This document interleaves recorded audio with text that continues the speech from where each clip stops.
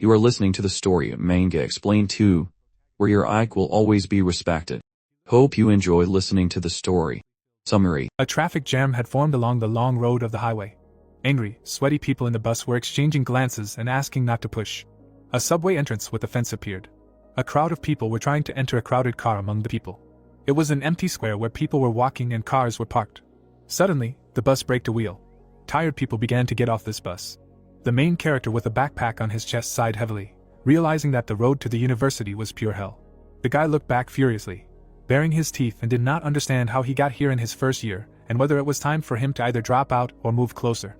He stood with his back to the guy, who put his hands on his hips and explained that it was strange for him to hear such things from a retired Special Forces sergeant.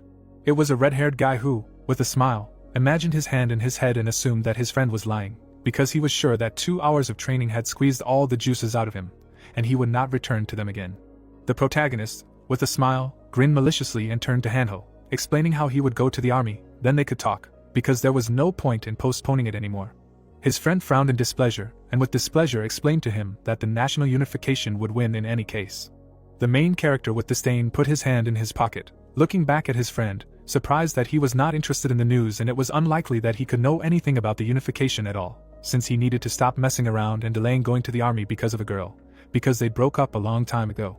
The crowd of students looked in amazement as Hanho lowered his head, saddened, asking not to mention the girl's name, because in the first year 3 years ago Sungwoo said that it was not worth dating anyone from the university.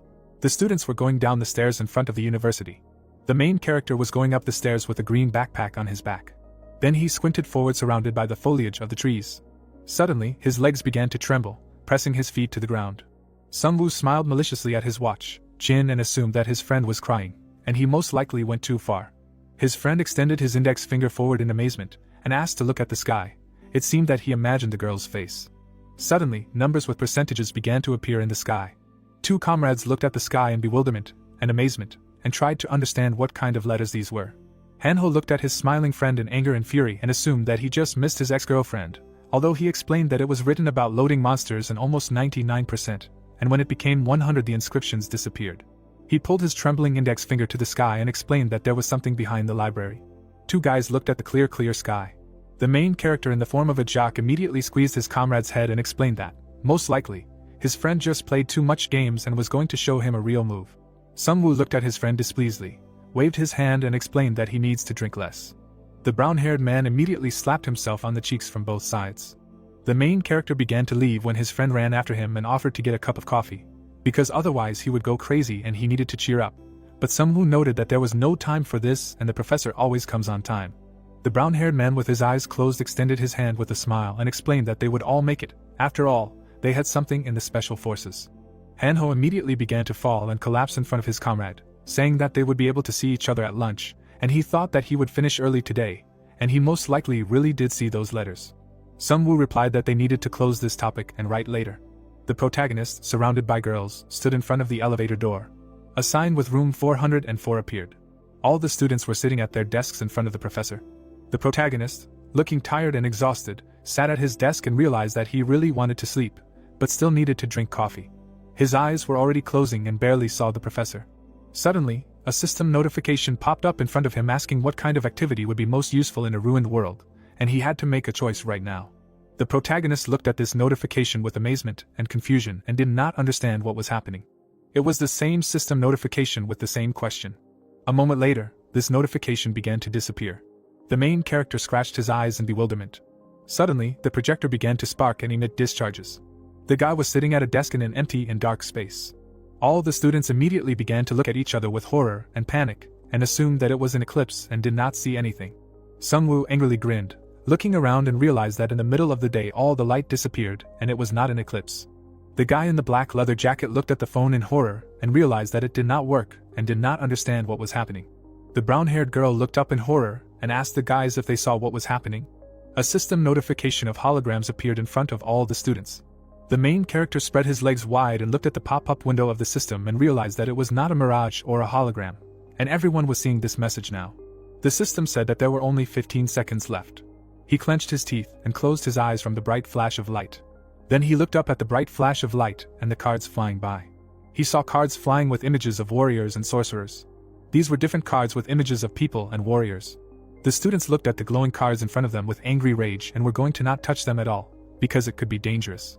The main character intently knitted his eyebrows and realized that on the contrary, not touching them would be even more dangerous, and did not understand what would happen in 15 seconds. He continued to look at the countdown board and realized that he needed to choose one of the cards. Various cards with stars and images were floating in space, and he was trying to figure out that it was something like poker, and he needed to make a decision as quickly as possible. The system clock said that there were 8 seconds left. The guy glanced sideways. There were already 7 seconds left on the board. He raised his head and saw a shining card appear again. Suddenly, a sharp sword stuck into the ground in front of the frightened students.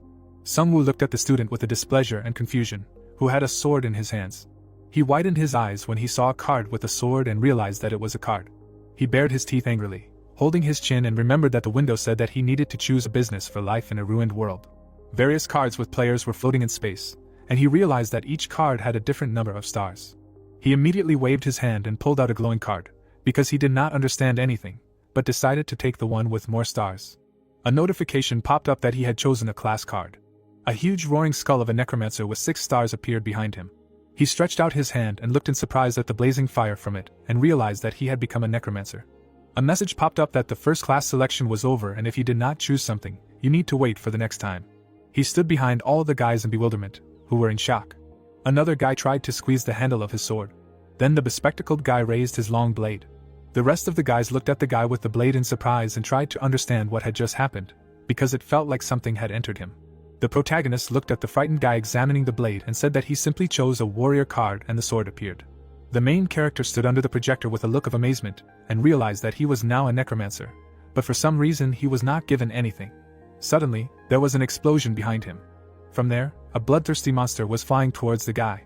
A ghost with glowing yellow eyes stuck a blade into the back of a student who was screaming for help. This little mercenary monster knocked the man to the ground. This monster was squeezing the blade tightly, cutting the guy. The guy's entire bloody hand stopped on the ground, and he screamed for help. He continued to hold his palm with blood on the ground. A small goblin monster with a blade was looking at the corpse with malicious glee. This monster with yellow eyes and fangs was screaming and laughing furiously. All the students immediately started running away, looking back at the monster in panic. Sungwoo was left alone with the goblin in an empty room. The main character waved his arms in confusion, not understanding what to do, because if he twitched, he would have to fight. This little goblin threw his head back and began to scream furiously. The guys looked at Minsu, who was convulsively holding his sword, and asked him to use the weapon. They pushed the frightened fat man behind the main character, who understood that he had a weapon. The protagonist smiled back maliciously, turning to his comrade and asking him for help. Minsu tearfully closed his eyes and screamed in fear, realizing that they wanted something from him. The guy lying on the floor with a tired look understood that he would be in trouble. This little goblin immediately rushed to attack. With a bloodthirsty look, he pulled out a dagger and flew to attack. The character immediately turned around and angrily tried to run away, because he realized that he needed to run away earlier. He learned his eyes and remembered that this goblin attacked from behind and understood that he should not turn his back. He immediately turned his foot to meet the enemy in the face. He immediately swung his leg and hit the goblin with a flash. This little monster immediately flew into the distance of the office. The main character. He looked down and from under his brows at the lying goblin and asked him not to be afraid, because this monster weighs very little. Then he grabbed the back of the chair. Enraged Sungwoo flew to attack the sitting goblin and wished him death. Suddenly, a bunch of chairs flew in one place. The little goblin closed his eyes in anger. The monster immediately flew with a dagger to attack the protagonist. The main character bared his teeth in rage and understood that the situation was not very good. Suddenly, the chairs began to soar into space. The main character hit this goblin with all his strength. This monster immediately lay on the ground with a bloody head. All the out-of-breath students stood behind the barricade of chairs and watched what was happening. Sungwoo looked up and saw a pop-up notification that 10 gold had been received for killing the goblin. He frowned in displeasure, peering at the notification, and did not understand what it was. All the students were scared and looked at the leader. The main character stood with a puzzled look and thought that they were in some kind of fantasy game. Another message popped up saying that the dead were now under his control. A message appeared with a list of subordinates, where there was a goblin skeleton and a weapon appeared. He pointed his finger at the window with a confused look and realized that he had subordinates. All the students looked behind the leader in horror and saw a blue glow of fire. Blazing blue fire filled the entire space. The main character watched the reincarnation of the goblin. Right in front of him, this small goblin in a dark aura was trying to resurrect. Sungwoo looked at what was happening in amazement and did not understand what was happening. Then the skeleton of this goblin with a dagger appeared in front of him. A blue glow emanated from the eyes of this monster, and he realized that his class ability was now a necromancer. He stood in front of his protective skeleton with a naked torso and realized that he could now use the summoning of the dead. This little skeleton with glowing fiery eyes bowed its head. Suddenly, 2 goblins rushed into the room. These monsters looked bloodthirsty and laughed with daggers in their hands. The frightened students opened their mouths in horror and realized that more monsters had arrived. The main character looked furiously at the black silhouettes of the monsters. His subordinate goblin with glowing eyes was waiting for his orders. The protagonist bared his teeth angrily and frowned, wanting them to fight and kill these monsters. The little goblin of the city stood up with a dagger, emitting a beam of light from his eyes. The 2 goblins were slightly frightened when they heard the skeleton stomping. The tamed undead stabbed a dagger into one of the goblins. The other monster stretched out his hand and delivered a light attack to the skeleton. It was an enraged fight between the skeleton and the 2 goblins. He bloodthirstily swung the blade between the 2 goblins. One of the invaders cut off the skeleton's limb. Then these goblins surrounded the skeleton from 2 sides and struck. Sungwoo watched the capture from afar and realized that if he did nothing, he would have to fight them alone. The black silhouettes of the goblins held their blades at the ready, and he realized that these were not difficult opponents, and small, like children, and if he had a good weapon, he could handle it. Sungwoo tensely extended his hand towards Minsu, so that he would give him his blade. The protagonist continued to extend his hand over the barricade of chairs, and dreamed that he needed a sword to kill these creatures. However, this fat man grimaced with disdain and explained that this blade fell to him and did not want to give it up. The protagonist coldly pointed his finger to the side and said that Minsu could handle the monsters on his own. These bloodthirsty goblins opened their mouths wide. Minsu was all scared and trembled, clutching the blade in his chest. The protagonist angrily clenched his teeth, holding the back of the chair, and explained that he was only so zealous for peeling potatoes. The skeleton looked back and saw his master running with the chair in his hands. The goblins immediately received a blow from the chairs. The tamed skeleton ran to attack with his blade emitting blue light. He raised his bloody blade over the goblins and killed them. The exhausted protagonist wiped his chin and saw a notification that 10 gold coins had been received again for killing a goblin. Drops of blood flowed from the tip of the skeleton's blade. The skeleton, missing one limb, stood with a bloodthirsty look and blue eyes. Sungwoo began to approach his exhausted skeleton. This small skeleton opened its eyes wide, looking at its master. The protagonist stared at his monster in amazement. He looked into his empty eyes that were simultaneously filled with fire. The main character waved his hand at the skeleton with disdain and disgust and asked him to turn away so as not to look at him, as it was unpleasant. The little skeleton immediately lowered his head, clearly upset. The protagonist was excited when he saw a notification that all the dead were now under his control. These bloodthirsty goblins immediately transformed into more skeletons, and he had to touch the screen to get more information. The teacher stood next to the students behind the barricade and asked the protagonist what was happening here. Suddenly, the students and teachers looked back, hearing cries for help. A frightened girl clutched her phone in her hands and asked the teacher that she needed to call the police, but she could not do it. The protagonist narrowed his eyebrows and looked away in confusion, realizing that the attack was happening all over the campus. They all looked at the curtains, from where a bright beam of light was coming. Sungwoo immediately went to the window and straightened the curtains, trying to look at what was happening.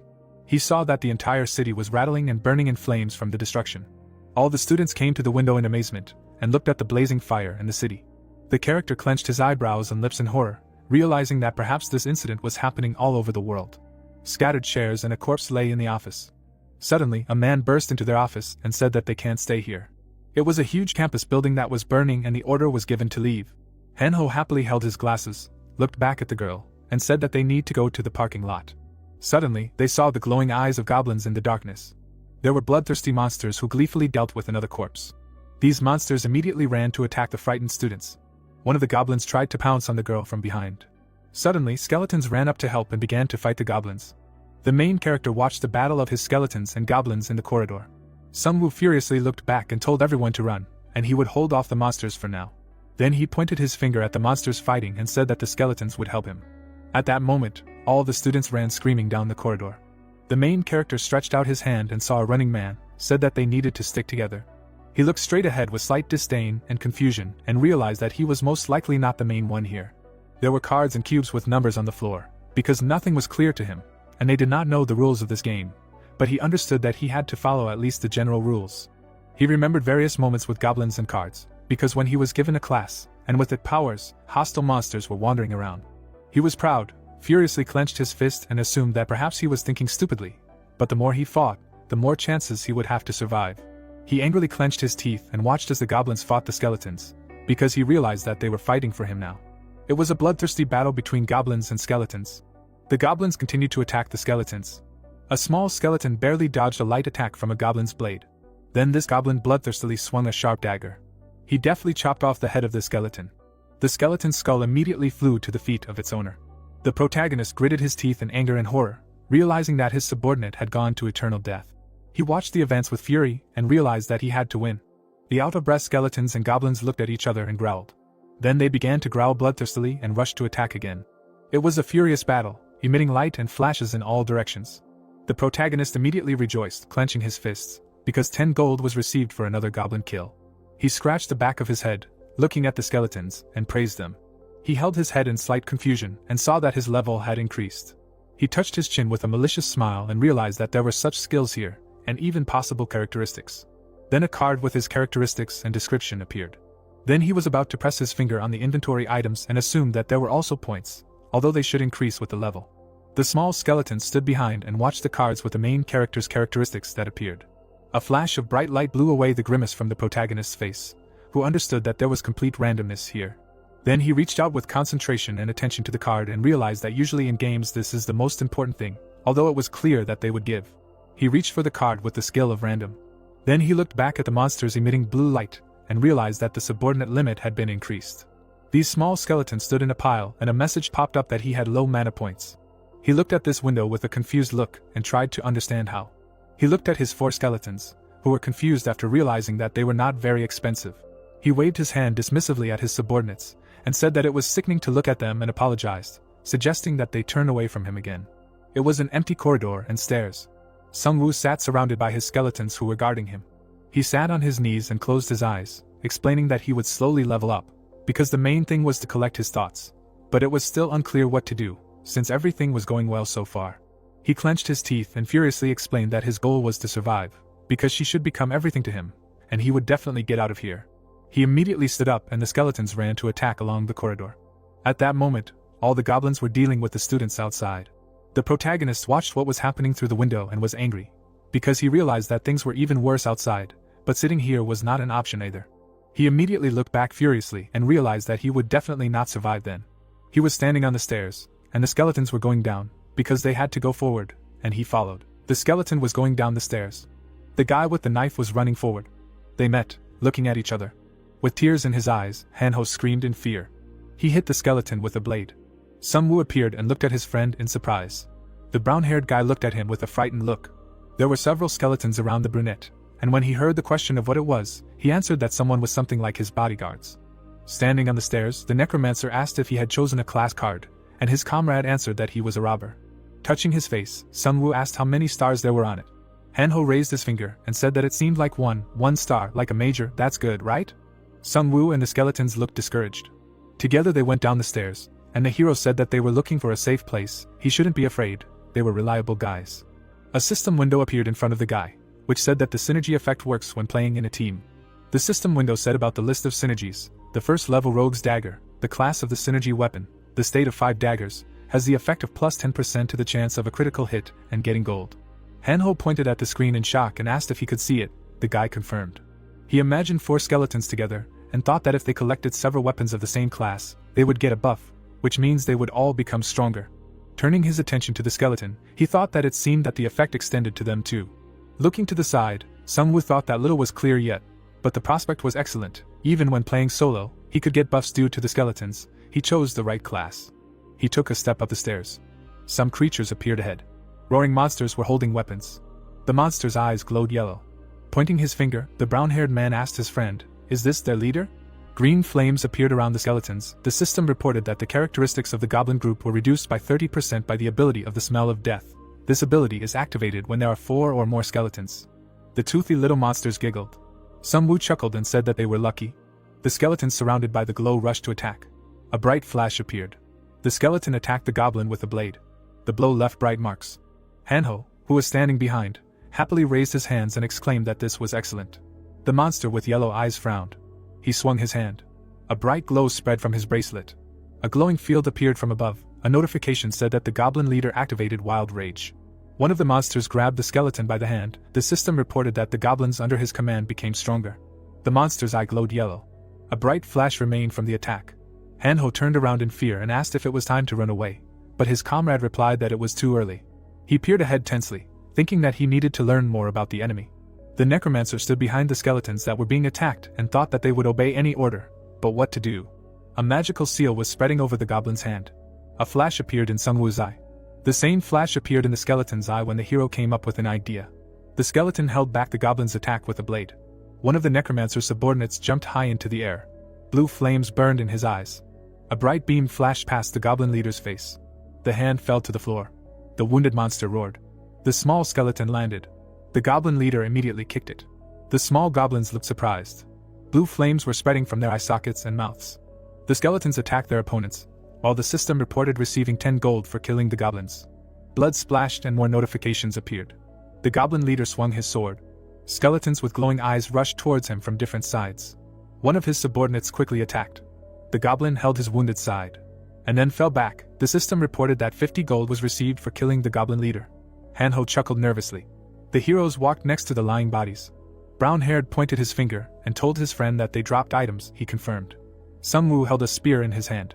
Looking at the tip, he received information about the item. It was an ordinary one-handed sharp spear without any effects. On his wrist was a rare goblin bracelet called Wild Madness. It increased damage against small goblins. The skeletons moved quickly. The system reported that the attack speed of the goblin skeleton was increased by 20%. He can use the enhancement after fulfilling all the conditions. The activation condition is the presence of goblin mercenaries. In the system window with a red logo, information about the ability Wild Madness Rank D appeared. This is an enhancement, the effect of which is that when used, goblin mercenaries get plus 10% to attack power and plus 20% to attack speed. Looking at the bracelet, Sungwoo said that it was not bad. The skeleton looked at him. The guy patted him on the head and praised him. The skeleton beamed with joy and laughed. The guys winced, and the necromancer asked not to do this again. Hanho touched his chin and asked where they were going. His friend replied that they would first get out of there, and then figure it out. There were many people in the hall. Standing nearby, Sungwoo noticed them. He pointed his finger to the side and asked the skeleton to hide. It was better not to scare others with their appearance. His comrade confirmed that he was scared. It was not worth disturbing people once again.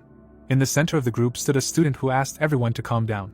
He touched his chest and said that they had contacted the police and that the student council was currently working to find out the cause of what was happening.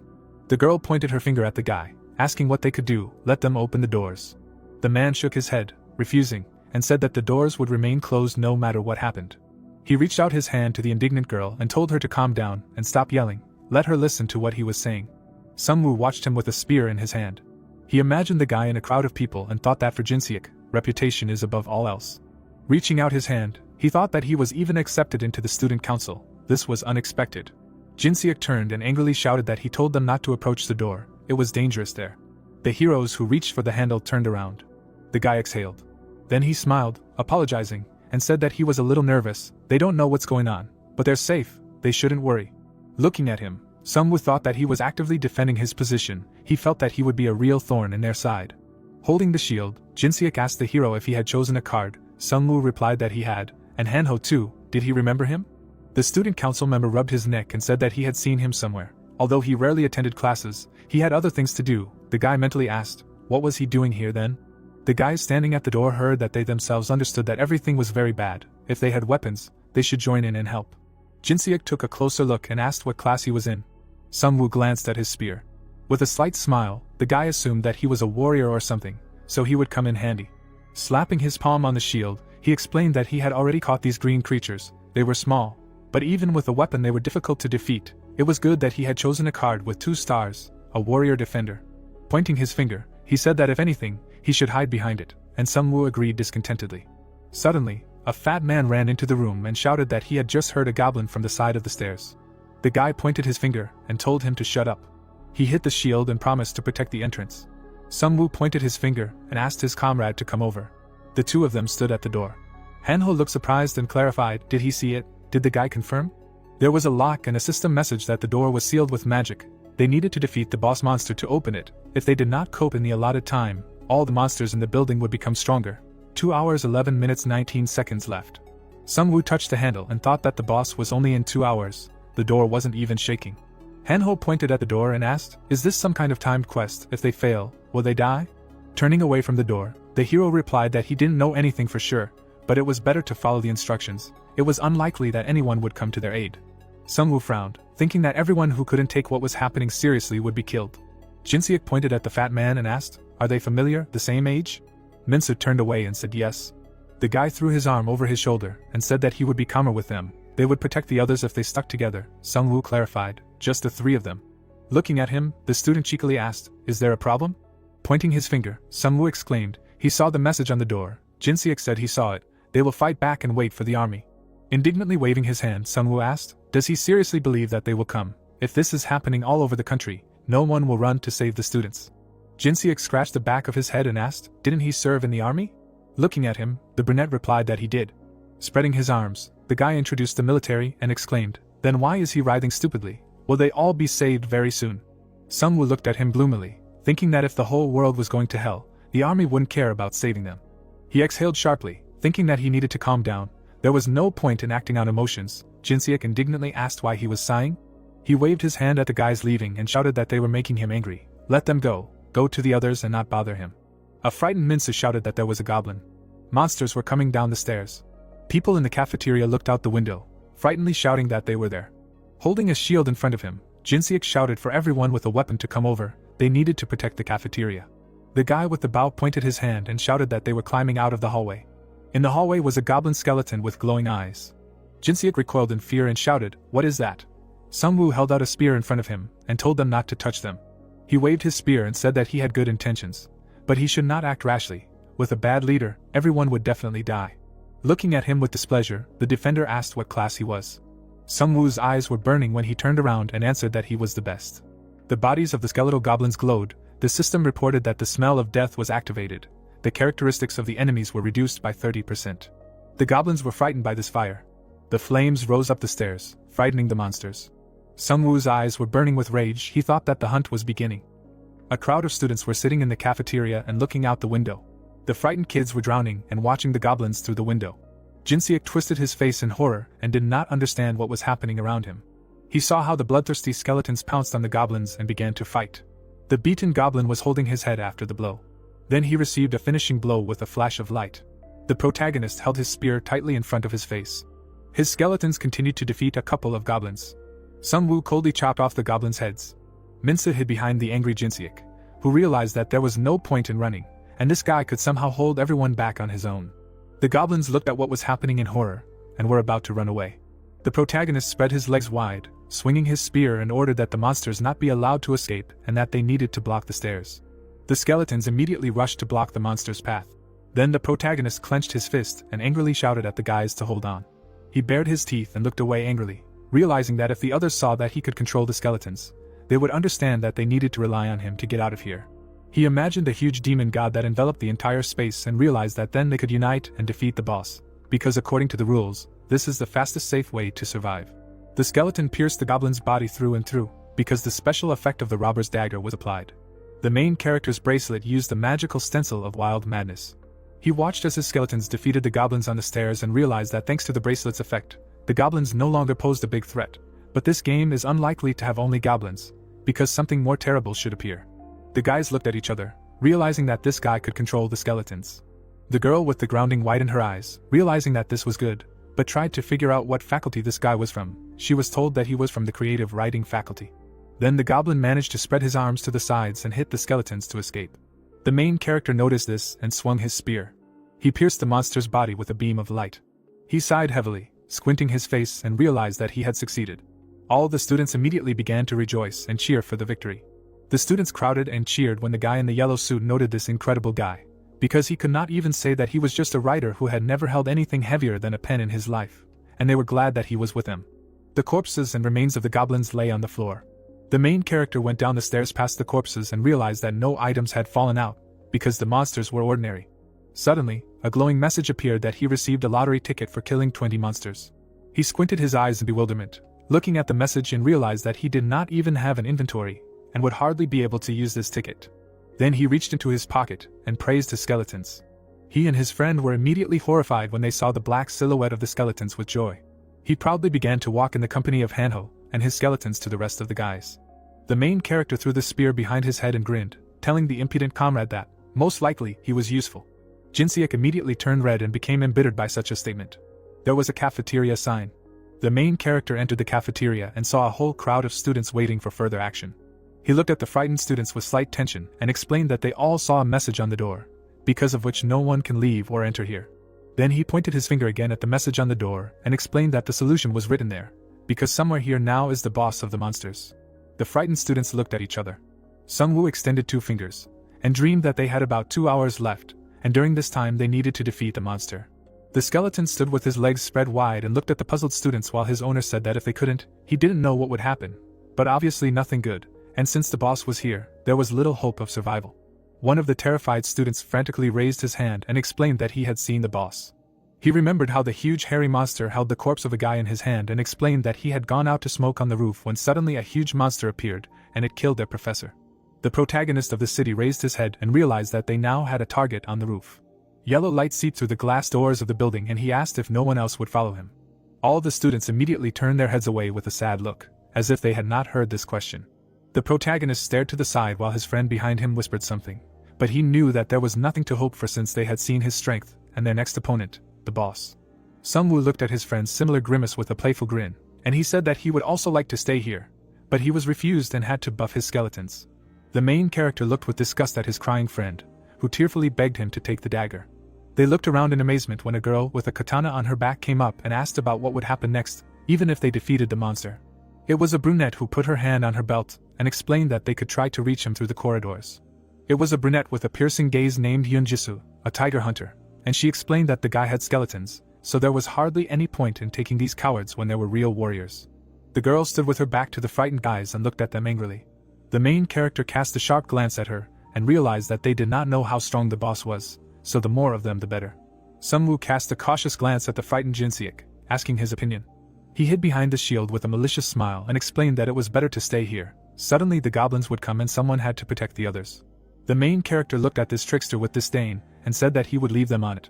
It was a dark climb of stairs, and they had to move forward, because they did not know how long the journey would take. The main character, in the company of a friend, skeletons and Jisoo, went up. The brunette touched the railing with her hand, glanced, hearing that she needed not to worry, but to concentrate, remember the words of Jinseok. Suddenly, angry goblins with daggers appeared. The skeletons immediately ran up the stairs to attack the monsters. The main character threw a split glance to the side and asked the guys to cover him. The huntress flew to attack the goblin, swinging her blade. With the glow of the blade, she cut off the goblin's hands.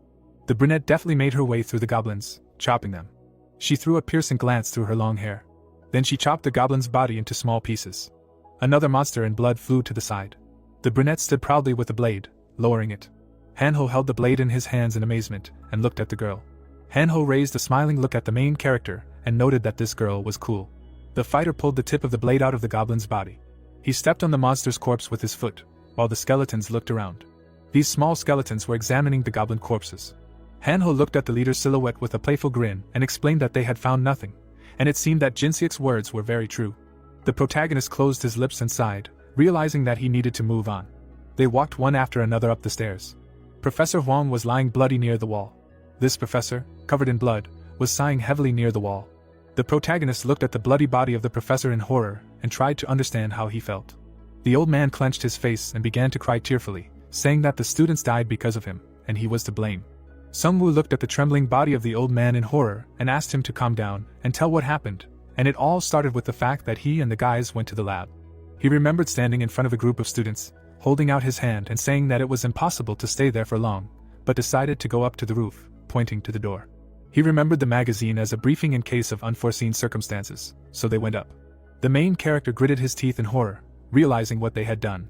He remembered the professor holding onto the door when he saw the hairy monster killing the students, and explained that this monster was scarier than anything they had ever met because these kids believed him and followed him. Now this group of kids stood in a dark room with the skeletons. The professor gritted his teeth, spitting out blood, and asked the student to never go up to the roof. The professor, sir, pressed the main character's jacket and explained that he must survive.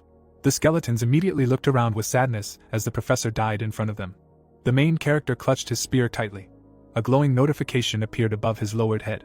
A card appeared with a description of an exclusive quest, revenge for the professor, because it was necessary to kill the boss of the monsters inside the building. He looked at the former notice above the professor's corpse and realized that this was fate, and this was some kind of turning point that could change his whole life. He frowned with anger and malice and did not understand why all this had to happen to them. Hanho watched with notice as Sungwoo went up the stairs and did not believe that they were really going there. The skeletons looked around near the door. The protagonist frowned furiously through his bangs. They followed the main characters as a whole company with weapons and entered the monster boss room. There were already ruins and fire on the roofs. On this roof there were a bunch of corpses and goblins, collecting everything in the camp. These goblins were sorting the corpses into a whole mountain of junk. The main character grinned angrily, looking at what was happening. Hanho's eyes bulged in amazement, stretching out his finger. He saw how the goblin was dragging away the body of the dead guy, who was also a classmate. Jisoo angrily grabbed her katana, seeing these vile deeds. The main character suddenly raised his fist with a bracelet and understood that he needed to concentrate and think, why is this happening to them? There was a flash of light, and he realized that it was due to the fact that they were weak. He immediately waved his hand and went to become stronger in his team. The goblin looked back in horror. While the other monsters were trying to dismantle the safe, they saw a signal that help was needed. They immediately rushed to run and attack. Sungwoo's team encountered a group of armed goblins. Hanho looked around with disdain and suggested that his leader run away. The skeletons stood in a row and looked stern, because it was necessary to stop the enemies. Then the main character clenched his fist with bracelets, and realized that he also needed to defeat the boss. He raised his fist and called the skill Wild Madness. All the skeletons were covered in bright fire, because Wild Madness was activated, and within a few minutes the resource of skills will be increased. The goblins rushed to run and attack in fury. They tried to pounce with the whole crowd on the flash of fire. The skeleton took a blow with a dagger on his bone. Then several beams of light flew into space. This goblin was cut into pieces from all sides. The skeletons continued to fight fiercely with a bunch of goblins. Sungwoo frowned angrily, shouting that it was necessary to use the goblins as a shield. He himself, from afar, pierced the monsters with his spear. The hunters chopped the goblins' bodies into pieces. One Hanho stood behind and cowered in fear, not realizing why he chose this class. He remembered another card with tears in his eyes because he then thought that the robber was cool, but in fact useless. Then he reached for the dagger on his belt. He began to throw them out with fury. The goblins were shocked when this dagger hit his comrade right in the head. Then the brown-haired man looked away with an empty look. The little goblins watched their dead comrade with a dagger on his head. Hanho slightly squinted and remembered himself at the board, realizing that he was a master at throwing. He immediately began to throw daggers and kill goblins. The monsters were shocked to see which brothers were killed with daggers. The guy with the red watch on his hand extended his palm. He immediately, with a sullen look, squeezed his fist and realized that this was his talent. The little monsters looked at each other in horror. A system message popped up that the smell of death had been activated and the opponent's stats had dropped by 30%, causing the blue skeletons to burst into flames. These goblins began to run away from the skeleton ghosts in horror. Explosions and flying debris were heard from the roof. The goblins looked at what was happening in amazement. A huge boss with a club appeared from there. They immediately bowed their heads before their master. The main character, in the company of a skeleton and a friend, looked at what was passing and saw this leader. 3 silhouettes of guys looked at the huge boss of the great centurion. These little goblins immediately came to life and began to run to attack along with their leader. The main character, with an enraged look, also flew to attack. These goblins were scattered to the sides by the light attacks. Sungwoo frowned with rage and shouted that they all had to be killed. It was a furious battle between skeletons and goblins. The small skeletons fought bloodthirstily with the goblins. One blow with a club and the skeleton fell apart. This leader looked down in fury, raising his club and growling. Sungwoo frowned in anger and shouted that they had to dodge the blows. The centurion dealt a crushing blow to the skeleton again, crushing it. Again, 2 skeletons reincarnated and began to obey the main character, radiating fire. The hairy monster looked at another skeleton, swinging his club. Suddenly, Sungwoo rushed to protect the skeleton. He managed to bend down and looked angrily from under his brows. He stood next to his skeleton, all out of breath, and saw that his mana had dropped a little, because there were skeletons everywhere and he couldn't resurrect them all the time. A flash of light enveloped the space. Several daggers flew straight into the goblin leader's hand. Hanho stretched out his hand with a malicious grin and said that he could help hold back the monster. The centurion swung his fist furiously, throwing down the dagger and growling.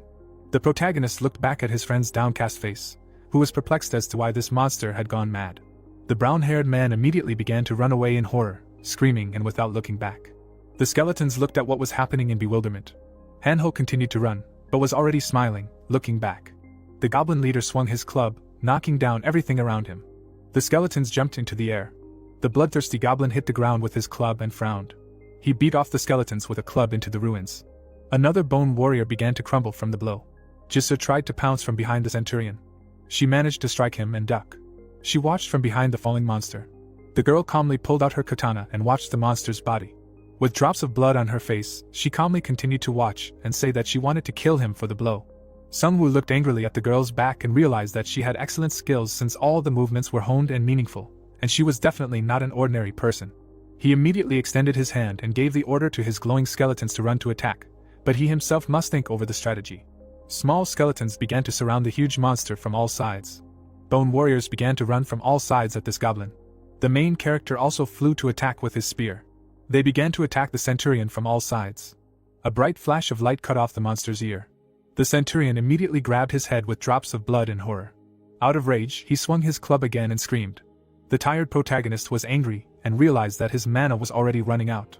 The bloody but angry centurion extended his index finger and growled. He pointed his finger at the skeleton, while the other skeletons were injured. The centurion immediately began to smile maliciously, baring his teeth. Sungwoo, angry, bared his teeth and frowned, hinting to the goblin that he would hardly be able to defeat him due to the small number of skeletons.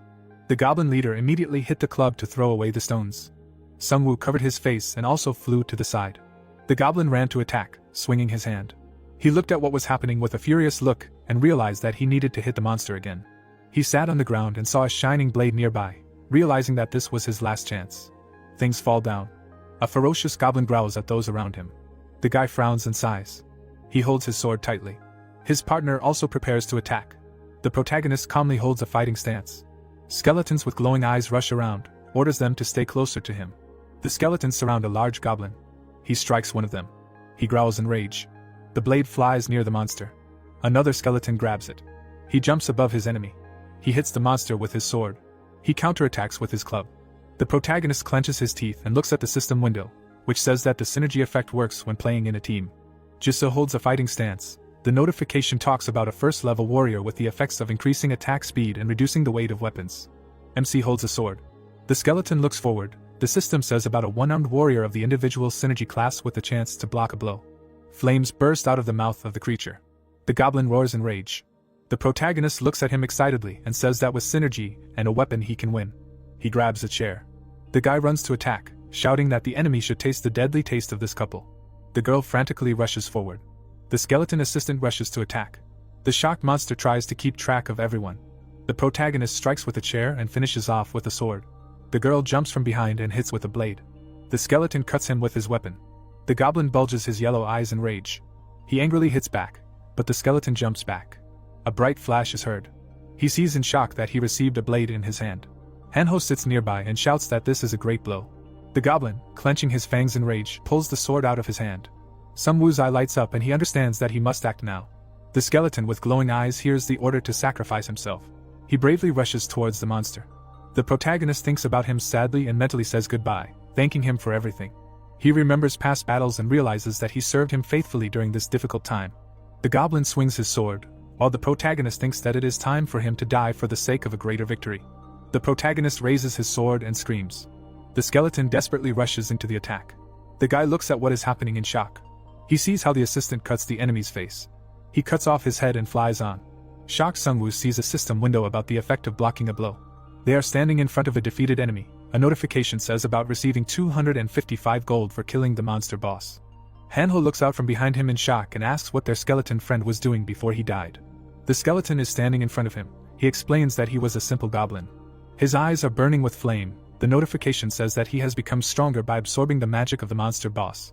The power of defense has increased. The commander characteristic has been added.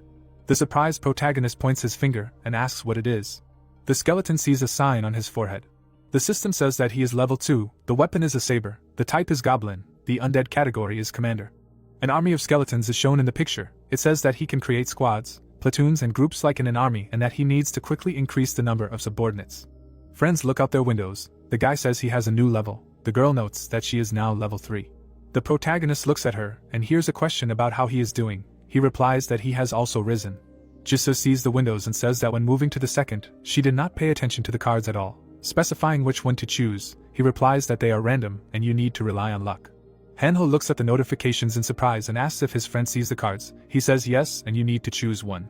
The guy points his finger. It says about choosing a card to move to a new level. He says that at the second level he chose a skill and he has more subordinates. The protagonist looks there. The window says that the basic level bone weapon skill has been obtained. The notification says that this is an active class and you can create weapons from bones of various types. The end result may differ depending on the type and quality of the material. Sungwoo looks puzzled and asks if he can make weapons. Surprised, he sees a window with information about an exclusive quest to avenge the professor, and he has received a reward. He remembers the beaten man and thinks about the professor. He stands in front of the skeletons, and says that he can now take 5 of them. The guy asks with a serious look what's wrong with fate, because it's not clear yet what its influence is and you need to be more careful in your choices. He sees a bright star in front of him. He holds up his clothes and asks about the robber's cloak. His friend puts it on. Sungwoo asks what it's for. He replies that it increases the chance of hiding from a monster by 50%. He hears with an important look that it's ideal for escaping, and he declares that he will no longer escape and from now on his path is fighting. The fighter turns around in surprise at Jisa and asks what kind of stone. She says about the kindling stone. The guy is shocked to think about fire. She notes that this is not true. The girl imagines a fighting tiger and says that if you sharpen a sword on it, it will ignite when attacking. He replies that it's cool. The protagonist points to the building and claims that they need to try out the items later, and now they'll return to the others. The fighters are standing near a cafe. The man looks at Jinseok and turns to him. He asks what they need. Minsu frowns and clarifies that they really need to protect them. He clenches his teeth in anger. The guys are talking. A question is asked whether it would be better to help Sungwoo defeat the monster, and whether it was worth listening to him. The man in glasses is grabbed by the clothes after he says that he would like to. Another one shouts in rage that he is risking his life for them and to stop talking nonsense. Surprised people turn around at the shout. He stands with a shield in his hand and shouts what they need and what they are all so unhappy about. He points to the exit and angrily declares that if they don't want to live anymore, then they can get lost, because why the hell should he suffer for them? They look at him in confusion, asking what he is talking about and where they should go. Jinseok shouts in rage that all the dissatisfied should leave and let them run to the roof to help the main character. People surrounded him and asked who he was. He replied that he was protecting them. They noted that it was funny and that they were being protected by those who went to the roof. He turned very red with anger and stated that since high school he had been trying to hold back for the sake of others. He yelled at the man who asked what he said. The man shouted in rage that the idiot was protecting him on the roof and that he should roll towards him and that the monster should kill them all. His eyes were filled with madness, and he declared that he had already been killed anyway. The surprised people listened to all of this. Jinseok smirked and asked why they were silent, and if they were afraid to face the truth. The question of who had been killed was heard. He began to tremble. He turned around and saw several armed skeletons. The man screamed in fear. The protagonist stood in front of the frightened villain and asked if he wanted him dead. A purple notification said that the door was sealed with magic and that the boss monster had to be defeated to open it, and if he failed, all the monsters would become stronger. He touches the door handle. The system window shatters. Jinseok looks at it in shock. The protagonist and his 2 comrades go inside. He says that he is starting to get in the way. A group of heroes stands near the entrance to the building. MC turns to the man and asks if he wants to say anything. He nervously scratches his head and tries to say something. They say that he pretended to be a great commander. They look at him with hostility. They say that he was a loser and remains so and only pretends to be strong and brave. The protagonist and his comrades leave the building. There are skeletons in front of them. Hanho and Jisa look around, saying that everything is clear. The protagonist goes forward, saying that the passage is clear and they can go. A group of fighters with weapons walk near the dead. They lie in blood. The heroes lead the frightened people behind them, noticing that there are only corpses around. Sungwoo looks around, claiming that they were killed by goblins and are they hiding somewhere on campus. The happy partner points to the side and exclaims that there are people there. They see a group of people in front of them. The man looks there with displeasure, while the guy exclaims. The protagonist is shocked to notice their bloody weapons. The fighters look at them with displeasure. The protagonist realizes that these are the survivors of the battle. Jinseok pushes the others aside and shouts happily. The white-haired guy smiles and asks if everything is okay with him. He frantically says that he knew that he would see him again and that he was incredibly lucky that they met on such a day. The girl displeasedly explains that this is the student council president. Jinseok quietly whispers in the fighter's ear. The protagonist's friends say that they are definitely whispering about him. The guy smiles and calls himself Dae-sung, the student council president. The embarrassed girl looks at him. He says with a grin that everyone has suffered enough today, and they had to fight and survive, and if they unite, they will be safe. He points at the skeletons with displeasure, specifying what kind of creatures they are. The protagonist, looking at him, says that they are the result of choosing a class. He frowns and asks if he really chose creatures that kill people. The protagonist is shocked to realize that his interlocutor wants to show everyone that he is dangerous. The skeletons stand next to the owner, who hears that if he plans to join them, he will need to get rid of them. Grimacing, he asks what will happen if he refuses. Dae-sung throws up his hands, wondering if he really prefers them to people and wants them to live next to Carrion. Hanho asks again in shock. He looks at the skeletons and understands that in principle this is true.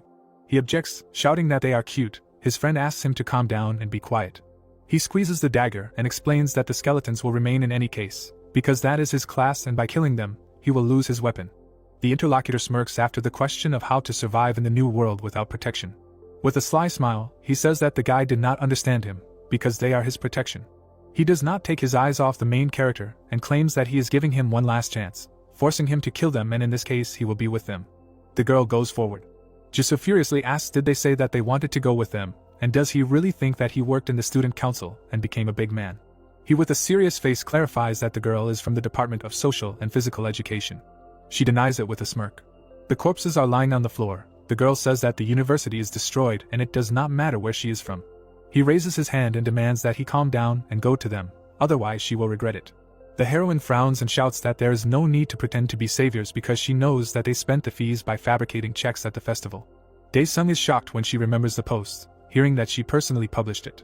He says with a trembling face that no one will persuade them and let them go fight the monsters alone. They leave, hearing that they will regret it because the synergy effect is the key to victory, and they have signed their own death warrant. There are corpses lying around. The guy turns to Jisoo. The main character sees the girl and asks if she had something with that guy. She replies that she is simply irritated by such people. The heroine introduces him and explains that he came to the university to flirt with girls and that he did the same with many undergrads, played with them and left them, and inside he is a rotten person. Sungwoo stands next to his friend and says that he understands. He nervously calls him a bastard. The windows in the building are on fire. He says that now their goal is to get out of campus. The girl turns around and says that it is better to avoid crowds of people because monsters like to attack groups. The protagonist thinks.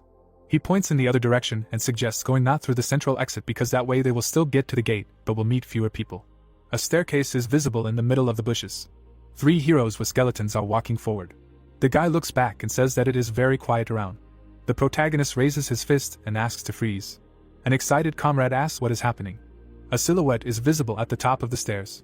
A bloody axe is stuck into a body. The monster is holding it in his hands. A huge red beast with an axe is standing opposite the corpse. His eyes glow red. Frightened Hanho declares that he is bigger than the goblin boss. The protagonist frowns and realizes that after the goblins came the orc.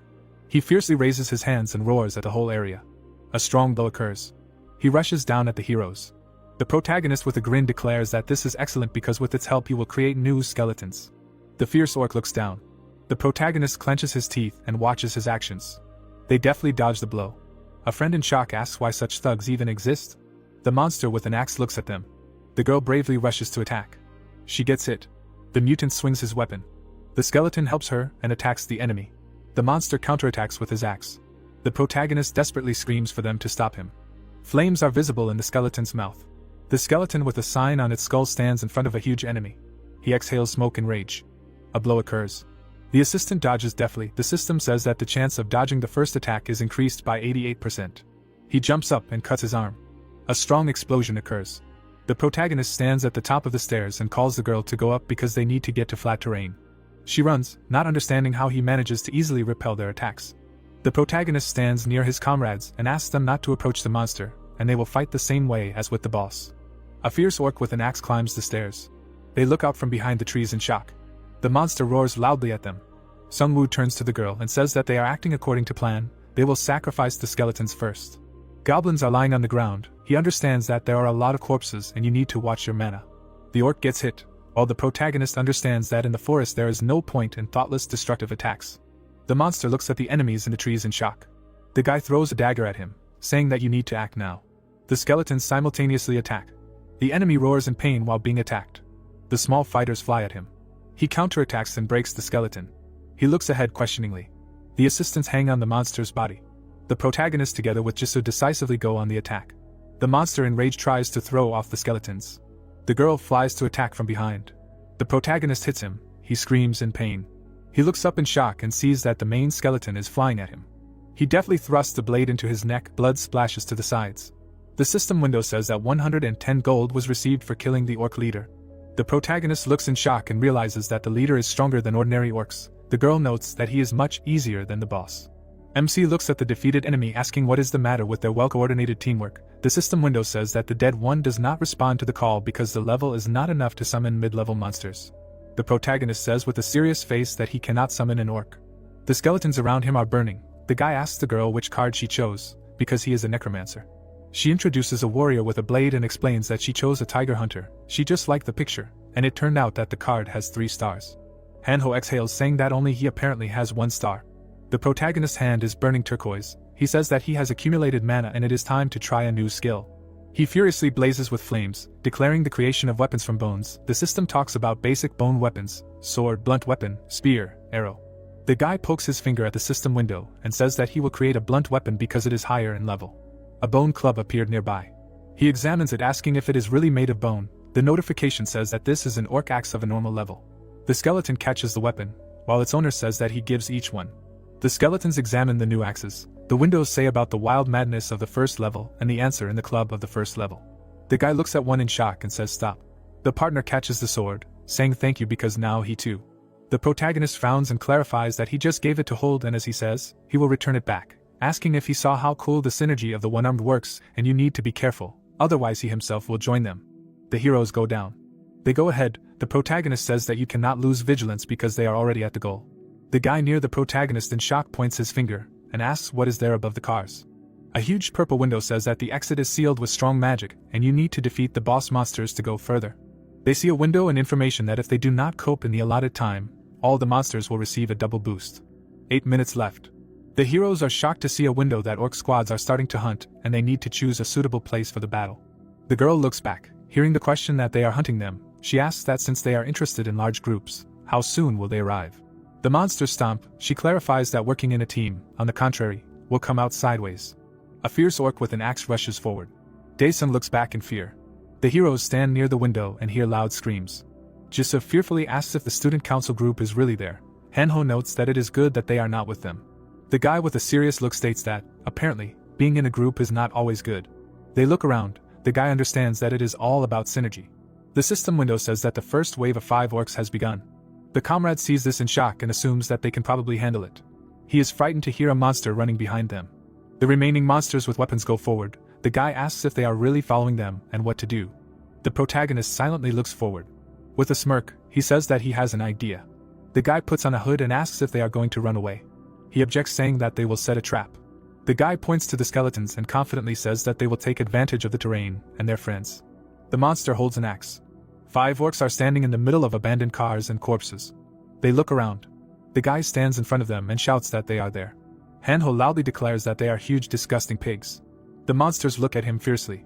The frightened guy continues to shout that they are huge and disgusting. The monsters rush to attack. They look forward and notice something. Suddenly, they get hit. The protagonist shouts at the skeletons to attack quickly. The beasts get hit. The skeletons harshly beat them with their new axes. They get hit on the head every second. Sun Woo and his partner run to attack. Several system windows announce receiving gold for killing an orc. The protagonist looks at the defeated enemies. The window states that the reward for defeating the first wave of opponents has been received and the level has been increased to the 4th. The protagonist is surprised to see that the number of his charges has increased to 2. He assumes that he will receive an ability. He realizes with a serious look that now there are 7 charges, and the mana points are still 50. Hanho stands nearby and exclaims that he has a new skill. He frowns and says that this is a high-speed cut, probably especially for the dagger. The protagonist smiles and looks at the girl and asks what she has. She blazes and explains that she chose strength, and it increased by 2 points, and the feeling is as if the body has heated up and the increase in the attribute is actually felt. The protagonist looks at his friend and turns to him. He holds the blade with a sad face and hears a request to give the sword because he will have to use the dagger to develop further. Fires are blazing all over the city. A group of people with skeletons are standing on the street. The protagonist raises his hand and demands to stop. He sees a group of orcs attacking a bus. They look out from behind the trees and Sungwoo says that there are 7 orcs and people inside the bus. Suddenly, a spear flies out of the bus. The guy excitedly understands that they will die like this, and it seems that one of them is defending himself with a spear through the window. Jisoo looks there and offers to help. The attack scheme is shown. He says that if they go around the bus and attack from both sides, then everything should work out, and isn't it too easy? The protagonist thinks about it. He asks her with a serious face if she is sure that they will come to their aid, because in their situation it is difficult to rely on strangers. The orc strikes the bus. The girl turns around, hearing about those who are scared. He points to the side with a smile and offers to show the orcs what civilization is. Surprised, Hanho asks what he means. The axe breaks the window. The frightened guy stands next to the fighter with the sword and asks to hit the monsters, because why would he need a spear at all then? Jiangsu, the spearman, screams in fear that if he wants to, then let him hit himself, and in fact he has a sword and a shield. The others hold their heads in fear and scream that they will die and it is too early for them to go to the next world. The monsters turn around questioningly. The car with the skeletons moves towards them. A strong blow occurs. The partner asks Jiangsu what is going on there, he says in surprise about skeletons. The ferocious assistants beat up the monsters.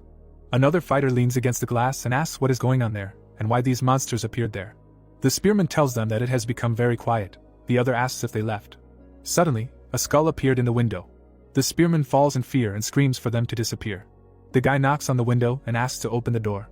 Hanho stands near his friends and declares that they are people. Orcs are lying on the ground. The doors to the bus are open. The people are shaking with fear and say that they are alive. The guy swings a bone axe. He hits the window with all his might. The protagonist sees him and asks what he is doing. He says with a grin that he has no cash, but wants a cola. They stand near the machine. The other guy assures that he will do everything himself, the other objects that the machine broke because of him. The protagonist stands next to the spearman and offers to continue. Jaeonsu agrees with a smile.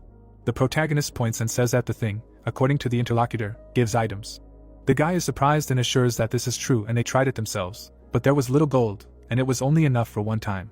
The monitor is on the table. It explains that if you follow the instructions, you can get an item. Hanho gives MC a cola and says that this is some kind of store. He agrees. The system window welcomes them to the E-class store. He pokes his finger at the screen. He looks there in surprise. It says that he can try his luck by choosing bronze, silver or gold. The protagonist pokes at the screen while his friends watch. One of them asks if an item can appear from there. The girl notes that the sword fell from the sky and anything is possible. The protagonist with a serious look says that they will find out when they try. The system window still says about the choice of bronze, silver, gold.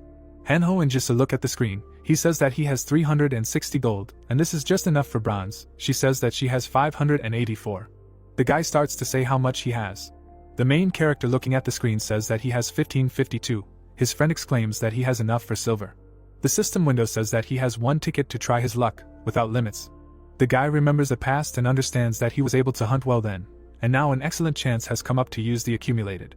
Sungwoo presses. His friend asks what he is doing because the price is 10,000 won. The roulette starts spinning. They watch what is happening without looking away. The roulette spins. They look in amazement. First place is visible on the screen. He says that luck is really the most important thing for survival. He takes a blue ball. It is said that this is a tear of a legendary level C spirit. It increases and restores mana. Hanho stands near his friends and says that this is first place in the gold roulette. The protagonist smirks and says that it's cool. The whole street is told to try silver, and he asks why he needs to spend money. The heroes are standing with new items, namely the standard bearer's shield and the punitive sword. The disgruntled guy is holding C-class elixirs. The protagonist looks at them and says that these are good items and that they shouldn't be sad. The girl holds the blade and says that the area is in chaos and that they can help. The group member asks if they'll go show civilization again. The protagonist looks away and says that they'll take something else this time. People run away from the ferocious monsters in fear. The sword pierces the orc's body.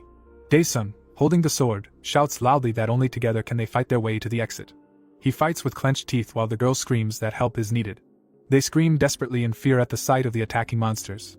He excitedly declares that they should be ignored, asking if she has time to worry about others. The squad leader points forward and shouts for Jinseok and the others, everyone with shields, to go forward. The orcs look back when they hear the sound. The car hits them at full speed. The bus drives on while the monsters fly apart. Jaeonsu is driving and shouting loudly that it's time to earn gold. The system windows say that he got gold for killing orcs. The monsters fly apart from the daggers. Hanho throws them out of the bus window with a smile. The protagonist leans out and shouts for the people to quickly run inside. The guy and girl are surprised to realize that it's that guy, and they should have followed him. The orc runs after them. Jisoo with the sword resolutely shouts that they will not give up so easily. The monster takes a strong blow. The axe crashes into the katana. She smirks and realizes that she did it, and now it will be difficult for them to defeat her. The orc begins to burn and explode. The girl enraged deals fiery blows with her katana. The heroine turns around with a smile and declares victory. Jisoo looks away questioningly. The protagonist with a shield and sword is surrounded by monsters. The skeletons fight bravely. The monster with daggers in its body roars. The assistants continue to beat it. One of the monsters runs away, but is attacked. He receives dozens of wounds in the back. With daggers all over his body, he falls to his knees. The skeletons run after the defeated enemy. Sungwoo's strategy is discussed. Jisoo watches this and realizes that the method of keeping a distance and constantly attacking worked, and thanks to the distribution of roles, the orcs cannot keep up with them. She squeezes the sword and realizes that before she relied only on her strength, and it was stupid. The monsters fall from wounds. She wonders what he was doing before. The hero runs forward. The protagonist comes out to Daesung and asks if his group has any problems.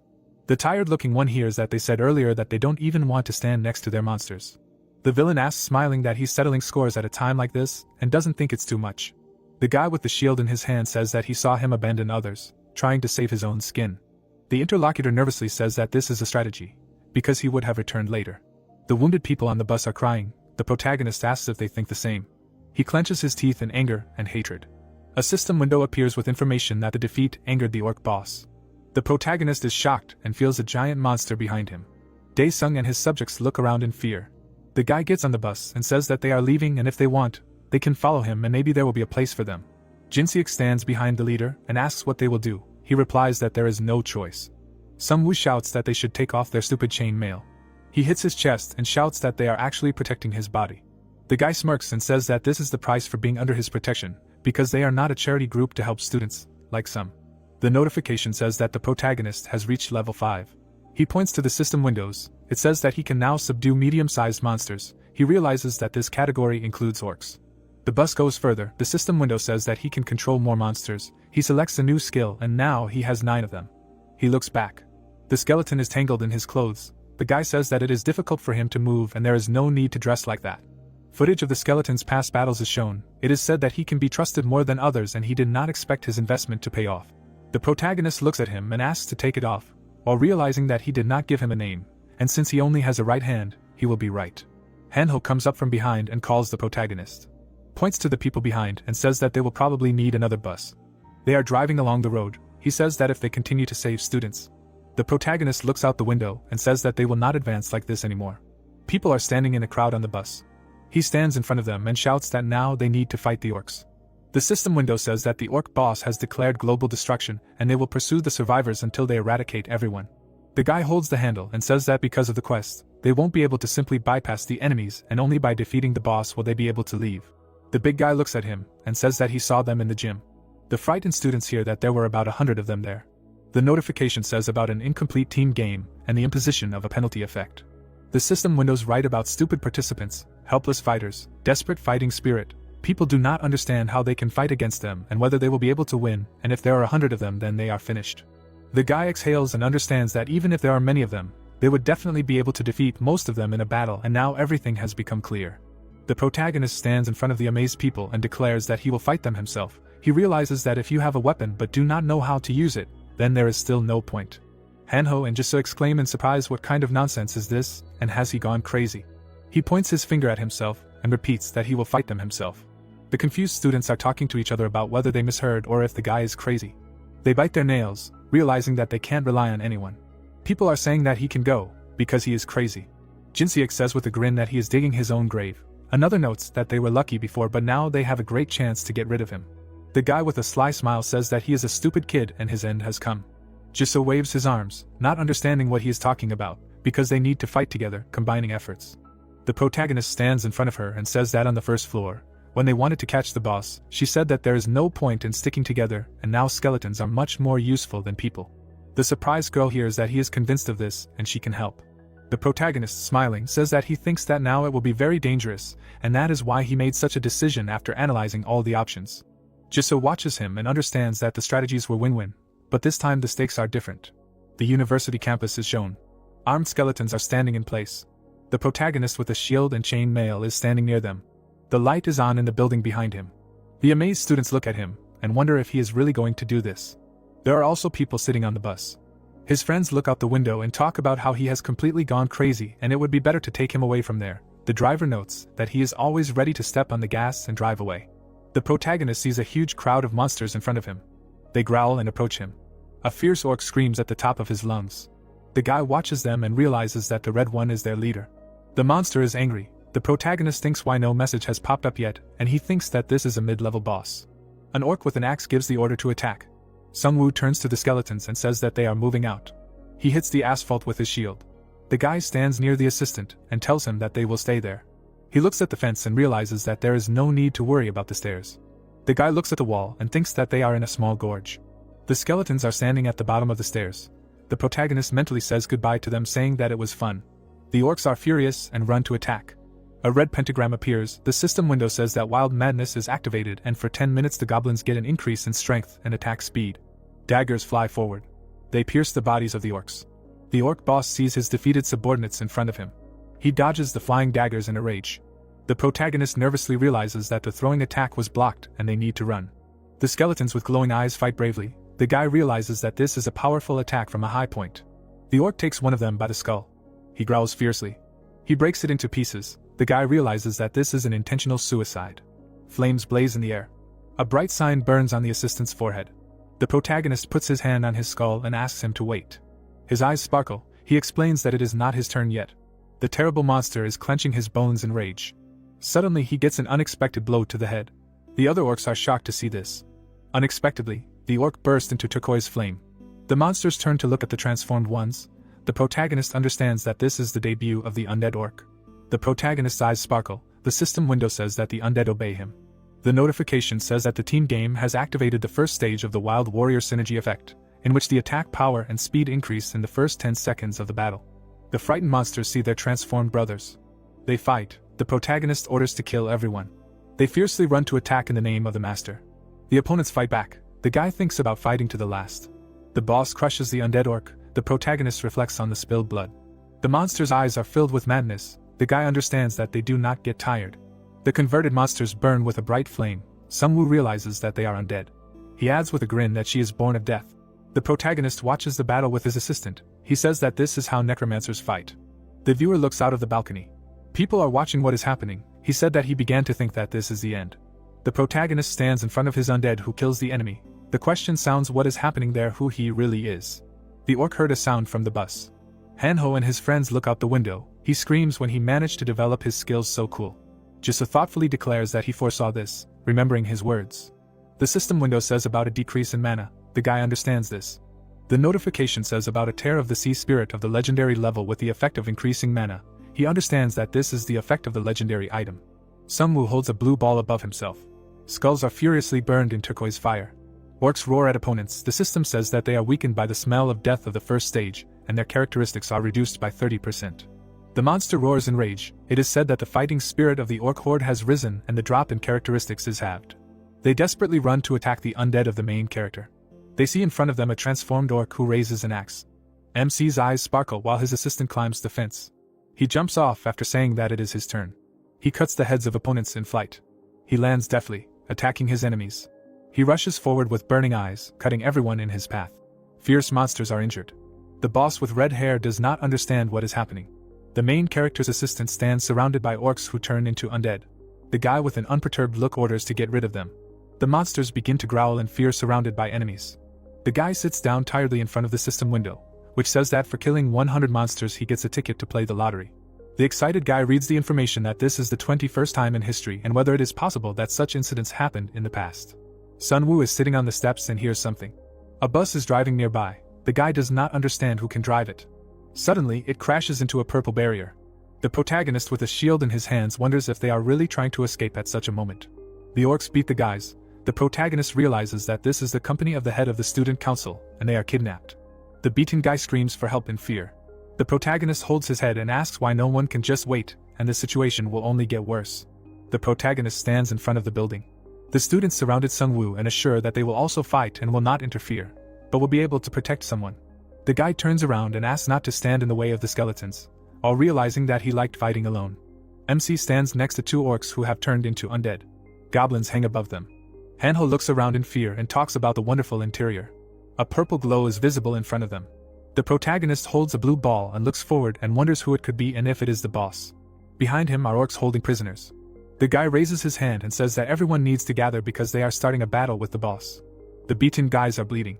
The worried protagonist realizes that it is good that everyone is alive, wondering how they can be so advanced to guess to take hostages. The beaten guy begs Sungwoo to help them.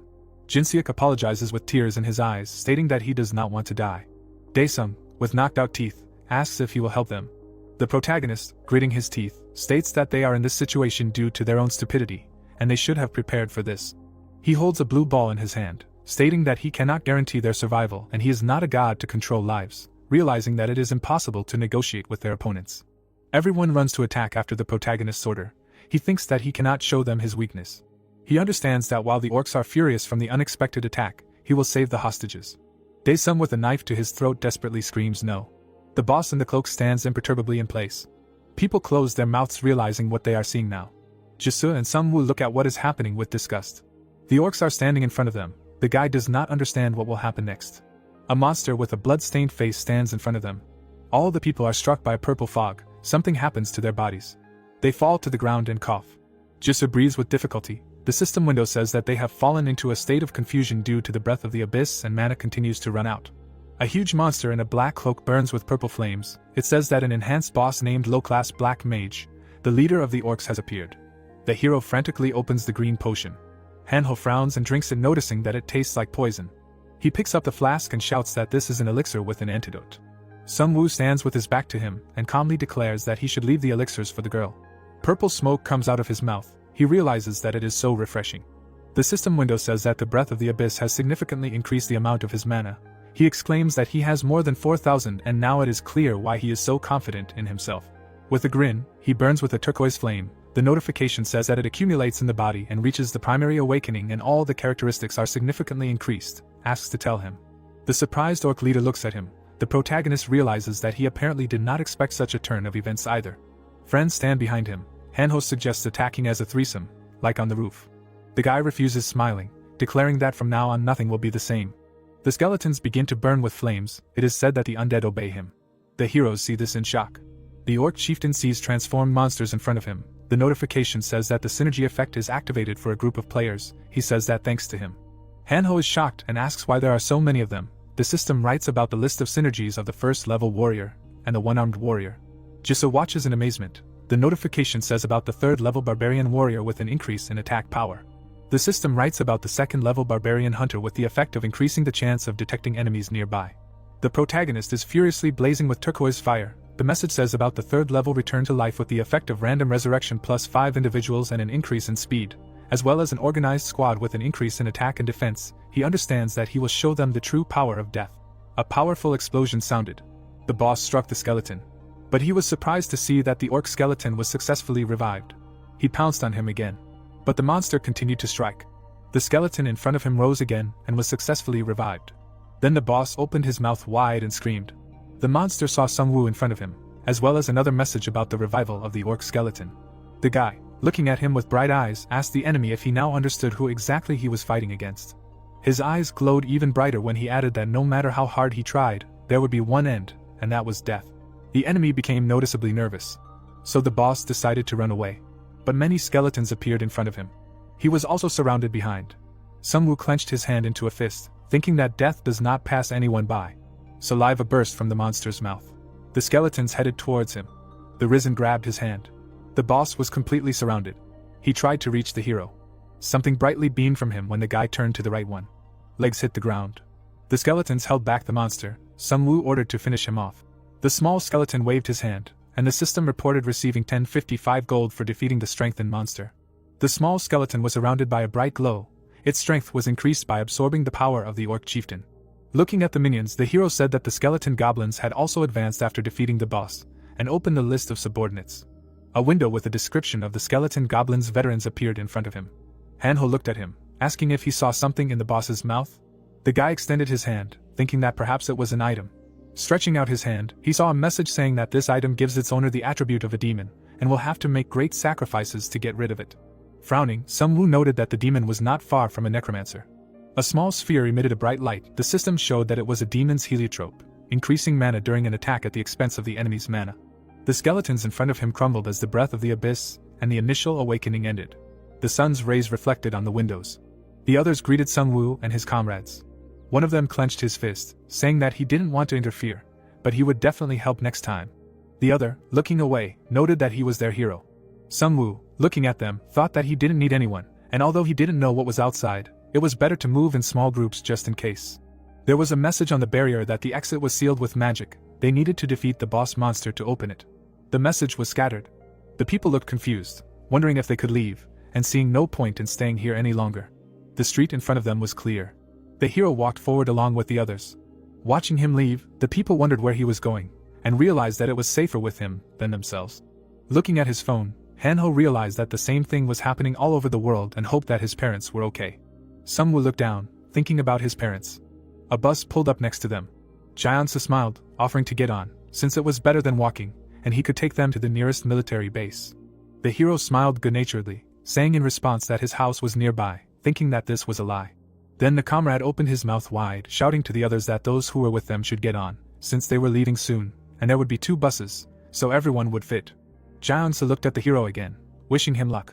The buses drove along the road. Hanho turned to Jisoo, asking where she was going now and if her house was nearby. The girl, smiling, answered that she lived in a dorm. She looked at Sungwoo, asking to go with him, although she was not sure if she would be useful.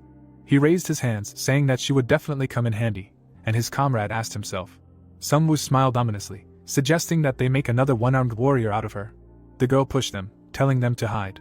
A monster flew in the sky. Everyone looked up in surprise. Their feet pressed hard on the pedal. Jaeon-soo, who was driving, heard that he was driving faster, but replied that if they moved, they would be noticed. When the monsters flew above them, he also said that they probably reacted to movements. Frowning, the hero was surprised that it was a dragon. Several dragons flew above the bus. The system reported that a local boss had appeared. He lifted the bus into the sky. Seeing how the monsters tore the bus apart, Sungwoo was worried that he was not strong enough yet. Gritting his teeth, he decided that he could become stronger.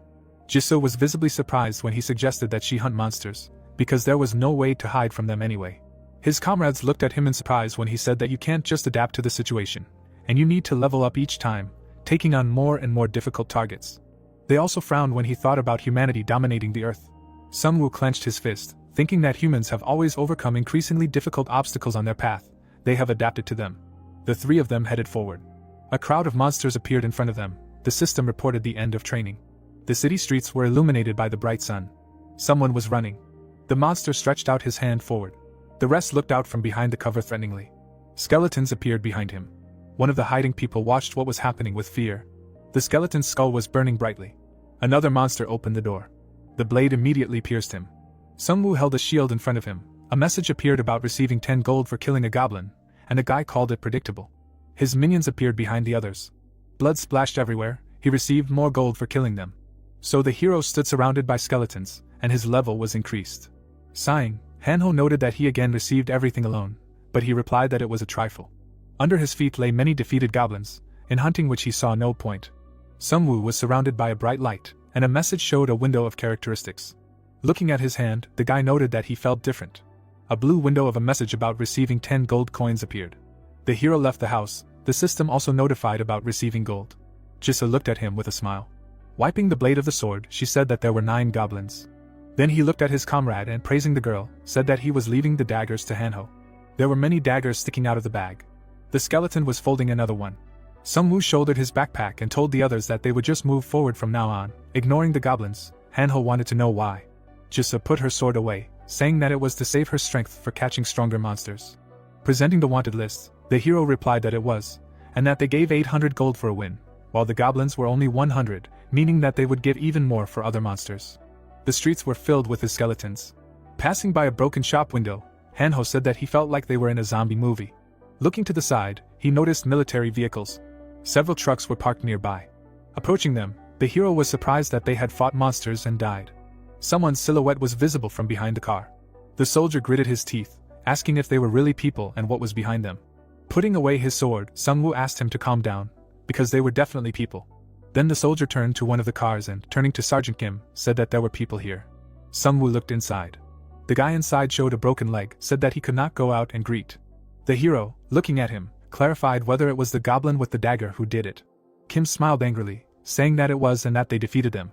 The hero frowned, not understanding how this happened, because they had weapons. Machine guns were lying on the ground, and the sergeant replied that all the firearms were broken. He remembered how they were surrounded, saying that they never understood why, so they had to fight with shovels and knives. Hanho put his hand in his pocket, turning to the hero. An elixir appeared in his hand. Kim moved closer, saying that he saw another player with one, and asked to take it. But Sungwoo looked away and, hoping for his understanding, said that in their situation, it is difficult to share things that can be useful for survival. Frowning, the sergeant offered information. Sungwoo raised his hand to his face, hearing that the interlocutor will tell everything he knows, decided to listen to him first. Then he introduced several animals, saying that they saw wolves the size of a huge bull, but they could not catch any, and they just ran away. Then he presented a QR code, asking if they have seen one. Hanho and Jisoo looked at each other. There was a bright light in the distance. The sergeant said that he had seen 2 already, and they can be found at bus stops, parking lots, and in the subway. Kim took the phone in his hand, saying that he scanned them and went to the app.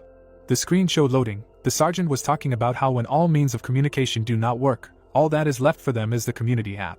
Sungwoo handed him the elixir, thinking about the community of survivors. Opening it, the interlocutor asked where they were heading, because they had to return to the base. The hero looked at the defeated soldiers, asking if it was safe there. Removing the bandages, Kim replied that when the first players appeared, the senior officer said that they would cope with the situation without weapons, ordering them to fight with shovels, but now everything is different. Looking at him with a smile, Sungwoo nevertheless replied that they would go their own way. The interlocutor wished him luck. The hero, raising his finger, advised them to carefully watch the sky. Kim and the soldier got nervous, hearing that huge monsters were flying there, and thanked him for the information. Their car drove on. The hero and his comrades went along the street. A bus stop appeared in front of them. Sungwoo took the phone in his hand, noticing the QR code. The application was downloading to the phone. Hanho suggested that it could be a virus, but the guy replied that it did not matter, because phones were no longer of any use. The phone finished loading. Several themes appeared on the screen. Sungwoo clicked on one of them. There appeared a message from the administrator, which said that today the service officially started working. The hero was curious who was behind this. He frowned seeing the chat, but there were no new topics. Jisoo also looked at the phone screen, seeing that to write one post you need to pay 1,000 gold. Hanho was outraged, because they would have to defeat 100 goblins. Suddenly, a new message appeared. Sungwoo carefully looked at the screen when someone asked if there was anyone here, as well as messages from others. His comrade looked at the phone in surprise, noticing that they were talking about an apartment where his apartment was. The hero asked if they would go there. He looked at the phone again, thinking that people could spend 1,000 gold to write an ad, although he had to raise level 6 with difficulty. The light of the screen reflected in his eyes, and although he felt that something was wrong here, he understood that in order to survive, it was better to unite with a strong group. Everyone moved on. A message appeared that the topic was deleted by the author. Someone asked why it was deleted, because it was important information. Sungwoo was surprised, thinking that the person had pressed the wrong button, but they can come, because everything is fine. The unknown person was holding a phone in his hands. Sharp fangs were sticking out of his mouth. The bright sun was visible above the houses. The monster pounced on the man. A bright mark was left from the blow to him. The guy was waving a bat. In a panic, he opened his mouth wide, asking for help. Someone from the window looked at him when he asked if there was anyone nearby. People closed the window when the guy asked to save at least his daughter. Goblins rushed to attack. A dagger pierced one of them. A skeleton appeared next to the monsters. The man was covering his daughter with himself. He turned around, hearing that there was no need to worry. Sungwoo extended his hand to them, offering to walk them home, and heard that he was very close. The hero took some food after hearing that they had lost it, and also offered to share their supplies, which were few. 2 goblins were scared when they saw his comrades. One of them decided to run down the stairs. Watching them, they were surprised that everyone did so. Hanho put his hand on his belt when he saw an icon indicating a dungeon, suggesting that the hero go in and destroy everything there. The rescued one stopped them, saying that it was better not to go down there. The man presented a dark silhouette, saying that his friend owned this karaoke and that something scarier than green monsters lived there. Sungwoo smiled in response and said that this information would be useful to them. A system message appeared, saying that they had entered a unique dungeon of the sacred land of ancient communication. They quickly ran along the corridor. The hero frowned when his comrade reminded him that he thanked the man for the information and told him to shut up. Hanho drew the attention of his brothers to something ahead. The goblins were covered in slime, and he said that it was small. The skeleton struck. The system showed a message about receiving 140 gold for killing a small slime. Covering his nose, Hanho wondered that if they can dissolve metal, then what will happen if they touch skin? To which the hero replied that they cannot dissolve bones, which means that skeletons are their direct enemies. Slime flew in all directions. The guy pointed with a trembling hand, asking Sungwoo that enemies can do this too. The skeleton was absorbed by the boss monster, the ancient slime. The skeleton inside exploded. The system notified that his subordinates went to eternal death. Looking at the flowing slime, Sungwoo was surprised that they could not absorb them, but gnawed and tore them into pieces. Frowning, he also noted that due to the viscosity, the skeleton's attacks are useless, but even so, there is a way out. Bones were sticking out of the slime. The system reported the creation of a bone weapon. Several more skeletons headed towards the slime. The hero told the others to use the bones around and not to summon skeletons with them, but they could make weapons. Jisoo pierced one of them. The girl threw it, telling the hero to catch it. He put out his hand and clenched his fist. The system reported the creation of a bone weapon. Slime appeared in his direction. The skeleton pushed him and Hanho away with a blow. The slime absorbed the skeleton. There was a glow inside, and the system notified that the subordinates were sent to eternal death. Sungwoo smiled, saying that it was in vain, because in his bag there were many bones that he could turn into weapons. A powerful explosion sounded in front of them. The skeleton rushed to attack. Hearing the command, the slime flew everywhere, It had to be cut until it stopped regenerating. The assistant rushed into battle. A message appeared saying that 2255 gold had been received for killing the ancient slime. Sungwoo moved his hand aside, telling him to put it in the empty bottles. He saw the slime on the floor, thinking that it was a strong enough substance that it might be useful. There was a small ball lying nearby. Sungwoo picked it up. The system showed that it was the core of a rare-level ancient slime. Its liquid could melt any material, or be used for something else. Hanho looked at the phone screen, asking the hero to look at the comment. He saw that many comments had been deleted by the author, not understanding why they were doing this. The hero brought his hand to his face, when his comrade pointed out that it was suspicious. Frowning, Sungwoo thought about how that group of people spent 1,000 gold to help others, but the comment was being deleted. Moving his hand away, he also thought that it was strange. The moon was shining brightly in the sky. Nearby, there was an entrance to an underground parking lot. Several people were standing near a car. One of them didn't understand why people killed monsters. He smiled, adding that for killing a normal person they give 500 gold, and for a player a whole 1,000. The second agreed, adding that it was very easy. Their comrade smiled ominously, hearing that it was much more fun. The others were sitting in the car. The driver looked at the passenger, asking who their boss was. The bald man put his hands on his head. He clenched his teeth, hearing about the famous killer. Sweat was pouring down his face. He remembered the man in the cloak. Then he clutched his wound. There was horror in his eyes. The man in the cloak took a step. He extended his hand, saying that since the world was mired in chaos, he realized that he needed help. Hanho looked at the hero when he called him. Sungwoo sheathed his sword, asking if he could kill a man. There were blood stains on the windows. The system notified him that he had become a member of the Vampire Rod faction and that his class had been changed to a lesser vampire. The boy was shaking with fear, not understanding why things had turned out this way, since they had only gone into the store to steal the necessary materials. The vampire extended his hands to him when he asked for help. The man in the cloak smiled, saying that he needed more blood. The monster rushed at the boy. The man watched what was happening, calling him his insatiable child.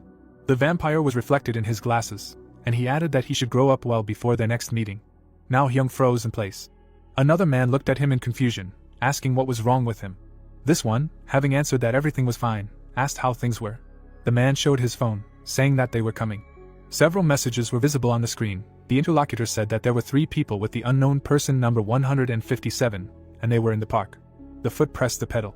The car pulled out of the parking lot, and they said that these were their 17th blood bags. Hyung smiled ominously, thinking about how there was open space near the houses, but somehow they were easy to lure there. People were looking out of the windows, and he thought about how the locals were afraid for their lives, and therefore would be quiet. There were many bodies in the back seats, as he thought about how they did not realize that when their blood bags ran out, their comrades would be next in line. The driver looked ahead, saying that their target was there. There were 3 in front of the car. The man looked at them defiantly, thought that this was fresh blood, and demanded to speed up. The car hit the cloaked figures. A skull flew in front of them. Bones rained down on the road. There was a powerful explosion as the bone weapon was created. There was a whistle as the brakes were applied. Hyung put his hand on his neck. Someone broke the glass next to him. The man was pulled out. He fell to the ground, asking what was going on. Someone picked up his phone, asking if he was KO 4884? Sungwoo pointed a dagger at him. He looked at the blade. There were several messages on the screen saying that the thread had been deleted by the author. The hero reasoned that he had made an assumption based on the deleted comments.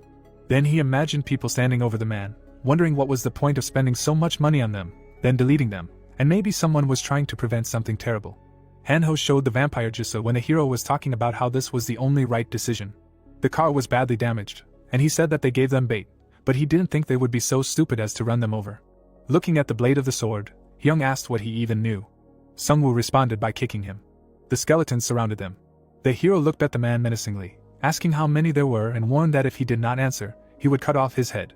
Blood was dripping from the vampire's mouth. Stretching out his hand, Hyung asked the guy if he had ever killed people and how dare he play with him like that. The small skeleton took out a sword. The man felt something. He opened his mouth wide and screamed. His comrade pursed his lips.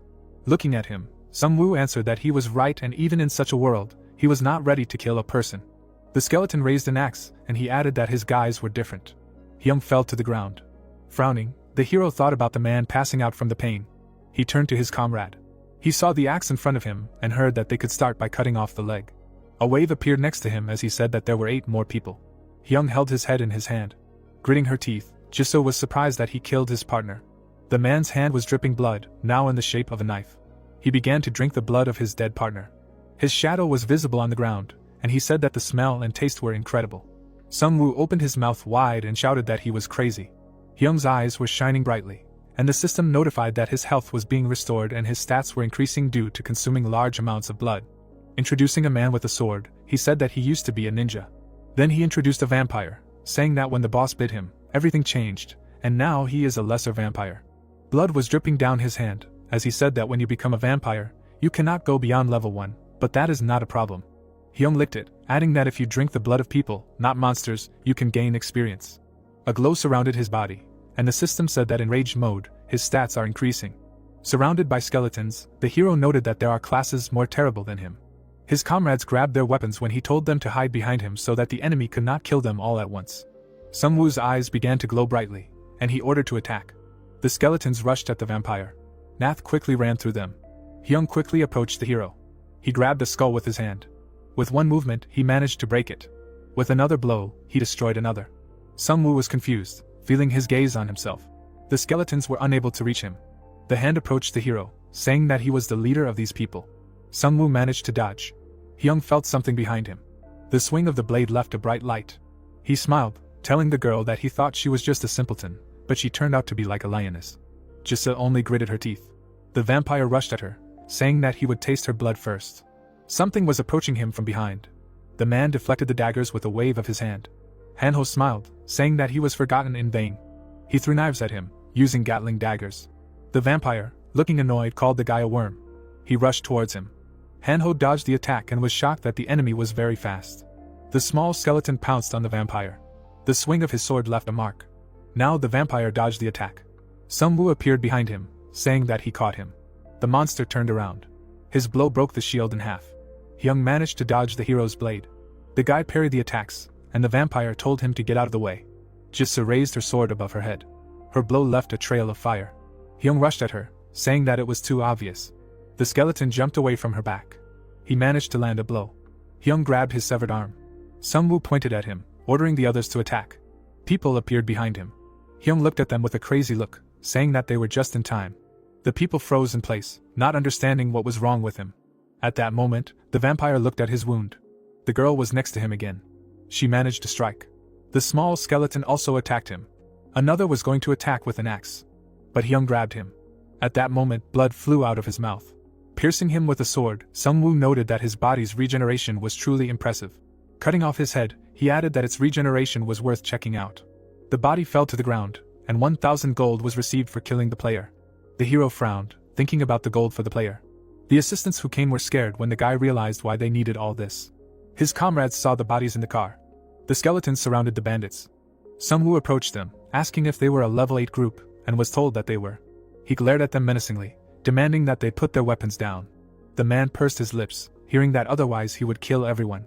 The weapons fell to the ground. A wrecked car was nearby.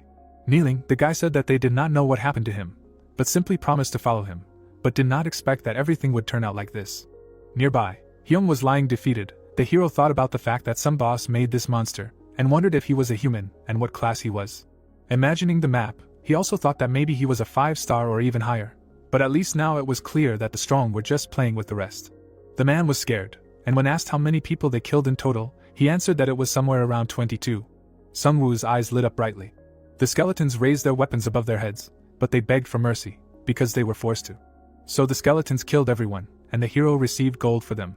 His comrades looked at him in confusion. He, standing with his back to them, wanted to answer that if he had not done this now. He imagined the bodies in the car, saying that they would definitely attack others again. Jisa, lowering her head, answered that she understood. There were several cars parked outside the house. The screen showed a message saying that 4,884 were murderers, and someone was surprised that in such a situation people would still kill each other.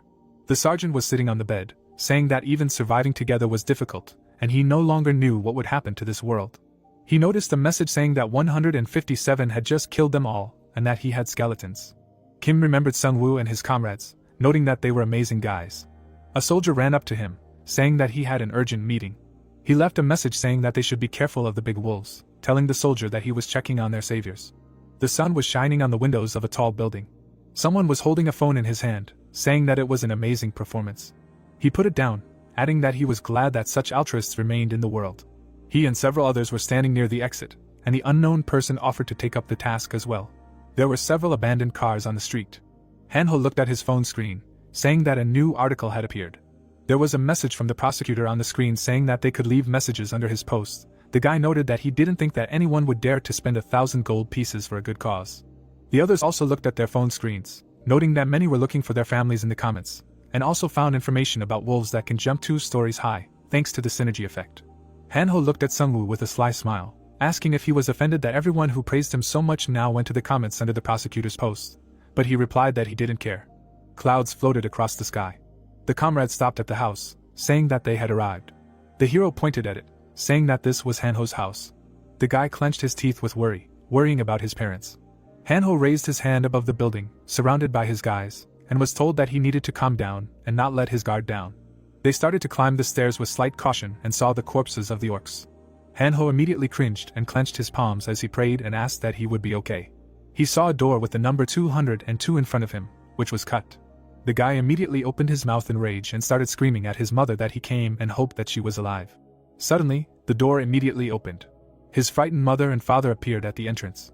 It was an abandoned and broken elevator near the stairs.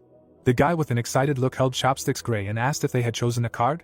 Hanho shoved food into his mouth and looked at his parents, imagining the cards, and realized that his mother loved to play cards, but for some reason she refused, although his father said that he did not even have time to touch. There were a bunch of plates with food on the table, and the angry Hanho did not understand why dad could not even be trusted with coins. The main character looked up in bewilderment. While Hanho was angry, he heard a question about how they were able to defend themselves from the orcs. 2 skeleton warriors looked back at the passage hallway seeing a corpse, and they noticed that all the other apartments in the building were completely destroyed, but for some reason they were bypassed. All the guys were sitting at the table, while the angry father explained that they used F-killer. The guy's father with a city look recalled how he drove away the orcs with a spray can and ran away. Hanho immediately choked on a glass of water, because this was an original idea even for the protagonist. A pile of dishes was in the sink with water. Mom with a smiling look carried mugs of tea on a tray and thanked all the guys for bringing her prodigal son home, and could only offer green tea. Sungwoo held the tray with a smile, while Jisoo sat on her lap and exclaimed. Hanho looked at his sad mother, imagining him jumping in the air with daggers, and explained that he himself tried too and now he is a great dagger thrower, although he was not asked at all. There was a switch with a sensor on the wall, and they were told that the boiler was no longer working, there was only cold water, but they could rinse off and rest. The man on the street squeezed the handle and the room in the house lit up. They were villains in black suits and with malicious smiles. It was a bathroom with a shower head. Hanho and Sungwoo looked back in surprise at the girl who was drying her hair and said that she was done. This brunette stood in a red robe rubbing her short hair, thanking the family for lending her pajamas. Hanho and his mother looked sad, expressing condolences that it was a young fragile girl, she most likely had a hard time, but her son noted that she was 10 times stronger than him. Then the shower head drained the stream of water. The main character touched the switch. The soul realized that he had not washed in such peace for a long time.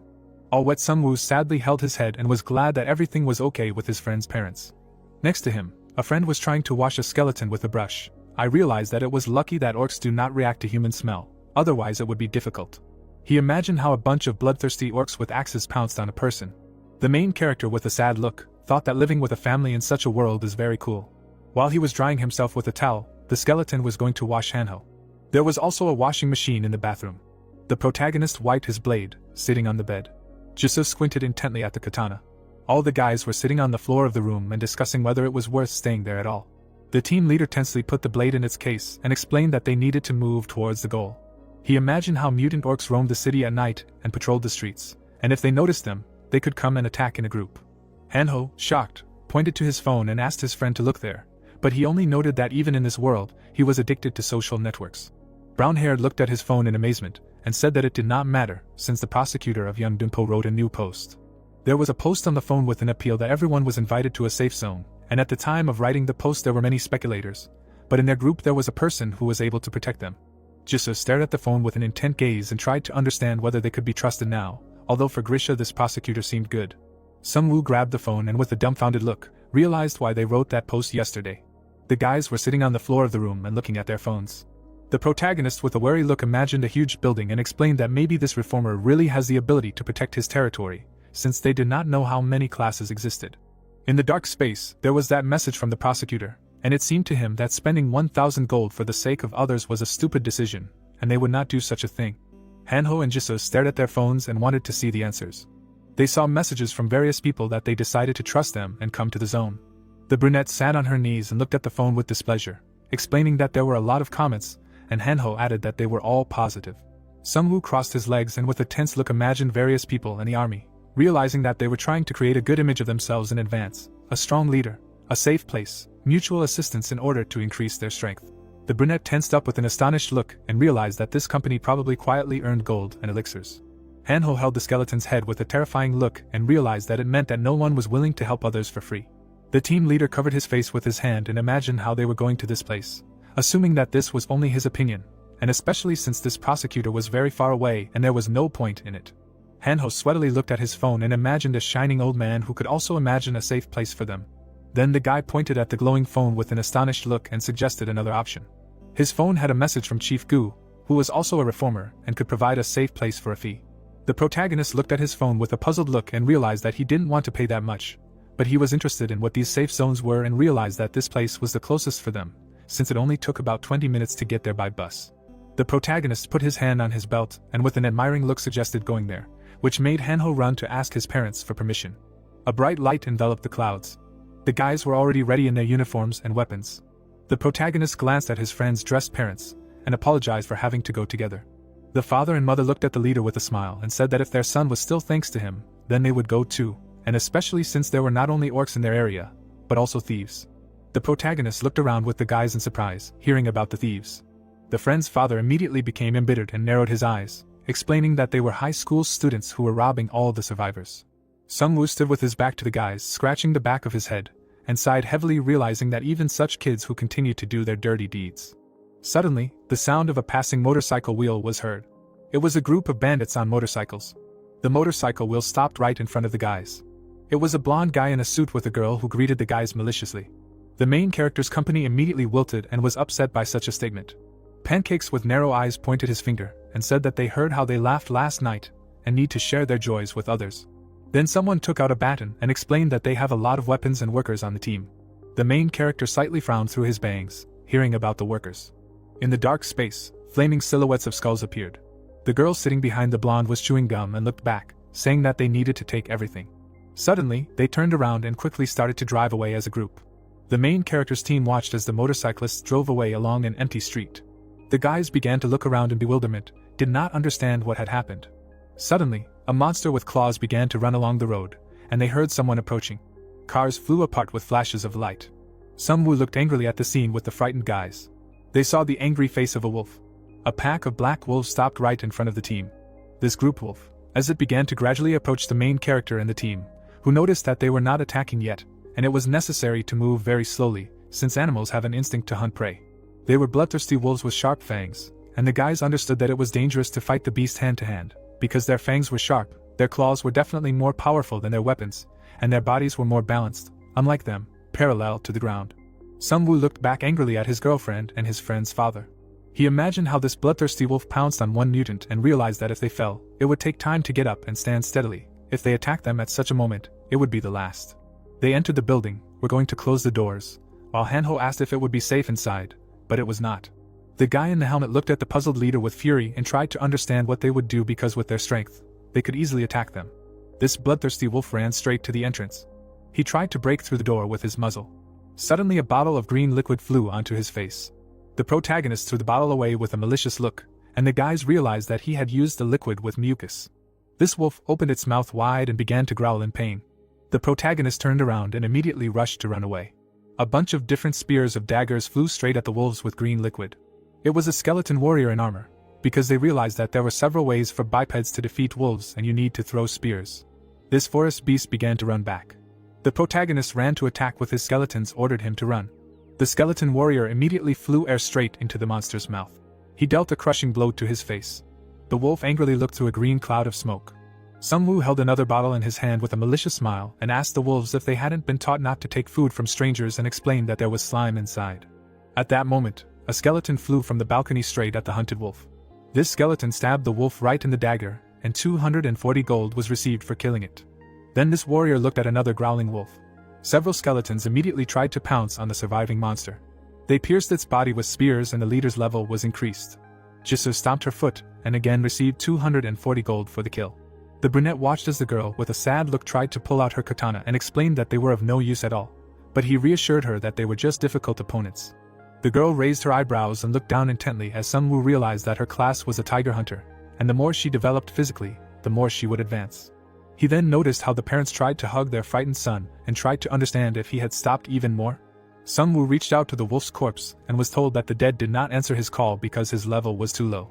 It was already getting light over the empty city at night. They realized that it was time to go, since you never know who else was hanging around. Orange clouds enveloped the dawn. A huge growling mouth of a monster appeared. Pterodactyls tried to surround the flying helicopter. The sergeant furiously shouted at the pilot that they needed to fly faster, otherwise at this rate they would just sit, although this was the maximum speed.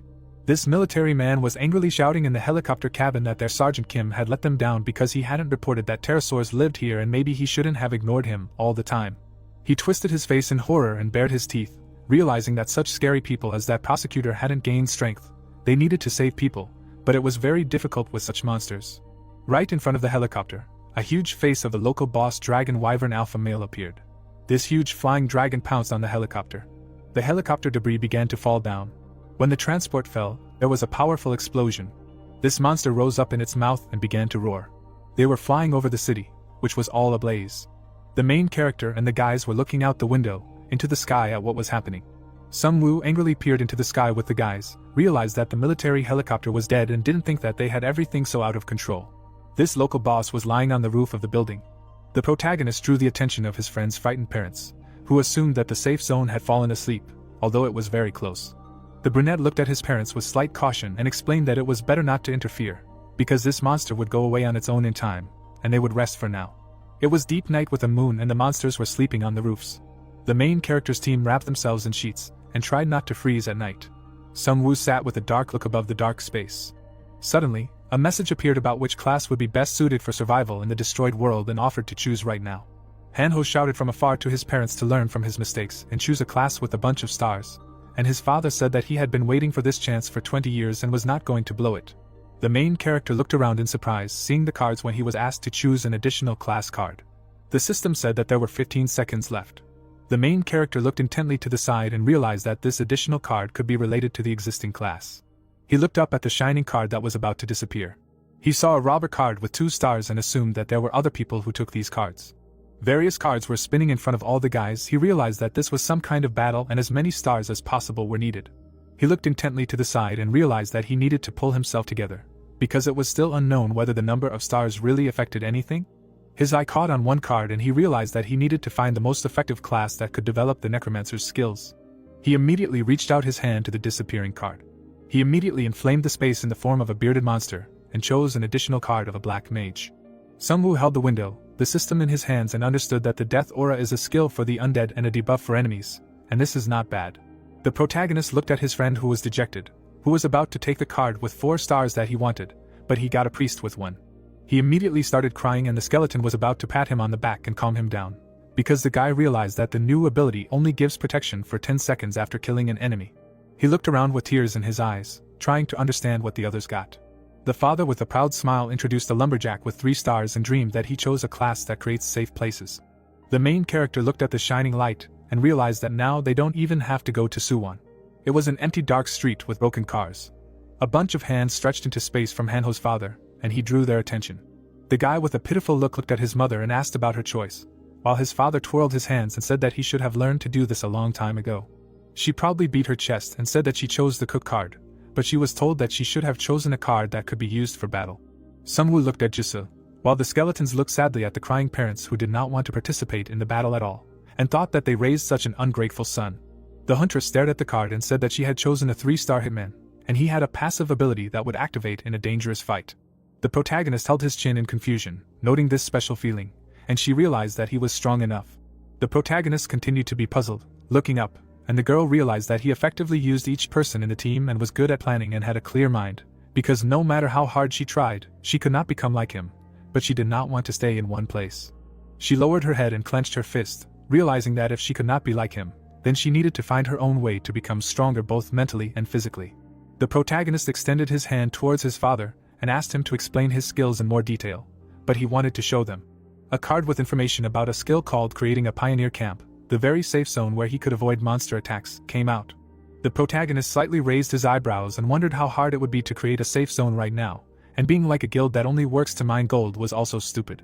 The protagonist immediately exclaimed with a smile, raising his hand and explained that they would only use his skill in dangerous situations, and in the meantime, they should look for a place where they could set up a safe zone.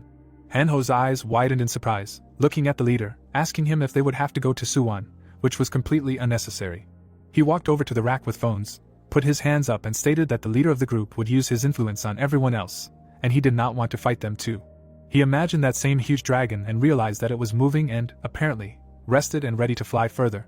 These dragons soared into the night sky. The protagonist maliciously looked at his friend looking at his phone and asked him to look in the community for the location of the store. He saw 24,560 gold coins in the inventory window, realizing that he needed to use the gold coins and become stronger, but no one knew who else they would meet on their way. The guy in the helmet grabbed his head in surprise and realized that there was nothing nearby. Then the guys all immediately got excited and grabbed their blades. Those same motorcyclists, bandits, were already riding to this place. Hanho stood behind the leader and, with bulging eyes, noticed that these were the same guys they met yesterday and wanted to ask them. The main character smiled maliciously at his friend and explained that these people were robbing civilians, and this means they should know where the nearest store is where they can use the stolen gold. It was a huge black building. A group of bandits walked inside the building behind their leader, who angrily shouted that they had lost a lot of time because of the dragons and did not understand how many hours they had been sitting in that butcher shop, but they had still gotten some meat. Taesung looked back with displeasure at his smiling friend, who asked him to spin the silver roulette, but he explained that he needed to collect a little more. The leader narrowed his eyes maliciously and clenched his fist, explaining that last time he got a stupid survival package, so he hoped that this time he would get something cooler. Taesung proudly spread his arms to the side and declared that they had arrived and realized that they had probably been counted among the dead. He watched the empty parking lot, shrouded in fog, and did not understand why it was so quiet. The brunette stood behind the disgruntled leader in fear and tried to call out to him. They began to walk one after another. The fighter timidly reached for the door handle. There were guys there, completely dejected and tired. Taesung looked at these guys with incomprehension and did not understand what happened to them. Taesung and his company looked at the trembling and bare-teethed comrade, who dreamed that the man came, and Eugene did not have enough money. The leader of the bandits began to walk forward in anger and tried to understand what they did to his girlfriend. He saw in the distance that same girl in a white mask who tried to shut him up. He frowned in horror, opening his mouth, seeing the appearance of the girl. She narrowed her eyes from behind the hood and bared her fangs to explain that he should shut up, since she felt hungry because of the human smell. She immediately threw herself into his arms, while another man in boots noted that it was sickening. The bandit sat there, folding his arms and legs, and turned to Taesung, explaining why he killed a close guy. Taesung widened his eyes and remembered that young guy who had always been too kind and righteous for a gang leader. He remembered how his bloody fist clenched while looking at the corpse, and he was asked again why he killed that man. The guy in the black suit stood in front of the table and explained that the man had attacked them and he had no choice. The guy in the cap said that this time he would have to kill Eugene. The man immediately lit up red and was about to get up, explaining that he had already said that they could not hold back and that they constantly needed to drink blood and did not understand why no one was listening to him. Taesung spat angrily and wondered why a vampire needed to kill so many people. The man looked furiously from under the cap and asked him to repeat the words. He stretched his hand with claws at the group of vampires and stated that they should be grateful that their boss took them into their common business. I asked them again, how long could they really live without their protection? Taesung angrily turned around and explained that they should be left alone, and they will figure it out themselves. He slightly folded his hand, seeing the sullen look of the guy, and stated that the answer was wrong. He smiled bloodthirstily with red eyes and explained that without their protection, they will kill them first. The guy's legs immediately trembled and shook. The man in the jacket grabbed the young guy by the head and said that they need to find 10,000 gold in 2 days or the next one will be his neck. Suddenly, this vampire in a cap looked to the side, hearing an extraneous noise. The main character with a mountainous look came in there, and his team said that it was somehow rude to treat guests like that. This vampire looked at them with disdain through his cap and did not understand what these guests wanted here. Sungwoo pulled out the tip of his blade and asked them to give him everything. He pulled out his sharp blade with a proud look and said that they needed to take everything and they obviously did not expect that someone else could rob them. This vampire began to show his teeth furiously, and Taesung was perplexed, saying that these were not guests at all, but some kind of psychos and now there would be rivers of blood. He continued to show his sharp teeth. The protagonist pulled the blade towards the vampire in the jacket and realized that it was the boss of the building. This vampire began to transform, stretching out his hands with claws. Then this vampire rushed from the spot to attack the main character. At the same moment, the vampire was shocked when the hands of the skeletons reached out to him. They immediately grabbed his hands on both sides. Taesung, in shock, fell to the ground, looking at what was happening. The guy began to walk forward anxiously.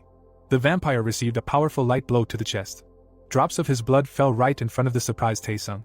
The protagonist coldly pulled his hand with a dagger and wounded the enemy, who realized that he could resurrect skeletons. The skeletons lifted the body of the bloody vampire. The main character pulled the dagger and cut everything until it bled. He stuck the blade into the vampire's neck and told him not to move or else he would cut off his head. Sungwoo looked at the enemy furiously and sullenly and asked if he was the main vampire here. The blade continued to pierce the neck of the vampire, who sighed heavily. Then he pulled out the skeleton's hands with a sharp movement and tried to free himself. He immediately bent the dagger in half with his own hands. Then the vampire bloodthirstily tried to pounce on Sungwoo. Behind the protagonist, 2 bright flashes emitted. This vampire began to receive numerous blows with daggers. Hanho casually threw daggers from afar and repeated the command. Jisoo quickly darted behind the vampire and cut off his hand. This monster looked at his bloody hand and screamed. He raised his hand, which was burning with fire, and thanks to the effect of the kindling stone, he had access to regeneration. Regina with a fireball flew to finish off the vampire. She dealt him a fiery blow, but the monster managed to return. Then, with a quick movement, she ducked over the flaming attack of the monster. She tightly squeezed the handle of the blade. She cut off his hand again a moment later. The bloodthirsty monster growled and reached out with his hand. The girl managed to fight off numerous blows of the vampire. Then he grabbed the tip of the hunter's katana. This vampire took the tip of the blade and glowed. Jisoo managed to duck from the flying beam of light, using a special sense. Then the vampire was hit from behind. 2 huge skeletons were swinging their fists, and a message popped up saying that the aura of the dead made his opponent freeze in fear, so the opponent was getting weaker because of the subordinates. Sungwoo watched as his 2 skeletons tried to hit the vampire from all sides, and he realized that they could have handled the vampires before, but now the ability was doing everything for them. This vampire was all beaten up and dragging his face as he became weaker. He lowered his head, covered in blood, looking at the huge skeleton hybrid. The wounded vampire was crawling furiously on the ground and did not understand what they wanted when they hinted at negotiating. The protagonist roughly raised his hand standing in front of the skeletons, and the vampire understood that he could summon the skeletons, although he was physically weak, but he could kill him for a blow. The vampire, all beaten up and bruised, smiled and was going to pretend to negotiate, and when he got closer, he would strike. The skeleton immediately pierced the vampire's body. A powerful explosion occurred. The protagonist lowered his spear when the vampire was emitting smoke, and told him that he had the body of a monster, so he would be able to talk even in this state. Sungwoo, in the company of skeletons and a spear, proudly declared that if he could not talk like that, he would definitely help him, because he had many spears. Taesung was hiding behind the table at that moment, and was surprised at the strength of the enemy leader. The vampire was screaming through sharp teeth that they shouldn't think that he was stronger than all of them if he caught one. Bone spears were flying straight into the body of the enraged vampire, who explained that today his boss's plan would be executed and small fry like them would all die. Sungwoo looked furiously through his thick bangs and asked Jisoo to finish him off. The girl coolly swelled the vampire's head with a light blade and received 322 gold for the kill. This severed head flew straight to Taesung. He immediately began kicking the head with tears in his eyes and begged for help as this vampire had nothing to do with them. The blonde looked furiously from under his brows at the leader who had called out to him. The main character with a malicious squint extended his hand and explained that he asked to give them everything they had stolen. The weather was clear above the building. The guys shook hands and passed gold coins. The main character looked with a smile at the handshake of the bandits and the team, who noticed that they had few coins and there was little to take from them. The girl looked at the closed corpse of the vampire and tried to understand what boss they were talking about. The main character looked at the bandits' downcast faces and explained that he did not know this, but apparently they were gathering strength and for this they were taking money from everyone. The girl looked away with slight caution and noticed that Sungwoo dealt with the vampire too quickly, although it was difficult to imagine that such people exist. She imagined the evilly smiling vampires at sunset, and she had a feeling that it was not they who adapted to the world, but the other way around. She imagined a smiling vampire in a cap and realized that they have a hierarchy, a top and a bottom, and there must be some restrictions, but vampires can spread like a virus. Hanho looked sadly out the system window while Jisoo was wondering if they had the right to just turn a blind eye to them in order to kill one. There had to be at least 3 of them. They imagined a bunch of vampires trying to pounce on them from all sides, and they were trying to figure out how to kill them all if they attacked in a group, which they probably would, since they wanted to avenge their own. The team leader looked in amazement as Taesung whispered to his bandits that they should behave normally. Sung smiled and stretched his arms out to the side and said that he would take them to the store. Suddenly, a red notification popped up and all the guys got excited, as they were told what would happen to the players who didn't choose a map in the second selection. Hanho looked in amazement at the yellow system window and tried to understand what was happening with Sungwoo. The main character was looking angrily out the system window, and he didn't like it. Taesung looked at his partner, who was holding his head convulsively. He immediately grabbed his hand and shouted that he hadn't chosen a card again. The guy was furiously waving his fists and saying that he didn't like it, Because there was a stupid system. This guy was pointing his finger at Tae-sung, who simply didn't understand why this was happening. A message that they had gotten the right answer. The red window of the system said that if they didn't want to become players, they could become monsters. Suddenly, this guy began to transform into a werewolf vampire. Sung-woo looked in horror at the transformation of a man into a monster, and realized that this was an unshakable force. If the monster completely transformed, then they would not win. He sweatily looked through his bangs and realized that the transformation did not happen immediately, and this was good. He immediately shouted in his team that they needed to attack the monster. The skeleton warriors immediately tried to pounce on this werewolf. People are standing together with the undead. The uncle looks away and asks if Hanho and the guys have been there for a long time. The other one is interested in whether it was necessary to go there at all. The fat man stomps and says that of course it is necessary and he should think about the others, because these bastards probably killed other people. The frightened guy hopes that they will be able to deal with no casualties. Fierce werewolves fight the undead. The guy clenches his teeth and mentally apologizes, thinking that there is no other way out. The monsters are furiously beating each other. He sees his assistant with a sword and thinks how he can destroy a skeleton with such a strong body in one blow. The undead furiously inflict a series of blows. The system windows say that gold has been received for killing werewolves and the level has been increased to 8th. The main character looks at the corpses of the monsters in amazement. He thinks if they really pay 3,000 for one. The discouraged protagonist realizes that even for the direwolves they gave only 240, and how strong he could have become, and they barely escape terrible danger. He holds a glowing card. The window says that as a reward for gaining a new level, he chose a characteristic card and agility increased by 3 points. Jisoo stands next to the protagonist who says that he got a random card. But the bonus is good. She notes that since he needs to control skeletons, then agility is just what will come in handy. Hanho in a helmet loudly asks that they will have to continue to fight with such, and why the difficulty level has suddenly increased. The guy says in a calm voice that there is a way out, realizing that it is necessary to increase the team. The protagonist turns around, realizing that he did not use human corpses for their plan so as not to create a bad image for himself among the survivors. But now the situation has changed. Monsters with glowing eyes look. He understands that there are people who never chose a class card and there will be situations when they will have to fight a group of people who turn into monsters. The undead are burning with a bright flame. He is thinking about staying alive. He must go beyond the limits. The system windows say that the dead are now obeying him. The protagonist sees them and declares that they can now fight the army of vampires. The blonde is standing nearby. The protagonist calls Minsik. The guy frowns and asks where the store is. A parking lot is visible. He says that he never managed to say that the store is in a used car dealership. Vampires are holding a hostage. He explains that there are terrible people there. They only took gold from them. But they obey vampires and mock others. He asks to take him there. A used car sign is visible. The protagonist, along with his friends and the undead, moves forward. The guy looks back and says that they are moving quite quietly. But there is no one there, and the atmosphere as a whole is quite strange. Suddenly, the car flies through the fence. The protagonist raises his hand and orders to stop and watch. The werewolf fiercely fights against the vampire. He screams about a mad bear. He strikes with his claws, but he dodges. The chain flies towards him. It hits the vampire in the face with all its might. He flies straight into a parked car. A chain is visible on the bear's paw. The protagonist is surprised to think that he was chained. The ferocious beast turns away from the killed vampire. The protagonist thinks if he really could kill all the bloodsuckers alone. The beast is shown with a sign on its head. The guy understands that he was kidnapped by a man, and because of the chain he could not choose the cards and became a monster. He gets up and breathes. The protagonist thinks that it is surprising that they were killed by the one they kidnapped, because retribution always comes. Suddenly the vampire rushes at the beast with insults, asking how dare he behave like this. He gets hit in the face and growls furiously. He delivers a powerful blow with his mighty paw. The shocked protagonist understands that it will happen right now. A beaten bear stands opposite a wounded vampire. The protagonist assumes that if everything works out, he will get rid of both at once. The beast with large fangs roars loudly. The bloodsucker screams at him furiously. He rushes at the enemy, screaming die. Suddenly, the undead appear behind the vampire. The surprised bear sees how the skeleton kills the bloodsucker. The beast grabs them with its paws. The protagonist with a serious look realizes that he was wrong. The undead grabs his head. The protagonist says that wolves are not like bears. A ferocious skeleton deals a powerful blow. The hero says that they know how to hunt properly. He cuts the beast. Blood runs in different directions. Sunwoo says that he will have a new friend. The system window says that gold was received for killing a werewolf bear. A huge carcass falls in front of the protagonist.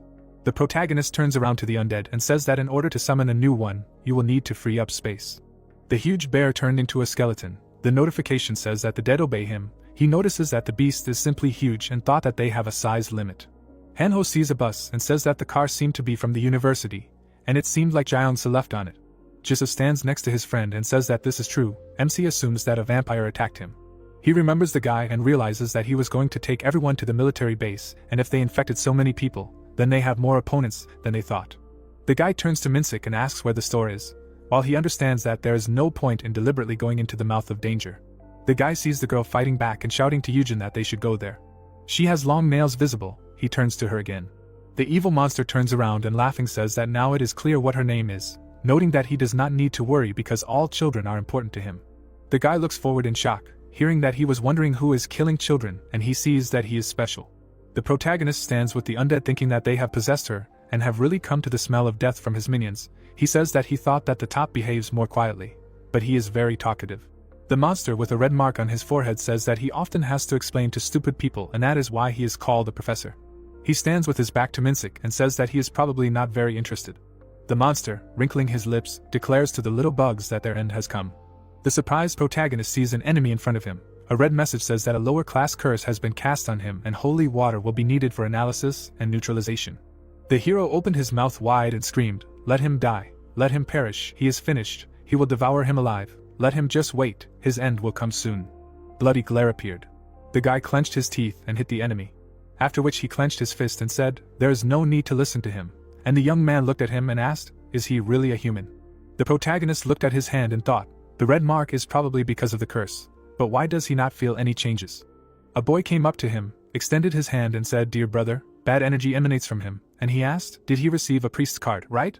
Throwing away the hat, the blonde took the hero's hand, when Sungwoo thought, if the whole country depended on him, they would have already come to an end, and he answered, he felt the disrespect coming from him. Suddenly a notification came that he had opened the exclusive skill of the Vampire Lord, the Pursuit of Blood. His location will be shown every 12 hours. It is impossible to remove the spell due to low holy power. Then the current situation activated an additional task. It was called No Country for the Wicked. His goal was to destroy the killer who was following him and receive 30,000 gold as a reward, after which the protagonist said, well, all his worries have disappeared, we need to attack before he gets stronger. The brunette took a step forward and said to Hanho, he still did not say where the store is, to which he replied, ah. The protagonist came even closer and added, but now another thing is more important, where the vampire's lair is located. A notification appeared on the computer, welcome to the D-Class store. The girl looked at the task and said, oh, this time not a roulette, and the boy asked, you need to choose a ball. The three were standing at the monitor when Sungwoo leaned over and said that he would try first, and received one ticket of any class. He opened his eyes wide and thought, he had a reward for killing 100 monsters, and the platinum level now costs 100,000 gold, it is 10 times more expensive than then. Then he took the mouse in his hand and added, it is better to take several tickets, suddenly the price increases by 10 every time, and right now the gold class is enough for survival. On the screen you shown and an offer to add a ball, when the guy thought, oh, it feels like the creator of the game sold his soul to the devil. The man took the ball in his hand and thought, but if you remember this item, it is best to choose the first option. A message came that he added one prize ball. When the hero screamed, it began, damn, Sungwoo, suddenly the result will be terrible. A paper appeared in front of the young man when it was said that he took first place, and received a coupon for purchasing a legendary master class skill as a reward. Also information about the skill was displayed. It was called the Lagoon of Freedom, class construction, classification active. The two opened their eyes wide when the protagonist turned his head and said, it seems he was lucky again. What are they? Suddenly there was a cry for Sungwoo to move away, he also wants to try, and the girl added, and she. Stars lit up above. The brunette put his hand out, and used the summon. The protagonist clenched his fist and thought, great, although the number of summons is limited, it is nice to have an infinite inventory, movement, shelter and meeting with survivors also expand the range of shelter. Then he turned around and asked if they also got something cool. One of the heroes got a B-class survival package, bandages, medicine, ropes, a flashlight, a common item protective chest plate. The protagonist turned around and asked, well, they are moving out, to which the kid replied that next time he will be the first to play. Red lights illuminated the building when someone shouted that they should not even dream of being saved. The man hit his stick and thought, since when did everything go wrong? Suddenly someone shouted, all the survivors, in the car, and the young man thought, he thought it would be okay. He narrowed his eyes and continued his thought, was it really better to stay with him? Yes, it would have been much better.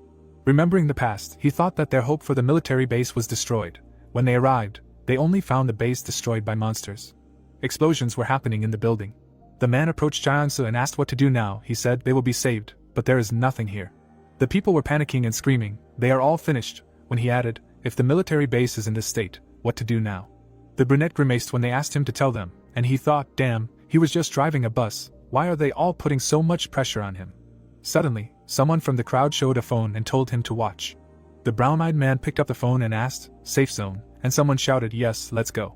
People got on the bus and asked Jiangsu what to do, let him tell them where they were going. The guy tensed up and thought, so far they had managed to get around all the monsters.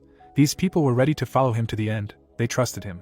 Then he shouted loudly, they were leaving, guys, and thought that this decision was their end, they had to be more vigilant. He frowned and continued his thought, because they were waiting here. The hero lowered his head and added, monsters under human masks. Someone kicked him in the back and shouted, faster, idiot. The monster smiled and asked, are you tired or something? Does not want to work, let him say and become their food. The beast turned and said, the slaves are starting to get tired, isn't it time to find a replacement? To which he replied, right, not everyone will like how quickly they advance through the levels. The boy looked at them in fear as they spoke, they can hunt, steal other people's gold, and kill those who can't work anymore, their economy is amazing, yeah? The driver looked at the monsters and thought, damn, there's no hope, they'll kill him and everyone else. The people were standing in a bunch when one of them shouted to move faster, and the second added, all the slow ones for food. A spark occurred between the heroes when the guy squinted and asked why he stopped. An unknown person appeared in front. Suddenly, he held his sword in front of him. The blonde looked at him and asked what it was, and the second added, a skeleton, looks like a goblin. When the boy opened his eyes wide and thought, that's it. The villain smiled and said, apparently a new type of monster. There was a bright flash. The brunette made a dash and shouted, let him die. The heroes collided. After which the monsters flew apart. One of them lay in blood and asked what the hell. There were more creatures. They began to attack. The boy smiled widely and shouted, Sungwoo. The man stepped forward and said Jiangsu. He had wished them good luck before leaving. Then he smiled and added, he sees, his words had no effect. The brown-eyed man gritted his teeth and thought, he looks stronger than before, they are both students. But how can the difference between them be so big? The monster stood up and shouted, they will all die. The creature's hand grabbed his bone. Then it threw him aside. The boys opened their mouths wide.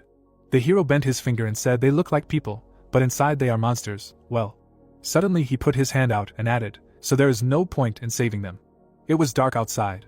The boy opened his eyes wide and thought, she is much stronger. He looked at the heroine and added, what did he think, Sungwoo and Jisoo are good. The blonde grabbed the monster when the hero continued his thought, but Hanho, he has leveled up since then. The two grabbed the opponent when he screamed for salvation, he will tell everything. The protagonist pointed his finger back and asked how many people are in the plant, let him name all the vampires including, and their levels. The red-eyed frowned and answered, there is a vampire leader, he is on the 5th level, 12 players, the strongest has the 4th. The protagonist looked away and said that he is very honest, and he thought to himself, although he was not going to save him. The monster smiled sarcastically and asked, wants to know if they have security here, as he said, his life. Suddenly the guy hit him with a spear when someone shouted, Jiangsu. Standing in the darkness, the young man answered that he himself knows what is happening at the plant. The drops hung in the air when he added that he couldn't be left alive, he killed all their friends. The brunette cried bitterly and said that even if they were stupid and fearful, they didn't deserve such a death. Remembering his friends, he said that they wanted to do so much together. The man put his hand on his shoulder and told him not to blame himself for what happened, he needed to cope with it and survive. The green-eyed man looked away and added that there was a reason they were acting like this now, they were probably hiding among ordinary people. The vampires were crawling on the ground when he said that no matter how desperate the situation was, not everyone made such a choice, adaptation and liberation were different things. The people stood in a heap when the guy added that even if this world had gone to hell, they needed to kill all the psychos. It was dark outside the windows. The heroes were standing when someone shouted, Captain. There were 3 people standing behind the man when he raised his hand. The director narrowed his eyes when he asked him what he thought. People were standing behind bars when he added that he ordered to collect people, but how many more are needed? Toothy smiled and answered, people, they are just lunch, they are easier to catch than a monster, and they are tastier, they generally care about their evolution with them. The glasses glowed when the hero added, he has a great philosophy, they need to become the strongest species on Earth. The man smiled and shouted that he also wants to be a captain, to which the main one replied, let him work hard and he will. Killing someone, the man said that the director found him in an abandoned factory, and made him his subordinate, he will change his life too. Red-eyed was surprised when someone added, yes, he will change, turning him into a monster. Someone's silhouette was visible at the entrance when the director asked who was there. The protagonist looked askance and asked, evolution, funny, he justifies the fact that they stopped being people like that. The heroes began to jump. They surrounded the guy and asked who he was, let him answer. The boys stood behind the bars and started shouting, it's him, yes, from the university. Who is it? He saved them all then. The vampire opened his mouth wide and shouted to shut the idiots. He turned his head and added, Food was not allowed to speak. The brunette narrowed his eyes and asked, did not their boss tell them who he was? The three stood at attention and started asking, was it he who killed Mr. Park, Mr. Someone fell, when the hero grinned and answered, are they seriously engaged in business or something, cretins? The director frowned and said, he's crazy, since he decided to come here alone, what's going on in his head? And he asked, in his head. The guy's eyes lit up when he added, his abilities. The man went wild and shouted, what kind of dark energy is this? The status window said that a great aura was imposed on the selected territory. The force enveloped the opponents when they shouted, what's going on? Everything was burning around. The protagonist used a great aura. The three opened their eyes wide when it was said that they were cursed with death. All attributes are reduced. When they asked in fear what kind of monsters they were. The monsters began to attack when one of the vampires shouted to defend themselves and not to surrender. The red-eyed man spread his arms and said that everyone should gather now, come to their senses, they just need to kill him. The status window said that the undead obeyed him. The monsters did not surrender when someone shouted that they were surviving. The monsters surrounded the director when he shouted what the hell. Then he struck. Looking at Sungwoo, the man said, you just need to kill him. Suddenly, shards hit his eyes. The youth leaned out of the window and shouted, good thing there was a hole here, and the red-eyed man screamed, his face. After which someone struck his ear. The students watched in surprise. A girl appeared who told Sungwoo that she had freed the prisoners. Suddenly a bus crashed into the building. The guy sitting behind the wheel shouted, hurry up, let them help the wounded get into the car. The hero's head was smoking when he shouted, where is that food running off to? The vampire flew up from the blow. The status window told about the activation of wild madness. The hero made a dash when the opponent was injured, and he thought, it's dangerous, he needs to dodge. The director opened his eyes wide when the death curse was cast on him. He was infected with the devil's blood, his health is decreasing. The name of the item Devil's Blood, legendary class, was written in the window. The man held the ball in one hand, and in the other he fingered the rosary. Information about another item Wild Madness, rare class, appeared. The monster swung and struck when someone shouted that you can always rely on the right one. The hero got tangled in a rope. The girl raised her head and said that the roof was leaky, the walls were thin, and the windows were broken. There was no better place than this abandoned factory. Approaching the body, she added that since they had come to this, they were definitely finished. The man gritted his teeth and said what the hell, why was he so strong, crazy? The mutant bowed his head and told the leader to take his power, because they needed to destroy him. Hanho opened his mouth and called out to the Sunbae. The monster extended his hand to them and said that he would feel a surge of power, he would protect the director, and they would die to save him. A message appeared that the high-class vampires were angry. The monster growled. The protagonist grinned and asked if this was his new appearance. Apparently he had already forgotten that he was a human. The vampire growled. There was an explosion. The mutants rushed into battle after being ordered to kill them all. Something flew past them. There was a collision. The brunette swung his fist. He raised it up. The animals approached him. He hit two of them with a scream. The girl watched this. She rolled over her back. And struck. She landed on her haunches. And grabbed her hand. The green-eyed man flew back because of the jerk. The heroes raised their axes. Another blow was struck and a scream was heard that they should not underestimate his skeletal comrades. The vampire growled. A message appeared that the undead were obeying them. Hanho opened his mouth and told Jisoo that she was so cool. Well, it was hot here. The protagonist frowned and said that nothing was working. He thought that due to blood loss and wasted energy he would not be able to hold out for long. But he was afraid that the skeletons would die earlier, and they would remain in danger if the orc's defense did not work. But the main problem was that he was only a subordinate. The mutant grabbed the enemy. The orc stood to protect. The brunette grabbed the skeleton by the mouth. The protagonist turned his head and asked how strong the vampire leader was. He looked to the side and thought, this is it. A message appeared that the undead obeyed them. The monster punched the floor. A team game with a synergy effect was activated. The guy grinned and apologized, saying that with its help his strength would increase significantly. He looked straight ahead and promised to use the ghoul's body to good use. A list of synergies appeared. The vampire was surprised and asked how a pile of bones became him. He raised his hands and nodded for him to die. But the mutant fell and growled. A stream of light burst out of his mouth. The young man looked at him and told him to tell his director that his business in Weizong was over. They received 10,000 for killing a special player. Taking out a bloody weapon, he asked again, player, surprisingly, even in this guise he is considered a human. The young man looked at the body and asked if he could make him his subordinate. Frowning, he thought that he had to cut off the vampire's head so that they would not regenerate. Summoning a dead man without a head would not work, but in his case. He raised his hand and said that he would now work for him. The protagonist's eyes widened when he realized that he could view fragments of his subordinate's memories. He thought to himself, fragments, what is it? A bright flash appeared. There was trouble in the room. The protagonist thought about what was happening. He could not do this before. Turning his head, he thought that perhaps this was part of the necromancer's abilities. The hero raised his mug and asked everyone to listen to him, and asked what they thought. What is the point of this game? Maybe someone knows the answer. Everyone present stared at him silently. The vampire grinned and replied that it was unlikely. He did not have the slightest idea, but he knew what to do. The dark-haired one tilted the mug and said that he thought he needed to call. Did the leader Kim think the same? He smiled and said, yes, that's right. He introduced different religions and said, a god who returned, a creature from outer space. Anyway, thanks to him, they have a great chance to get rid of all the useless species. The vampire opened his mouth and shouted that humanity has come to an end. They must destroy everyone, and they themselves will become great creatures and evolve. The young man gritted his teeth and thought, so this is the boss of the vampires. He smiled and said, I have one quest. He thinks that they can try to finish it together. The vampires at the table shouted in unison that, of course, they will do everything, because they are with him until the end. Looking at them, the boy thought, why are they so crazy? Is he using hypnosis? Their devotion is too much. Now it is clear how he was able to spread his influence all in a few days. The boss spread his arms to the side. He raised his mug and said that today's party is in their honor. The first target will be Weizong. The mutant laughed and said that they would call the operation the Great Feast, and told them to invite everyone and have fun. Pointing to the leader Kim, he said that he would be in charge of the food and materials for the farm. The protagonists grimaced and thought that they were out of their minds, and began to wonder, food from people, slaves, a party, nightmare plans. Remembering the girl and the man, he thought that they wanted to use people, luring them under the pretext of protection, and it was even funny that this turned out to be a working strategy. A status window appeared, notifying about the receipt of an additional task. The young man gritted his teeth and thought that it was already the second after the death of the professor. What else did the system need? Information about the additional task appeared. Its purpose was to prevent genocide or take advantage of it.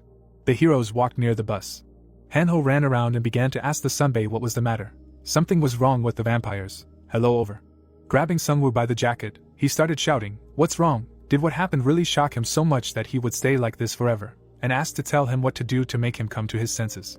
The girl raised her hand and said to just wait. A hand fell on the young man's head. The dark-haired man looked at him and asked what he said that shocked him. He replied that he didn't mean that. The protagonist let go of the stranger's head and said, so that means he will do everything he orders. The second one screamed that not everything. The protagonist grinned and offered to go through one quest together. The hero clenched his fist and asked if he was killed. The girl folded her arms across her chest and asked, but how? He got his power. The boss lowered his head and replied that the guy was stronger than they thought. He thought to himself that although he did not understand how weak skeletons could kill the manager, he needed to think about what to do now. The blonde looked at him and asked if the guy would be a hindrance. The dark-haired man chuckled and asked if she really thought he would let him do that. Yan smiled and apologized. The man raised a finger and said that there was some truth in her words. They should focus on the quest, not on these bugs. He imagined the image of a young man and added that they would deal with him after the Great Feast. They could still track him with a curse. He really wanted to see what he really was like. A tower crane stood near the building. People were doing their own thing. The hero put a box on the ground. He was indignant. How much longer would they clean up? Turning his head, he asked the Sunbae if they really needed to do all this. The girl looked at him and said that according to Sungwoo, something terrible was going to happen in Weizong soon, so they needed to use their chance and protect everyone alive. She looked at him intently and asked if he thought it was worth hurrying. The brunette picked up the phone and told the Sunbae to look at the community. It seemed they were planning something again. He saw an advert for a safe zone in Weizong and an offer to come there. The protagonist said, what bastards, they have already started to act. Hanho opened his mouth and offered to write an advert too and stop them. The protagonist frowned and replied, no, he needed to think it over. He thought to himself if they could just convince the people who had hope, and if so, the other problems would still be there. He remembered the vampire boss's words and thought that besides, if they decided to change their plan, their advantage would disappear. He opened his mouth and said, while they had the strength and time, it was better to solve everything gradually, and then asked Jisa if she was looking for something. She pointed to the jars and said that it was in the manager's closet. She picked one up and said if they hunted more people than monsters, they would probably need medicine too. The young man raised the charger up and said they were so lucky. He was afraid of how they would manage without electricity, but now they had this. They put the phone to it, and it started charging, exclaiming something about how easy it was to use a wireless charger. The brunette handed over the jar and said that the medicine was a medium item that could cure and T4SB various infectious conditions. He thought they could use it right now. The guy looked at her through the glass. Clouds floated in the sunset sky. The heroes bowed and thanked. The blonde raised his head and said thank you for taking them with him and even curing them. The protagonist replied that they had a hard time. He was not sure if it would help, but it would have an effect. The girl smiled when they handed her the medicine. The protagonist opened his mouth and said that if someone got infected again and attacked them, he would kill them on the spot, so he should keep an eye out. The young man replied that that would not happen. The dark-haired man frowned and thought, why is this idiot staring at him? He is unlikely to start performing. He raised his finger and said that it was not free. He would give them a job later. They answered that he could order anything. The young man turned his head and told his uncle to begin. He opened his mouth and shouted, I can finally use his hidden power. He raised his hands up and shouted, creating a protective camp. A dome appeared around the area, and it became a pioneer camp. The old man opened his mouth and asked why it was so good, as if he had just come out of a sauna. There was even food. Now they would live like humans. The woman smiled, handing out food. The brown-eyed woman looked at them and said that everyone seemed happy. All that was left was to solve their problem. The dark-haired man looked at her and asked if she had received an additional quest. She answered no. The young man looked closely and thought that he had a feeling that she was too focused on preventing a disaster. It was unlikely that she had received an additional quest with an unknown move, like him. But even without a quest, he and the vampire leader were enemies. Looking into her eyes, he asked if she realized that the main slaughter was not her job. She answered yes. But Sungwoo interrupted her and asked why she was trying so hard then, maybe because of a sense of belonging. The brunette looked at her reflection in someone else's eyes. Biting her lip, she answered no. She opened her mouth and screamed that if they closed their eyes to this situation, they would be killed, if not by vampires, then by something more serious. She was only fighting to survive. A status window appeared in front of them. It was a guide to starting the broadcast. The second was a warning about the danger. The guy grinned and said that she was right, because the broadcasts were just the beginning, even movement was limited. The heroine clenched her fist and said that they needed to fight to survive in this crazy game. A bright yellow sky stretched above the skyscrapers. Hanho frowns loudly and asks if it's true that the protagonist doesn't think about how much this is and how they could include him in such a dangerous quest, but Jisoo doesn't. Several friends are riding in the back of a fast truck. The protagonist says that she already had a hard time with him. The protagonist sits opposite and, looking away, says that she can survive alone, but he wouldn't have lasted a day without them. A comrade with a helmet on his head, making a face, asks if he's heard about defamation because there were comments under his post. In the conversation, they talk about how safe zones are actually dangerous, and one should be careful with those who provide such services for free. The guy says that he's thought it over well and can't watch them lure innocent people, and it's surprising that there are such comments. The protagonist sits with a phone and tells his friends that this is an expected reaction. The girl asks if the prosecutor left a message. A silhouette of a man is shown near his subjects. It is said that they are actually creating a community. It is explained that they can no longer wait for the state to help, and therefore decided to create their own guild for all survivors and will protect the living area, helping other survivors. The protagonist looks at his phone and says that this is why he left his comment, because he decided to prove that they are not so bad. Hanho in a helmet does not believe that this is serious. Noting that he is simply incredible in his madness, he replies that people with ambitions decided to take their place in this world. The friend looks at him and asks the protagonist where they are going now. The protagonist, sitting opposite, says that first they need to increase their level. Specifying what his is, he replies that it is the 5th. The protagonist thinks that he would not have lasted even 2 hours. The car begins to brake on the asphalt. Jiangsu, smiling, looks out the window and says that they have arrived and that they will need to walk from here.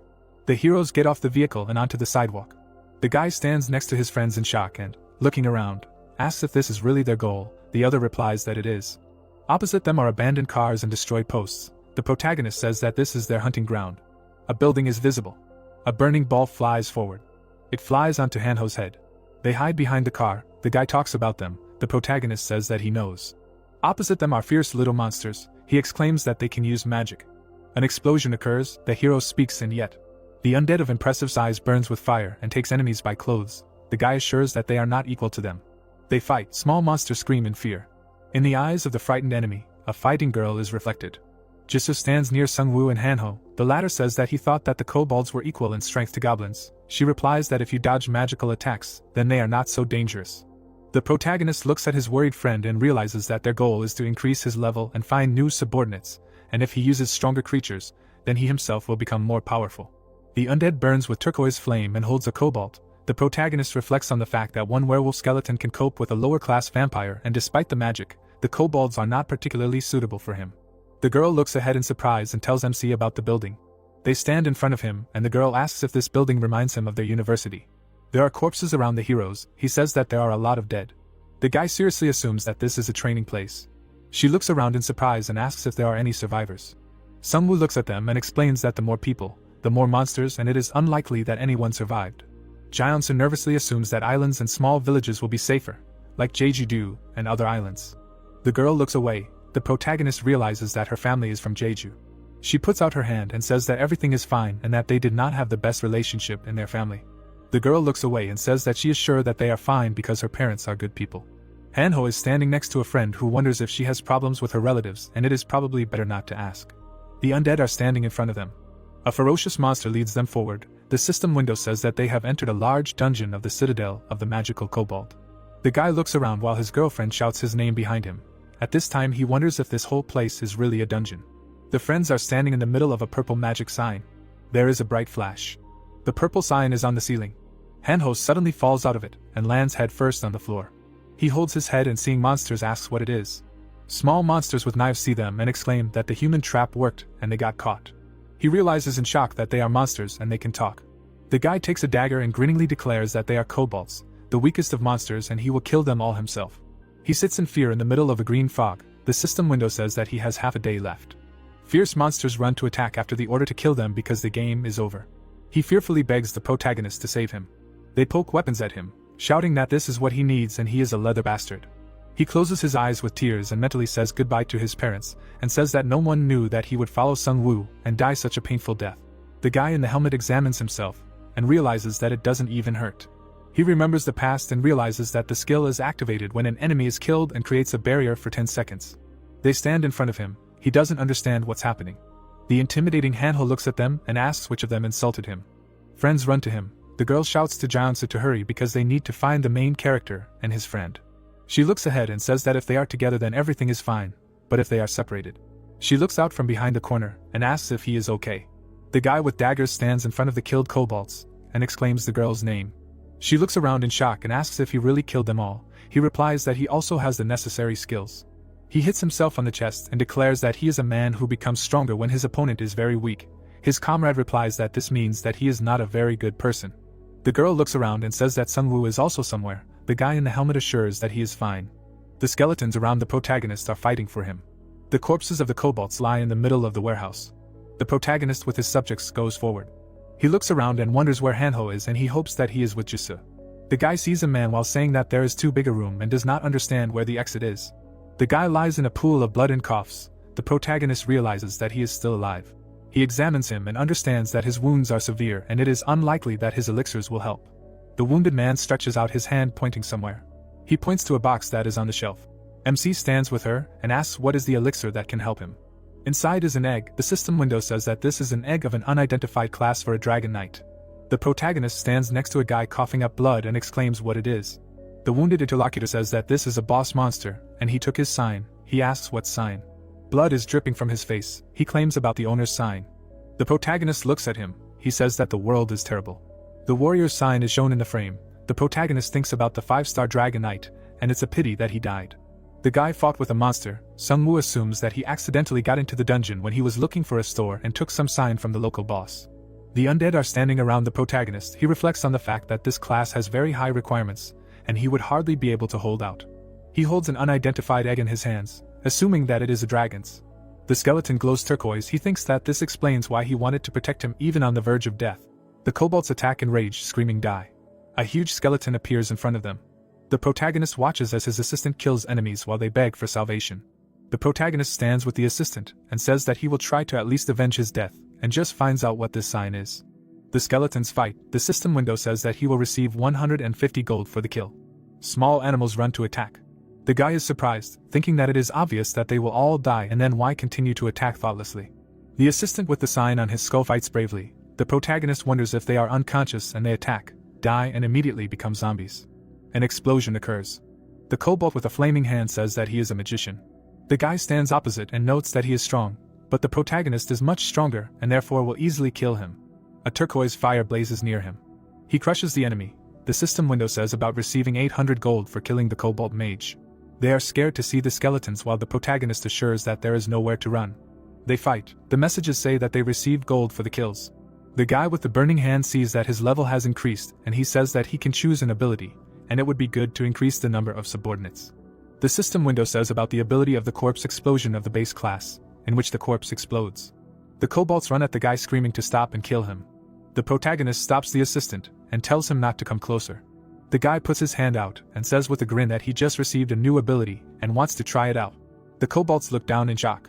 A strong explosion occurs. The monster looks forward. They look at the doors and wonder if it was the sound of an explosion and what happened to the mages. Most likely they need to check. The skeleton breaks out of the doors and runs to attack. He cuts through several monsters at a time. The mage releases a fireball with a cry of monster. They fight fiercely. The skeleton with a sign on his skull fights masterfully with a sword. The protagonist shows a thumbs up and says that the right one is always on guard of his life. Sungwoo looks ahead and says that he thought that since there are so many monsters there must be important things hidden. A villain sits in the middle of the roots. The system window says that the boss monster Kobo Archmage has appeared and is surrounded by a strong shield. You need to destroy the cores scattered around the dungeon. The guy looks around and understands the reason why the enemy used everyone and everything to protect himself. The hooded kobold growls furiously. The protagonist asks if he really wants to stall for time. The red system window says that the Kobold Archmage is using low-level death magic and players in the dungeon below level 10 will die. 1 hour left. The heroes are shocked to realize that they are all below level 10. The skeletons are fighting. The protagonist thinks that all this time the little kobolds were just stalling. He looks at the enemy under the roots and realizes that if he is not so easily destroyed. The protagonist raises his hand towards the skeletons and intends to first unite all forces. He orders them to approach him. The boss in the cage looks at him questioningly. The kobold corpses hit the roots. They lie around their leader. He looks at the guy in surprise and thinks about what he has started. The protagonist comes out with a grin and says that he has waited a long time and now it is time to say goodbye. A powerful explosion occurs near him. A cloud of smoke and fire rises inside. Everything is gradually falling apart. The guy looks around with a grin and says that he knew the explosion would be powerful but nothing worked. The boss is sitting among the branches. Sungwoo says that if this did not help. The enemy's eye is burning with fire. The system window says that due to the threat to life, the Archmage has reduced the time to complete the task and 25 minutes are left.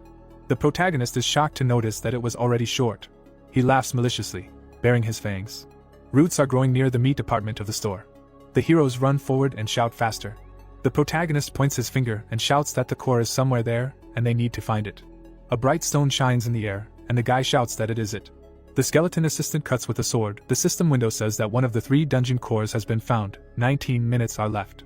The guy nervously says that there are 2 places left to check, the first floor and the roof, and we need to hurry to do everything possible. Skeletons in cloaks stand nearby. He states that it is good that the bodies of mages can also be used as minions. The message says that they are attribute synergy categories with the effect of increasing spell speed by 20%. The guy returns the others. The system window says that he can check the memory fragment of the deceased. He states that now he will be able to check the memories of the dead. He points forward and claims that he roughly knows where the next core is and that he needs to quickly go to the first floor. Kobolds are lying on the ground.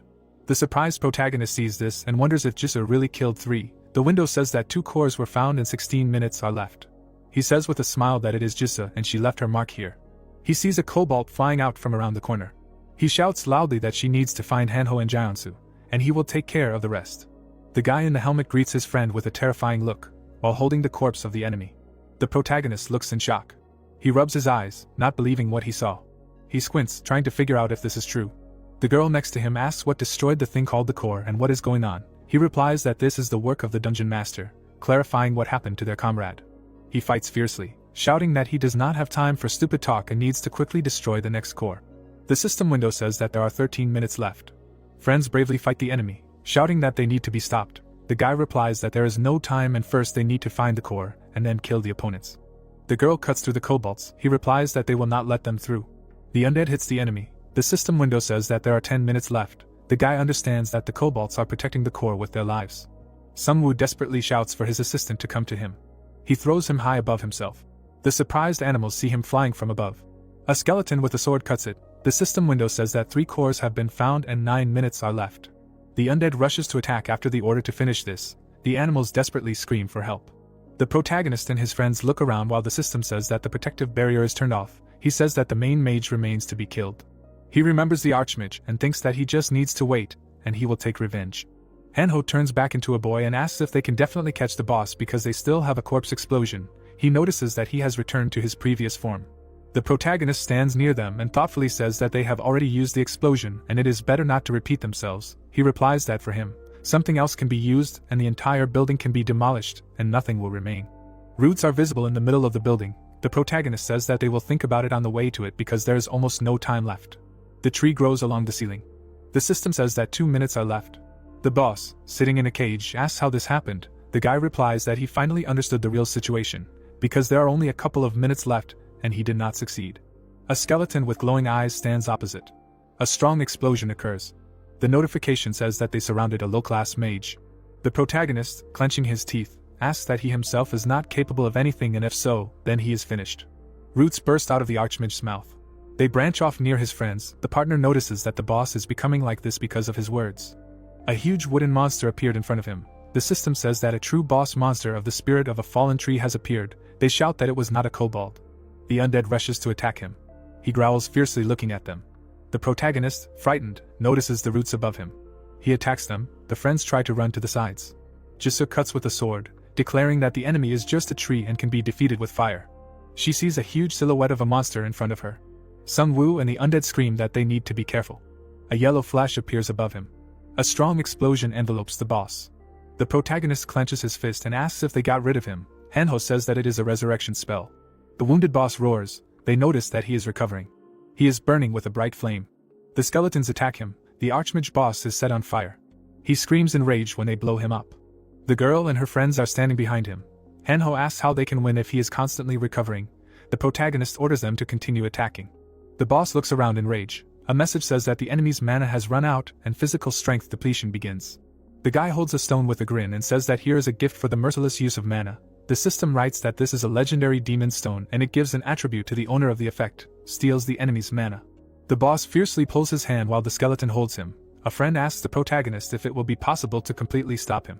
The guy sees the glow and shouts that this is a signal and that they need to retreat. The wooden monster sees the undead running away. He stretches out his hands, shouting after them. Sun Woo grins and shows him the middle finger and asks that it is really not clear that not all the skeletons are with him, and that they have prepared a gift for him on the first floor.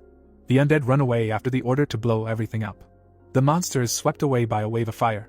He stretches out his hand while everything around is destroyed. The notification says that 12,000 gold was received for killing the true boss monster spirit of the fallen tree. The protagonist looks forward and sees a window with an increase in level. He says that he did not expect to even get a new level, specifying how much experience he was given. He looks in surprise at the windows that upon reaching level 10 he is given a roulette ticket, 69 achievement in history, and now he can add 6 minions.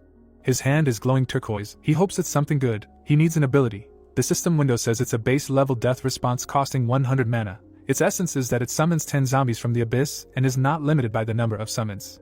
The guy is shocked, imagining a horde of 10 zombies. A sword is visible above the ruins. He thinks that he needed to somehow increase the number of minions to fight the vampires, and now he has the ability to summon 25. He takes the blade, saying that this is apparently a sign. He holds it with a grin and says that it seems like it's time to hunt vampires. Blue light is visible. The protagonist calmly holds his blade. The system says that this is a sword that has lost its owner of an unknown class with increased strength.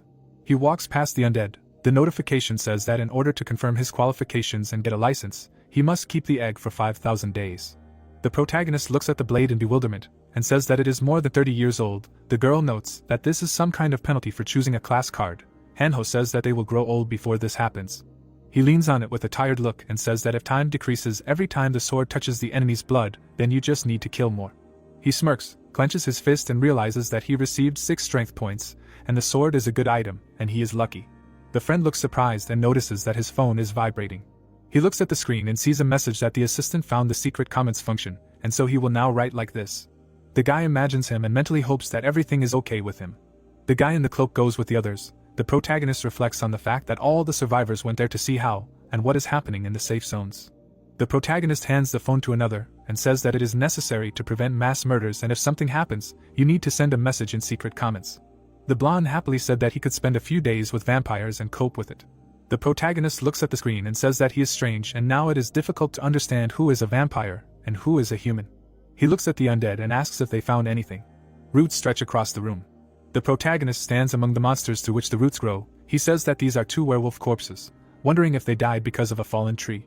He starts casting spells. The system says that the undead obey him. He notices that now he will have 5 werewolves.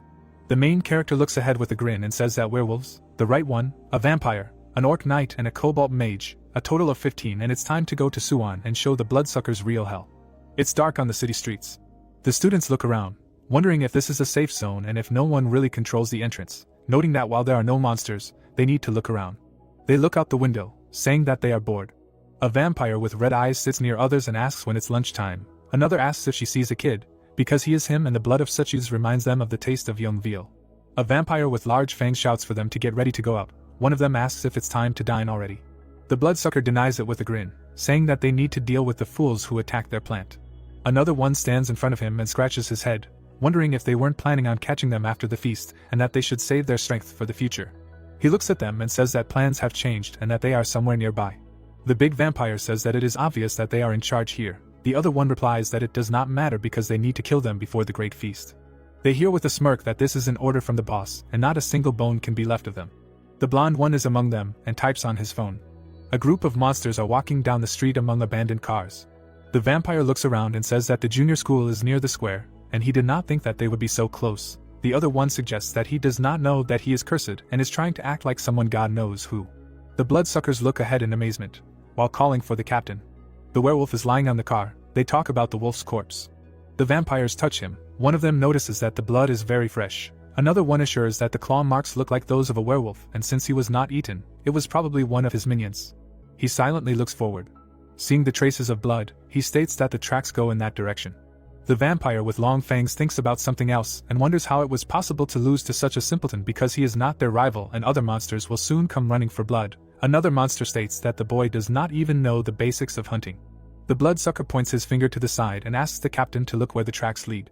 He breaks away from the spot screaming not to let them escape and kill them all at once. Dozens of vampires rush forward, shouting that as the boss said, his minions are skeletons and they should be careful only with werewolf skeletons.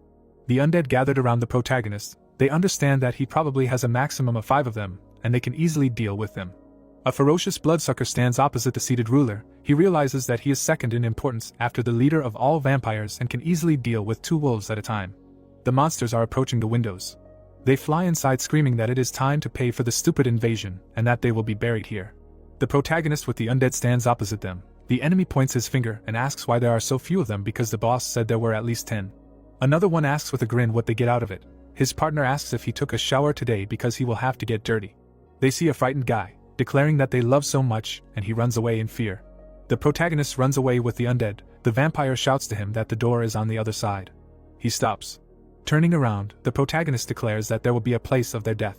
The bloodsuckers look at him in shock and ask what he means. The protagonist with a serious look claims that he cannot calmly watch them and the truth is that if you stretch out your hand, it will be bitten off at the elbow. The protagonist standing with the undead declares that there are so many of them but they did not understand what skill he has, specifying whether they can see only those whom he controls. He in response asks about the bone ones around and how many more he hid. He smirks and says that they are not just bone ones, because they have enough power to grind them all. The guy waves his hand and sends the undead to attack. The system window says that the Great Purge has begun.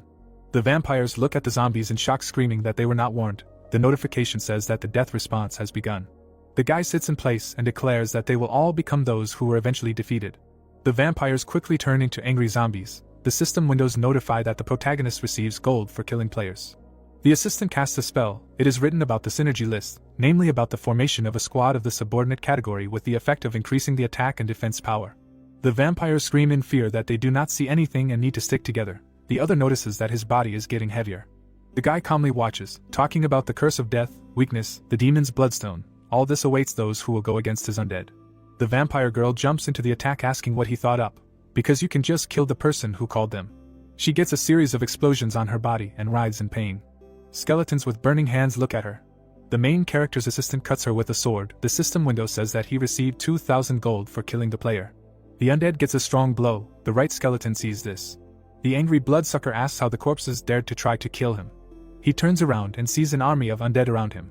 He skillfully chops them down, asking if this is really all they can do and let them summon more. The undead's eyes lit up. He sees zombies biting him and blood spurting in all directions. He tries to shake them off with an angry look, suggesting to start playing seriously. The vampire looks at the protagonist angrily and shouts that he is controlling them. The protagonist with sparkling eyes sees an attacking monster who at the same time shouts that he needs to be killed first. The whole building can hear the monster scream that they just need to finish him off. He flies at a guy sitting nearby, declaring that he is the enemy of their boss. The guy smirks and points his finger, asking if he really thinks he has enough strength for this. The enraged bloodsucker with burning eyes asks again. 2 hours ago, MC and the undead were standing near the house and said that they had to wait for the vampires. He points to one of the skeletons and says that they need to stay there until then. The undead are standing near him. He explains that this is where they need to stand. The skeleton with glowing eyes hears that he needs an explosion. The undead are trying their best. Sungwoo clarifies that he can't. He sadly falls to the ground, The owner says that he is still a skeleton, and there is no need to look at him like that. The protagonist puts out his hand and summons an army of zombies. The system window says that the summoning of the dead has begun in this area. The protagonist, smiling, declares that in this case he will use these corpses. The dead with blue eyes growl. His hand is on fire. He says that now the summoning on the move is needed, and it was not worth rushing around here. A strong explosion occurs near the flying vampire after the words of the protagonist.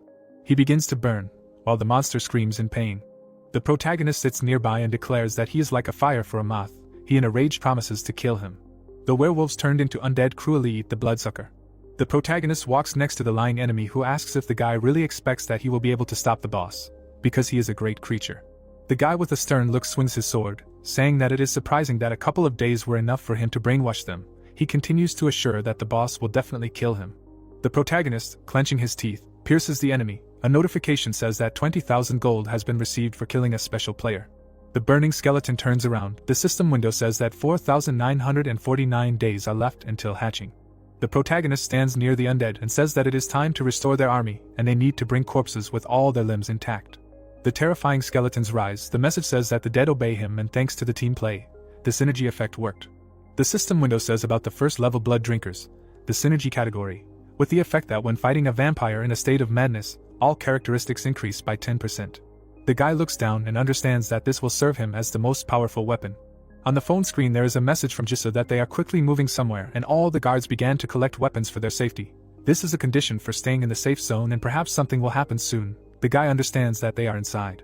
An army of undead appears behind the imperturbable skeleton assistant. The protagonist says that he probably felt that his subordinates were dying, and although now they obey his subjects. The character in the hat and cloak runs away. It is said that everything has changed, and now this is the end. A group of people are standing near a building in the middle of the night. A surprised guy points up and asks everyone to look. Spears with werewolves impaled on them are visible on the roof. Surprised people watch this, exchanging words that at least they were able to win, but for some reason they hung them up there. Hanho in a helmet tells the girl that soon it will be their turn, and he assumed that this would be the case, because they really are taking away their weapons. The guards are smiling and checking the man. One of them says that it may be difficult without a weapon, but they should remember that they are responsible for their safety, and they have already caught 4 werewolves, and therefore there is no need to worry, and everything will be fine with their weapons. Jisoo, gritting his teeth, declares that they are in cahoots with the vampires and want to get rid of all the people, and they do not need crappy weapons at all. The guy behind her asks where she went, asking her not to cut in line. He whispers in her ear that he hid her 2 swords where they agreed. The guy in the cap smirks. The other says that thanks to Youngsik's class, a 2-star deceiver, it was easy and no one saw anything.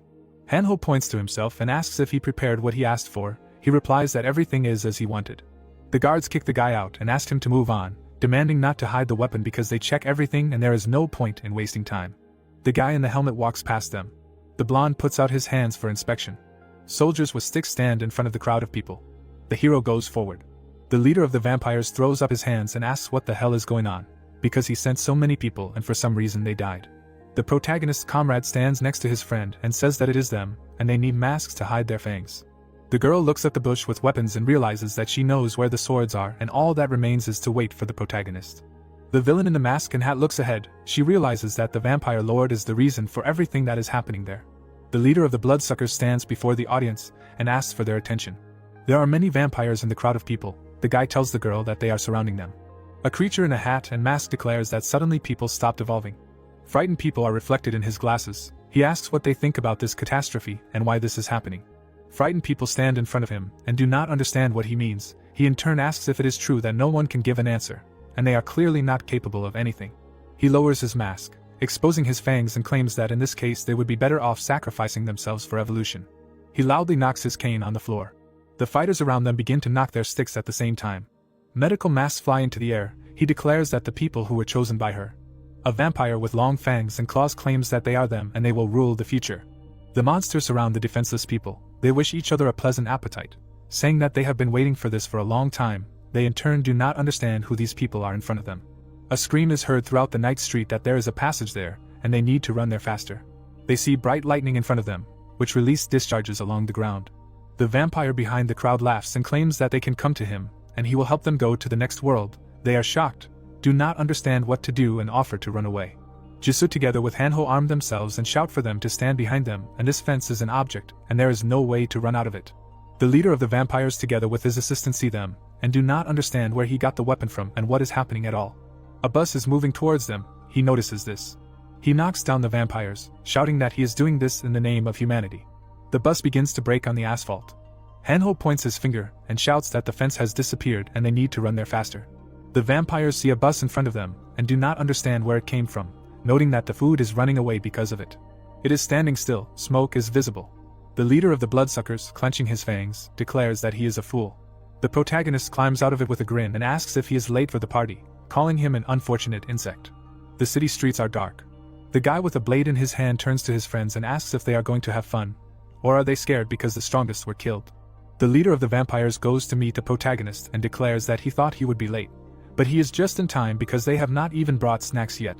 The Fang monster in the hat declares that he hopes that they will enjoy this party together, asking if MC agrees.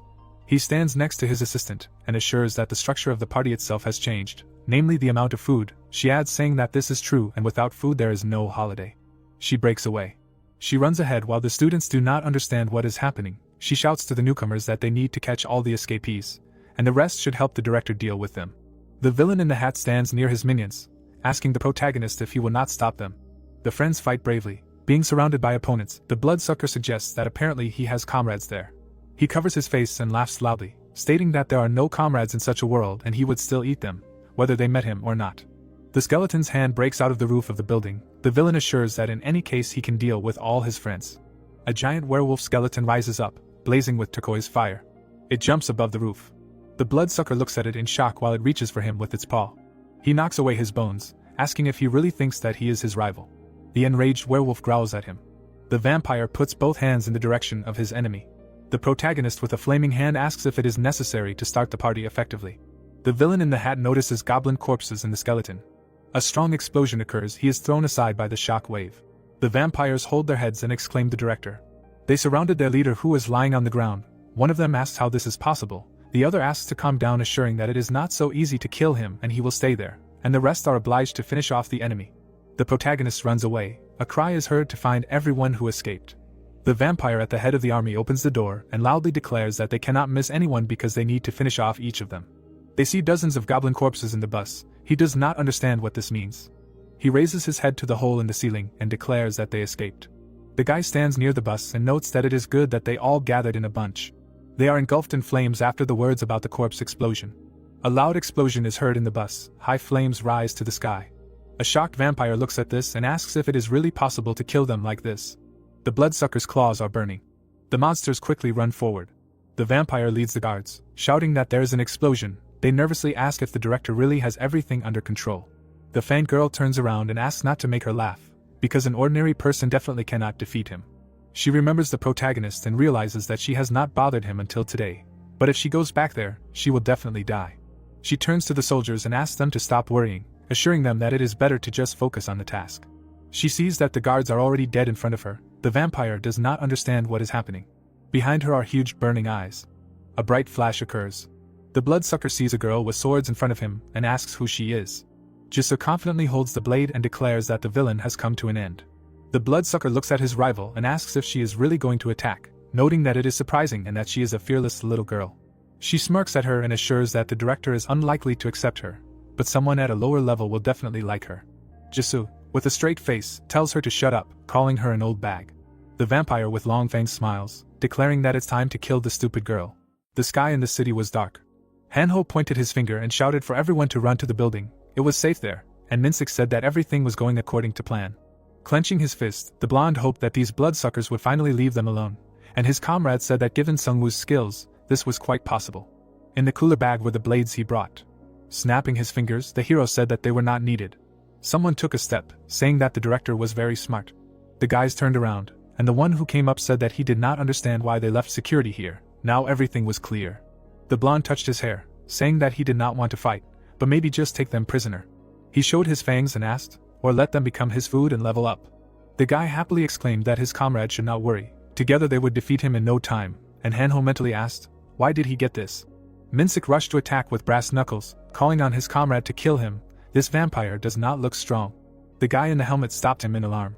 The vampire moved quickly, saying that he was very offended to hear such words. Maybe he was weaker than other vampires. Sharp fangs approached the hero's neck. The monster said that he was stronger than insects like them. Suddenly blades were approaching from behind. The vampire looked at them in surprise. He looked discouraged. Minsik hit him with his fist from below upwards. Hanho held the blade in his hand, saying that this was a jump in the air. It made an excellent target. He threw the weapon at the vampire. He fell to the ground, and the guy exclaimed that he was caught. The hero in the helmet was confused, thinking that he had just caught a vampire, and his friend happily exclaimed that he was much cooler than he could have imagined. Suddenly, Hanho's gaze became alarmed. He realized that he had not received gold. The blades broke into pieces, and words were heard that he wanted to play with them. The vampire opened his mouth, saying that now his beautiful face was ruined. The building was burning, and words were heard that he had destroyed all the lower-class vampires. A silhouette was visible in the flames. Sungwoo looked ahead, saying that now everything would begin for real. The roof of the building was burning. A vampire with wings landed on it. He opened his fanged mouth, and words were heard that he did not want to repeat himself, but he was finished. Flaming figures appeared next to the hero. He said that he knew that everything would not end easily. Waving his hand, Sungwoo continued that it was time to settle this matter. Several skeleton orcs appeared nearby at once. The weapons were pointed to the side, an order was heard to restrain it with spears. A black figure soared into the sky. The vampire attacked the skeletons. Sungwoo gritted his teeth, realizing that they did not harm him. A bright beam hit the skeleton orc's chest. Fingers touched the cracked earth. The system reported the use of a call of death in an area. The zombies that appeared grabbed the vampire's hand. There were black claws on his fingers, and words were heard that he was indeed stronger than some of his subordinates. Spreading his arms, the vampire screamed that he was the lord of vampires. One of the raised ones bit him on the shoulder. Teeth sank into the body. The vampire asked, "Is this the biting head of a zombie deprived of a body?" Throwing it off with his fingers, he said that it was not bad. The cut was small, but it was bleeding. 2 flashes repelled the attack of the zombies. Sungwoo pointed his finger, ordering an attack, and used a corpse explosion. The monster crossed his arms, then spread them out, attacking. Sungwoo brought his palm to his eyes, saying that this blood field, is this his active skill? Thoughtfully touching his face, the hero thought that there was a lot of blood, even if their attacks were weaker, but there was enough strength for a corpse explosion. Figures in green flames appeared nearby. He thought that if so, who uses werewolf synergy? He struck the vampire's body. The hero thought that with its help it was much easier to deal with one opponent. His foot slid on the ground. Stopping, the enraged vampire asked, does he think he can defeat him relying only on his strength? A bright beam crossed the zombie's body. Sungwoo sullenly opened his mouth and shouted an order to remain calm and prepare for defense, thinking that he killed 3 werewolf skeletons with one blow. Bright rays flew past the vampire's body. He said that he was as boring as other people. Evolution had rested on them. The hero standing opposite clarified that he considered himself to be the highest stage of evolution and heard in response that he was jealous that he was stronger than 10 people. The red eye opened wide. The vampire screamed that he was a great creature, which meant he had to subjugate the weak. Presenting fragments from history, he asked if the history of mankind had taught him nothing. Modern two-faced society considered him a threat to its security. The man looked at the shining cards. Words were heard that the very day had come when someone from above decided to correct the injustice. Fingers reached for the radiance. He chose it, not people. The man holding the card developed fangs and claws. He continued that the creature was capable of growing and leading others forward. Sungwoo tiredly touched his head and repeated, a great goal, but the methods of achieving it are stupid. He waved his hand and asked, does he really believe that in 100 years someone will thank him? The vampire exclaimed that society has always worked like this. Baring his teeth, he continued that his very existence is proof of evolution. They are the ones who have surpassed humans. Calmly looking forward, the hero asked, why then do such powerful creatures die at the hands of mere mortals? The vampire lord was shocked to hear Yang screaming for help. Blood was dripping from the blade. The vampire stared ahead in shock, saying that this is impossible. How can she stop her? Jisoo stood in front of him with swords in her hands, and the vampire asked, since she has evolved. Bright rays of attack crossed the space, while the vampire said that this is impossible. Jisoo stared sternly ahead, thinking that she is stronger and faster than an ordinary person, but much weaker and slower than her. Yang turned around in shock, thinking, how can she lose? Swinging her sword, the girl asked, she wonders why no one ever comes for her? She imagined the hero and thought that she was not as strong as Sungwoo, but she was also an excellent monster hunter. Remembering the scenes from the past, she thought that through hunting, she not only pumped up her level, but also gained experience in combat. The heroine crossed her swords, saying that she understood. Confidently looking forward, she continued that she was very surprised. Yang moved quickly, dodging attacks, and heard that despite her strength, she was not that fast, and her attacks were simple. Her tactics were just wearing down the enemy. A clawed hand reached forward. The girl said that it seemed that her experience only consisted of observing the vampire lord. After the attack, the girl found herself behind. Yang arched and screamed. Tears flowed down her face. Words of gratitude were heard for proving to her. Jisoo plunged the blade into the opponent's chest and continued that she was not that weak. Blood splashed, and cries of begging for help were heard. The girl exhaled. Looking at the building, she said that everything would be over as soon as Hanho saved all the people and Sungwoo killed the vampire lord. The blonde held the guy's hand and asked if he was alive. The vampire standing nearby said that they were holding up well for midges. Hanho closed his eyes when he heard the question of whether he had the strength to continue. The creature with sharp fangs said that it would be wasteful of him to just kill them. Spreading his arms, he continued that they could become like them. This was a great chance. The guy in the helmet looked at him discouraged. The vampire stood in front of the guys and said that they chose a class card to survive in a ruined world. Spreading his arms, the monster continued that it turned out that they needed to make a choice more important than a card, a choice that would guarantee their survival. With a wild look, the vampire introduced a fish and said that the best way to become a parasite. He imagined scenes from human life, saying that people who had never fought against anything, like students, environmentalists, or bartenders. Imagining the monster standing by the bodies, he asked what they would do in a destroyed world. They would get closer to someone who was stronger.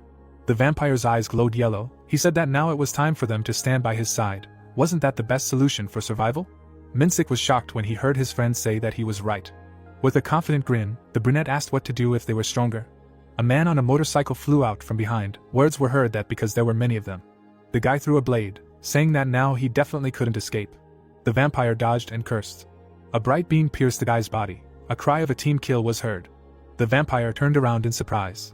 The blade was stuck in the goblin's forehead. Pointing his finger, the hero laughed, saying that he wasn't going to kill them right away, he wanted the goblin. The guy, surrounded by a glow, towered over the vampire, who asked what was happening. Was he small or was he getting bigger? He answered that when he gained confidence, he himself became bigger. Attacking with a bright beam, the vampire shouted that he didn't know what kind of skill it was, but it was no problem for him to grab a few more bugs. He stared ahead in confusion, not understanding where the sound was coming from or what that clanking sound was.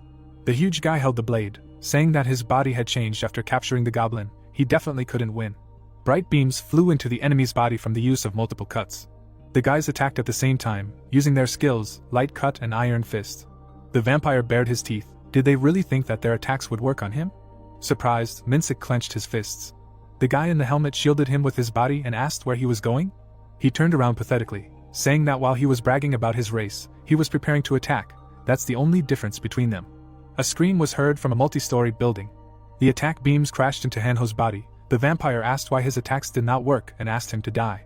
Minsik's hand was surrounded by lightning from the use of the iron fist. The fist surrounded by radiance crashed into the vampire's body. He stood surrounded by opponents and thought that their attacks were very low level, but they acted in a coordinated manner. They would destroy without giving a chance to attack. The guy in the helmet moved quickly, and the vampire noticed this, thinking that this giant was moving quickly. They were dangerous. The guy turned around, saying that he was starting to lose strength. The blonde bared his fangs and said that such a cool skill must have a recharge. The guy quickly raised his hand up, not listening to what it meant his end was near. He threw up the body of a goblin with a blade. The mouth of another was sealed with tape. The vampire thought why they were falling from the sky.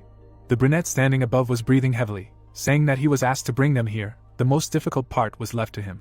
The giant pointed his finger down, saying that only he could kill the goblins that fell from the sky, which meant that no one could stop his power. The vampire grimaced in displeasure, hearing how he was reminded of what he said, that the strongest must kill the weak in order to survive. Covering his mouth, the boy said that the real survival begins. With a confident look looking away, the boy continued when he needs to protect the people dear to him. Minsik gritted his teeth, hearing that they go through all the difficulties together. Only in such harmony can one survive. Gloomy Hanho folded his fingers, saying that this is their way of survival, love and peace. The vampire looked up in fear, saying that this is impossible. The heroes kicked him while he screamed that they were just weaklings, unfortunate and scavengers. Blurred footage of the fight with the vampire. The vampire lord raised his hand, furiously screaming that they were fools. How could they die at the hands of a human? Sungwoo chuckled slightly, saying that apparently vampires are not so good, and they have more weak points than humans. The monster hit another skeleton, saying that he wanted to save his life to talk, but he was already tired of this nonsense. The skeleton's body fell nearby. Words were heard that the first weakness of vampires. The winged monster turned tensely, hearing that it was the inability to use weapons.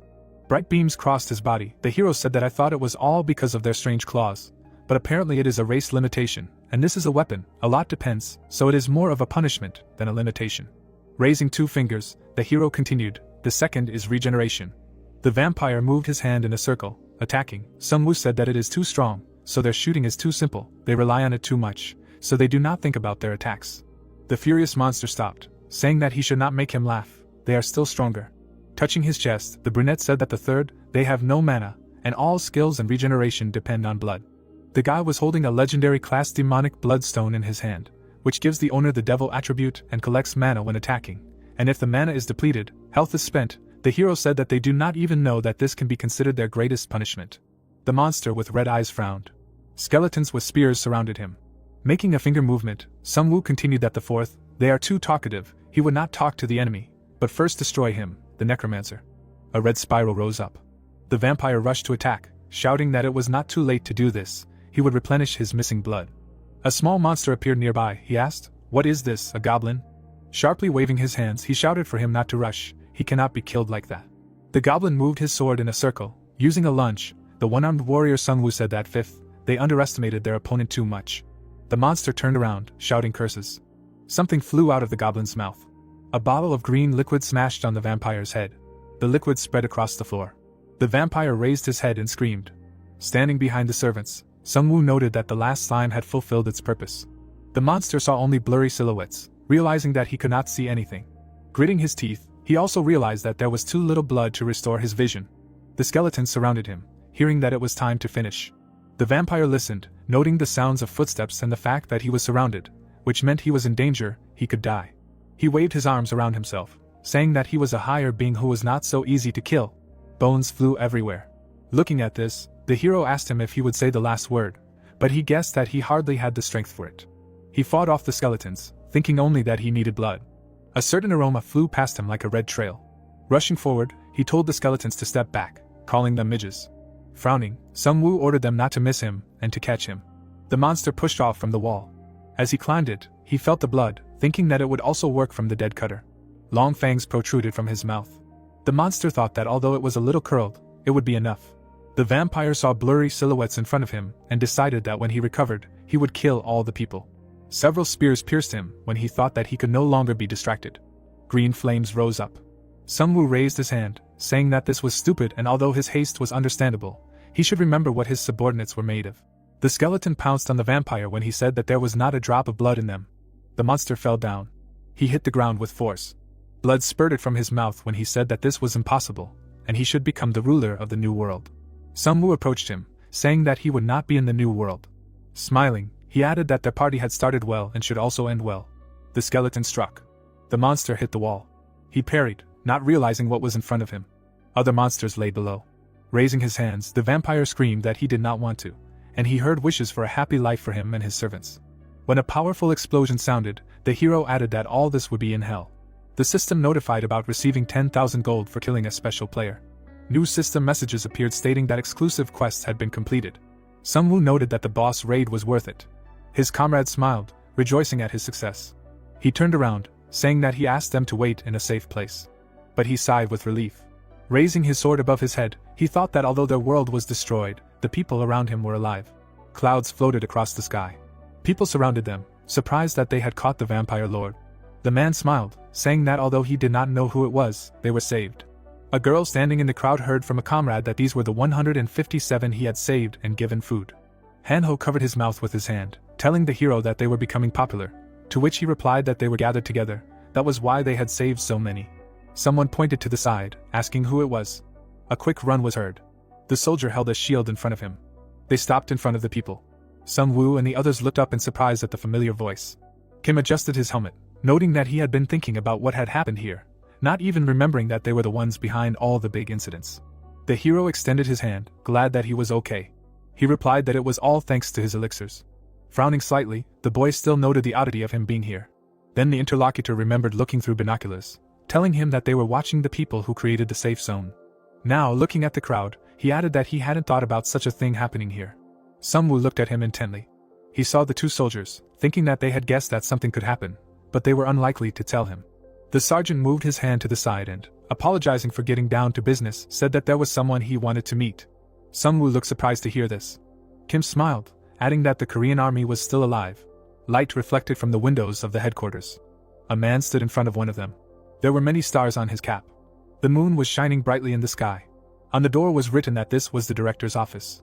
Sungwoo opened the player's profile in front of him. He smiled, saying that out of 300,000, 150 were received just for this battle, and killing people is more expensive than killing monsters. Bones surrounded his body, and that's how he got bone armor. Another system window showed that this is armor made from the bones of a corpse, and the result depends on the type and quality of the material. The hero examined himself, saying that it fits perfectly, especially since it is more flexible than it seems. He can move quite freely. Skeletons were also covered with such armor, and became stronger. A crossbow appeared in his hand, which he received for completing the task. The assistant showed its description.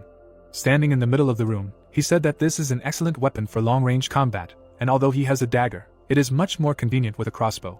Clenching his fist, the guy summed up that these are excellent items, and he has become stronger. Frowning, Sunwoo added that he can defeat any enemy and will no longer be so weak. Fire appeared behind him. Turning around, the guy saw a burning house, hearing cries for help in his head. People were visible in the fire. They were crying. The hero recognized them as his father and mother. The man opened his mouth wide, screaming that he had become stronger and must save them. Sunwoo stretched his hand forward, summoning his sword. Suddenly, he was a child. People reached out to him, not understanding why he did not save them, because they were in so much pain. The boy began to run away when they begged him not to go. Tears appeared in his eyes. He heard that he had not become stronger, since he was still running away. Now Sunwoo clenched his teeth. Hanho looked at him in surprise, saying that a whole day had passed, and he was still sleeping and, apparently, completely exhausted. Pointing to his back, his comrade added that Kim had come with another soldier. The hero remembered his conversation with the sergeant, and how he told him that if anyone had business with him, then let him come himself, saying now that he was too tired to go anywhere. He took his jacket, saying that he would be there soon. Clutching it tighter, the guy decided that he needed to become stronger so that he could survive and protect everyone. A quick step was heard. Hanho raised his hands when asked if the hero was there, and replied that he was asking to wait a little longer. The man opened his mouth wide, indignant that they were treating the current situation as a joke, and demanded that they get out of the way. The man entered the room, saying that he was a lieutenant colonel from the 51st Special Forces. Sunwoo looked at him silently. Taeyoung sat down in a chair, asking if he understood the reason for their arrival. The guy sat opposite him, asking what he would say. The lieutenant colonel frowned, asking if he was the one who killed the criminals, and also adding that they needed him to participate in the investigation of what happened and to cooperate with them in the future. The hero, looking at his interlocutor, said that he agreed to help with the investigation and asked what cooperation they were talking about. The man pointed at him, answering that he should join the army. Sunwoo frowned upon hearing this. He covered his face with his hand, repeating the last words. Removing his hand, the boy said that this was a very strange proposal, wondering why he would do this. There were two soldiers standing next to Taeyeon when he said that the country was in a state of emergency, and they could force him to do it legally. He smiled and added that it would be better if he wanted to do it himself. Sunwoo tilted his head, thinking that this was all nonsense, and asked why they needed him. The boy covered his face with his hand, hearing that he could help his country by providing protection and regaining control over the territories, thinking that they wanted to use him to the fullest. The lieutenant colonel looked at him, saying that he had already been in the army, which means he understood how important it was in such a terrible situation. They should gather as many people as possible. Imagining a man in a cloak, he talked about how the prosecutor seemed to be playing with them, forming his opposition groups. Imagining this prosecutor in battle, the hero thought about how he wanted to save the people of the Yongdongpo district. A symbol appeared above their heads, as the prosecutor wanted to become the leader of the General Korean Guild and ensure security in their territories. And then he imagined it on the monster, realizing that it wanted to destroy the boss from its area, because it was the leader. Taeyoung gritted his teeth, saying that creating such parties was dangerous, and now all the people of the country should unite. The soldiers behind him looked confused when he said that the more difficult the situation, the more severe the measures should be, and for the sake of society and well-being, it is necessary to follow the orders of the army. Sunwoo looked at him, hearing the call to become a soldier, because there is a lot of work ahead. The lieutenant colonel got angry when he heard that he did not agree and that the army did not have such rights. He remembered the destruction, saying that when everything happened, the army and the government did not help ordinary people in any way, and they called the desire to survive the opposition. The man blushed when he heard that everyone simply adapted to the system and they have a new life with monsters, items and experience points, so it is unlikely that the army will help. Showing his fingers, the hero added that it would be better to continue being a mercenary. Taeyoung hovered over him, asking if he was willing to disobey an official order, to which he replied that this country had done nothing for him and others. He looked up and added that in this case, its meaning was lost. The man grabbed his clothes, calling it a rebellion, not understanding how he dared to do this to his homeland. Sunwoo pulled his hand away, saying that this was the end of the conversation. After leaving, he added that he would go. The lieutenant colonel was very angry, saying that he would regret this and that work, communication, discipline would save the country, and he could not survive alone. The hero, turning around, said that he was much better off alone. Several soldiers were standing in the street. People looked at them, saying that when the military is around, you feel safe, and hope that now everything will return to normal. Hanho looked at them with displeasure, saying that they saved them, but the girl next to him added that nothing can be done about it. Jisoo also looked at the people around her, saying that they needed to believe in something now, and that nothing was clear in this world yet. Imagining a strong soldier, he said that they felt better that way, because the military was stronger than ordinary people anyway. The girl looked at the soldiers nearby, thinking that they were real warriors, strong and trained to work in a team. Looking at their gaze, she also noted that she did not like it, although she did not understand why. Hanho approached them and they asked what he wanted. The guy, raising a finger, asked if they were subordinates of Sergeant Kim, noting that there was one person with him. The soldiers were confused when they heard the question, "Where is Soldier Kwan now?" They waved their hands, saying that they are forbidden to disclose information about the soldiers. Hanho raised his hand to his face, answering that he was not in the army, so he does not know the rules. Jisoo, who was watching him, was surprised that it was forbidden to just tell how he is doing. The guy approached her and noted that it was a bit strange. Yes, she agreed, saying that she did not like it. At the entrance to the office, it was written that this was the director's office. Sungwoo walked down the hallway, saying that he would not continue to cooperate with the army, but wanted to maintain good relations with them. Frowning, he thought about who the man was to say such a thing. He heard someone running behind him. He turned around. The hero saw Kim, who was apologizing for what happened. Smiling, Sungwoo replied that one soldier could not be responsible for the entire army, asking if they decided to convince him through the sergeant. The soldier was confused, answering, and the hero was surprised at how much they needed him. He looked away with hostility, saying that he was right, but their commander presented it incorrectly. Going behind him, Kim added that although it was a secret, he wanted to show him something. The exit from the parking lot was visible nearby. Sungwoo followed the sergeant. Looking at him, he thought that perhaps this was some information. Kim stopped him with a gesture, asking him to wait. There was a group of soldiers nearby and he said that usually any intruder would be shot immediately. But now they were busy with something else, and so nothing would happen. The sergeant hid behind the car. He took out a suitcase from it. The hero thought about how dangerous this business was, since Kim had difficulty deciding to show it to him. Looking around, the sergeant said that they needed to quickly go inside. The stairs led up. The light reflected in Sungwoo's eyes.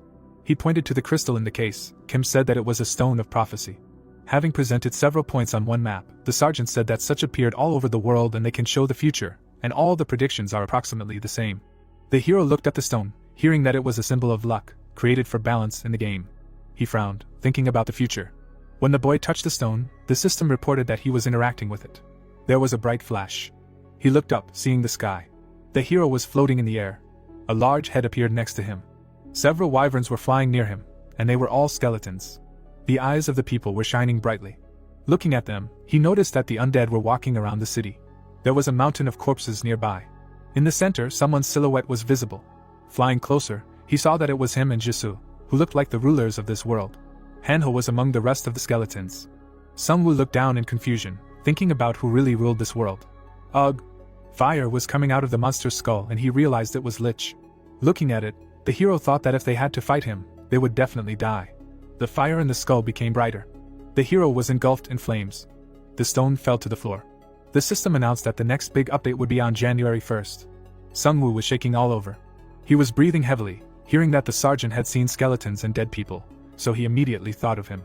A system message about an exclusive quest appeared. Covering his face with his hand, Sungwoo replied that this was an incredible item, and now he had a goal. He gritted his teeth, thinking about level 15 and that there were only 2 months left until Season 2. The hero remembered himself as a minion, thinking that if he did not change his fate, everything would be exactly like this.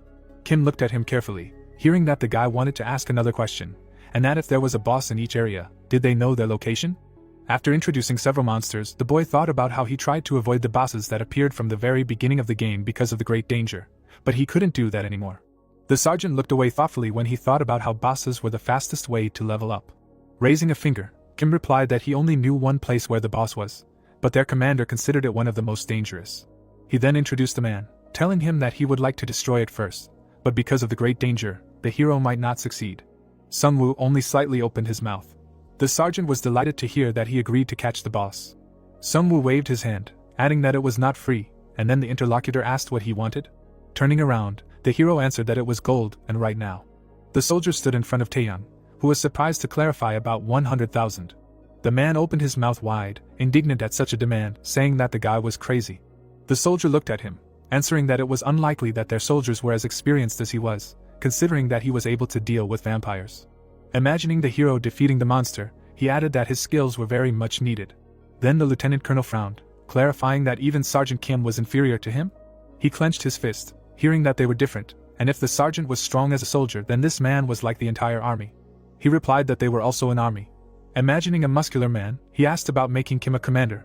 Would he then be able to destroy all the monsters and subjugate the skeletons? Imagining the strength of these skeletons behind him, the soldier replied that they should not be afraid of them. He just did not want to foolishly waste the lives of his soldiers. Imagining how the army surrounded the skeleton, he said that although there were more people, they were much stronger and, as he said, the hero is an entire army. Taeyong gritted his teeth, talking about 100,000 again. Then the sergeant opened his mouth wide, allowing him to say something and thinking that he needed to convince them. A little nervously, he shouted that Sungwoo was a good soldier and a person who could help in this difficult task, and also this was a normal payment for the ability of such a warrior, thinking that then fewer of their guys would die. Taeyong glanced at the sergeant, thinking that they spent 60,000 a day on one soldier, which meant that the payment for him was 14 hours of an ordinary soldier's life. Folding his hands in displeasure, the man replied that he would have to agree. Imagining how the monster gnawed the plane, he thought that in the Zero of the first combat squadron lived the most terrible monster of those he had ever met, and if he did not kill it, then things would not go further. There were many dead soldiers lying under the monster's feet, so despite the large number, all of them were killed in the first 10 minutes of the battle. They simply surrendered. Imagining the officer rewarding him, he thought that if it weren't for the wyverns, it would be possible to move through the air, but first he needed to destroy the monster, then the situation would become easier. Now the man hit the chair with his fist, saying that they had no choice and let them tell the guy that they agreed. Gritting his teeth, the man called him greedy. He frowned, adding that this would come back to him. Kim silently watched what was happening. The sun was reflected in the windows. The men shook hands. The system notified about receiving 100,000 gold. The soldier, looking at Sungwoo, said that this was 100,000 from the army and hoped for good cooperation.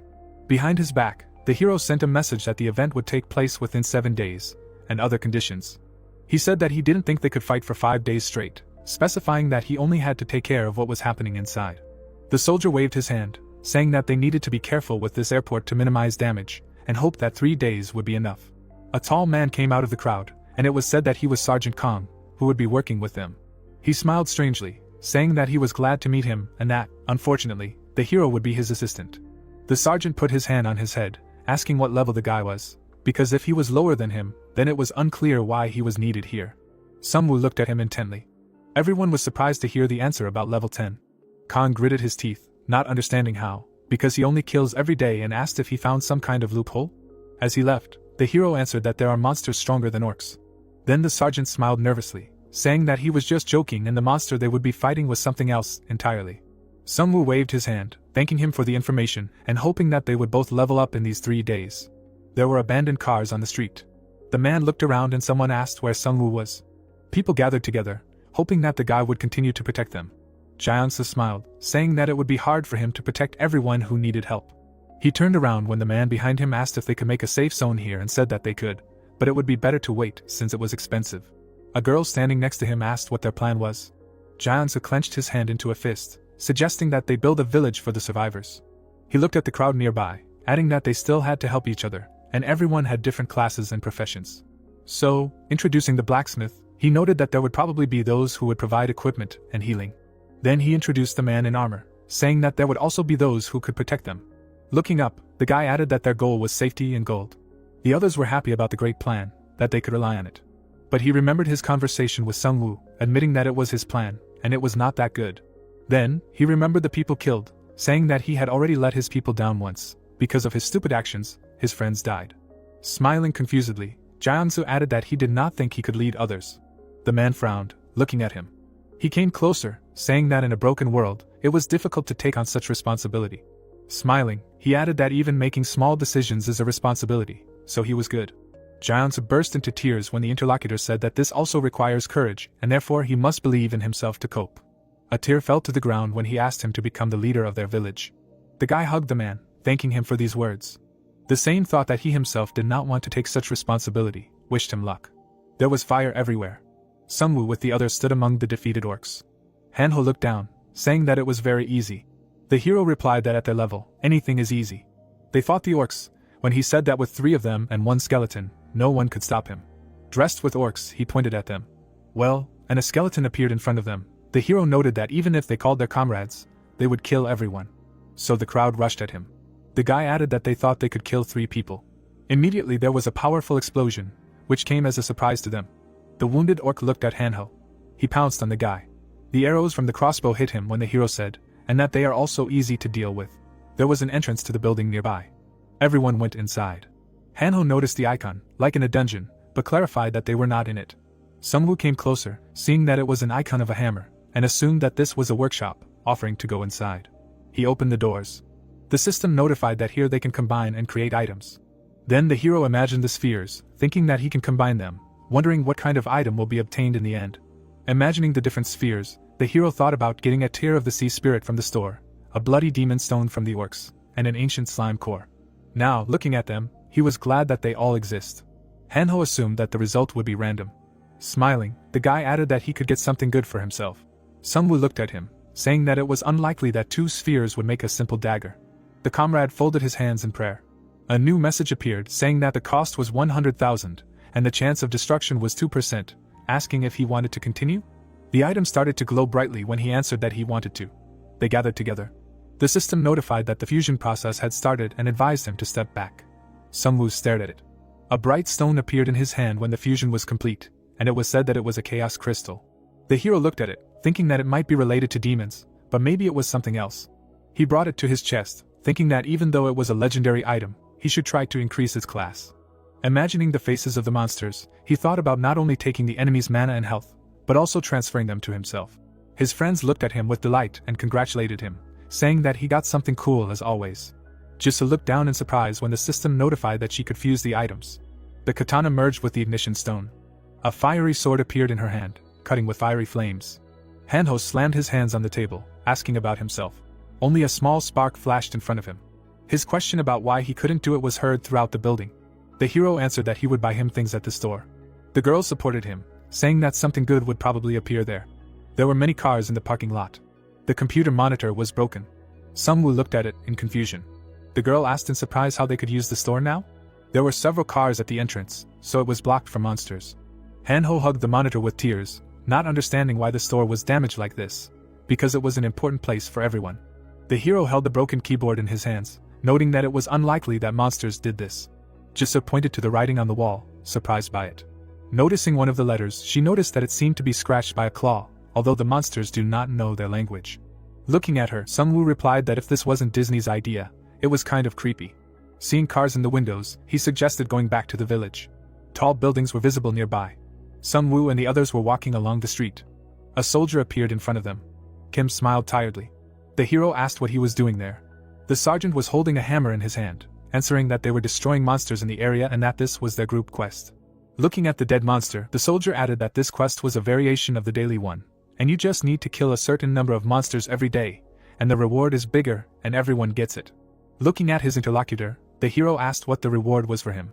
Nearby, they were helping a wounded man. Frowning, Kim replied that the attack and defense power increases by about 10% the next day, but for some reason the quests are getting harder. Introducing the monsters, he said that orcs and goblins appear out of nowhere, but the rewards are getting better. Sitting down next to the goblin, Hanho didn't understand how that was possible, although they really didn't know where they came from. The sergeant clutched the dog tags in his hand, hoping that wasn't true. Gritting his teeth, the boy added that in that case, all the deaths were meaningless. Looking with compassion, Jisoo suggested that maybe someone escaped, since people probably wanted to find their families. Kim looked at his comrades, answering that there were some, but they caught them quickly, since it was dangerous to split up in a situation like this. Then, imagining the soldiers tied to poles, she asked about the army not even allowing people to escape. Kim clenched his fist, answering that unfortunately, in the current situation, they can't rely on everything they were trained to do, so they are trying to take it with numbers. Then, imagining the broken phones, she concluded that they were taking their gold and preventing them from interacting with society, thinking about how it was always difficult in the army, whether you were there once or all the time. Sungwoo saw his interlocutor pursing his lips, thinking that this was why the Prosecutors Guild was better than the entire army. Looking at the tall buildings, he said that it was time to move. They had wounded, so it was better to go to the village, where it was safer. The beast put its paw behind its back. With one blow, it threw several people back. The rest ran away, shouting that it was late and they needed to go inside. Jiangsu, frowning, shouted that they needed to hold on and at least not let them get to the others. A monster appeared behind him. He, looking back, thought about how things like this happened when Sungwoo was not around. Taking the spear with both hands, he decided that he could no longer. A swing of the paw threw the people back. The monster was surprised at what he saw. Jaeonsu pounced on him, deciding that he didn't want to give up his people for nothing anymore. A bright light remained at the beast's face. Landing on the ground, the boy was glad that he had succeeded. A bright light appeared next to him, as he thought about buying time. The beast grabbed him, so the boy forgot that there were 3 wild bears here. Tears ran down his face, as he thought that it was too late. The small skeleton swung. The bear's paw was cut off. Another blade pierced its mouth. Fire appeared around Jisoo, and she said that Jaeonsu had held up well. Another bear appeared behind her. Someone blocked his blow, telling him to put his claws away. Hanho clenched his fists, saying that he was already in a bad mood today. Looking at the defeated bear, Jaeonsu wondered why. Someone stepped forward as he said that he thought he was weak, but thanks to them, he was convinced otherwise. Sungwoo extended his hand forward, saying that they came to help. Kim and the other soldiers looked at what was happening in surprise. The bear was covered in suit armor. The system showed a description of the synergy effect. The sergeant looked at his comrades, thinking that not only the heroes, but everyone in his team was very strong, and most importantly, they worked well together. He gripped his hammer tighter, thinking that it was unfair, because they were not as strong as him, but they also fought with all their might. He remembered his fallen comrades, thinking that although their warriors knew a lot about war, they were not ready for this. He also remembered the dying comrade who wanted to see his mother, thinking that they should not die for nothing. Kim lowered his head, wondering if it was right to listen to the orders of the commanders in the current situation. Sungwoo approached him, asking him to tell him that all preparations were complete. The hero smiled, adding that they could begin the operation to retake the airstrip. There were many wounded people sitting on the floor. Jisoo and Hanho smiled at Jaeonsu, saying that he was a good man for killing 1 wild bear, who replied that they had many wounded and dead. Sungwoo approached him, saying that this situation was difficult for any person and everyone knew that he had done his best. Someone's footsteps were heard and a question about what happened. Looking around, Khan noticed the chaos in the village and concluded that many people had died. The hero looked at him in surprise, not understanding how he could say this in such a situation. A subordinate bear stood next to him as he spoke about their attack. Standing in front of the bear, the man replied that he had also caught one and that they were very strong. Sungwoo imagined his card, thinking that his class was a 3-star striker. Imagining him in battle, the hero mused that he could fight unarmed using martial arts, although he said he did not know the meaning of his class. Kim looked at Kang, asking if he was ready to move, since the hero planned to start the raid as soon as possible. Kang, gritting his teeth, asked irritably, "Since when did the sergeant become his secretary?" The soldier looked confused. Kang kicked him in the leg, saying that if he had plans, he should say it himself. Kim felt a strong pain, and when asked if he remembered his military duties, he replied that he did. But the man looked at him menacingly, noting that it did not seem like it, otherwise he would not grieve over the death of civilians when they had such an important mission.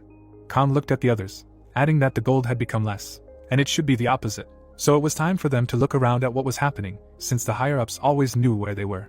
Sungwoo imagined the man at the monitors, thinking that the man knew about some kind of tracking system, but considering the gold collection, it was more like slavery. Kim opened his mouth wide, indignant at these words, since many of his soldiers had died. Frowning, he added that it was all because of the captain and their stupid judgments. Khan lifted him off the ground, responding that his task was to collect gold and leave the strong monsters to him. Veins bulged on his forehead as he talked about his soldiers dying because of his stupidity, reminding him that he was a blacksmith and that his life depended on him. Gritting his teeth, Kim thought about how he only wanted to help his soldiers. Someone's hand touched Kang's arm. Sungwoo approached them, saying that they were moving, since there was little time. He looked at him menacingly. He threw the sergeant aside, indignant that the hero had touched him, saying that they needed to hurry.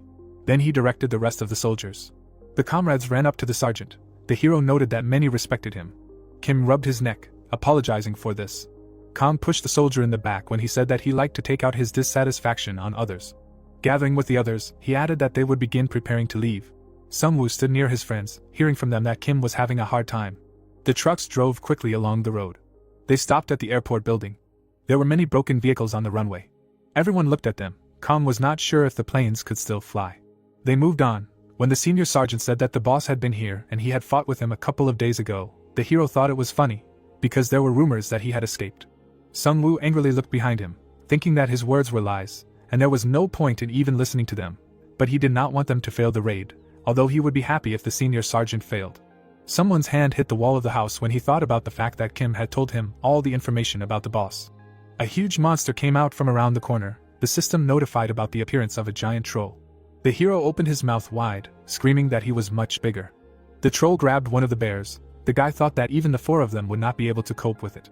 The monster's eyes glowed brightly, and he realized that it was looking straight at him. A loud roar was heard throughout the area. Kang turned to Sungwoo, asking if he was watching him, because right now 100,000 gold was running away from his hands. A glow appeared around the hero's hand, and he replied that everything was under control and it would not be difficult to catch him. The dead began to bite the troll's leg. The system notified that a death response was activated in a certain area. The boss took a deep breath. He forcefully kicked the ground. Hanho covered his head with his hands. The hero said that the ground was shaking. They need to be more careful. Kim stood behind him, asking if all the zombies were dead. The guy answered to calm down. Frowning, Sungwoo wondered if he should talk to him alone. Zombie parts flew apart when using corpse explosion. The troll struck again. Sungwoo covered himself with his hand. The monster's hand was hanging down. But the wound immediately healed. The hero noted that he had excellent defense and fast recovery. Imagining other monsters, he thought about how he was weakened by the curse and constant attacks. But this is not enough, and although he does not have special skills of vampires, slimes or spirits, but physically he is very strong.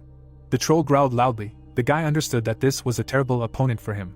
Putting his hand behind his head, Kang asked about the fact that his tricks did not work, concluding that this time there was no way to do without casualties. The hero, gritting his teeth, thought that he still had an option, and it was the most effective and safest. Footsteps were heard, saying that it was their turn. Hanho and Jisoo prepared for battle. There were several soldiers in the store. The captain was told that the prosecutor was gathering people and creating a strange group. Taeyang gritted his teeth, hearing that some kind of strange guild had also appeared in Busan, answering that such rats were always waiting for a reason to behave like this. The national news appeared on the phone screen. The soldier suggested creating a post in the army community, because people would start asking more questions if the number of such guilds increased. The man looked at the soldier and said that they could not trust such suspicious groups anyway, and the soldier asked why. Taking a drink in his hand, he replied that the information was very important now, and if it fell into the wrong hands, the government and the entire country could be at risk. Taeyang introduced the group of people, saying that they still did not know what exactly happened, but the government was very wary of such gatherings. The soldier looked at the commander with distrust, wondering if he should trust the higher-ups in such situations, because even if this site was unofficial, it had influence in society. The man looked at him as he thought about how even among the military he had influence. Taeyang imagined the dead Sungwoo, asking the soldier if he had told the others that after killing the boss, he was next, and anyone who refused would be eliminated. Imagining Kang's sinister smile, he replied that he had, and that the senior sergeant and 2 of his squad had agreed, and Sergeant Kim would just have to join. Narrowing his eyes, the man asked if there would be any problems with the henchmen. The interlocutor imagined a frightened Jisoo, saying that she had a semblance of a sword, but she was a girl, which meant her strength was questionable. Then he remembered Hanho with a dagger in his hand, saying that he was just a pawn. He was weak, but he was trying to use a dagger, but in fact he was just hiding behind a necromancer. Taeyang raised a finger, ordering to check if everyone was ready, and demanded not to kill everyone at once, because they needed to earn at least 100,000 gold. The soldier frowned, thinking that this was more like robbery than a military mission, and their soldiers were dying just for gold, but decided to put such stupid thoughts aside. Others were guarding the entrance when he decided that the soldier should obey, and ordered them to move forward, saying that Kang was in control. Opening his mouth, the troll growled. Hanho blocked the blow, saying that they needed stronger attacks. A new message appeared about the activation of the Holy Shield. The guy opened his mouth wide, saying that he was the local king here. Jisoo appeared behind the enemy. The girl plunged her blade. The troll gritted his teeth. He tried to knock her down with his hand. She landed on the ground. Looking at the boss in front of her, she thought that maybe he was big, but not very fast, decided that they could handle it. There was a rope on the hilt of the sword, and she told Hanho that they could begin. The guy tightened the rope on his belt, saying that it was impossible to cut. He quickly moved around the boss, shouting that he needed to be tied tighter. The rope wrapped around the troll. Kang watched in surprise, thinking of people as just weak-willed dolls of the necromancer, but they turned out to be very strong. Seeing how they fought the boss, he also noted that they acted together, attacking and defending in a coordinated manner. He gritted his teeth at the thought that the hero wanted to win the fight only at the expense of these two. A message appeared saying that the protective barrier would turn off in 3 seconds. A screen appeared in front of Hanho, and he turned to Kim. The sergeant took out a goblin from his backpack, saying that they were ready. A dagger was stabbed into the monster's head. A message appeared saying that they had purified the goblin, and the effect of the protective barrier was extended. The sergeant took out the next goblin. Kang frowned, surprised that they were killing him to defeat the boss. Seeing how Hanho was surrounded by a glow, he thought that such a skill was needed to win. Jisoo was surrounded by fire. The man thought that she hardly had any military or combat experience. After all, killing people and monsters are completely different things. He reached his hand towards Sungwoo, realizing that this was not how he imagined the situation, and suggested killing him right away. Sungwoo frowned, thinking about his comrades tying the enemy's legs. Earlier, they were standing in the office, and he told them that it was dangerous, so it was better to entrust such work to others. His companions looked at him, saying that they had no right to make a mistake with the boss, and that they were the most suitable in terms of agility. Jisoo raised her finger and also noted that they had a protective barrier, which meant there would be no problems. The hero thought that it was some kind of transformation technique. He looked at them carefully, answering that they needed to think about it, because he had to ensure their safety. Slightly opening her mouth, the interlocutor noted that he was not their guardian. Jisoo put her hand on her chest, saying that they were a team, and asked them to trust. The club hit the ground. Hanho completely tied up the monster. It fell to the ground. Sungwoo walked towards them, saying that they were great, but now it was his turn. Skeletons appeared behind him. Kang, looking at them, thought that this was the necromancer, and did not understand how to kill him now. One of the servants handed him the sword of the Dragon Knight, who was already eager to absorb blood. He pulled the weapon aside, ordering his minions to attack. They struck many blows. The bears gnawed at them with their teeth. One of the skeletons punched, but the troll bit it. The hero stood over him, asking him how he could not live, and offered to feed him something more nutritious. Hands stuck out of the troll's mouth. A powerful explosion sounded. Sungwoo had the monster's head in front of him, and he said that the boss was no exception, being left without it. He stuck his hand in it. The system notified him of receiving 220,000 gold for the victory. New windows appeared, informing him that additional characteristics, a mysterious box, and a new level had been received. Sungwoo looked at his weapon when the system reported that 4,851 days remained to prove his worthy, and said that it took 98 days to prepare for this hunt. A card appeared in his hand. The guy said that for leveling up he would choose a full-fledged bone weapon so that it could be improved in the future.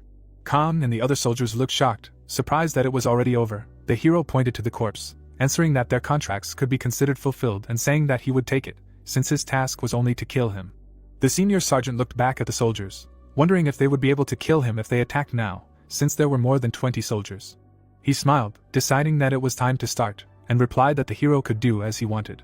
Sungwoo smiled back, wondering what he was thinking about, and a bright light appeared in his eyes as he replied that he understood everything himself. The man pulled his hand back to strike, shouting to the others that they had been found out. An explosion sounded from his blow. Green flames rose up. Sungwoo took cover behind his shield. The protagonist sees the enemy's hand flying in front of him. His palm turns into a bone weapon. The white bones begin to transform. He delivers a strong blow to the protagonist's shield. Kang is shocked to see this. Striking his fist into his palm, he shouts that the attack has failed and the soldiers need to distract him while he attacks.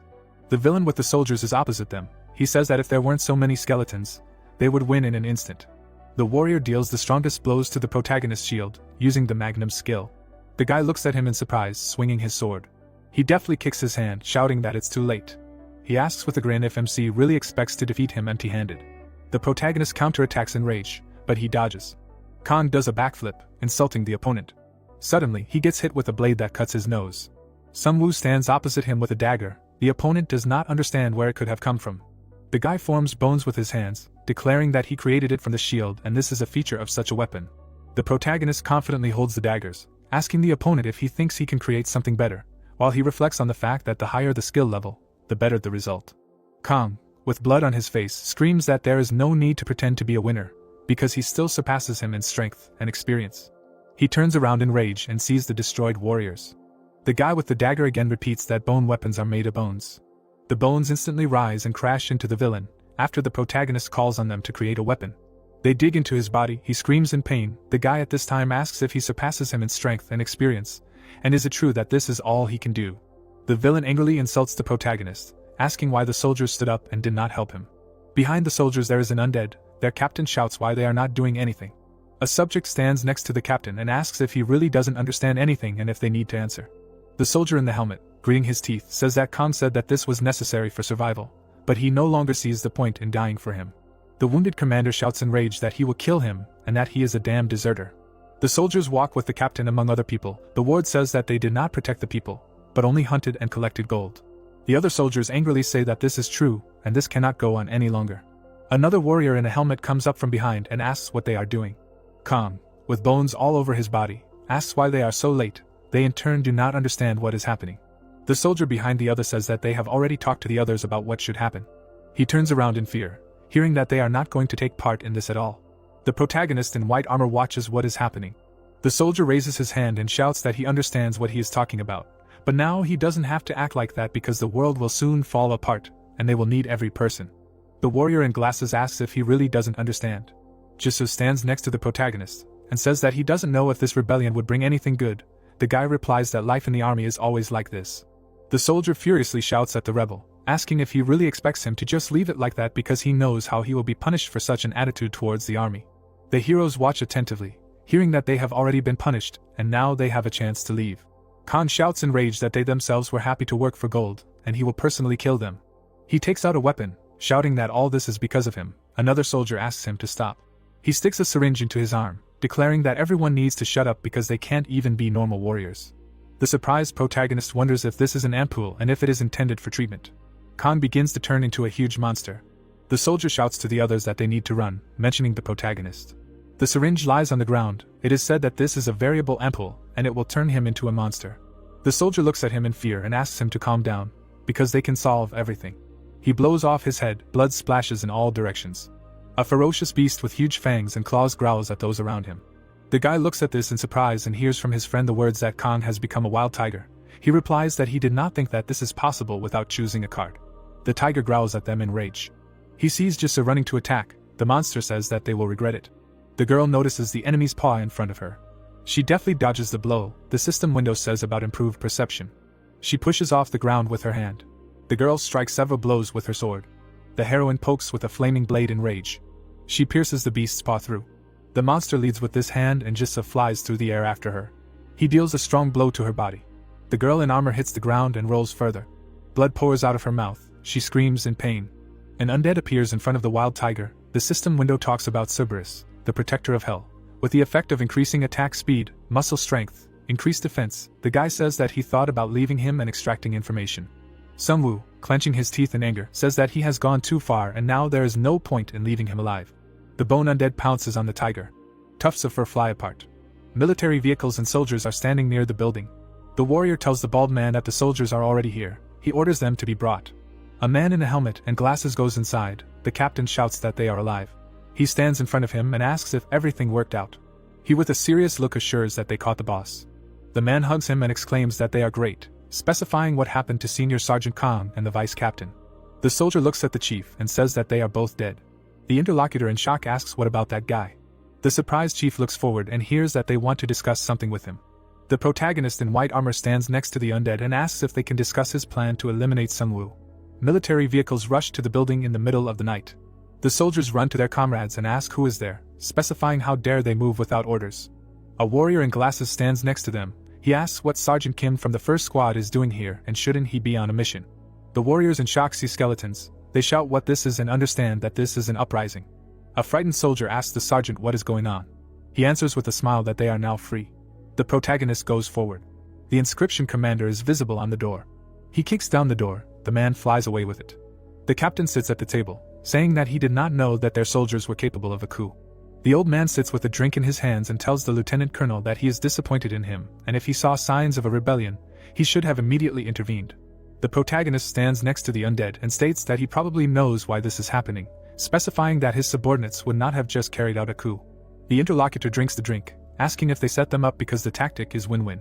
He calmly sits opposite MC and says that they survived because they immediately adapted, and whether it is war or monsters, they are ready for anything and therefore they had to find a way to survive in a destroyed world.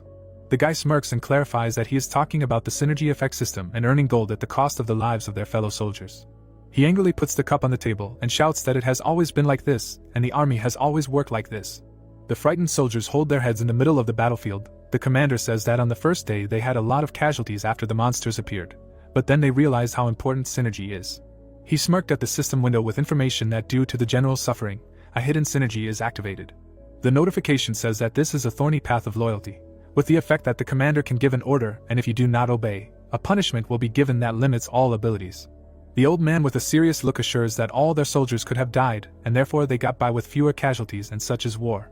The protagonist standing in front of him clarifies whose war it is, theirs with monsters that do not even have brains. The man moves the chess pieces. He explains that this is a survival game and while they do not understand how the system works, all that remains is to follow the game. The guy frowns and suggests leaving the chatter and getting to the point. He asks why they had to kill him. He calmly says that it was because he was definitely a problem one day. The leader stands behind the podium in front of the people. The question sounds that does not the protagonist understand that such a world needs people like him, and this is true. The crowd is ready to believe in anything just to feel safe. The icons of people are connected to each other. He explains that to rule the country you need to be able to manage people, and who if not them will do it. He points to the guy and shouts that he is an obstacle to a united and friendly world. You cannot leave alive people who separate from others, like the prosecutor. The old man clenched his fist, assures that this is the best way. The protagonist sees a crossbow on his table and understands that the interlocutor really believes in everything he says. He thinks why he needs a weapon. The guy scratches his head and says that he showed his soldiers hope and the old man just needs to give them the gold and they will leave when the wave ends. The commander screams in rage as he laughs at saying such a thing because all the gold belongs to the army. The protagonist with a frightening look declares that this is not an offer, because if they do not want to die, they must give everything. The frightened old man understands him, clarifying that he must leave Weizong and Suwon. He stands in front of him and asks why he should take his soldiers because they must continue to serve their homeland. The guy introduces Kim and declares that this is not so and they are not slaves who can be used as they please. They shake hands. The system window says that 45,000 gold has been received. He lets go of his hand, wondering if this is all and shouldn't there be more gold due to the synergy effect. He looks at the old man who is standing with his back to him and asks what kind of ampoule is that can turn you into a monster. He grimaces and asks why he would answer this because this is not part of the deal. The protagonist scratches his face and hints that they can stay and do not want to wander the world again, and here everything is so familiar. The old man, clutching his head, says that he does not know, because traveling sellers supply them and they have things that are not in ordinary stores. The guy asks in surprise where they are from, noting that this is quite strange. The soldiers are standing in front of the sellers. The commander says that he does not know and they said that you should not rely on luck, but figure out the mechanism of the roulette. The merchant in the mask looked at them. The old man explains that he fell for these words because they sounded convincing.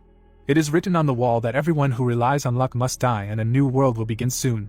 He wonders if this seller really destroyed the store. The protagonist and the undead turn around. He says that they are leaving and the old man should not forget about synergy, and then he will check through Sergeant Kim. The old man stretches out his hand and asks to wait, because there is something else for him. He shoots a crossbow, shouting that it is a gift from the army. He runs out of the door and wishes death to the traitors. There is an explosion. A short man stands next to his partner and asks if they succeeded. The protagonist covers himself with a shield and says that he knew that a person who gave such an order cannot be called a man.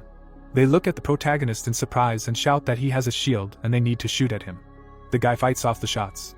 The soldiers were wounded. The system windows say that gold was received for killing players of levels 4 and 3 with a temporary bonus of X2. The old man stands in front of the undead and shouts for them to not come closer. He holds the remote control and shouts that it is a bomb. The guy asks again in disbelief. The commander with a mad look declares that he can go that far and this is a concentrate of the depths. The wandering doctor sold it to him, and he has already tested the effect on the orcs. The protagonist looks at the old man who shouts that if he blows it up, everyone will die. He asks him to try. The surprised commander asks again. The protagonist with sparkling eyes urges him to try his bomb, because if he could kill the orcs, I wonder if he can kill him. He fearfully holds the remote control and screams that he should not come closer because he will really die.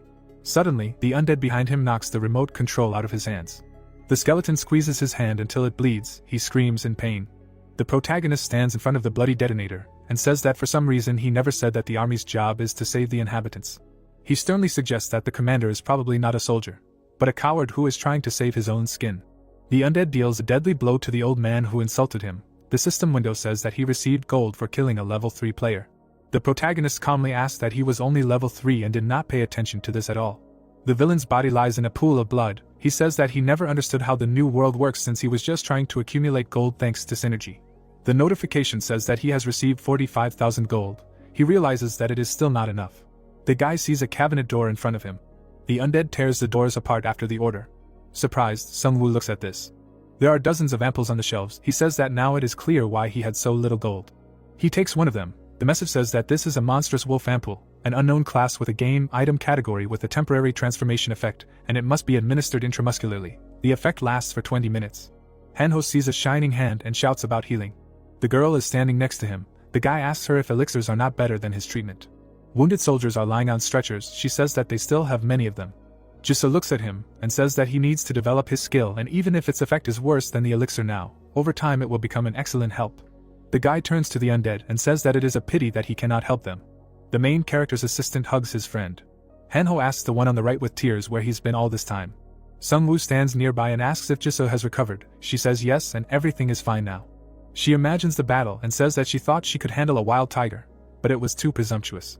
The guy smiles and says that her skill just wasn't quite right for this monster, but it's better to develop in different directions than to specialize only in tigers. A fierce tiger stands in front of other monsters. The main character says that not everyone has the characteristics of tigers. The guy looks at his friend and says that he needs to work on his heal, and if he's unlucky, they'll really have to fight the Lich and his army of the dead.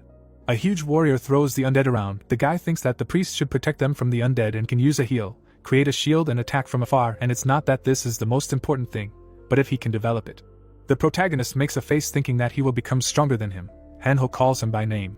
He sadly notes that he sees such a cape on him for the first time, clarifying why it is a different color compared to his. The guy looks around with a smile and explains that he received it in a special chest after defeating the boss. The system window says that this is a legendary level Shadow King cape with the effect of reducing magic damage and the ability to hide in the shadows. His friend hits his fist on the ground and asks him to shut up because he always gets all the best. He asks if he wants to take it. Kim stands behind them and tells the protagonist that they have already finished and many of those who are looking for their family have joined the village. He sadly looks at the prisoners and says that the stubborn ones remain and they can be released to free swimming. They sit on the ground with serious faces. The sergeant explains that the strongest and most responsible have already died and there is little use from these pawns. The protagonist, smiling, says that they are returning to the village because there is still a lot of work to do. He thinks with a serious expression that there are only 3 days left until the end of the wave and he needs to continue hunting. The buildings are standing in the middle of the night. A happy cook is cooking for people. The fighters are discussing something. Others are fighting fiercely against monsters. Jiangsa passes by people and smiles. Happy warriors are riding motorcycles with tied-up goblins. A fighter stands near a killed monster. It is said that the level has increased to 12. The guy looks around among the corpses and says that it is slow, asking how much time he will spend to reach 15. He looks at the shining object with a smile. Seeing that his strength has increased by 3 points, he declares that now his strength is 13 plus 6 and he can cope with orcs. But if someone stronger comes across. The protagonist stands near a large skull, realizing that it will be useless against him, and he needs to quickly reach level 15 and protect the side of the King of Death. Surprised friends look at the window with information that the wave of the long and dark night has ended and the gold doubling event has been completed. Movement restrictions have been lifted. The system notification says about the guide to starting a war called A Meeting with Fate. It says that congratulations are sent to all survivors. The road to answers will soon appear. But for now it's time to go beyond simple survival and gain strength to confront the world. 3 friends see a window that the event will last 20 days and all movement restrictions will be lifted. Bosses appear all over the world. The choice of factions of angels or demons begins, which will be updated later. Jisoo notes that everything is starting over again. The guy says that the game will not leave anyone alone. A ferocious monster attacks people. He understands that the main thing now is the raid boss, and he is the best option for increasing the level. An image of angels and demons is shown. The protagonist thinks that it is not yet clear what this means. Hanho looks at the smartphone screen in surprise and asks to look at this application. Sungwoo is amazed to see the screen and hears that they have set the ranking by territory. It shows information about the Korean service ranking, where Kangseok, the prosecutor and others are in first place. The protagonist is shocked to hear that level 15 is in first place, and he hunts almost without rest and is still at 12. He thinks about the person behind the monitor, and realizes that he has a lot of experience in online games and how could he rise higher. Jisoo in a helmet looks at the screen and says that okay, first place. But 4th and 5th look strange and it seems that they are from the same group, but for 2 rankers in one place. Hanho shows his phone and shouts that he should look in the community. He clarifies what is there. He loudly declares that the prosecutor is second in the ranking and he wants to meet him. The message says that on behalf of the Liberation Guild, he asks him for an official meeting. There are about 500 people in the guild and they must survive, save people and find out the truth about the game. The protagonist seriously wonders why they needed a public appeal. The blonde guy in white clothes stretches out his hand. The protagonist realizes that in a ruined world where survival is the basis of everything, he definitely needs something from him. He looks forward with a serious expression and realizes that he knew he needed something and he says that it is tiring. The city stands in the middle of twilight. A bright fire burns in front of the people. The guy happily tells the prosecutor that their restrictions on movement have been lifted and now there will be more opportunities to improve their skills. The girl adjusts her glasses and says that this is nonsense. A raid boss, angels and demons, and they need much more information. He notes that they will learn everything during the battle. She calmly states that they need to be prepared for any outcome. The guy in white clothes with a sword in his hand states that we must not forget that their task is to save people. The prosecutor calmly explains that everything possible must be done so as not to reverse evolution and not return to ancient and dark times. The assistant smiles, realizing that the prosecutor can always be relied upon because he has a pure heart and a desire to help, as well as charisma. Tears flow from his eyes. He understands that the leader will save the entire country. The girl notices that he is again overwhelmed by feelings. She looks at the phone and says that the prosecutor wanted to find strong new members of the guild, so she searched the community. The girl introduces the warrior, saying that she found nothing and that they do not exist at all. She says with a smile that she contacted the necromancer in third place. The guy asks again in shock. The hero in a mask on his eyes claims that he saved many in Suwon, but for free. The girl in glasses looks at the screen and explains that he did not receive payment for saving everyone, and if he asked for money, then an adequate amount. The prosecutor stands in front of the monsters and says that in a world where there are so many crazy people, this is a preventive measure. The assistant with the phone says that in addition, he is discussed in society more than the prosecutor. The interlocutor exclaims, "Is it true that this can happen?" She reads the comments with gratitude for saving him, explaining that he helped get rid of the vampires and many are grateful for saving him. She turns to her comrade and says that this can be easily changed and there's a difference between universal popularity and adoration by players. The prosecutor looks at the Pillar of Fire and says that they need to find out more about him. The blonde introduces the three heroes and understands that according to his information, they work together, and with such a number of participants in the group, he himself has reached level 12. A skull is burning in the fire. The prosecutor thinks that besides the first in the ranking, he is the next most dangerous player, and he needs to get to know him better as soon as possible. He holds a sword in front of him, realizing that if he poses a danger to the future. The amazed girl looks at the smartphone screen. She tells the boss that a response has arrived. The blonde raises his head and says that they need to hurry, because they are going to Suwon, Weizong. The bright sun rises above the building. Hanho looks at his friends and asks if the protagonist wants to meet the prosecutor. He replies that they need to do it at least once. The protagonist, thinking, says that maybe he will help him raise the level and he does not think that he will be able to rise to 15 by hunting alone. The protagonist sees fighters on motorcycles. The assistant shouts loudly that they were attacked. The protagonist asks again in surprise. He clenches his teeth and says that they are strange guys and also took Yongshik. The villain with a weapon rushes to attack. He says that it seems that they were looking for some golden deer and hearing that they do not have it, they attacked and managed to escape, but they are somewhere nearby. Jisoo, holding a katana, says that they are from a neighboring area, took a hostage to find out where their village is. The guy with a stern look asks to take him to them. The yellow sky stretches over office and residential buildings. The villain stands near the hostage and asks his comrades why he does not say anything. The other suggests just killing him. A guy with a bloody face is crying, realizing that if he tells where the village is, he will definitely die and he needs to wait for Taesung. The villain swings his mace, shouting that he will kill him and will continue looking for the golden deer. He hears a sound with a sly grin. A group of friends are standing nearby. The guy shouts out the name of the hostage. The hooligan with a gun says that the fugitives have appeared. They called their older brother and sister with them. He asks with a grin if they have seen the golden deer, because if they tell where it is, he will pardon them. The protagonist stands with Jisoo and replies that they have not seen anything, clarifying why he needs it. The bandit frowns and says that then it is a waste of time.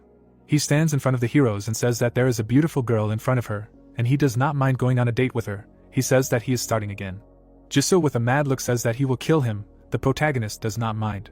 The villain rushes to attack, shouting that she is nothing compared to him, and is about to see it for herself. Red lightning appears above his weapon. He attacks the heroes with a fiery mace, who dodge. The girl eludes every blow, while the villain asks how she likes his skill and she needs to agree while she has a chance. He hits in rage, but she dodges.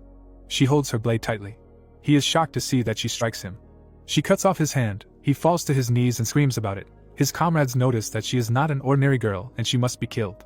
The mage in the hood puts out his staff and screams about a fireball. The girl deftly parries it with her katana. The villain behind her is ablaze. The bandits shout that she killed him. Jisoo furiously strikes with a fiery sword. She cuts the throats of her opponents. They do not have time to scream for help. The warrior with a stern look declares that they attacked a lady and he will never forgive it. The villain holds Yongshik hostage and shouts for her not to come closer because he will cut off his head. The undead appears behind them. The bandit declares that they should not approach him. The protagonist harshly pierces his throat. The system window says that 8,000 gold was received for killing the player. The bandits leave on motorcycles shouting run, because they can't kill everyone. The guy excitedly asks Yongshik how he feels. He replies that he is alive. Hanho stands next to the protagonist and clarifies why his attacks have become stronger. He replies that it is because of the cloak and he offered to lend it. The guy embarrassedly closes his eyes and says that such sacrifices are not needed, but something else. The protagonist hides behind the skeleton and shouts for his friend not to come closer. He replies that he can keep his luck. The guy bends over his beaten friend and says that he suffered greatly because of some golden deer, who asks why they are doing this to him. Jisoo points his finger forward and asks the protagonist to look there. A golden deer appears in front of them. Its antlers shine with a bright light. They understand that it is him. The system window tells about a hidden task in which you need to catch a lucky deer. The reward is a ticket to a secret place. 3 friends look at the pop-up windows. She says that they need to catch it. The guy notes that they are lucky again. Purple energy appears near the deer. Zombies furiously grab the golden deer. The message says that the death response has been applied throughout the territory. The animal begins to quickly run away from the undead. The protagonist stands next to his subjects and shouts that he needs to try to compare with the dead. The deer quickly turns the corner. The protagonist notices that it ran into the alley.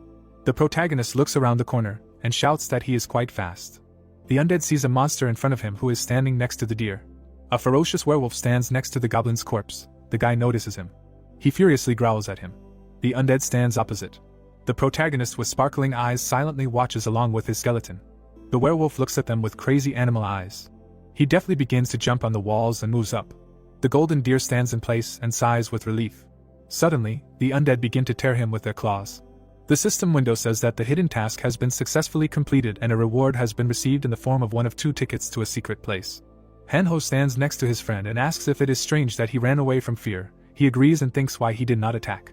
MC looks around, realizing that other monsters behaved like this. They ran away only if they felt a clear advantage of the enemy. But why did he do otherwise? The bright sun sets near the houses. The protagonist says that this is strange and it is time to go back, offering to go to the village. Bright moon shines in the night sky. 3 friends stand around the people. The question is heard whether the prosecutor will really come. Jaeonsa looks around with a smile, asking if he is the master of the Liberation Guild and how cool it is that such an amazing person will meet Sungwoo. The surprised guy points his finger at the sky and asks to look there. The protagonist stands next to his comrades and says that he did not expect them to arrive by helicopter. Hanho notes the level of the best guild in Korea. They watch in surprise as helicopters fly over them. The flying machine lands on the ground. The prosecutor and his subordinates walk towards him. The guy stands next to the girl and realizes that he is in 3rd place in the ranking. The prosecutor smiles and extends his hand, saying that he is glad to meet and the guy can call him Young-hoon. They shake hands. They are filmed. The guy with a mask over his eyes says that they need to capture this moment because he can go down in history. He frowns and says that they will even publish a book about their master. The protagonist looks around and realizes that he knows that the guild members love the leader very much because he is charismatic. He looks around and suggests that it could be something else. Purple energy spreads among the people. The girls say that he is handsome and so tall. The embarrassed guy declares that he is on a completely different level and is worthy of the title of hero.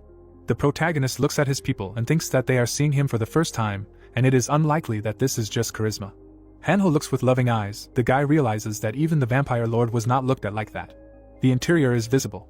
The protagonist looks at the prosecutor and invites him to go there. There is food and drinks on the table. The prosecutor sits at the table and says that judging by the reaction of the locals, the guy asks again. Yoo-hoon smiles and notes that they feel safe and it is good that he came to them. The protagonist stands opposite him and asks if his house is really such a safe place. The interlocutor looks at the guy and replies that it is, and almost all the survivors from Seoul gathered there. The poor people are warming themselves by the barrel. He explains that many died, but there are also many survivors. The prosecutor sitting opposite says that there are already 30,000 of them, and about the same number found refuge there. The surprised protagonist asks if there are really so many. He replies that soon there will be more than 40 because they are growing. The people are looking at their smartphones. The guy is wondering if it is difficult to work with so many and how he manages to manage the community. The blonde guy says with a serious look that it is not, and he just wants to save as many people as possible. He points to the protagonist and says that he is right that it is difficult with so many survivors, asking how many of the 30,000 people he thinks have adapted to the world. The protagonist imagines the elderly, children, the sick and understands that 1 in 4 can be said to be fit for survival. The guy holds a can of beer and realizes that he alone manages 30,000 of them. The interlocutor says that they need people they can rely on. Yoo-hoon with an unperturbed look says that he has been watching Sungwoo for a long time, and it is not that he wanted to invite him to the guild. The guy imagines the prosecutor in 2nd place and talks about the ranking. The interlocutor, folding his hands, replies that he is not the luckiest person and the ranking is proof of that. He twiddles his fingers, explaining that he is not as good as everyone thinks, and he is afraid that he will not be able to handle such responsibility alone. The protagonist looks at him and asks if he thinks it's weird to say that at their first meeting, knowing that he's so weak. The other guy calmly states that even though he tries to seem thoughtful and cold, he's also emotional. The prosecutor saw his family being devoured by monsters in the past. He says that he lost them because of that, and when he survived, he started getting angry at the game around him. He calmly states that he follows the rules, but one day he wants to go beyond the restrictions. He points at the protagonist and says that's why he needs someone he can rely on, someone who shares his views and strength. The guy asks with interest if he really thinks the protagonist can become one. The prosecutor shakes his head, saying that he doesn't know, because he only saw his level.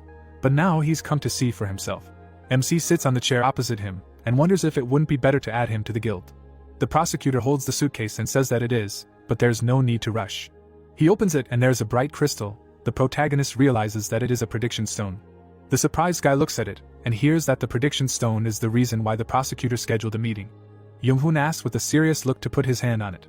The guy touches the crystal. The system window says that he touched it. A bright flash occurs. The protagonist hovers over the city. Light from a fire is visible near the building. The stones collapse down, while the roots fly out of the ground. The protagonist hangs in the air and notices that a tree is growing. A huge tree stretches over the city. The protagonist looks in shock and wonders if this is really the tree of the world. The roots destroy buildings. They grab people who scream. The roots pierce the head after screams for salvation. A mighty tree stands in the middle of the city. The guy takes his hand away from the crystal. He frowns as he looks at the system window with information about the future that will come true if he does not stop the fallen, who will plant the seeds of the world tree in a certain place and change its nature through sacrifices. The prosecutor closes the suitcase and states that usually everyone's future is different, but it is possible that he saw the same thing as the protagonist. He confidently states that this is the end that awaits their world, assuring that they need to unite to stop them. The monster walks in the middle of the forest. The prosecutor says that the roots of the tree are in Yoyodo under the constant protection of raid bosses, and he checked as soon as the second part began. The protagonist, in shock, says that it means that he needs strength to attack. The prosecutor clenches his fist and enraged declares that this is true because all the strength that can be gathered is needed to defeat the boss. The guy puts his hand to his face and thinks about the fact that he cannot refuse because the world is really on the verge of destruction. He wonders if he should tell about another version of the future that he saw. A group of warriors stands near a fallen monster. The protagonist realizes that there is a completely different situation and this future with the lich will happen if he cannot raise his level. The prosecutor stands in front of the killed people. The guy understands that if he cannot complete the quest, then most likely the interlocutor will try to kill him and everyone else. The protagonist sits opposite him and declares that they need to unite, while realizing that he will not talk about the lich yet. The guy closes his eyes and immediately warns that he will not join the guild. The protagonist throws up his hands and says that they will simply work together and share tasks and rewards in the raid. Young-hoon silently looks at him. He stretches out his hand and declares that in this case they will contact in 3 days. The red sky hangs over the building in the form of a pyramid. Hanho opens the door and loudly shouts to Sungwoo that the bandits are already approaching the village. A group of armed scoundrels on motorcycles and trucks rushes forward. The prosecutor takes up his sword and declares that this is a great chance. The blonde turns around with a smile and claims that the protagonist will show them his strength before the raid. The prosecutor loudly calls the crusaders to get ready. The assistant says that they are always ready. Bandits on motorcycles stand in front of them. A bearded man smokes a cigar with a grin. The prosecutor, without turning around, asks if his class is really a necromancer, and it is better for them to know who is who for the upcoming battle. Young-hoon calmly states that he is the commander of the Crusaders and manages and controls them, creates synergy. A hooligan with an axe asks about a man with a gun. Another says that they need another one who is in a cloak and with a girl next to him. Hanho sadly notices that they have appeared again. A huge villain with a cigar in his mouth apologizes for the show, noting that he is only looking for his brother's killer. He smiles, specifying how much gold will drop from them because he was looking for a deer, but found a gold mine. The prosecutor standing opposite says that they really are villains, like from a TV screen, and he hasn't seen such people for a long time. He calmly says that he has a feeling that he has killed many people, and therefore there is no point in chatting. He sends the Crusaders to attack. They are dressed in armor.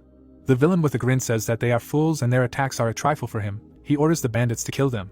The knights see fireballs and ice spears in front of them. The fighter raises his sword in front of him. The yellow holy shield protects his warriors from attacks. The main character and his friend look at this and understand that they are using joint magic. The villain with a beard points his finger and asks not to make them laugh, because they will destroy everyone and they will definitely be finished. The hooligan on a motorcycle swings a mace. A cry is heard that they have no chance against their weapon. He delivers a solid blow to the enemy. The knight calmly stands in place. He counterattacks with his sword, cutting the enemy off his motorcycle. The bandits fight the Crusaders, realizing that he is not succeeding. The villain rides in a truck and shouts for everyone to step aside if they do not want to die. The prosecutor calmly holds his sword. His assistant loudly shouts at the Crusaders to run forward because they need to use their skill. Young-hoon shoots a huge beam of energy at them after shouting about the cross spear. A huge explosion occurs. The villains are thrown into the sky. The surprised guy realizes that he destroyed 3 trucks in one blow. The shocked hooligans fight the knights, not understanding what kind of synergy this is. A shell flies at one of the Crusaders. There is a bright explosion. In the place of the knights, 2 axes are stuck. The villain with a grin encourages them to attack him. The axes return to him. Holding a cigar in his teeth, he declares that they cannot escape the blow of the northern sword.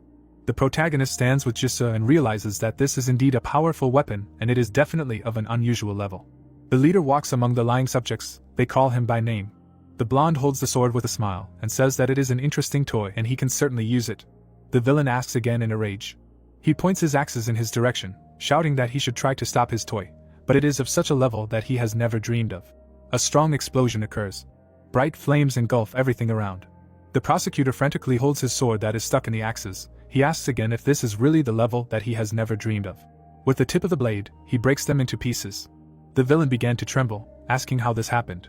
The girl, adjusting her glasses, declares that their prosecutor has special protection and such cannot be found in the whole country or even in the world. The boy looks around at his friends, realizing that they are all like a living fortress, and he has not received such support from others. Hanho asks what he is staring at. Yoon shines with a bright light, talking about the shine of the knights. The subjects are blazing and joyfully shouting that their strength is increasing.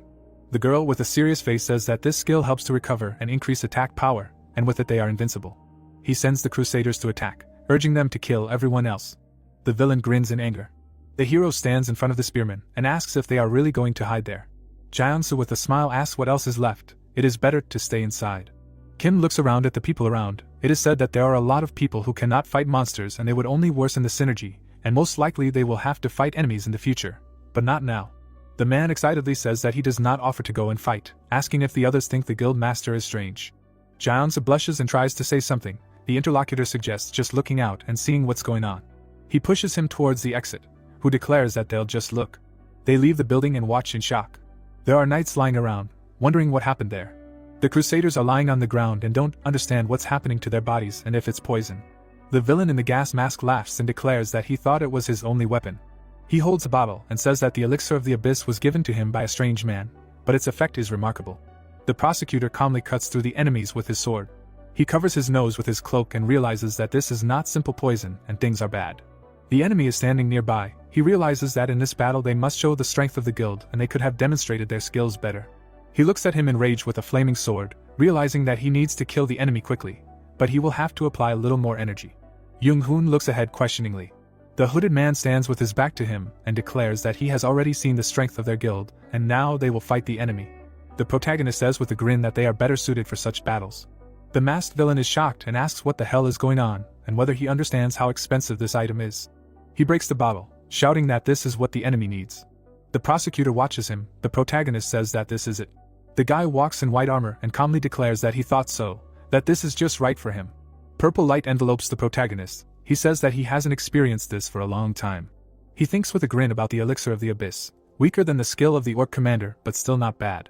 The prosecutor covers himself with a cloak and watches. The guy realizes that it is time to show their guild and him personally how to fight. The villains look at him and think why he is good and whether it is a fake. The bully falls to the ground. The protagonist's hand turns turquoise. He thinks about feeling the effect. Zombies surround the lying enemy. The system window says that he used the call of death in a certain area. The villain in the gas mask is shocked to notice that it is a zombie. The protagonist's eyes sparkle frighteningly. They scream that this is the same necromancer. At this time he realizes that now he has something to show them in response. The fierce undead attacks the enemies. He uses the great sword. They turn around and shout to the leader that they need to run. The enemies get on motorcycles. There is a strong explosion. Limbs fly apart. Jaeonsu stands smiling next to his comrade and says that he is always surprised when he sees the guy in action. He notes that he is strong and confident. The guy stands nearby and asks what they are doing, and if they are finished, they exclaim in fear. The subject shows the leader of the bandits on them and says that they need to go there because they need hostages. The swordsmen go after them while the leader shouts that they need to grab them and leave at least one hostage. Jaeonsu fearfully tells his comrades that they need to run away. The girl slides on the ground in her sneakers. The guy enthusiastically sees Jisoo in front of him. The villains look at them and one of them notes that the girl should also be taken hostage. The other recognizes her. She furiously strikes with a fiery sword. They scream. The enraged leader here screams that she is a monster. The blade pierces the bandit's body while he screams that she cannot kill. The protagonist with sparkling eyes holds his sword. He looks at the shining ticket and says that it is the last one. The system window says about the entrance ticket for the hidden task. The prosecutor with a closed nose asks him what it is. The guy holds it and answers that he himself does not know yet. The notification says that he has collected a full entrance ticket for the hidden task and he needs to get ready to start. The surprised protagonist asks about the beginning. He is captured by a bright yellow light. His friends shout his name. The prosecutor looks at it in shock. He reaches his hand towards it. The system says that he does not have the right to enter the portal. He looks at his hand and realizes that it was a ticket to the portal, and where does it lead? The man behind him takes a photo with a bright flash. The boy enthusiastically declares that the necromancer is stronger than he thought. Yoon, standing with his back to him, asks him not to take a photo. He asks again. He looks at the frightened boy and claims that he should take a photo only when he says so. The boy understands everything. The prosecutor closes his eyes and says that he knows that he is trying and that his photos will help people give them hope. He looks back at the two friends near the portal and says that they do not yet know what is behind it. The boy happily says that he understands this and will henceforth only take pictures of what is possible. Jisoo silently looks there. The prosecutor stands behind them and asks if they know where Sungwoo went. The girl with a serious face assumes that she does. Purple energy forms around the prosecutor. He smiles and asks him to tell him. The system talks about the ability of the aura of a war hero, in which those around him are blinded, and it causes them to benevolence and respect. The girl with the same face says that this is unlikely, and she did not hear their conversation. The prosecutor with his eyes closed understands that this is strange because she doubts, and this is good self-defense. He puts his hand to his chest and says that they decided to move on, while realizing that she did not refuse. The portal shines near them. He says that the situation puts him in a stupor because he does not know where he went and what is happening to him now. The girl covers Hanho's mouth, who has already started to say where Sungwoo is. The prosecutor seriously asks her to think, asking if she is afraid that he could fall into the abyss or if she will just fight until he figures everything out himself. Jisoo holds his friend's mouth and declares that he will wait. She lets him go and explains that she only knows that he has gained access to a hidden place. But neither she nor he himself know exactly what is there. She calmly states that as a team they respect him and are waiting. The prosecutor stands in front of her and thanks her for her words, stating that he believes that the protagonist is okay. The ruler stands next to his wards and asks her to say her name. She answers. He remembers her battle and notes that her skills are unique and she is well collected and in control of what is happening around her. The friends look at the prosecutor, who claims that their guild needs strong people to stand together against the terrible. He specifies that people like Jisoo. He seriously states that they can help develop her skills to the maximum, if she wants, of course. The girl turns away from him, saying that she does not want to. She calmly looks at the interlocutor and states that she already trusts another person. She drags Hanho along with her, while he exclaims his name and asks him to remember it. The assistant in the mask clenches his teeth and asks what is wrong with her, and if she really tried to say that she does not trust him. The girl adjusts her glasses and notes that the situation is difficult. The prosecutor scratches his head and notes that these people are not simple. The protagonist falls out of the portal with a scream. He lands on the yellow ground. He looks around and sees golden houses. The system says that he entered a secret place of the Golden Street. The system window says about a hidden guide to the area, where a reward is given upon completion. In case of failure, he will automatically return to his original position. In case of death, the body will return to the same place. The protagonist looks at the screen and asks what this is, apparently a bonus place. He is shocked when he hears laughter behind him. The golden goblin is holding daggers in both hands with a grin. They are looking out of the windows and laughing. The protagonist in white armor stands in front of them and says that he hasn't seen goblins who are going to attack him for a long time. He starts casting a spell, summoning his assistant. The right one lands spectacularly. He runs to attack after being ordered to show them all who the real target of the hunt is. The yellow portal hangs in the air. The fighters are caring for the wounded. The girl approaches the prosecutor and says that all the wounded have already recovered. She looks at Hanho with a box of bottles and explains that they gave a health elixir, but it didn't work, so they had to use an antidote. Yoo-hoon seriously states that it really looked like poison and giving them an antidote is a reasonable decision. There is a broken bottle on the floor. He says that they used the abyssal elixir debuff on them. The question is heard what kind of object it is. The assistants are standing next to him, and one of them says that it is from the category of black magic, and she has not seen such items in the store and maybe they got it somehow differently. The prosecutor calmly asks about the special method of obtaining. He introduces the protagonist, and wonders why such a dangerous thing did not work on him. Minhyum is furiously yelling at the girl in glasses after she mangled his name. The guy in tears was sitting next to the protagonist. It is said that she tested him with her 3-star scout skill and the debuff, on the contrary, affected him as a buff. The guy in glasses calmly explains that his health immediately increased and other stats too, and magic and recovery rose to maximum. The girl walks forward, thinking about the dungeon, events, the elixir of the abyss, realizing that she still does not know too much. She looks up and asks if he is really going to share the reward for the raid with the necromancer. The prosecutor smiles and says that there is nothing to be done, otherwise he would not have agreed. He introduces the undead and zombies, asking if they have not seen this, they will need his army. The girl smiles and asks for permission to leave the signing of the contract to her, since she will do everything so that it will be very profitable for them. She seriously states that she hopes that he understands that he must take the best, since 30,000 people rely on them. Yoo-hoon looks at her silently. The ruler turns and leaves while she hits another assistant. The prosecutor notes that he does not want to make Sungwoo their enemy. She states that she also does not want to be remembered as a grumpy granny. He stops and asks what she thinks about the prediction crystal. Minhyum looks at it and loudly asks if it is not just a thing that gives out quests. She replies that she feels that a special power emanates from it. The blonde with a determined look thinks about the protagonist and realizes that everyone gets confused when touching it, but not the protagonist. Yoo-hoon stands in front of the assistant and asks her to check if MC has touched the crystal before. The undead fight the monsters in a rage. A bright explosion occurs after using the skill. The monsters look at their burning brothers. The guy thinks about the golden goblins and orcs. The undead line up in front of the protagonist. He understands that they are not very strong. The system window says that the dead obey them. Sungwoo looks ahead with a grin, realizing that he has not completed a task so easily for a long time. The monsters fight fiercely. He realizes that he does not even have to think, and it is quite easy.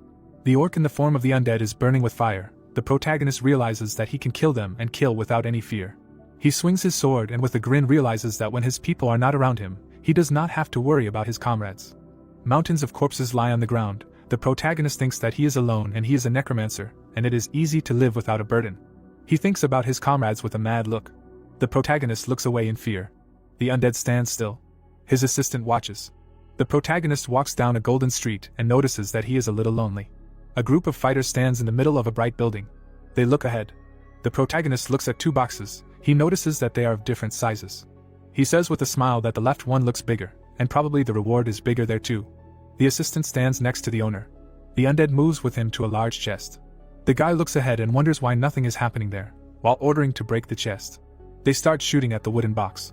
The lid opens and a fierce eye looks at him. The system window says that an event monster called a mimic has appeared. In the middle of the darkness of the chest, an eye and fangs are visible. The guy looks at it and notices huge fangs and that it will be more difficult. The protagonist stands behind his army, realizing that he is still stronger and much bigger. He puts out his flaming hand, thinking that he doesn't even have limbs and won't run far. The chest opens a terrible mouth. The guy thinks that he needs to squeeze it between a hammer and anvil and he can make wild wolves and bears attack, and the rest attack from behind. Sungwoo smiles and realizes that this is just the perfect plan. The enraged monster opens its mouth and growls. The guy looks at it questioningly. He slams his mouth shut and the undead fly away. He asks where his food is. The protagonist flies back along with his subjects. Blood pours out of his mouth. He coughs. The monster with a crazy eye sees him and notices the smell of fresh blood. He runs after the protagonist screaming food.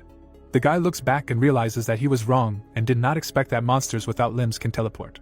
A huge mouth with fangs almost catches up with him. He thinks since when did he become so relaxed and so careless? He grits his teeth, realizing that either the abyss buff made him so careless or everything had been going too well up until this point. The undead are holding back the monster. The protagonist notices that even the dead do not obey him and only the most loyal are guided by intuition. He imagines his friends and realizes that he was stupid when he thought that he did not need them. He runs away from the ferocious monster, realizing that if he survives, he will try to be more attentive. Fangs almost touch the frightened protagonist. A bright flash occurs. The protagonist sees a monster in front of him. The undead are holding onto each other in a chain and holding the chest. The guy pierces the enemy with a sword, realizing that he needs to kill him right now. Zombies begin to attack the monster. The system window says that it uses the response of the dead in a limited area. The protagonist desperately hits the monster with a sword. The undead closes the chest after the owner's order. The assistant forcibly holds his mouth. The guy apologizes. He says with a beaten look that he lost this time. He talks about a corpse explosion. The shock wave overtakes his assistant. There is a huge explosion in the building. A large hole is visible in the wall. The protagonist looks forward with a beaten look. He stands in front of the ruins and thinks if it is too cruel. The system says that he received 200 points for killing the monster, and he successfully completed the A+ rating task and received 350 points. The protagonist stands in front of the chest and wonders if he can only be killed in this way, and that is why his attacks were meaningless. He introduces his subordinate skeleton and says that in the future he needs to be more careful because there is not much elixir left, and one more mistake can cost him his life. He drinks it and says that even though the world has turned into a crazy game, death is real and he must survive and live until the very end. The empty bottle breaks. He says that this is the best thing to do considering that most likely no one else from his family survived. He walks along the sunny corridor, saying that he is the son who abandoned everyone. The protagonist opens the door to the awards room. The boxes are highlighted with icons. The system says that there is a stone for equipment, an ampoule of muscle strengthening, endurance strengthening, class C experience, and an oath parchment. The main character looks at the notification and says that these items cannot be obtained in a regular store, and they help improve skills and physical fitness. The guy wonders in surprise what an oath parchment is. The parchment is visible. It is explained that it is of a special class and with its help you can conclude an agreement with another creature, offering one condition and for failure to fulfill which death will come. The guy frowns, realizing that this is a useful thing and it is necessary to collect as many items as possible for the available points. He looks at the items and the system window with information that he bought an equipment stone, an ampoule of muscle strengthening and an experience card, as well as an oath parchment, MC hopes that he made the best choice. The main character smiles and says that he now has a new level and characteristics, and this is an excellent reward. The message says that he received a new 13th level, experience and gold. The item in the guy's hand is glowing. He says that he chose to increase his agility by 3 to become faster and avoid such situations. The portal is shining. It is written that in 15 seconds the location will close. The protagonist, along with the undead, heads towards it, saying that he got everything he wanted and needs to return to the guys. Moon is shining near the base. The prosecutor stands opposite Sungwoo and says that he scared them when he disappeared, but if it was necessary for the raid, then he understands everything. The guy smiles and says that he himself did not know what would happen, while he apologizes for the delay. The prosecutor points to Minhyam and says that they will consider his time an investment, explaining that he brought a gift. He holds a phone and asks if it is possible to send their photo to the community. The protagonist looks at his friends in surprise and asks if this is really possible. The prosecutor looks at the boy and explains that his class is a photographer, and he has the skills and items to do everything necessary. Yoo-hoon holds a sword near the fierce protagonist. He states that they need to show people that there is still hope and they will consider them heroes. The guy with a serious face replies that he understands, while thinking that although it seems like a stupid idea, he is right and he can benefit from this situation. Sungwoo looks ahead. Hanho looks at the elixirs in the box and asks if these are really all potions, and the prosecutor is a great person. He replies that time will tell. Jisoo looks at his friend and says that the raid is over, asking if they will go further. He says yes. He says with a smile that they need to get stronger, and they will hunt and prepare for another raid. Buildings stand in the middle of the city. Evil goblins wipe their daggers. Orcs with axes stand in the street. They run at the small goblins in rage. They fight a fierce battle. A goblin lies in a pool of blood. A powerful explosion occurs. 3 friends in golden suits are standing in the middle of the city. He says that this is the 5th time. Jisoo clarifies if this is enough. The guy holds the container with a smile and says that he likes it and he already wants to try these items. The system window says about the wolf plate, which causes vomiting and attracts monsters in the area. The guys cover their noses and shout for him to put it away. The guy looks at his friends and explains that his mother made it, and it is a great thing for hunting. Jisoo raises his finger and claims that this is the result of unsuccessful cooking and they can level up not only by hunting. The guy remembers his uncle and says that he uses his buffs to protect the safe zone. A friend notes that this is a Korean roofer skill. The protagonist turns around seeing people, while he declares that at least now they do not need to worry about the village. The guys rush on motorcycles. The blonde stops and shouts that he has urgent news for the captain. The protagonist stands opposite and hears that they found a store in the south. They inspected the premises. He explains that it has already been destroyed and who exactly did it is unknown. The protagonist thinks and understands that this is a problem. Electricity works from gold, and if there is no gold, then they will have a really hard time. People take products from the shelves. He realizes that this is like getting prey from hunting, but it is not worth dreaming about farming yet. MC looks at his ward and orders him to contact Jiansu because they should secure the zones. He shouts that he understands. The protagonist looks at the interlocutor and asks why they are standing aside. The girls whisper angrily. He explains that there are rumors that the protagonist hit Yujin and now many consider him an abuser. Hanho stands behind and says that he should be a hero, and not the other way around. He realizes that he hopes that the photo in the community will work. 3 heroes and the undead are standing in the middle of the street. The protagonist turns to his friends and asks if they will continue hunting. Jisoo looks to the side in fear. There is a huge werewolf behind her. She holds a sword and screams that there is someone there. Suddenly, a monster flies out of the window. The protagonist looks forward in shock while a werewolf runs behind him. The undead begins a fight with the wolves. The protagonist aims a crossbow straight at the enemy's head. The werewolf crawls along the wall and asks the protagonist not to shoot.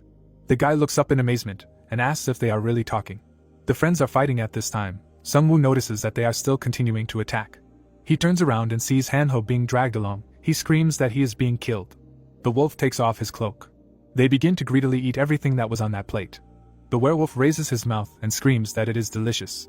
The undead silently watches the wolves eat. The protagonist holds a crossbow and says that he asked not to shoot and now let him explain.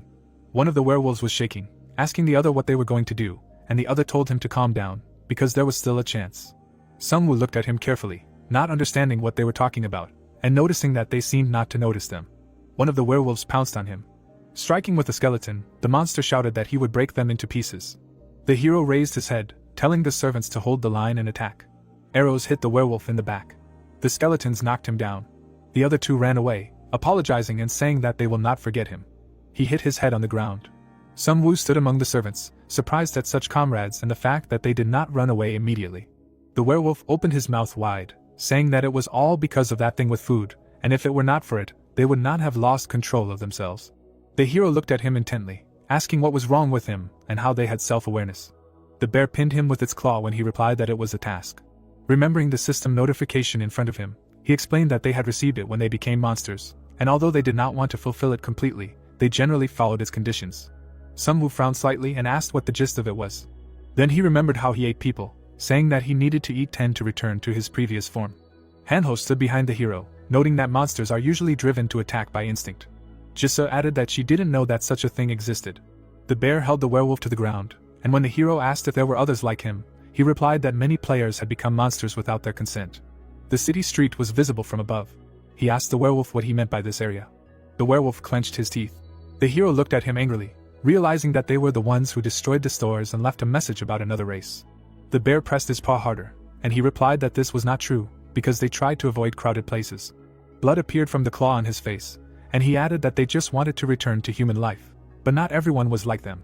Introducing werewolves in cloaks, he talked about how there are those who attack people for strength and power, and they deliberately make people weaker. Jisoo, who was looking at him, clarified that this was an alliance against the human race. But imagining a man in a mask, the monster replied that there were people among them, some crazy scientists. Still pressed to the ground, he said that they controlled everything, gathered monsters around themselves, created special dark objects. Sunwoo remembered the capsule, thinking that it was made by them. He stood with his minions, asking the werewolf if he was stalling for time waiting for reinforcements, but he replied that this was not so, because they themselves abandoned him. The blade sank to the ground. The hero asked if he wanted mercy? The werewolf lying on the ground replied that he had been waiting for this moment. He remembered himself as a human, saying that when a class card fell out, he did not choose anything because of fear. He remembered the woman and child, saying that he forbade his family to do so as well. A tear fell on the floor saying that his son didn't listen and chose a card, maybe because he liked games. The werewolf cried, asking if the hero knew who he ate first, adding that he was just scared to kill himself. Sunwoo raised his sword, telling him that he wasn't offended, but he wouldn't spare his life. The tearful monster replied that he wouldn't, but he was just a little sad. He tried to survive, but did everything wrong. The sound of a blow was heard throughout the street, asking the hero not to be like him and to move forward. Hanho held a bag in his hands, saying that he was even sorry for him, because they have intelligence and help each other, but he told him not to doubt. Frowning, Sunwoo added that they killed many monsters who have family. The other werewolves ran along the street. He said that they need to be found. Jisa looked at him, asking why, because they are still small. The hero walked forward, answering that he wanted to check what kind of union they had and what kind of people lived there. Clenching his fist, he thought about how much longer the system would try to destroy people, because the mortality rate was already high, and now there were human monsters. The girl walked behind him as he thought about how some would even feel sorry for them in such a situation. The dead werewolf remained lying on the ground. He thought about how human monsters were part of the system that would be difficult to eradicate. The street was reflected in the hero's eyes. He thought that their bait that attracted monsters and the human monsters that appeared on it were proof of this. Hanho looked back as he thought about how they were hunting not monsters, but people. Sunwoo gritted his teeth, thinking that, unfortunately, they would hardly all get along together. There were many abandoned cars on the street. The hero and his group walked through them. Hanho looked around, wondering where they were. The hero replied that they had bait, and for us, they would come in every hole. Everyone quickly hid behind the cars, seeing them coming. The werewolves were tied up, asking for help.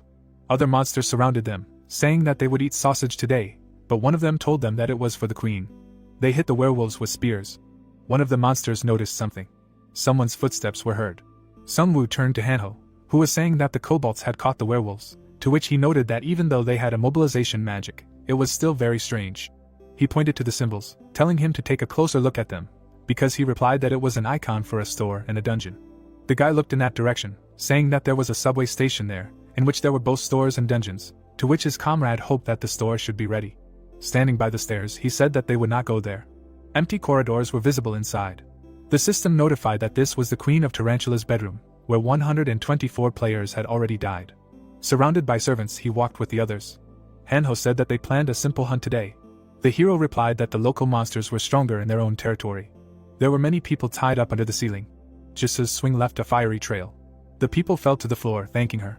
A spider immediately burst out of it. Seeing this, Sunwoo told the others to retreat immediately. A powerful explosion was heard when using corpse explosion. The hero gritted his teeth when his comrade noticed that the spiders were laying eggs in living people, and replied that they should group together and watch where they could crawl out from. Many spiders headed their way. He frowned when the girl said that there were too many of them, and was surprised by such an alliance with the kobolds. The dagger struck one of them. Hanho extended his hand forward, saying that even so he was confident. There was an evil smile on his apple, saying that they would definitely destroy all these bugs. Dead monsters were flying everywhere.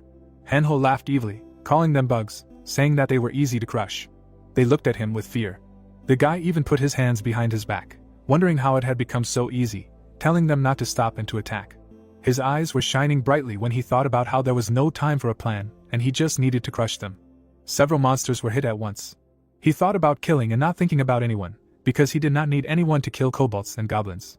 Hanho struck quickly, thinking that one hand would be much more convenient. The monster pointed at him, saying that he needed to grab him. A web appeared around the boy. Sungwoo gritted his teeth, realizing how they fought the werewolves. The spiders tied up Hanho. But he tore the web apart, saying that it would not stop his strong body. The monster pointed at him, saying that the boy had become even bigger. He smiled frighteningly, calling the monster stupid. He was tied up in a web again. Hanho tearfully turned to the hero, asking for help. A powerful explosion was heard. The monsters were burned in flames. The boy knelt in front of Sungwoo, when he said that he had relaxed too much, and therefore fell into a trap. The girl added that he should watch his surroundings. A crowd of monsters headed towards them. Jisoo said that there were too many of them. Having sent his minions, the hero used the call of death in a certain area and told them to finish them off quickly. An explosion was seen again. The system reported receiving 990 zeros of gold for defeating the giant spider. More explosions were heard, and a reward was also received. Lowering her sword, Jisoo said that they had cleared all the spiders in the subway. Her comrade added that they had cleared the tracks as well. A prohibitory sign was visible ahead. The passage to another station was closed, perhaps the boss room was there. Sungwoo looked up. Imagining the entrance to the subway, he said that perhaps this station was connected to the store and perhaps the dungeon was divided into 2 zones, so they needed to go there. There were monster bodies lying on the floor. Some were on the other side as well. The hero, looking ahead, assumed that the boss room was there. The 3 of them stood in front of the entrance. The system notified that 124 players had already died in the cannibal's cave, so they could either leave or enter and get all the rewards. Hanho opened his mouth in surprise, saying that it could be very difficult there, since there was even a warning. Jisoo asked the hero if he really wanted to enter. He grabbed the door handles and said yes. Turning to the others, Sungwoo said that they would have much more difficult raids, so they needed to believe in themselves. A monster was laughing in front of them. He held one hand behind his back, telling people to go through. The system reported that this was Shaman Cobalt. Frowning, the hero thought that he had expected the Spider Queen to be the boss. Hanho pointed at him in confusion, noticing that, unlike the others, this one spoke quite well. The shaman stuck out his feathers, saying that his body was completely different from theirs. Tapping his head with his finger, he added that he had already eaten more than 20 human brains. Gritting his teeth, Sungwoo was surprised that the monster had learned their language by eating brains, meaning that they really did get stronger by killing people. The shaman licked his teeth, telling them that they would not go any further, and he would take their brains. The people heard a loud growl. A huge spider was descending towards them. The system reported that they had met a giant poisonous queen. All 3 were very surprised, because there were 2 bosses in front of them. The shaman jumped up, saying forward. He landed on something. So the monster ended up riding the spider, saying that they would show the people their place. The hero's minions rushed to attack when he used Death Call. Gritting his teeth, Sungwoo thought about using Corpse Explosion and finishing them off with the skeletons. The Spider Queen released a web. The skeletons were tied up. The spider released more web. It flew out like projectiles. The skeletons and the beast were tied up. The shaman opened his mouth wide, noting that the hero wanted to use Corpse Explosion, but he knew his tricks very well. Then Sungwoo raised his sword, saying that he not only spoke well, but was also as developed as a human. Hanho threw daggers, saying that they must first destroy the shaman. The spider parried them. The monster smiled, saying that he was the brain, the queen was the body, but she would protect him to the end, and together they were invincible. The spider shot a web, and Cobalt said that a human would make a fine dinner. Jisoo's sword caught fire, which scared the shaman greatly. The girl smiled, noting that his web burned very well. His swings left fiery traces. Then Cobalt began to spit water magic. Steam appeared from extinguishing the fire. The boss told her not to think that fire was his weakness. The hero, who was standing behind the skeletons, told them to block him. Sungwoo turned around when his comrade wanted to know what he was doing, but told him to follow Jisoo. Smiling, the hero added that he had a great plan. The spider dealt many blows. Cobalt opened his mouth wide, shouting yes, because if he is eaten, then they can eat even more brains. A green glow surrounded Sungwoo's hand, saying that if he destroys it too, then he will not need any more brains. The corpses above the shaman's head began to glow. The system notified that they were now under the hero's command. Bony hands reached out to the monster. The guy said that he would need to clean up well after. Skeletons were falling from the ceiling. He added that this place would be perfect for him. The skeletons were surrounded by green fire. The spider raised its paw.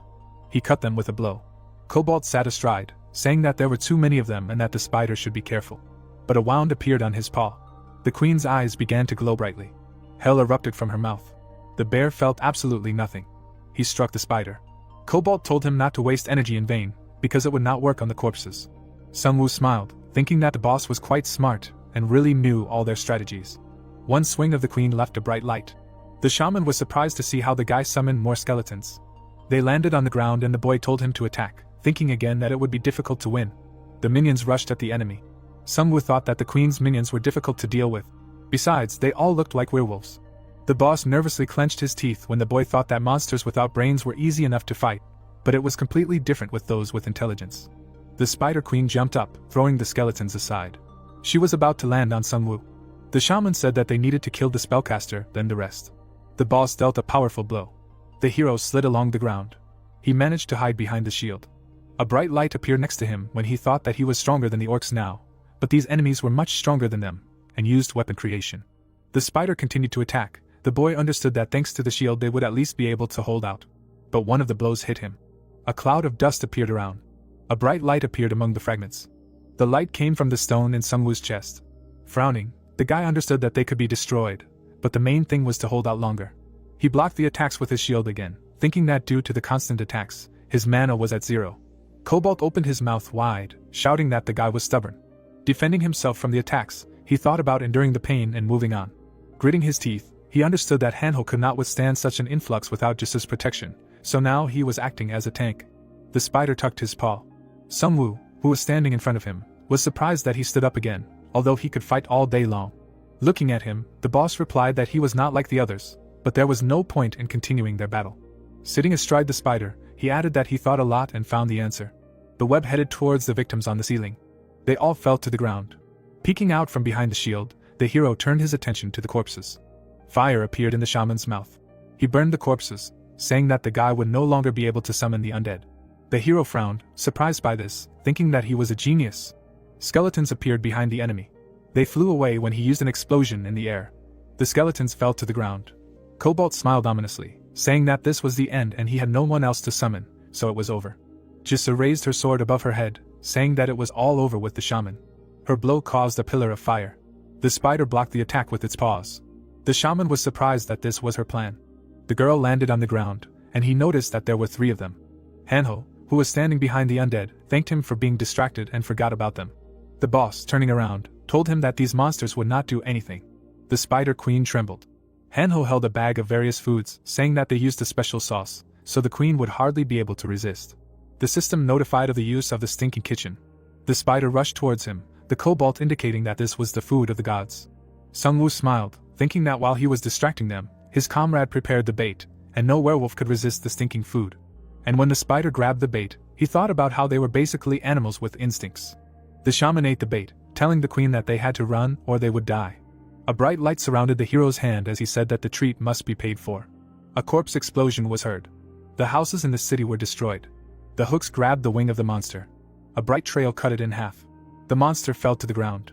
The system notified of the victory over the cannibal bat boss. The boy looked down, saying that they were all great. The girl behind him adjusted her glasses, noting that this battle was perfect. Her comrade called his commander the best. A new message appeared, saying that the party members were receiving an experience boost. He himself frowned, thinking that by joining forces, they were improving each other's skills and earning experience, and while he was not the first in the ranking, he would become one. Imagining the dark figure, he wondered who the person in first place was, and how he could advance through the levels so quickly. Looking at the people in cloaks, he thought about how their guild was the best forces in Korea, and no one else could gather so many players and make them work together. The man gripped his blade tighter, because the thought of a person in first place scared him. Imagining the cloak fluttering behind him, he thought about how the leader in first place was a hope, and he could create a guild bigger than his own if he wanted to. He frowned, thinking about what would happen if he interfered with his plans. At that moment, he was distracted by a man with a phone, saying that he looked at something. He picked up the phone, hearing that the ranking had changed, and asked if there were new players. What he saw surprised him. Sungwoo was in second place, and the prosecutor was in third. Frowning, he just thought about how this was possible. There were clouds of dust everywhere. The monster was lying on the ground, cursing at people. Hanho threw a dagger at it. The system notified that 300,000 gold had been received for killing the boss. Looking at him sternly, the guy said that he had finally gotten used to the thief class and could be more than just a tank. He heard movement behind him. A wounded spider pounced on him. A skeleton struck him with a sword. The system notified that 300,000 gold had been received for killing him, as well as a new level. The servant stood on the defeated monster. The system reported that it had absorbed his mana and become stronger. Sungwoo looked at the screen, seeing that the available number of subordinates had increased, said that now they would definitely be able to go on a raid and find the Reaper's scythe. Frowning, he thought about the first awakening very soon. Jisoo looked at him, saying that if they could find the store, they would close all the targets. Empty carts were scattered everywhere. Seeing the sign, someone said that it was him. They stopped in front of the vending machines. The system welcomed them to the store with a class. On the screen, there was an option to choose gold, platinum, or diamond. Sungwoo looked at the screen, wondering about the fact that in the D-class store, platinum cost 100,000. The girl assumed that there was something different. Several different symbols lined up in one row. The system explained the rules of the slot machine. Hanho opened his mouth wide, shouting that this was nonsense. Jisoo said that it was like a roulette. The hero put his hands on his waist, thinking that his comrades had about 300,000, and he had 1,600,000, and they could definitely increase their chances with tokens. Hanho hit his hand, raising his hand, wanting to be the first, saying that Sungwoo was always the first and lucky, to which he replied that there were 3 machines, so they could do it together. The symbols quickly replaced each other. The hand pressed the stop button. The 3 of them looked at the machines carefully. Hanho put his hand out, asking if they were sure they were doing everything right, to which the girl replied that it was too late to back out. The hero hoped that they would get something good. The guy gritted his teeth when he saw that there was a bonus chance, and that his gold would be sent to the next participant in the game, calling it a scam. They continued to stand at the machines, receiving sets of elixirs and other things. One of them said that they were finished. Frowning, Sungwoo thought that was not true, they only needed to collect 10 tokens. Hanho happily raised his hands, taking first place. He opened the scroll in front of him. The system showed that this was a prank by the goddess of fortune. The hero gritted his teeth when the girl said that they would die here, and replied that he would use all 10 tokens. He pointed at the machine gun when the message appeared that he had received a first-class reward, and he was surprised by what happened. A ring appeared on his finger. The system said that it was the Shadow King's ring, which summoned a shadow clone. Jisoo grabbed the gun when Sungwoo saw the additional task of the Shadow King's heir. He looked away, saying that it was a collection task to obtain an item, which he would save for later. Extending his hand to Jisoo, the guy said that he could give her the heroic wind bracelet, which she was happy about. The street was completely empty. He suggested that they return to the village, leaving the guards here. The people looked at them happily. Later, they gathered at one table. A guard stood nearby. Others were examining the items. The control room towered over the airport building. Jisoo slung her bag on her back, happy that the ranking was finally starting. The hero replied that they were completely prepared, so the results should be good. Hanho looked at the phone screen, addressing him. Among other announcements in the community, he suggested that he look at number 7. The broadcast showed a table and a chair. Jisoo also looked at the phone, saying that it only showed a room, assuming that they were testing the camera. The hero thought that they wanted to broadcast the raid. The light of the screen reflected in his eyes as he thought that this was the idea of the Quanok Guild, since they can upload photos, then that broadcast too. Covering his face with his hand, he thought that although he didn't know why, but perhaps this was another method of controlling people, and the entire community was excited when he took second place in the rankings. Then, imagining the man in the cloak, he noted that it made him tense. Frowning, he also thought that he didn't think he was bad, but ambition could lead to the wrong choice. So, imagining a man with a sword in his hand, he thought that if the prosecutor did not like it, he would try to block the hero's path and control him. There were defeated monsters lying nearby, and he understood that his access to raids could be restricted. Sungwoo looked at the scroll, thinking that he was unlikely to succeed and that the contract with the necromancer turned out to be an important thing, so it was time to use it. A helicopter appeared in the sky. It landed in front of them. The man smiled at them, saying that his name was Manhwa, and he was from the Crusader group. Looking closely at everyone, he added that he came to take the second place in the ranking and told them to land. The helicopter flew over the city. Sungwoo looked at his comrades and clarified that there were wyverns in the sky, worried about the helicopter. Manhwa smiled, answering that nothing was impossible for their guild. So, imagining people on the roofs, he added that their allies were scattered throughout the city. The map marked the location of the monsters, so they knew where they were. The pilot also smiled, saying that there was no 100% guarantee of safety, but it was much faster to move this way. Looking out the window, the hero thought that with more people it was easier, and for them such a scale was impossible. The helicopter continued to fly when he thought that although this was not bad, were there any other ways? A message appeared that they had started a group raid quest. A new message showed the description of the quest. Manhwa looked at the screen in fear, asking the others if they had seen it. Also holding his hands behind his head, the guy said that he had not planned this and hoped that the leader would deal with this quest. The hero covered his face with his hand, thinking that he had been caught. Imagining battles with monsters, he thought that this raid was a joint quest for people with different classes. The two people shook hands. He thought about how teamwork was very important, and without it, it was impossible to win alone. So he imagined the huge monster in front of him, thinking that even if they acted in a group, the damage would be reduced by 90%, and the reward for fighting it would be much better. Imagining an eye above him, he decided that someone was definitely watching them. Then he imagined the prosecutor, thinking that he had put too much effort into leveling up to participate in such a raid, and that the difficulty of the task depended on the player's progress. Sungwoo gritted his teeth. Imagining the prosecutor and the others, he decided that he would have to surpass the other leaders, because he was not going to stop there. The bright sun illuminated the city street. On the screen, there was a message from the prosecutor, who was addressing all the survivors on the Korean peninsula. A man looked at the phone screen, saying that the prosecutor was the best leader. Another noted that he was preparing to broadcast the raid to everyone. There were many messages in the community, people were very interested, and someone noted that this raid was invented by the system. Everyone introduced Sungwoo and his skeletons, adding that it was all so that he could participate. The helicopter flew over the city. People looked up, wondering what he really was like. They landed on the roof. Comrades walked behind the hero. The prosecutor stood in front, welcoming them to his guild and hoping that they got there without incident.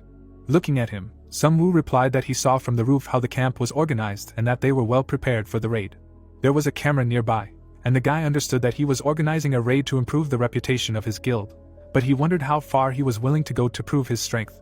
A man in a dark cloak appeared behind the prosecutor, asking if this was the same necromancer and his group. He adjusted his hair, adding that it seemed to him that they had many survivors, not understanding where they were.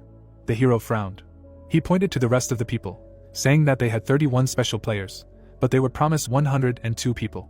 Sungwoo looked at the interlocutor, thinking that they had not yet discussed the conditions, but he was already attacking and apparently, they did not agree with the prosecutor, answering him that first it was worth introducing himself. Yo-hoon looked at his comrade, saying that this was Kang-hoon and he was responsible for the survivors from Techikro. Then Sungwoo imagined him surrounded by flames, realizing that he was a great fire mage and his name was known in the community. Closing his eyes, he asked them about whether they would send an army, but the interlocutors did not understand what he was talking about. His comrades stood nearby when the guy added that they always worked in threes, not understanding what the point of the others was. Sungwoo frowned and said that everyone was going to a raid, not a war. Young-hoon put his hand on his comrade's shoulder, telling him to remember what class the other person was. There were skeletons behind the hero, and the prosecutor noted that he was not alone and that he always had assistants behind him. Min-hyum bit his nail when the man added that the raiding was evidence, and they did not have time, so they needed to move on to the discussion. Jisoo and Hanho were standing in the hallway. Yoon-hoon sat at the table. A man with a thick beard was sitting nearby. Next to him was a man with long hair. The girl smiled at everyone, saying that she was the deputy in the Crusader Guild. Manhwa pointed to the screen, saying that everyone already knew the quest in this raid, and the difficulty was high, so the reward also promised to be excellent. Having presented this reward, she added that although she did not know what it was, they would divide it into 12 parts in gold. This surprised Sungwoo. The man with the beard nodded. The other listener also nodded his head. The hero slightly opened his mouth, realizing that they were all in the same boat. He looked at the people at the table, thinking that it was unfair to divide it like this and there were 10 leaders from different guilds, but for some reason everyone agreed. He imagined the people behind Young-hoon, thinking that the number of participants was different, but it could be said that the Crusader Guild was responsible for the entire raid, so if it was divided by 12, they would all get one part, and the rest would get 11. Raising his hand, the deputy asked if there were any objections. Someone raised their hand. Sungwoo looked at it, saying that it was. Manhwa smiled at him, asking him to speak, thinking that she knew he wouldn't be able to keep quiet. The hero pulled his hand away, not understanding why they should split the reward like that, if the fight with the boss was one-on-one, and why not give the reward to the winner. The girl looked at him intently, realizing that he was the one who had caused this quest, answering that it was not quite an equal division. Looking her in the eyes, he replied that at least it would be fair. One of the people present gritted his teeth, hearing that everyone here had different levels and strengths, or that he should work for the others. Smiling slightly, the hero added that the others would stand aside. The two girls opened their mouths wide, not understanding what he was talking about, and why they should do nothing. The man pointed to the exit, offering to talk in private. The hero imagined his battle with a monster, realizing that it was Anseok and he was ranked 11th, and he was known for his battles with large monsters. He frowned and asked why the guy was silent, but someone told him to sit down. Sungwoo's eye began to glow when he replied that if he had something to prove, then let him prove it on the battlefield. Gritting his teeth, Anseok only cursed in response. Someone slammed the table. To this, Young-hoon came, who suggested doing as he was told. Smiling menacingly, he added that it would be more interesting this way. In the distance, ruined buildings could be seen. The monsters rushed to attack. They were also hit. Anseok continued to hit furiously, saying that he should have killed the necromancer on the spot for his words. Blood flowed down his hand. He received 3,800 gold. Seeing many bright eyes in front of him, he asked if someone was stronger. They rushed to attack. An explosion sounded in the sky. The explosion tore apart the monsters. The man turned around, hearing that he should be careful, because if he died, the others would too. Kang-hoon looked at the lizard, saying that they had landed here, and hoped that there would be no more places like this. Anseok pointed to himself, saying that this is why they came and they need to kill the boss, stopping the destruction of the world. The interlocutor looked away when a message appeared saying that this is the future that will occur if the fallen are not stopped. Anseok looked at him questioningly, asking if he would definitely know who they were. The guy answered that they were monsters and people. In the distance, the dome of the house was visible. He added that this was precisely why it was necessary to protect the world tree. Then he smiled, adding that the prosecutor could be relied upon, because he definitely kept his word, unlike some. A helicopter appeared in the sky. Anseok looked at it, deciding that the broadcast had already started, and asked if the prosecutor was there. Kang-hoon looked at the phone screen in shock, mentioning the necromancer. Then the man, frowning, replied that he knew he would run away, but he heard that this was not the case and he went to Yudo Park. Anseok looked at his comrade in surprise, clarifying that the boss was there, and he said that he wanted to get to the monster faster than Young-hoon. Introducing his minions, the man called the necromancer disgusting. The man with stripes on his face held a bow, thinking that he was a level 11 iron archer, Myung-soo, who had a talent for shooting before the destruction of the world. The man remembered how he stood obsequiously next to the leader, and thought that from his past experiences, he knew that success did not depend on ability, but good connections, especially in politics, could help. There was a sly smile on his face. Myung-soo thought that talent alone would not help, but eloquence and good defense would always help. The man with the bow walked behind the leader and thought that it would be strange to evaluate a person in society only by his ability. A keen mind is what is important. Only this way will one survive. He remembered how Manhwa approached him, and thought that perhaps that was why he was given such a weapon. The girl with glasses smiled and asked him not to lose his temper. Myung-soo looked at the man in the cloak, thinking that the guild leader was probably keeping a close eye on the necromancer. The blonde had a sword on his back. The hero thought that the necromancer would lose in this raid. That's why 11 guild leaders were participating. He smiled and thought that he just needed to wait, and then the golden path of luck would open up before him. The archer had a puzzled expression on his face. He thought that he had thought like this before. A pillar of fire rose up. The man thought, "What is this?" The girl clenched her teeth, and Myung-soo thought, "Who is this woman? Is this some kind of game for her? Why does she continue to move forward alone?" The man with glowing eyes smiled, saying that it tickles, while the archer thought, "Who is this?" The guy was surrounded by bright flashes of monster attacks, and the archer thought, he was able to turn into a monster. Where does a person get so much strength from? Standing behind the hero in a cloak, the man thought that the last problem is this monster. The skeletons in armor lined up in a row. The player thought, why does his zombie have equipment? The system reported that it was a knight in armor synergy, equipping 30 or more minions that formed a shield equivalent to 30% defense. The frightened Myung-soo imagined the knight, and thought that this was the synergy effect of the Crusader Guild. How did he get such a high-level synergy? Sung-woo turned around, looking at him. With a slight smile, he clarified, he also needed armor, and heard that no, they were archers. He turned around and saw a man scream in fear that he was surrounded by bones. The warriors held their weapons in surprise and discussed how light and strong they were. The system reported the list of synergy knights in armor again. The man in the helmet was extremely delighted, thinking that this was a real game. They were protected by synergy. He happily folded his hands, looking at the necromancer, and thought that this way they definitely did not need to do anything. A light was coming from the building ahead. Words were heard that there was Yudo Station ahead. If you pass it, there will be a park and the boss room. The foot was immersed in water. The hero said that you need to be careful. There is water around, the level of which is rising. Myung-soo standing behind in a helmet said that there will probably be more lizards further. Visibility is very poor. It is better to wait for the rest. Sung-woo put his hand and called Hanho and Jisoo, move away, while the archer thought that even for a necromancer this is too much. White beasts threw monsters back. Green creatures lay in the water. As it turned out, a bright flash of a corpse explosion. The warriors opened their mouths in shock, seeing that 3,800 gold was received for killing a lizard man. The shocked man held his mask, seeing several similar notifications. Blood splashed near the paw. Sung-woo stood surrounded by smoke and said that that's it. The hero thought that they definitely needed a game patch. There was a helicopter flying in the sky. Hanho pointed and asked if this helicopter wasn't going to film them. The archer thought it was supposed to film the leader's skills. The cameraman held the camera and shouted in admiration. He opened his mouth wide, shouting that they even managed to film the famous corpse explosion. Apparently this was what the prosecutor was talking about when he said that filming would help raise the spirits of the survivors. The man in the cap stood next to Manhwa and thought that he was allowed to film other teams besides the Crusader Guild for a while, so he couldn't miss such a shot. There were many comments on the screen discussing the necromancer's strength. A shout was heard that the audience also had a strong response. "This is great." The man with glasses held the phone, shouting that the Crusader Guild was calling. He brought the phone to his ear and grimaced when he heard the shout. "What is he doing? Isn't he going to turn the helicopter around?" Manhwa angrily shouted into the phone when she heard that they were filming others, and shouted that he didn't understand that it was serious. It was only to control them. The eyes behind the glasses looked furious. The woman ordered to go back now if he still cared about his life. Looking at the helicopter, Sungwoo asked if he was flying away. Filming others, the comrade said that something was probably going on there. The foot stepped in the water. Sungwoo stood surrounded by his zombies. A notification appeared that they had entered the boss's room. Jisoo turned around and said that Yodo Park now looked just like a jungle. Creatures flew out of the trees with a noise. The water swayed. The guy exclaimed that it was an earthquake, and the hero told them to hold on. The girl, with her eyes wide open in shock, asked her comrade to look. A huge beam of light was rising from behind the trees. The system reported that a raid boss monster, a lizard warrior, had appeared. Lizard warriors were blessed by gladiators. They were given a 90% damage reduction for several direct attacks. The warrior was looking for an opponent to compete with. If the player won the one-on-one match, a special title would be awarded. Hanho pointed his finger and said that it seemed like they were going there. The helicopter surrounded the shining beam. Looking in surprise, the guy asked that this was the Crusader team. Did they come here right after they entered the boss room? Sungwoo looked there carefully, thinking that they probably wanted to take all the rewards. That's what the helicopters were for. Shining eyes were visible in the darkness. The hero thought that they went straight to the boss. The leader was too ambitious.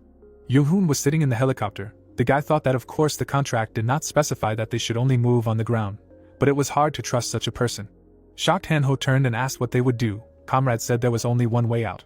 Sungwoo smiled encouragingly, saying that they would not fly, which meant they would just move forward. Fist hit the monsters. The system reported that 3,800 gold had been received. White zombies held the lizard man. A shining flash appeared near the hero's body. His comrade asked what was shining there? Sungwoo held a shining card in his hand, realizing that it was an experience coupon. The system said that it was an S-class experience coupon. When used, he could get a large amount of experience. When he collected enough to level up with the card, it would glow green. The light of the coupon was reflected in the guy's eye, who thought that this was the item of that hidden gold dungeon. It was shining, which meant the guy was surrounded by a green glow. He thought that he was level 15. If he could get the Reaper's Scythe, he would reach the first awakening. The card was shining brightly. The system said that he had enough experience to get a new level. Did he want to use the coupon? And the hero agreed. His comrades anxiously reached for him. The guy thought about them. A bright green flash. Sungwoo looked up in shock. He seemed to be floating in a green fog, thinking it was a prophecy. But it felt different. His body seemed to be floating in space. A bright flash appeared ahead. He thought it was color. The glow formed into a figure. The guy thought that something was emerging from it and moving towards him. A face was visible from the glow. The system message said that the ruler of death was finally here. Energy tousled the hair of the surprised guy, who saw the task to find the Reaper. The system said that as a reward he would receive a primary awakening, an exclusive skill, because he witnessed the coming death. It is an irresistible force that cannot be stopped now. If he does not develop the appropriate power, he will follow the power of the Lich and become his servant. The Reaper's Scythe is at death, and his choice affects his fate. In front of the hero was a system window. Sungwoo looked at the figure in front of him in surprise, thinking that it was an information window, which meant that it was the being behind the entire system. A face was visible in the glow. The hero thought that it seemed like it was trying to tell him something, but he was too stupid to understand. Looking forward, the guy thought that maybe that was why it was talking to him through the system window. Looking at the figure above, Sungwoo thought that it was strange. It looked scary, but he did not feel fear. The silhouette was glowing green. The guy thought that it was unlikely to harm him, as if it knew who he really was. The guy was surprised when he heard himself being called. The shining figure asked him to be careful with death using the system window. Sungwoo extended his hand, asking what this meant. Surrounded by the glow, he reached forward. Then he woke up surrounded by his comrades who were calling him. Shocked, Hanho exclaimed that he just disappeared for 10 seconds. Is everything okay? The brunette put his hands out, saying that his body really moved there, so that creature is real. He looked down tensely and wondered what it means to be careful with death. Is it possible that it is very close? A powerful explosion was heard behind the trees. The heroes looked there. A question was heard, an explosion and smoke. Did the helicopter fall? Sungwoo pulled up his hood, thinking that there was no time to doubt. He would not solve the problem so quickly, which means he would do what he can, catch the local boss. The comrades looked at the guy who was pointing at them. saying that they were heading to where the boss was now. Turning around, the guy in the cloak told Manga that if they did not follow them, let him join forces with others. The protagonist's team resolutely rushed forward. In front of them was a bright flame of an explosion. The man gritted his teeth, asking what happened. Behind them, a fire was visible. He thought about the helicopter that someone attacked, but how? It was in the sky. A spear was sticking out of the helicopter window. Yoo-hoon was carrying a victim and told everyone to gather. A guild member rushed to him, and the man said that he was able to use his faith territory skill.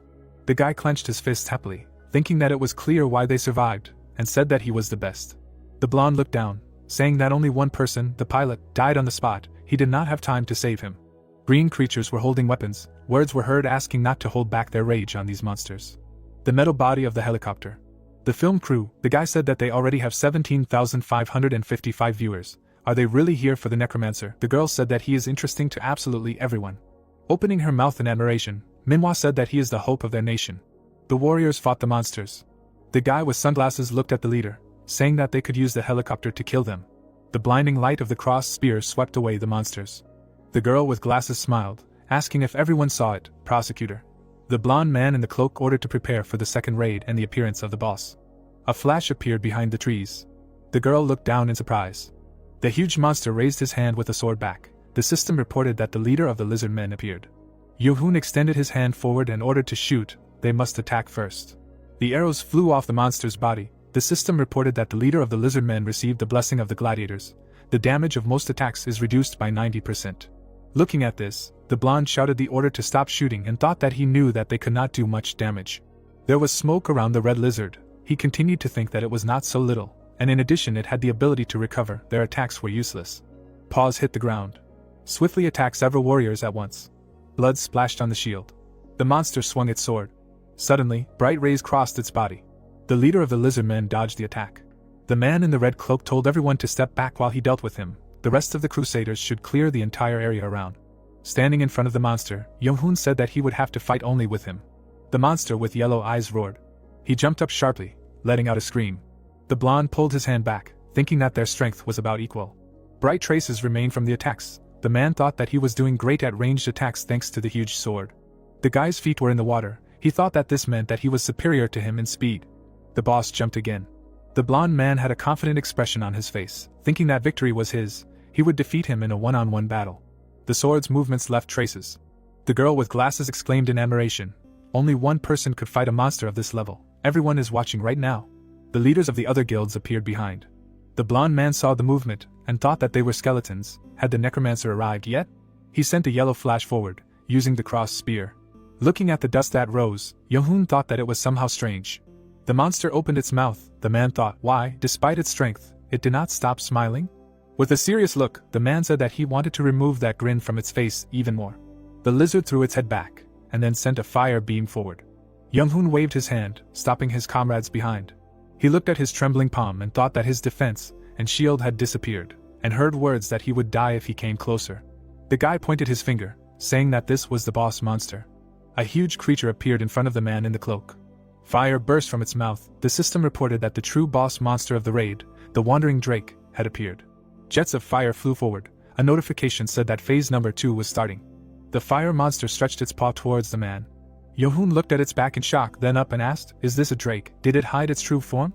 A powerful beam slammed into his sword. Gritting his teeth with zeal, the man thought that his defense was about to break, and then himself, he was too strong for him. The huge fire lizard turned around, and the man realized that it was attacking with its tail. The boss was holding the sword with its tail. The monster attacked Yoo-hoon. The comrades watched this with alarm.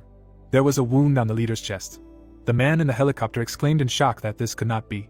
Drake approached the blonde. Drops dripped down. Words were heard that it was all over. It was Manhwa crying, saying that they had lost the raid and asking for forgiveness from the guys. Another lizard was flying behind the roaring monster. Its body disappeared in a huge flash of explosion. Bone monsters approached the boss. Drake opened his mouth. Many monsters raised by the necromancer surrounded him. A white creature attacked from behind. The boss roared, trying to throw them off. Sunwoo landed on top of him. The girl behind the cameraman exclaimed in shock that it was the necromancer. The man said that here he was. The viewers looked at the phone in delight, saying that Sunwoo had appeared. Minsik, with a phone in his hand, exclaimed that the captain was like the main character who appeared at the most terrible moment. The girl with glasses opened her mouth, thinking that it was good that he was here, and shouted that they did not care what would happen to the reward. A huge red monster. A request was heard from the helicopter to end the fight and save everyone. The blade pierced the boss's head. The monster fell next to the guy. Sungwoo looked ahead tensely. The guy clenched his fists, saying that they would stun him and finish him off with a sword. The magician added that with a necromancer on the team, victory was possible. The man turned to Manhwa and shouted that there were also lizard men on the other side. The girl looked down tensely, thinking that they only knew about the one-on-one battle with the boss, but no one said that there would be other monsters. The helicopter flew over the trees. She thought that she should have abandoned the quest, and shouted that everyone should protect the necromancer. The warriors blocked the passage of the lizards with shields. The guy with the blades treacherously said that they had no idea who they were attacking. The bone beast hit the monster with a hammer. Minhyam, seeing this, joyfully exclaimed that the drake had fallen. They had defeated the boss. Sungwoo tensely looked ahead, thinking that they had won. This was impossible. Smoke rose from the drake's body. A question was heard: is he moving? The friends turned to the necromancer in shock. The guy asked what was happening, and the girl added that he had stopped breathing. Thin vines were spreading from the monster's head. He thought that something was changing. This was its third phase. A wooden growth appeared on the monster's face. The system reported that a hidden raid boss monster had appeared, a young warrior who had absorbed the seeds. Looking up in amazement, Sungwoo thought that the system window was constantly making some changes, as if laughing at them. The warriors with shield shouted that the lizard men had strange eyes, but they should hold on to them. The lizard men were approaching. A cry was heard that they were like zombies. They needed to kill each one. Were they berserkers? Flashes appeared near the heroes. Sungwoo thought that he could rely on Jisa and Hanho. They would be able to stop the berserkers. He stood in front of the huge monster, and thought that this was a problem on him. A fireball appeared in its open mouth. An order was heard to dodge the fiery breath. The monster spat out a huge stream of fire. A cry for help was heard. The bodies were hidden in the flames. The guy thought about the fact that there were lower monsters and lizards here. How should he fight them all at once? There was a sharp spike on the monster's head. A huge corpse explosion appeared. The surviving boss continued to roar, and Sungwoo thought that it was pointless. The skeletons covered the necromancer from a new volley of flames. Sungwoo glanced to the side, seeing a notification that the dead under his influence were returning to the endless prison, and thought that his word bears turned to dust in a second. He needed to figure something out quickly.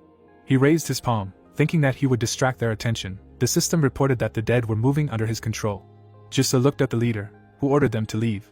The monster broke the skeleton with its paw. The hero said that they could not fight the boss and other lizard men at the same time. First they needed to retreat and deal with the lizards. Sungwoo turned around, looking at the cloaked men, hearing the question of what about the others, and replied that they should split up. Anyway, monsters attack large groups first. The street smelled of shadow. He said that they were all in danger, so let them think about themselves first. Hanho looked at the hooded guy and agreed, hearing the order to leave. The heroes rushed in different directions. The cloaked guy walked on the water and noticed something. Hanho looked at the blonde in shock, recognizing Young-hoon. Coming closer, he asked why he was here. They can't just sit, they need to leave. A roaring monster appeared behind. Tears appeared in Hanho's eyes. He called out to the elder, thinking that he should take care of himself first. The red mouth was approaching the guy, when suddenly a small skeleton attacked the monster. The attack left a mark. The skeleton swung his sword. Hanho looked at him in delight, saying that if he is here. Sungwoo attacked the enemy with a spear, saying that he asked him to think of himself first. He stabbed the monster in the eye. The tip of the tail held a blade. The swift attack cut off the protagonist's hand. The silhouette dissipated. The hand grabbed the surprised Hanho by the cloak. He turned around in surprise, asking Sungwoo what it was, not him, and heard that it was a clone. The guy clenched his fists, using the Shadow King's ring, saying that he distracted attention, but did not cause damage. The hero quickly moved forward and thought that he could try to hit himself, but the clone only received half the damage. The boss monster roared furiously, and then opened its mouth and caught up with the heroes. Sungwoo turned around in shock, thinking that he had gone mad and chosen them as his target. A fiery volley appeared next to the monster. A silhouette appeared against the flames. The guy turned to the landed Jisa and reminded him that he asked them to split up and run away. The girl looked forward with a determined look and said that she would fight them. They were always three. A touched Hanho covered his mouth with his hand, and Sungwoo said that he wanted to thank her, but there was little time. Zombies appeared next to him, and the guy suggested doing it after killing the boss. Swift attacks smashed the bone warriors. A bright flash of an explosion appeared. The skeletons attacked the monster, and Sungwoo thinks that initially they only needed to catch the boss, but now he does not even see a way out of the situation. His explosion does not cause much damage. A powerful attack smashed the skeletons, and the hero thought that he did not know why he did not eat his skeletons, which means that it will not be possible to blow him up from the inside. Jisa frowned with tension. While the hero thought that he could not create new skeletons either, they disintegrate faster than his comrades create them. A new fireball appeared in his mouth, and Sungwoo was surprised to think that he was inhaling. He glanced back darkly, thinking that Jisa and Hanho were behind. Flames flew out of the monster's mouth. The guy shouted to create a weapon. Hanho clenched his fist. His comrades responded to Sungwoo. He gritted his teeth with zeal. Flames rose up. The guy fell to his knees, thinking that he barely endured this horror. The skeletal armor disappeared. The boss grinned in front of him, while the guy thought about his physical form. He continued to hold the blade with his tail. Hanho appeared in front of the hero, taking the blow on himself, saying that he would protect him. The guy's gaze became surprised when he saw a notification that his holy shield was disabled. The blade was quickly approaching him. However, Orn saved him. The skeleton moved his sword. With a swift attack, he cut off the tip of the tail. The monster roared, opening its mouth. The skeleton threw the guy back. The hat hit his face. Stretching out his hand, Hanho tried to stop him. The clawed paw was approaching the skeleton. The hero saw the attack. Tears appeared in his eyes. The system reported that the dead under his control returned to the endless darkness. With tears in his eyes, Hanho took out his blades and told his comrades to run away. The girl tried to calm him down. A huge werewolf bear simply grabbed both of them. Sungwoo put his palm on the head of his crying friend and asked him to live. The bear dragged his friends away, and they screamed, asking what he was doing. The stone on Sungwoo's chest was shining. He thought that after Orn's death, he came to his senses a little. A severed tail lay in the water. The guy mentally thanked him for his service, thinking that he could always be relied on. Bones were floating nearby. The hero thought that his sacrifice would not be in vain. He would try to buy time. The monster's attacks crashed into the shield. He powerfully attacked with his paw. The man watching this screamed in fear, and Manhwa said no, it was not certain yet. The girl with glasses looked down, screaming that he would fight to the end. There was no need to lose hope. The tense Sungwoo held the shield.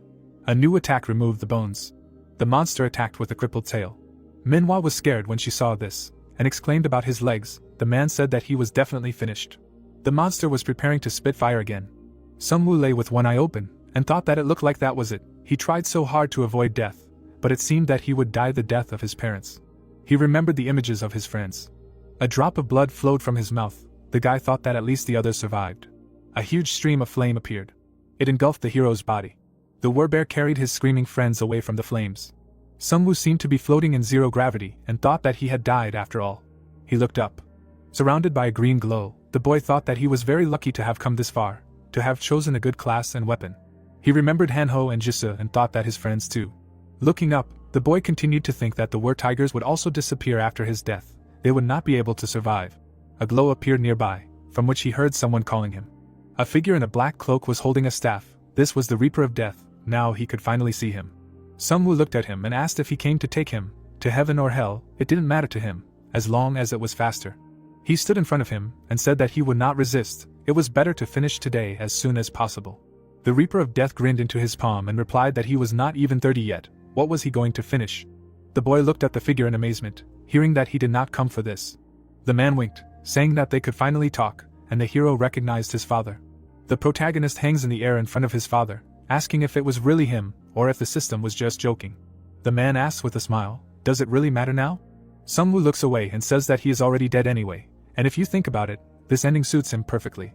The warrior blazes with a bright flame. He realizes that he was afraid of death because the unknown scares him the most. People are falling down. The protagonist is thinking that everything that does not symbolize life is terrifying, and if you know that death is not the end, then it becomes less scary. The father looks at him with a serious face. While he is thinking about the fact that they will be able to face sins, the guy asks if he hates him. The protagonist, standing opposite, explains that when a fire started in the house and he left them and ran away alone. The guy excitedly says that he ran away because he was afraid of death, and it is surprising that he was able to meet him. Memories of the past emerge. He says that he had to go through a lot, and he tried and studied to become stronger. Frightened friends stand near the soldiers. The protagonist says that at first he did not want to take on too much responsibility. Fierce monsters are watching. He says that when he considered that he had grown up to this. The guy standing opposite says that in the end he is still glad to meet them. The man in the black cloak lowers his gaze. He begins to laugh loudly and asks if the guy really worried about this for so many years. The man tells his son that he thought he was a grown man, but he is still a child, citing that he ran away because he was afraid that his dad would scold him. The protagonist wonders if this is really his father. He hangs in the air in front of him and asks how old he was then, and if he really thinks that he could help being so small. He smiles and says that his son did not run away, but only fulfilled his request. The house is engulfed in flames. The dad asks him to remember because they were together then. The boy stands next to his father in fear. The protagonist realizes that everything happened then suddenly, and the fire engulfed their house in the middle of the night. They stand in the middle of the burning corridor. The man screams that his mother is still in the room. He grabbed his head and told him to run and not think about coming back. The man with a smile promised that he would definitely save his mother and come for him. The shocked protagonist looks in front of himself. The father smiles and says that he and his mother just wanted their dear son to survive. Discouraged, Sungwoo looks ahead, realizing that he completely forgot about this and what kind of people his parents were. The electrical panel is hanging on the wall. The father explains that the fire started because of the wiring and that their house was much older on the inside than it looked on the outside. A man in a black cloak stands opposite him and says that his son has always been a responsible person, but it is not his fault that he is the only one to survive from his family, and his father acted as the head of the family should have acted. The protagonist frowns and says that he could not save his mother and did not cope as well as he did. He asks again. He points to the protagonist and denies this, noting that the guy survived. Hanho and Jisoo watch them. The father says that he himself did not fail either. The protagonist with a serious look says that apparently they both coped. Clenching his fist, he stands opposite his father. The man standing opposite asks if he wants to fight or go back. He replies that he will still be useful. The man in the cloak points his finger. He points to the green glow and says that this is his way back. The protagonist sadly turns around, looking at his parent. The protagonist says with a smile that he was glad to see him after so many years. He reciprocates and asks to leave already because there are many people waiting for him. The father, holding his head, says that he almost forgot something. The guy picks up a wooden object. The dad says that it is his. Green light illuminates the darkness. The system window says that he has completed an exclusive quest and receives a reward. A huge dragon roars throughout the area. The sword drags along the ground. Jisoo is standing next to Hanho, who is crying and saying that this can't be and he could not die. Wounded Yoonhoon says that now they are definitely finished, since even Sungwoo. They look at him with malice. The prosecutor understands that their faces are filled with hatred and this is expected. He holds his shoulder and realizes that this is his punishment for self-confidence. He remembers his comrade and realizes that Hanho tried to save him and apparently his passive skill helped in this. The system window says about the aura of a war hero. The three friends look on calmly. He understands that they were supposed to catch the boss in this raid, but lost the strongest. The prosecutor clenches his fists, realizing that he was too arrogant and could not quickly adapt to sudden changes. Frowning, he understands that he needs to correct the mistake because the world is on the verge of destruction and he cannot just stop. Minhyum runs to the leader and shouts that the commander has come to his senses. The prosecutor turns around angrily, realizing that it was Hanho who saved him, not him. A huge monster roars. The guy shouts that they need to retreat. He agrees. The prosecutor, holding his wound, mentally apologizes to the protagonist, promising to protect his friends. They walk along the path. A purple glow is visible behind them. They look at the sky in surprise and shout that it is getting darker. Yoonhoon looks at this and noticing a dark aura, suggests something. The friends are shocked to see a red window with information that a standard program is activated in a certain area. A huge monster roars while a helicopter flies over it. Kim is standing next to the girl and they are shocked to hear that a green light has appeared. A character in a cloak is walking nearby. They realize that it is a necromancer. A warrior in golden armor is burning with green fire. They are shocked to hear that it is not a necromancer, but a lich, and whether he really became a monster. The character, blazing, realizes that he does not feel anything, wondering if he is even alive. The guy clenches his fiery fist, asking if this can be considered a simple resurrection. The system window says that due to the attribute of the necromancer class, he was resurrected and the waiting time for full activation is 1 month. The notification says that he has reached the state of primary awakening and can summon the great creature Death with a scythe, as well as subjugate monsters, and he is the 9th person to receive this. The warrior stands with a bone scythe after its summoning. The system writes about the summoning of the Reaper, which is available for 1 hour and can be put into the state of a lich. The guy in the helmet with a grin notes that it sounds cool. A huge monster growls in front of him. The sinister necromancer asks if it was really fun to play with them until now. He points his finger and declares that now he will have fun with it. He releases a stream of green energy after shouting about the second phase. The system writes that now the dead move on his command. The heroes run through puddles. Hanho moves next to his friend and says that the skill worked. She notes that it turns out that the main character is alive. The prosecutor next to the assistant thinks if the necromancer really survived and how he managed after what happened. Friends see a warrior in front of them and ask if he is okay. The necromancer turns around with a terrifying look. The friend shouts that he has become a monster. Jisoo points his finger and objects, saying that he is not a monster, but simply completed the awakening quest. A giant mutant runs at the protagonist. The skeletons explode. They blaze with green fire. The system says that fallen comrades are being restored. Surprised spectators shout that they are being restored, asking if everyone can see that the henchmen are resurrected. The monster raises its mouth to the sky, starting to roar. Fire bursts out of its mouth. Everything around begins to blaze. The protagonist talks about creating a weapon. The prosecutor stands with the others, shouting that they can handle him because the dragon's flame is directed towards them. The skeleton moves forward. The protagonist's assistant fights deftly. Hanho hugs him, shouting that he should never leave them again, and they will be together until the end. The other shouts that he believed in him. The monster opposite the necromancer roars. He wonders why he does not attack and whether he has run out of energy. He holds a bone scythe in front of him and states that his body has apparently reached its limit. The undead attacks the enemy. The guy says that he spends too much energy to maintain his power. Green flames engulf the mutant, and he roars in pain. The skeletons pierce him with their weapons. The protagonist releases the chains, declaring the creation of a weapon. He clenches his fists, ordering them to rip off his skin. The bloody monster screams loudly in pain. A helicopter flies above them. They declare that his skin was ripped off and that they cannot look further if they are too sensitive. The dragon looks at the enemy with a battered look. The necromancer, blazing with green fire, orders the right to destroy him. The skeleton with a sword rushes to attack. He strikes the strongest blow with his blade.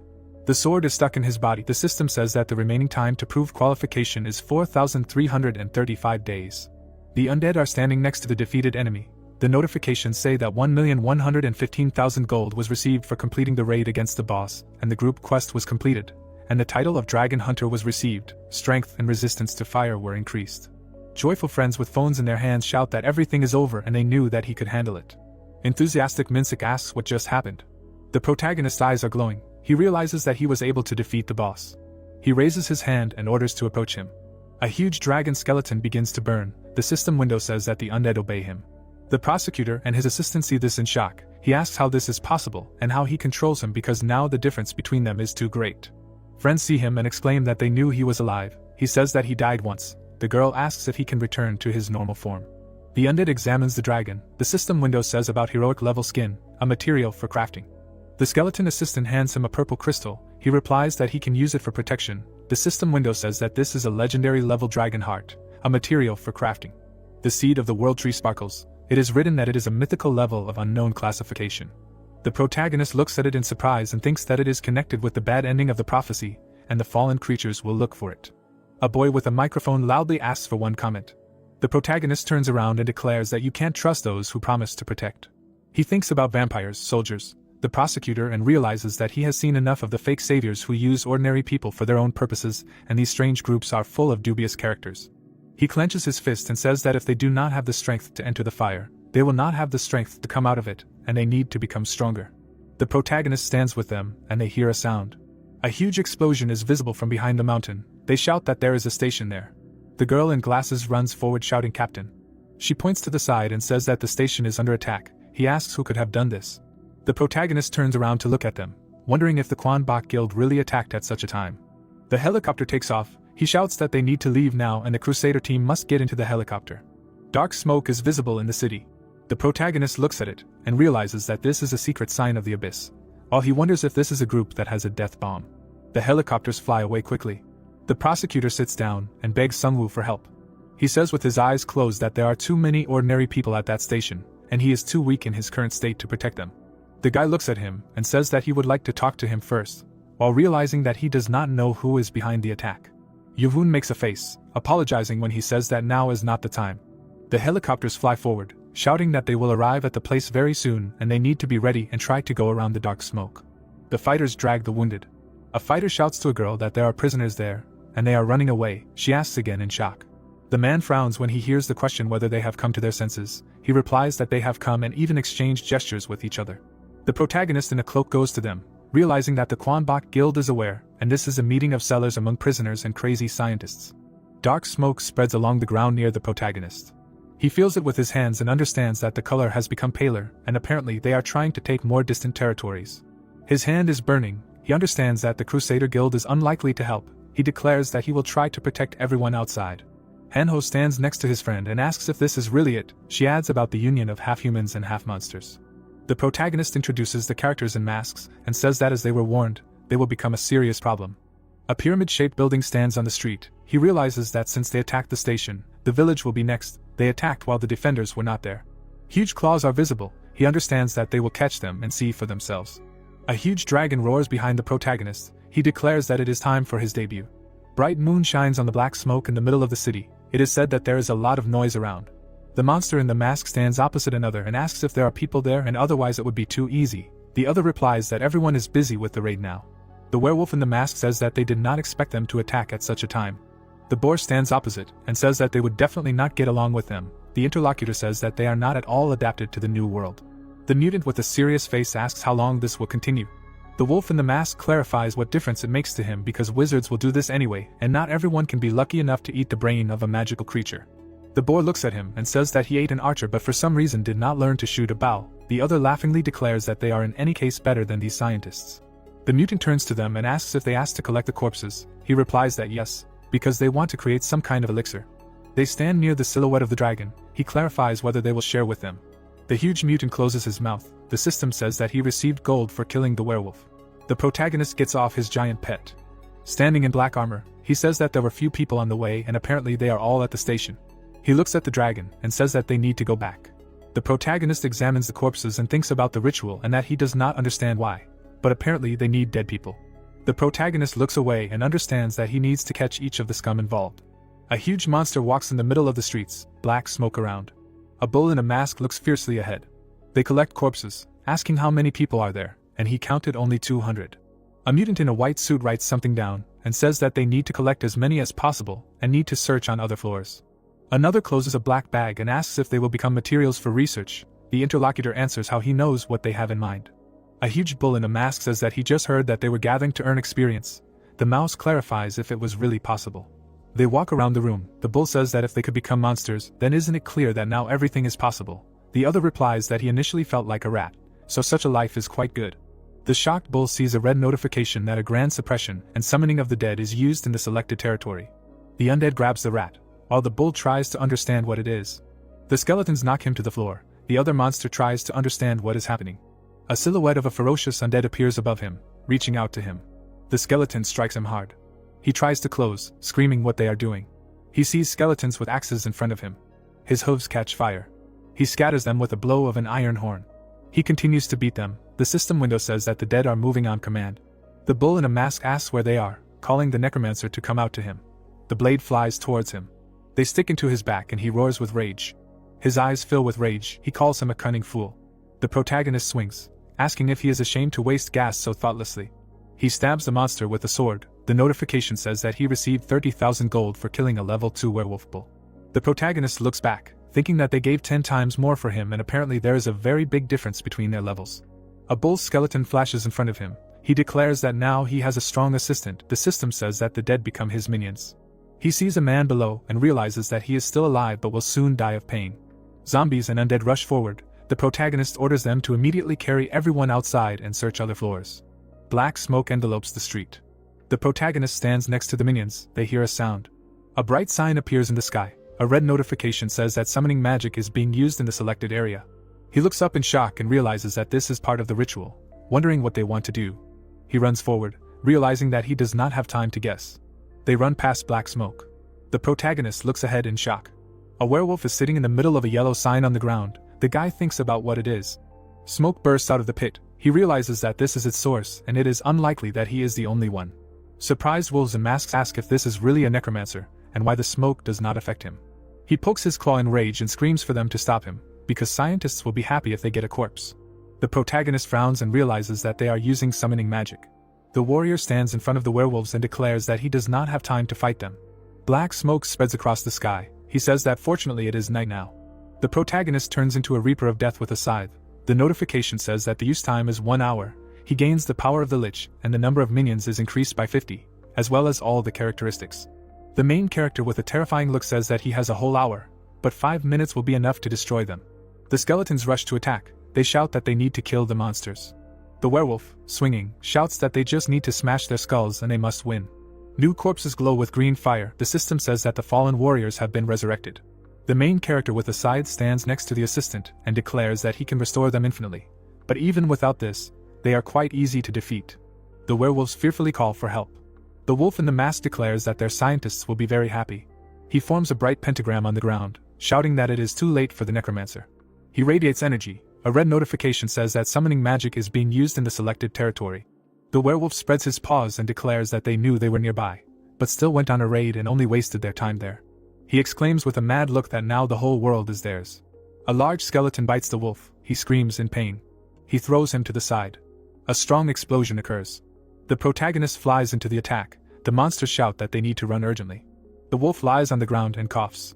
The protagonist and his assistant stand in front of him and ask what they are summoning there. The wolf in the mask coughs and says that the end has come for people. The building begins to explode. The werewolf says that they just need to look at the great monster that they cannot defeat. A red notification says that a raid boss appears. The fighter holds an empty bottle in his hand. The prosecutor holds his wand and realizes that he drank the elixir of strength, but his condition has not yet returned to normal and he was a hair's breadth from death.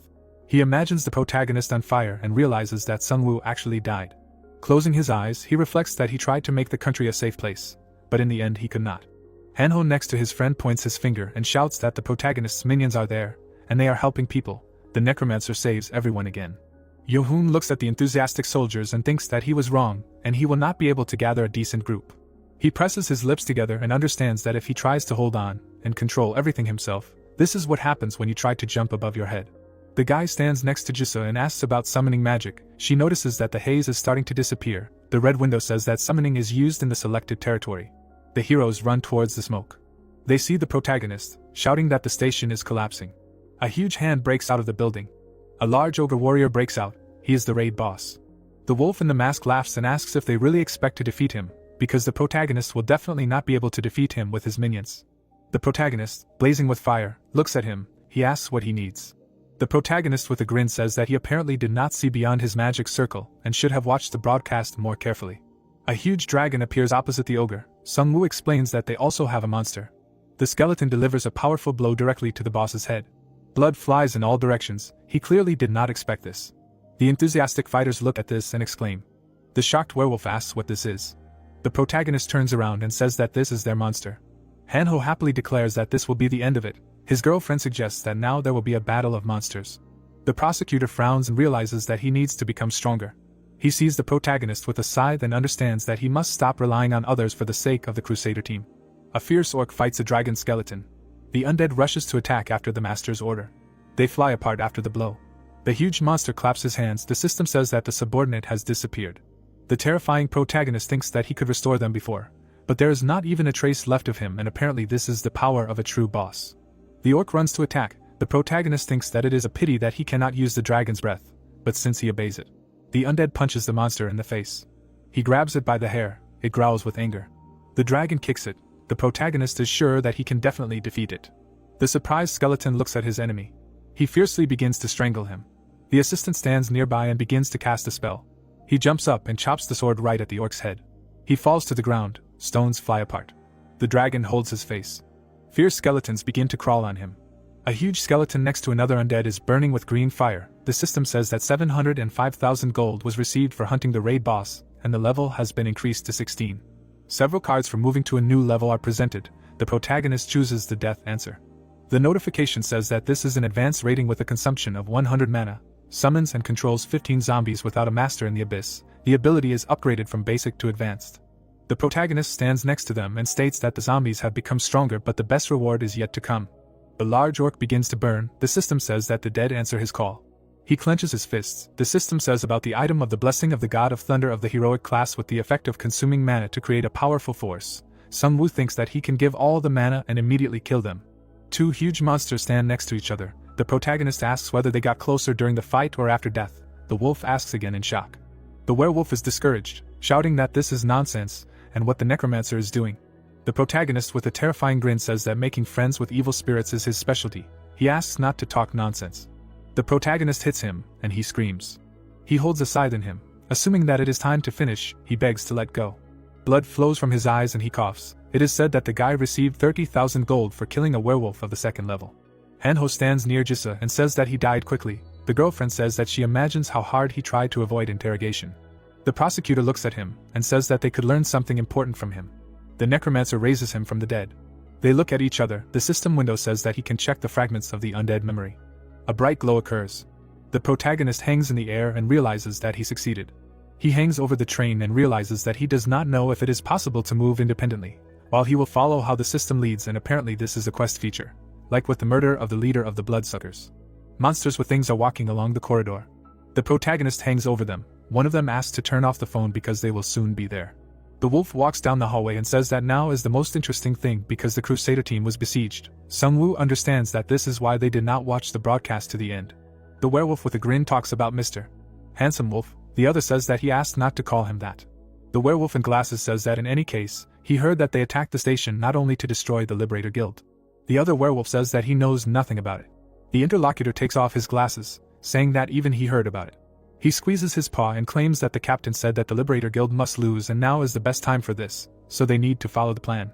The protagonist hangs in the air, hearing that the werewolf says that the group wants to conduct their experiments there.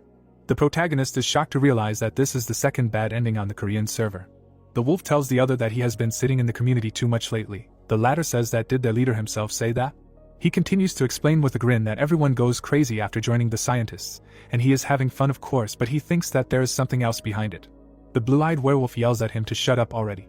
The friends stand near the necromancer and ask if he learned anything. He says yes. He clenches his bone fist and realizes that they attack Yondiampo to take all of Yodo for themselves. The three friends stand near the image of the villain in the mask. He realizes that he is probably involved in this and needs to find out what his plan is regarding Shindarim. The station is in the middle of the city. It is said that this is Shindarim, a transfer point from the first line to the second. Crowds of people walk through the building. It is explained that this is why many people used it every day. A man in a robe stands in front of a glowing vessel, saying that this is a great place to collect materials for research. He laughingly declares that there are a lot of them left because of the proximity to the city, and it is simply a paradise for a researcher. A rat in a mask stands near a vessel and asks the chief if more refrigerators are needed because the smell is starting to leak into the nearby sewers.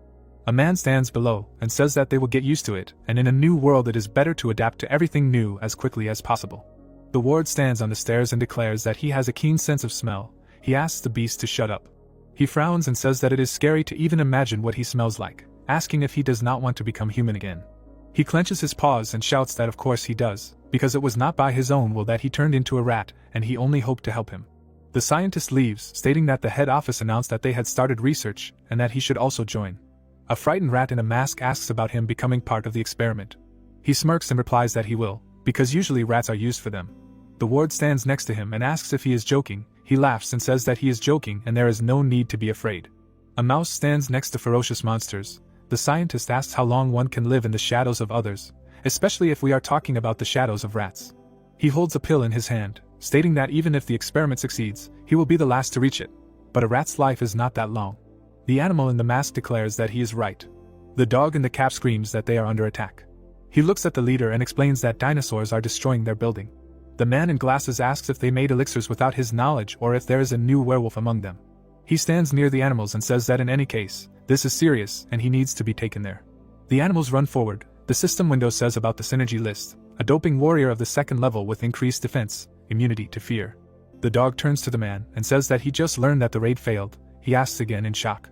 They stand behind the angry dogs. He explains that perhaps this is somehow connected. The fighters shout that it is huge and they need to run. A silhouette of a skeleton is visible in the window.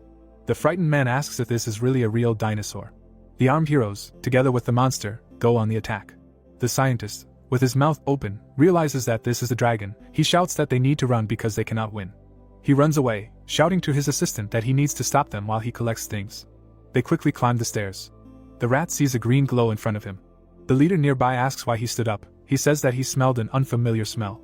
The furniture flies apart. The leader shouts that they need to hurry because they need to collect a lot of things. The scientist collects them and says that this is also necessary. The rat understands that he smells that strange smell again. He knocks the man down, shouting that it is dangerous there. They see the protagonist in a cloak in front of them. He asks who he is and what he needs. The protagonist with the crossbow says that the delivery was at the wrong address and he came to return it to them. The frightened scientist asks what to return. He answers that it is a monster that he allegedly cannot defeat. A giant skeleton is visible behind the protagonist. The undead orc is fiercely walking forward. The man sees it in shock. The protagonist asks if he really only realized it now. The monster is holding the skeleton in his arms. The guy says that they should not have sent him after all. The guy looks around and understands that, apparently, there is a research laboratory here. Skulls and bones are lying on the ground. He realizes that there are not only human corpses here, and he imagined that this is possible when he read the explanation on the transformation ampoules. Broken body parts are lying on the ground. He understands that they are crazy because for them life is just toys. Friends are fighting. Sungwoo understands that it is good that Jisoo and Hanho do not see this. A frightened scientist asks why he is here. He replies that he is probably ashamed that they found out about his terrible deeds. The scientist makes a face and asks again. Bodies are floating in a research vessel. He asks how the protagonist dares to call humanity's attempts to curb the world around him terrible, but the monster does not understand. He screams in rage that this is the first step to endless life for all people. Having received arrows in the leg, he screams in pain. The guy opposite is interested in why his head works well, but for some reason all sorts of nasty things fly out of his mouth. A rat stands near the head who screams that this is rude. He presses the button expressing gratitude for the work, and now the rat will be able to become more useful. Suddenly, it begins to increase in size, screaming why this is happening to him. The main character splits into two. The system says about the Ring of the King of Shadows of the legendary class with the effect of increasing agility, endurance. A huge rat closes itself from shots. It strikes the main character. He frowns and notices that it was a strong attack. A rat with huge fangs looks at him. A large orc skeleton tramples with its mighty foot. The main character with a serious face claims that he is not afraid of him at all. The system says that he received 13,000 gold for killing her.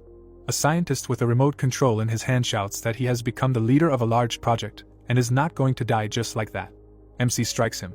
He calmly declares that the knee will be next if he himself does not want to become material for an experiment.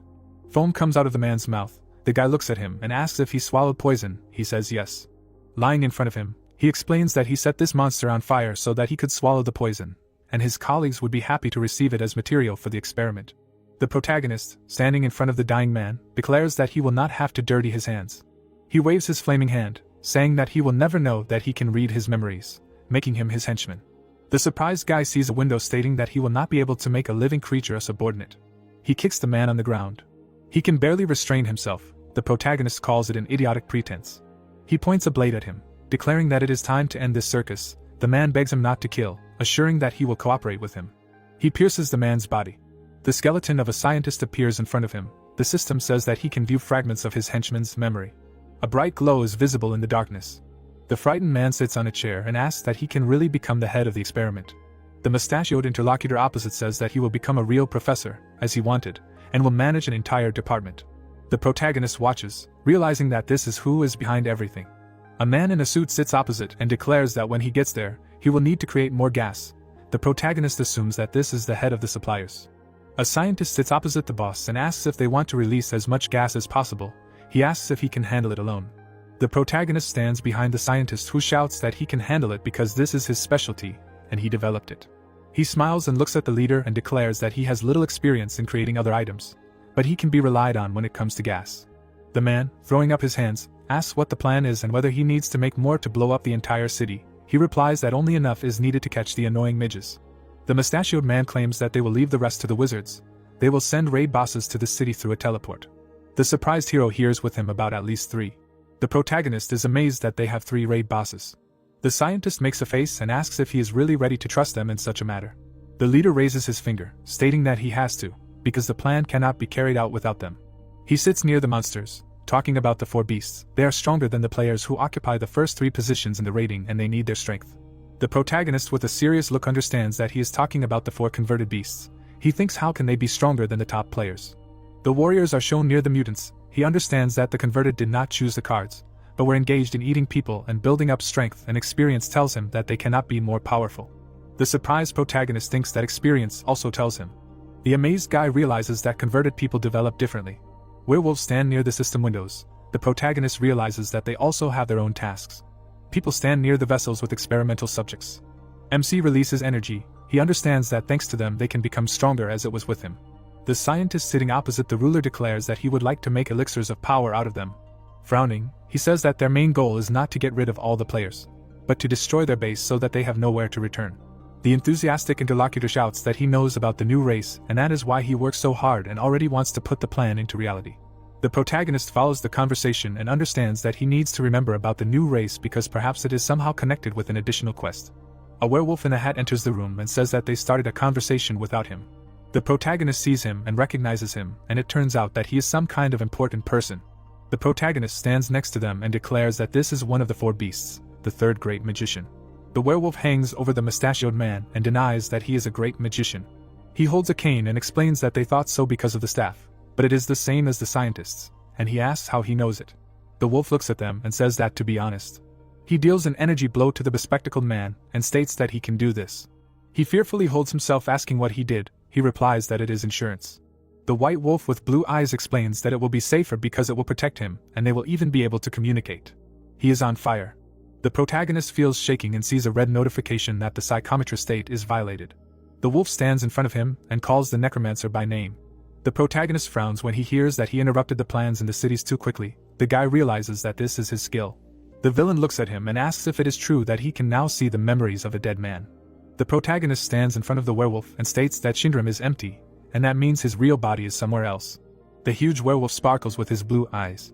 He says with a menacing look that the necromancer should not be interfered with, and it is better to leave the city because it will be a long battle, but the victory will be for the monsters.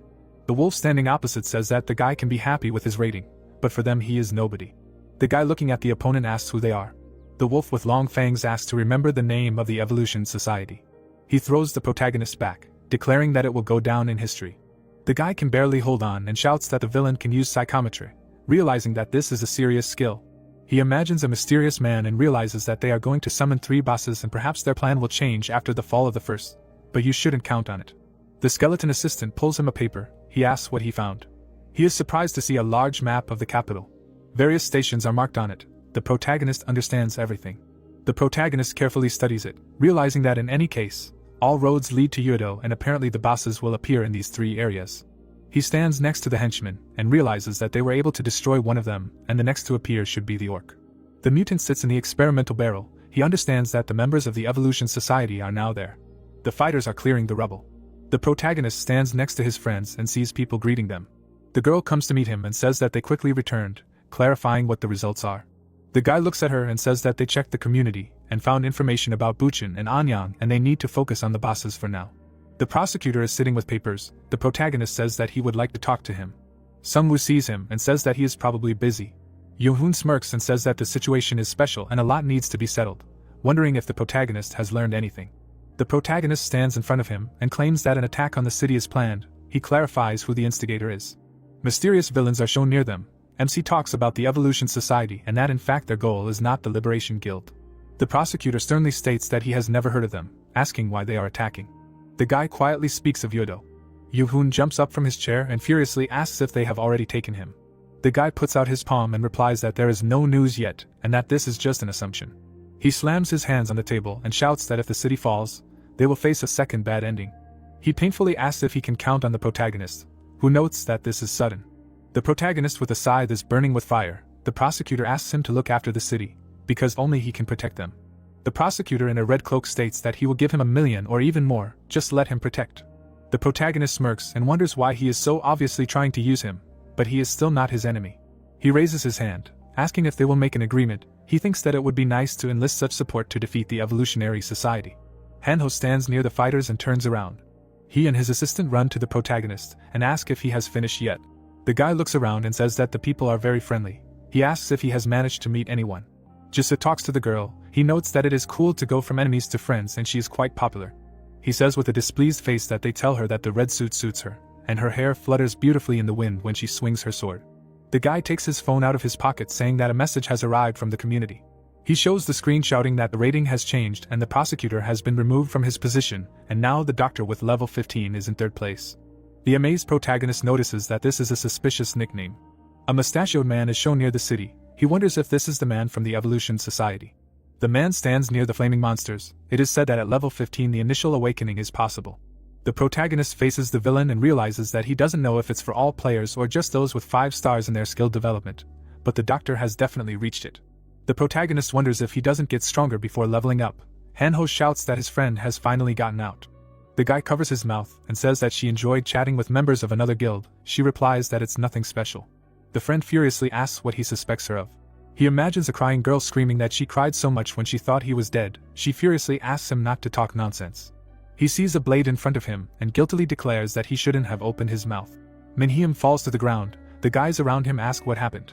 The guy gives him a potion. He declares that he just wanted to check what was in those strange bottles. There are items in the cart. The question sounds what he brought from Shinram. The system says about improved breathing of the abyss, and if life is unfair then you can just put the can in the enemy's locker and keep it open. The protagonist hugs the cart saying that these are his gifts, and they do not need to touch anything. The assistant shouts that no one needs them and let him take them for himself. He points to himself with a smile and says that he is the deputy head of the Liberation Guild and will be their informant. He thinks about how important Sungwoo is to them at such a time. His friends understand that he has been demoted. A building is visible. He says that their people are collecting the necessary information and they need to go there. The protagonist looks at his friend and asks if Jisoo was really upset about his death.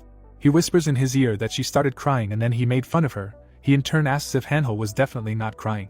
He assures with a grin that he only cried when the skeleton assistant died and next time it is worth making a spare. He squeezes the skeleton. The protagonist understands that in a dangerous situation, his friend would most likely save him. The warrior taps his finger on the table. The prosecutor introduces the protagonist and understands that he was his employee under contract but will only work for 1,000,000 gold, and this is disappointment. Helicopters fly near the monster. He reflects that during the attack on the raid boss, they immediately went to beat him, leaving the rest of the pawns behind.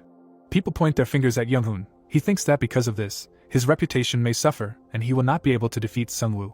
He makes a face and understands that now not only he has a fan club, but also the right one, his closest henchman. The prosecutor sees a system window in front of him with information about a special quest in which you need to raise 30 crusaders to level 10 and above. The reward will be the first awakening and an exclusive skill. Younghoon stands in front of the warriors with a sword. He understands that this is a special quest for the crusader team, and it is for awakening those who already have 4 or 5 stars. Frowning, he thinks that he needs to complete it faster than the rest and only then will he be able to defeat the other players with 5 stars. He sits at the table with papers, realizing that there are as many as 30 people. 14 died in the battle and only 16 remain, and how to pump them all up to level 10. He imagines the protagonist and understands that this is probably difficult, but not for Sungwoo. Squeezing the hilt of the sword, he wonders what to do. He realizes enraged that he must try hard. The warriors stand in front of him. The girl screams that the captain called them. He looks at the girl and says that they are starting the hunt tomorrow, and they need to bring as many people as possible. The girl with her hand on her chest says that they are trying to restore the station, and if they go hunting. The intimidating prosecutor says that they must be faster or they will be bypassed, and this is bad for everyone. The protagonist stands surrounded by enemies. He explains that the greatest enemy, the Evolution Society, will fall before him. He enthusiastically raises his hand and shouts that they are the largest guild on the peninsula, and they must win. The protagonist stands near the other fighters. Minhyam waves his hand and says that they found the necessary information. Another guy asks what they need in the station area, because there is something there. The protagonist stands opposite and clarifies whether they saw the boss there. He answers that yes and he is for a new raid. The guy in the hat scratches his head and says that he was only seen on the second stream and there is very little information and he thinks that someone deleted it on purpose. MC looks at him and asks what the black smoke and zombies did. He is surprised and asks how he found out. The guy looks around. Hanho is sitting near the phones and declares that he is their master. The comrade notes that he did not think that in their time someone else depended on them and even in the past this did not happen. The friend with a serious look assures that the village is clean and he warned that no one should leave the safe zone. The protagonist looks away and realizes that since the village is safe, the areas are also free of bosses. Then only the Byamji station remains. Fierce monsters are walking along the street. He realizes that he saw a post in the community, and it asks not to approach the station because of the poison gas and zombies. Mysterious villains are standing surrounded by an army. The protagonist thinks that this is probably the breath of the abyss again, and most likely the Society of Evolution had a hand in this. The protagonist looks at Minhyam and says that he has a request. He says with a grin that a helicopter is needed. Purple smoke spreads across the city. Guys with backpacks are running along an alley. They are frightened and screaming that they need to run faster. They see monsters behind them, declaring that there are a lot of them and they cannot be stopped. They run past their comrades, screaming that a group of seekers is here and they need to deal with the zombies. They shoot and throw stones, declaring that they are definitely finished if they do not stop them. Frightening monsters attack, they are shot at. A girl stands behind the barricades and screams that they need to run here quickly. Red-eyed zombies are running after them. Frightened guys are crying, standing with shields. The fighters with weapons look around and shout that they need to be stopped, or they will get inside and everyone needs to be killed. The zombies are schematically moving towards the crossroads. The fighter says that they need to split up and run in different directions and kill everyone and enter the shelter from behind. The girl catches the backpack, hearing that it is food and that they need to take care of their families. Men with daggers stand in front of a horde of the dead and shout that they are finished. Someone deftly moves over the crowds of zombies. The monsters raise their heads. There is a strong explosion. The surprised fighter with a knife asks who it is. The undead are standing near them. They shout that it is a monster. The main character stands on his henchman and shouts to Jisoo to be careful because he is using a skill. The system window says about the blessing of the god of thunder, a heroic level bracelet that spends all the mana to create a powerful lightning. A powerful explosion occurs. Jisoo with a sword flies near the burning dead. She lands deftly. The undead crushes the zombies with its feet. The surprised viewers in the windows wonder who it is and whether it is a skeleton. They enthusiastically shout that it is the guy from the broadcast, the one who caught 2 raid bosses. The main character furiously sits on the undead. They loudly declare that it is a necromancer. A helicopter was flying in the sky. People were standing silently with a poster that said, "Welcome back Sung-woo, their necromancer, their hope for a brighter future." The young man smiled and shouted, their heroes had returned, they were worried about them. Yes, he and Sung-woo had already sorted out all the problems. The twins narrowed their eyes and asked, he had flown in alone, where were his friends? The guy closed his eyes and answered, they were afraid for the safety of the village, so they went to kill the monster. When the others thought, it means they just threw him out, they definitely threw him out, yeah. The brunette joined his fingers and said yes, and you need to add some gold to maintain the safe zone. When the man muttered, he is so greedy for money, and the woman added, their son kills goblins and kobolds, making a good living from it. Hanho opened his briefcase and said, they consider him a non-entity, but Sung-woo believes in him. He got the monster out of him when someone screamed. It was his right hand Sung-woo, the right one, he was sent to help him with the task. The man clenched his fist and screamed, phew, the right one can definitely be trusted, and the kid added, yeah, it will be easier with him. The hero lit up when the man screamed, the right one disappears. Everyone started fussing when the young man screamed, catch him so he doesn't run away, and the brunette added, stop him at any cost. It was dark outside. Someone was knocking on the door. The students peeped through the crack and screamed, wow, it's a necromancer, it's really him, their real hero, a necromancer. Looking at the door, the lady sat down, there were a lot of children there, she imagined what would have happened if they hadn't come. The brown-eyed girl looked away when they told her that she had blood, a mark remained on her cheek. She began to wipe herself and said she had already gotten used to the smell of blood, and the young man thought she had changed a lot. Recalling some moments, he continued the thought, despite the time spent together, he still knows little about her, only basic information. The brunette looked at the girl and asked if she was from Jeju, yes, to which she answered, right. The green-eyed man narrowed his eyes and asked if she planned to go back there. The heroine lowered her head and answered who knows, and whether she can, and if she goes, then what will change. She clenched her teeth and added, her family probably lives happily on their own. The lady tensed up and said they are terrible people, that's why she left home, and the protagonist thought what kind of family should be like for them to be spoken of like that.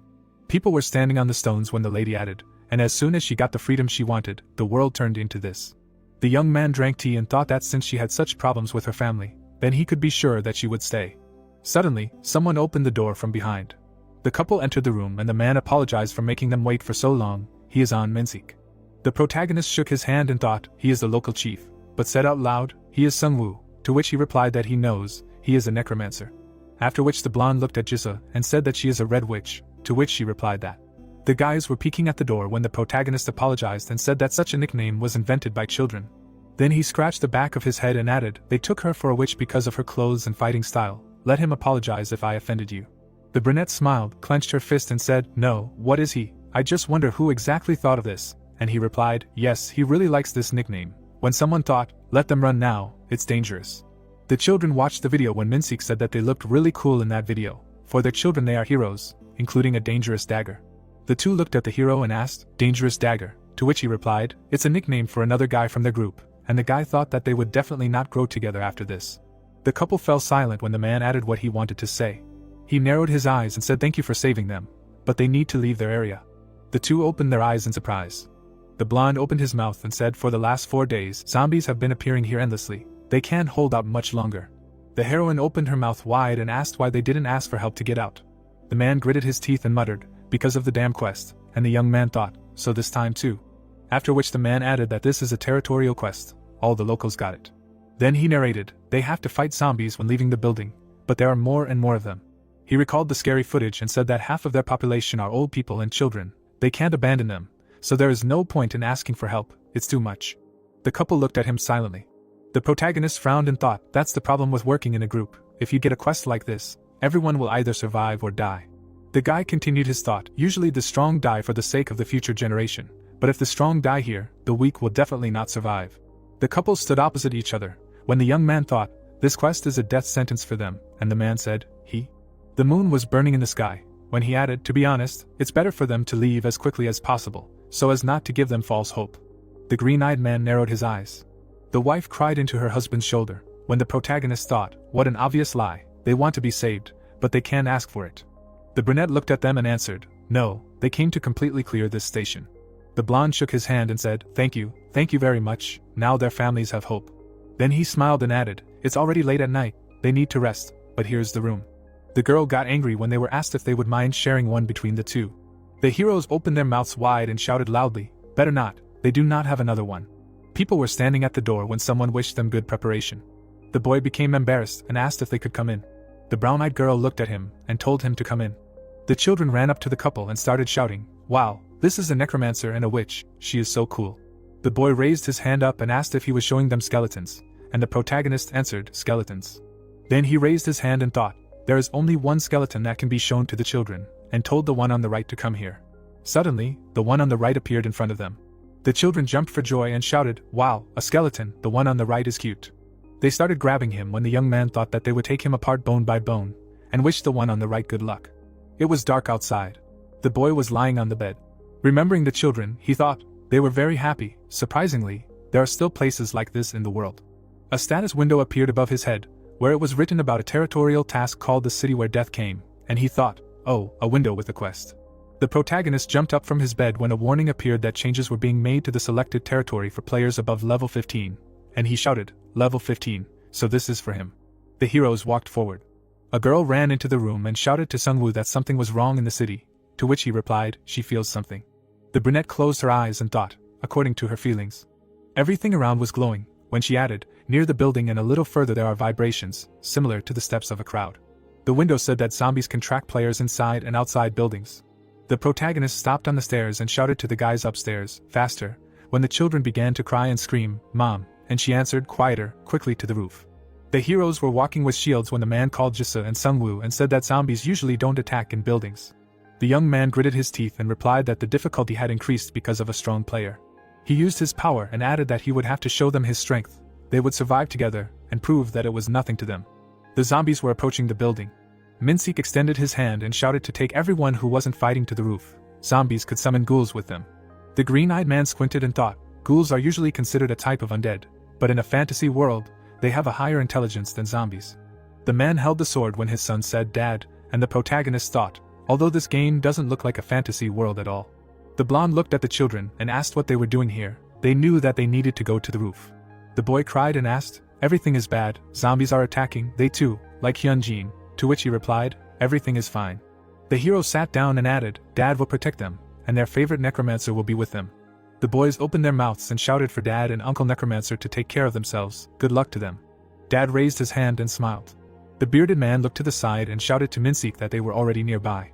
The man was blocking the passage, when someone asked, "All the windows were closed, let them try to block all the passages." The zombies were walking and growling loudly.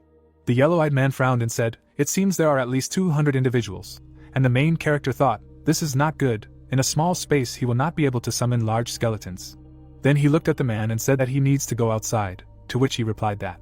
The young man began to say that there is no point in fighting in the building, if the battle drags on, the others will be in danger. It is better to go out and lead them away. The blonde put on his helmet and replied, he knows that in this game you can't survive if you don't play, so he will trust him. The zombies attacked when Sungwoo thought, it's a pity that the corpse explosion doesn't work on zombies. Everything around him lit up when he continued his thought, they don't die because they're already dead. He used the great shield and added, I'll have to show them real death. The opponents were approaching. One zombie extended his hand when the status window said that low-level creatures get a 30% reduction in their characteristics due to their acquaintance with real death. The monster began to attack them. He threw them around when the guy thought, if the zombie hurts, he will be infected immediately. Minsik said that he had to kill such people. There were more skeletons when he added, but skeletons can't be infected with anything, let them press on. The hero gritted his teeth and shouted, this is what real courage is. After which he put out his sword and shouted, the wind fell. The protagonist looked at the man and thought that he was fighting like a leader. If he has a knight class, then he probably already has 3-4 stars. The young man watched the battle and shouted to use the skeletons as a shield and advance further. The zombies looked scary. Sungwoo stretched out his hand and said, it's strange to say that. Then he frowned and added, but I want to check if there is death after death. Suddenly, a corpse explosion happened. The guy was surrounded by skeletons when he said, wow, what an effect, you can destroy the entrance to the building like that. The brunette looked out the window and thought, you need to be careful with the corpse explosion. Imagine what will happen if it destroys this building and scares everyone. Looking ahead, someone shouted, the zombies are attacking again, damn, why are there so many of them? Standing behind Sungwoo, Minsik called him, and he replied, they need to use more space outside. His eyes lit up when he added, then you can attack much more strongly. The window said that a grand plan is used in the selected territory. The hero opened his mouth wide and shouted, the same, and the lady added, Drake. 4 notifications came for receiving 300 gold for killing low-class monsters. The guy looked at the skeleton and shouted, unbelievable, how can you kill so many at once? The protagonist turned his head and said to get everyone off the roof, and the man replied that he was preparing the buses in the basement parking lot. The protagonist stopped when the status window said that their minions were returning to eternal death. The monster was throwing zombies around. Looking at this, the young man thought, he has no doubts in his strength, but there are really too many of them. He needs to try the answer of death and the call of the Dark Reaper. There was a man behind him. When he continued his thought, it is unclear how this will end, and then called Jisoo. The girl frowned and replied, she is ready. She was wearing a fashionable purification mask. In front of her was a crowd of zombies. The heroine began to swing her sword. The brunette looked at what was happening and thought, quickly and clearly, she is stronger than everyone he met. The buses rushed forward. They stopped at the parking lot when someone shouted, everything is ready. They managed to stop the first zombie attack. We need to get all the people out now. Entering the bus, the girl shouted for everyone to fasten their seatbelts and be quiet, and the driver asked if zombies would definitely not follow them.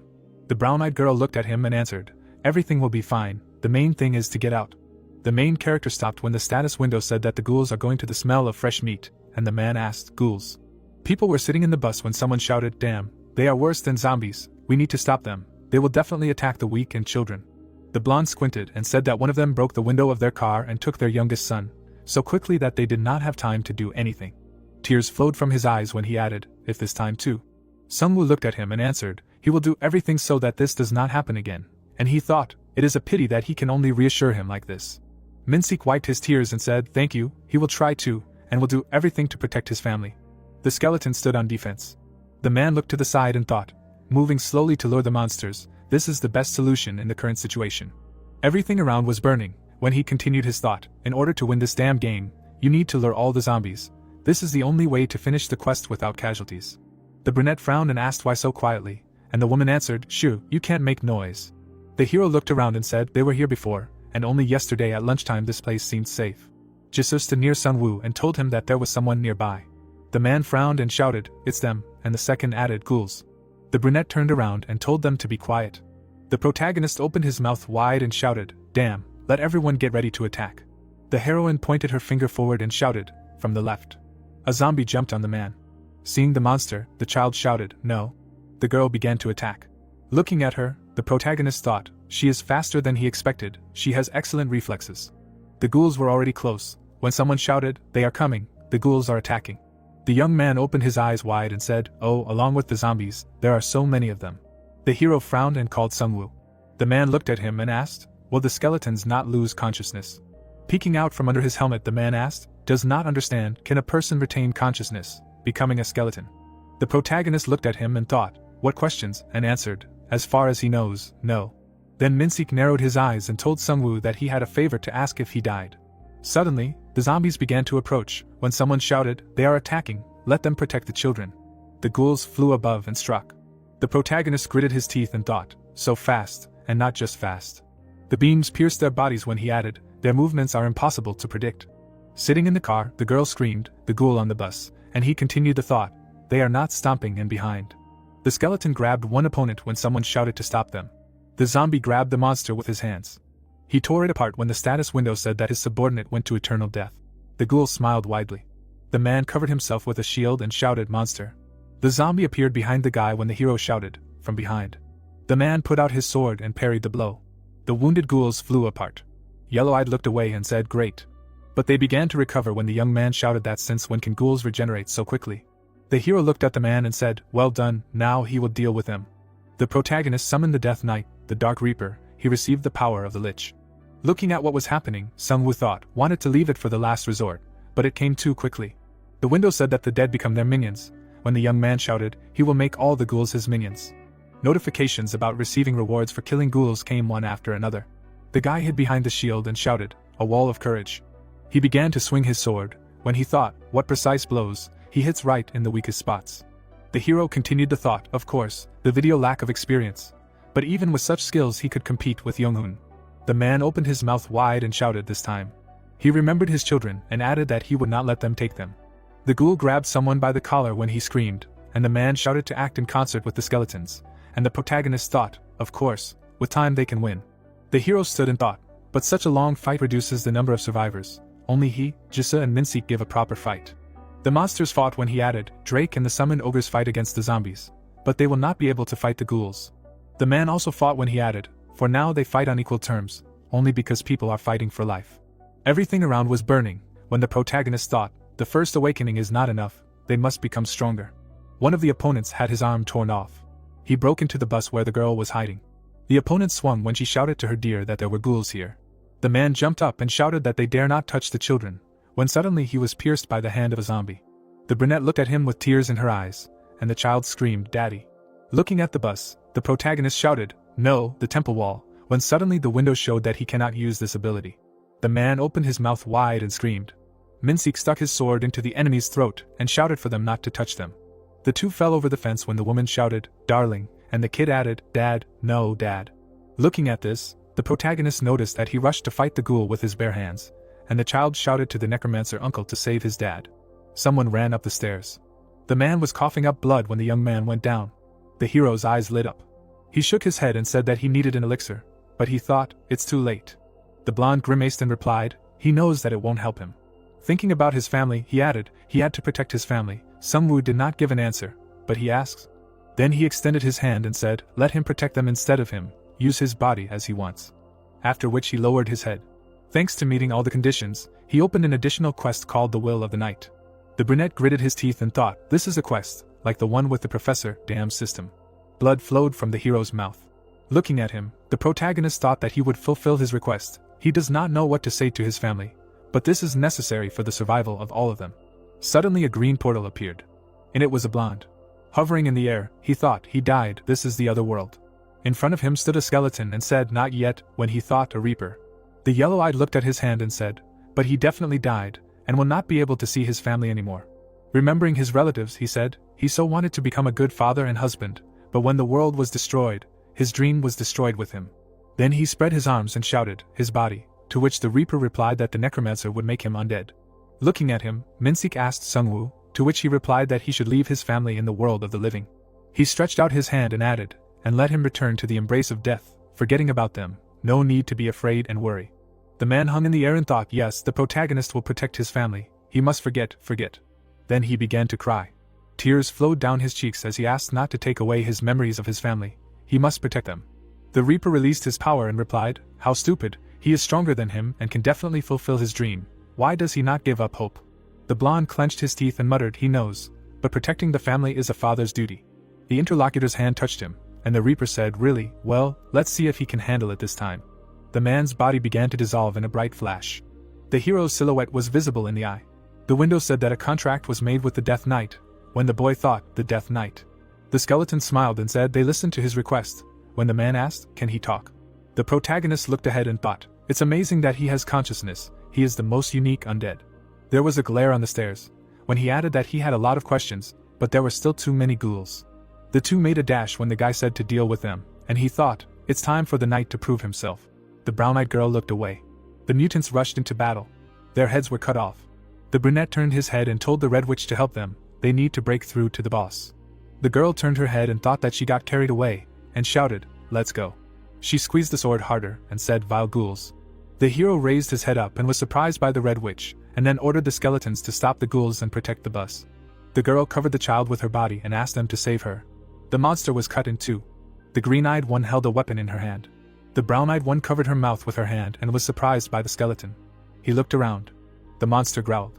The skeleton raised his sword and said amazingly, after death he feels the hearts of the undead. The Death Knight is one of the strongest types of undead. They are afraid of him and envy him. Even the undead are not subject to these feelings. The mutant opened his mouth. The red-eyed one raised his hand.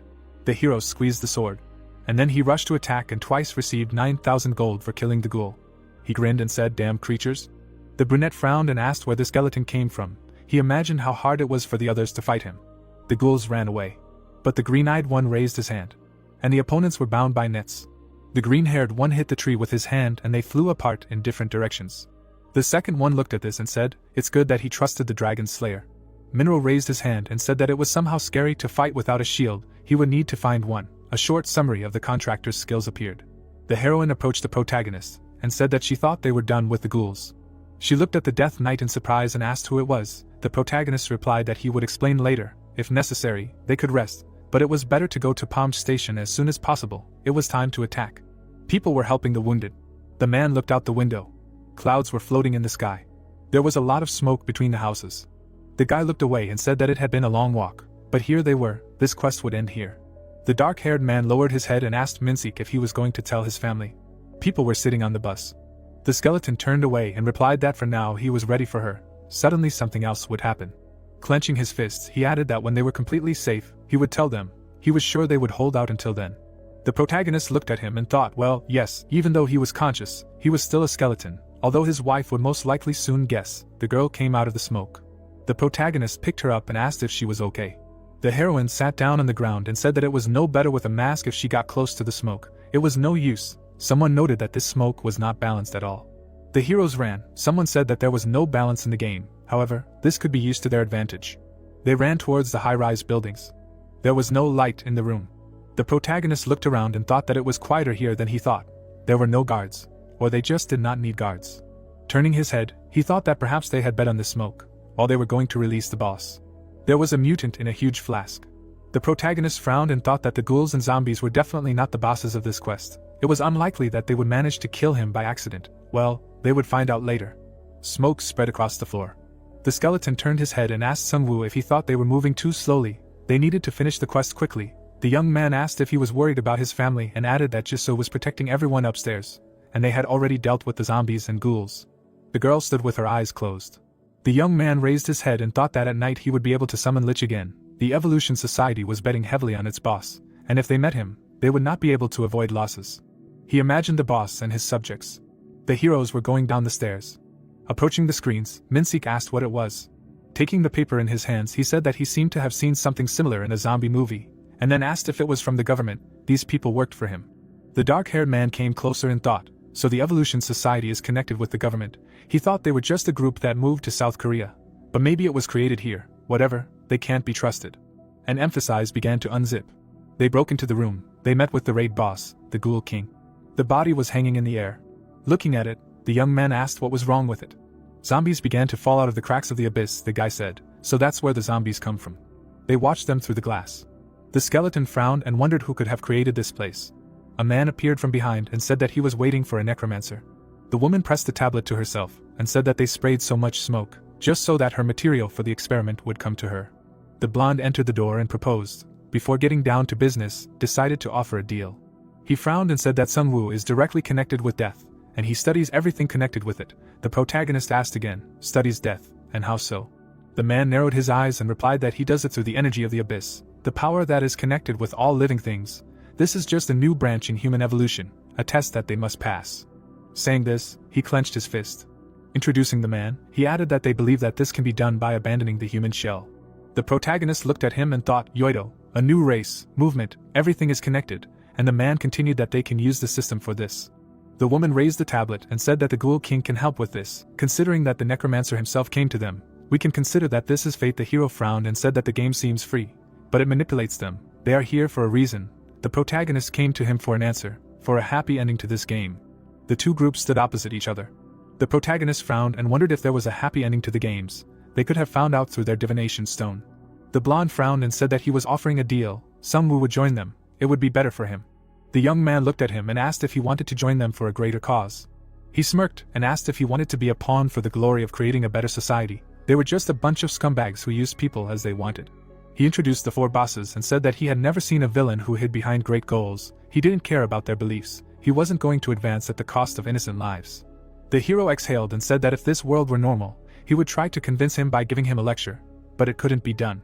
The young man closed his eyes and said that he was already in graduate school. He had enough lectures. The opponents slapped their foreheads and asked what this had to do with it. The blonde frowned and said that there was no point in talking further. The guy picked up the cloth and told the professor that he was ready to free the Ghoul King at any moment. The dark-haired man squeezed the sword and shouted for him to stop him right now. He only raised his hand and activated the perfect formation. Everyone was jerked to the side. Due to the magnitude of the bound power, the characteristics of Sungwoo's henchmen decreased by 60%. The brown-eyed man clenched his teeth and thought that this power was similar to Hanho's. He was a priest. He raised his weapon and shouted that the power of the undead did not work against the sacred attribute, and ordered to kill him right now, and thought to himself, it is unlikely that he is similar to Hanho in defense. The spears were directed towards the blonde man. The woman raised her hand and said, "What an interesting weapon, it is better to give it to her." The protagonist covered himself with a shield and shouted, "Weapon creation," he thought to himself, telekinesis, does she really have supernatural powers? Discounts raised his sword and growled. The young man raised his hand and used a holy splash. Minseek fell, hitting his head on the door. The young man smiled and said, "The healthier the body, the healthier the spirit." The heroine told him to stop because he is not an idol and for Seongguk to be careful, because there are materials for her research in that room. The doors to the room were open. The skeleton frowned and thought, materials for research, wow. Bodies were floating in the bubble. There he noticed a small sneaker. The blonde raised his hands and shouted that they should attack further and form a formation. They need to remove the undead and then the necromancer will be alone. A chain wrapped around the brunette's neck, and then tightened, lifting him into the air. There were splashes of blood everywhere. The characteristics of all the undead were increased by 10%. The man stepped in a pool of blood. The skeleton leaned forward and said that he would never forgive him, they should not remain alive. The guy smiled and said that no matter what, he was still undead, his sacred magic would destroy them. Minseek fell under the force, the protagonist rushed to him creating a weapon. An explosion occurred, thanks to the team play, the synergy effect was activated. The guys recoiled back. Because the spell did not work, the blonde said that now they would change the formation and try again. The green-eyed man raised his head and said that he still felt the damage, but at least it was not so big, that was enough for him. His face swam. Seongguk had tears in his eyes, and he said, "Damn bags of bones." The Death Knight straightened up, he uses the life force side of the level. The skeletons are building near the protagonist. One of the opponents began to call for security. The skeletons pounced on the people. The woman stepped back and said that it was impossible, could he really defeat them? Minseek frowned and said, so she was controlling them. The heroine struck with force and shouted for him to disappear. The skeleton remembered the floating people and said that she used Hyunjin just for an experiment. The lady opened her mouth and screamed for the monster to move away and not dare to approach her. Blood flew out of her mouth and the skeleton said that she herself was a monster. Looking at the professor's body, he received 12,000 gold for killing the player. The hero clapped his hands and said that this was very cool. The man raised his hand and said that he did not want to interfere, but it was difficult for him to participate in battles due to his lack of skills. Then he threw an item at the man. The protagonist frowned and thought that it was an item to attack. Could he also create items? The man looked at the flames. The heroes were grabbed by branches, but something cut them off. The skeleton rushed to attack. The protagonist thought that he did not understand what he was planning. He needed to get rid of him quickly, and then receive the power of the Lich. The hero grinned and said, wow, how far he went, he might have to retreat. A flashbang grenade fell at the skeleton's feet.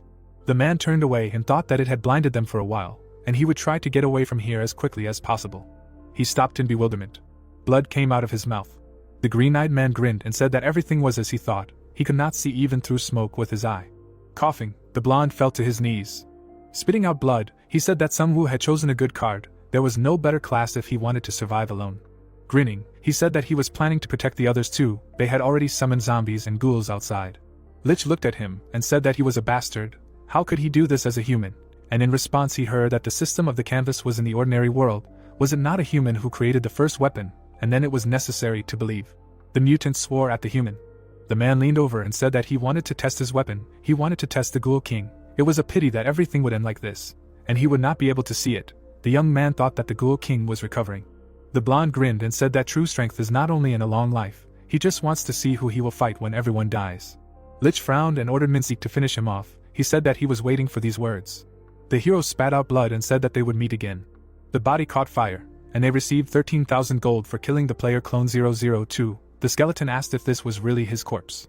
The green-eyed man looked at his phone and asked if he was not Dr. 000 in the community. Ranking 5th, he thought that one spot had become vacant. Now there was no Dr. 002 and there were 5 doctors in the entire ranking and they were all one person. 5 people stood next to each other. Lich looked at the flames and thought, that's how they were able to increase their organization so quickly. When you use clones, it's easy to be everywhere at any time. Minseek turned his head and told Sungwoo that they didn't have time to think. The Ghoul King was attacking. The monster extended his hand. The girl was clutching a sword. He sighed in relief. The brunette looked down and asked, is this the end? The heroine closed her eyes and answered, no, they're still coming.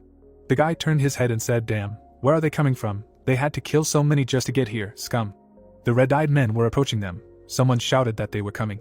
The brown-eyed girl frowned and thought that she couldn't let even one of them die. Sungwoo trusted her, so she had to handle it. He was fighting the boss, so she had to cover his back. She wouldn't stop and would continue to move forward to confidently stand up to him. She was breathing heavily. And then she rushed at the opponents. The skeletons attacked the zombies. The guy straightened up and said that without the necromancer, the skeletons were getting smaller. Looking at the creature, someone shouted that they were recovering. The girl frowned and thought that the main character had used Lich Fire. She had to take advantage of it and hit with all her might. She began to assign treasures to the opponents. The young man raised his head and exclaimed that the Red Witch was the necromancer's girlfriend. The heroine shouted, "I yell that this is the best couple on the Korean peninsula." The lady frowned and thought, What are they talking about? The brunette shrank and asked what kind of fire it was. The young man asked if it was her power. Did she really want to defeat everyone herself? The fire stood like a wall. Someone raised their head and shouted that the ghouls were surrounding the bus. They couldn't leave the children in trouble. Jisoo smeared her swords and said that 3-on-1 was unfair. The monster swung and cut the bus. He began to break the wall of the bus. But a chain was thrown around his neck, and the mutant was dragged away. The chain dangled in the air. Minsik approached the bus and began to ask if people were injured. The children began to cry, saying that it was Daddy's voice. The skeleton looked at them dumbfounded. The kids came out to him.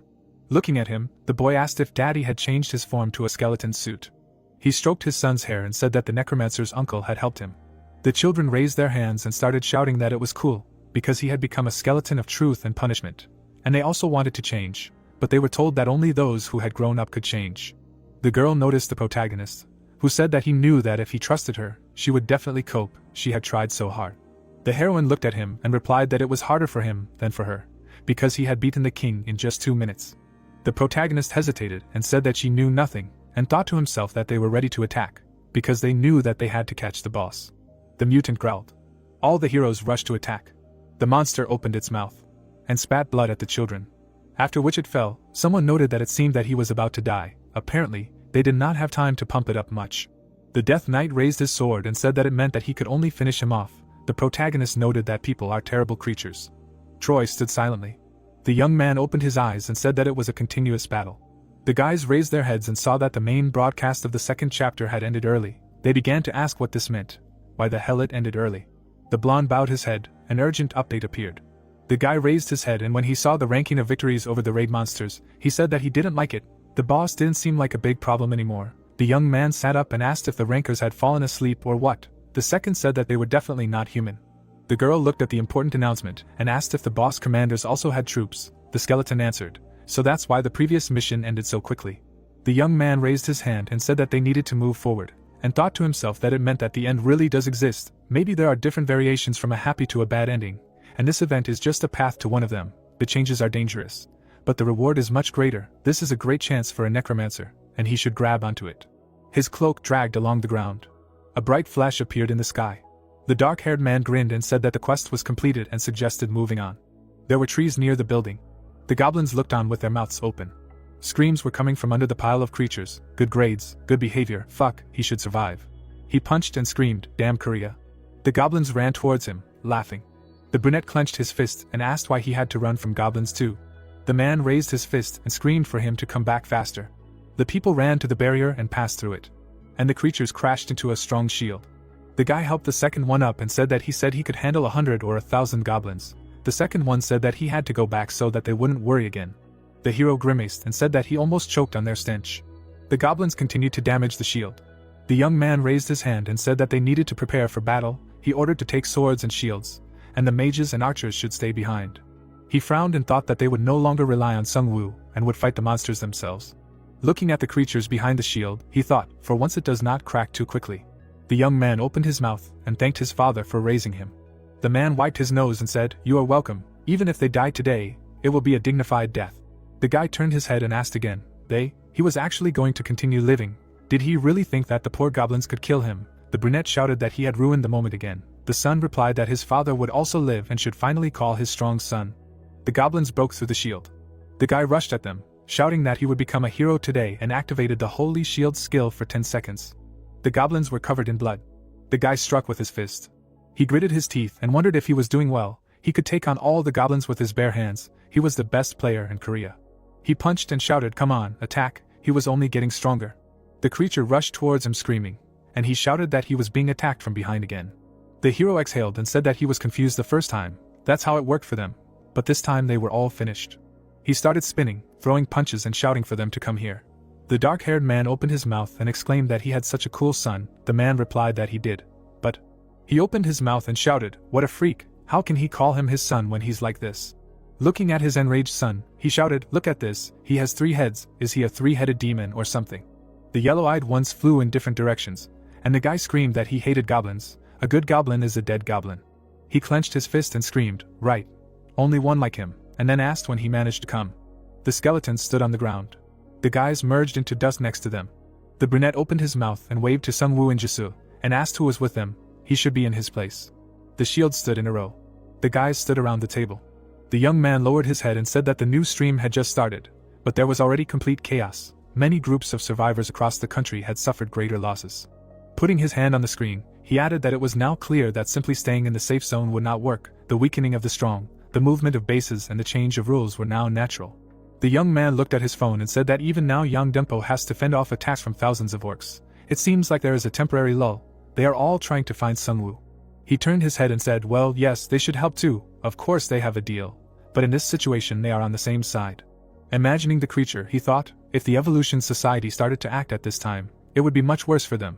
But it will be difficult for them because they cannot side with the monsters. The door opened, and the man called the protagonist, saying that they have found a goblin stronghold. The building stood between the trees. It is Paldal Mountain. Judging by the movements, their base is there. Kim looked away and said, it is good that there are only goblins around the village. It would be difficult if they were red orcs like in other areas or Yangdempo. After introducing the creatures, he added that it was impossible to count them all. But according to preliminary estimates, out of more than 3,000, mages on wild boars were also spotted among them. The guy looked at him and said that goblins were the weakest monsters, but there were far fewer of them, and there was also a division by status at the bottom. For example, centurions and captains. The man said that this meant they should not rush, but carefully move towards victory. The protagonist lowered his head and said that they did not need to win the battle. He put his hand on the map and said that it was important to get as much gold and experience as possible. The brown-eyed man looked at him and said that he had a completely different view of the situation, which meant he was going to kill them all. The young man pointed at them and said that it was not him, but them. The two exchanged glances when they were told that this was a great chance for them and the people from the village to gain combat experience. The building was visible above the trees. Yellow eyes glowed in the darkness. Two guards stood at the entrance. A silhouette appeared behind them, asking, so all the command had gathered in the abandoned factory. Cutting off the goblin's head, he said that they were lying or giving him work, and he was still thinking about how to kill one of them. Even small squads are terrifying under the command of a higher goblin. The creatures sat in a circle. The protagonist opened his mouth and asked how to command those who do not even have a head, and then the basement of a giant ogre. The creature opened its mouth when it saw eyes in the window. The skeleton swung its fist. And then it brought down a blow on the building and began to receive 2,500 gold for each kill of a goalie per centurion. Fragments of the building flew past the silhouette. The ogre stretched out his hand and screamed. The green-eyed one lowered his sword and said that he had not seen the goblin lord for a long time, and then asked if he could get rid of him. The second one opened his mouth and answered that it was necessary to do this as soon as possible, and then called a close reaper. The goblin lord was beheaded, and 105,000 gold pieces were received for his murder.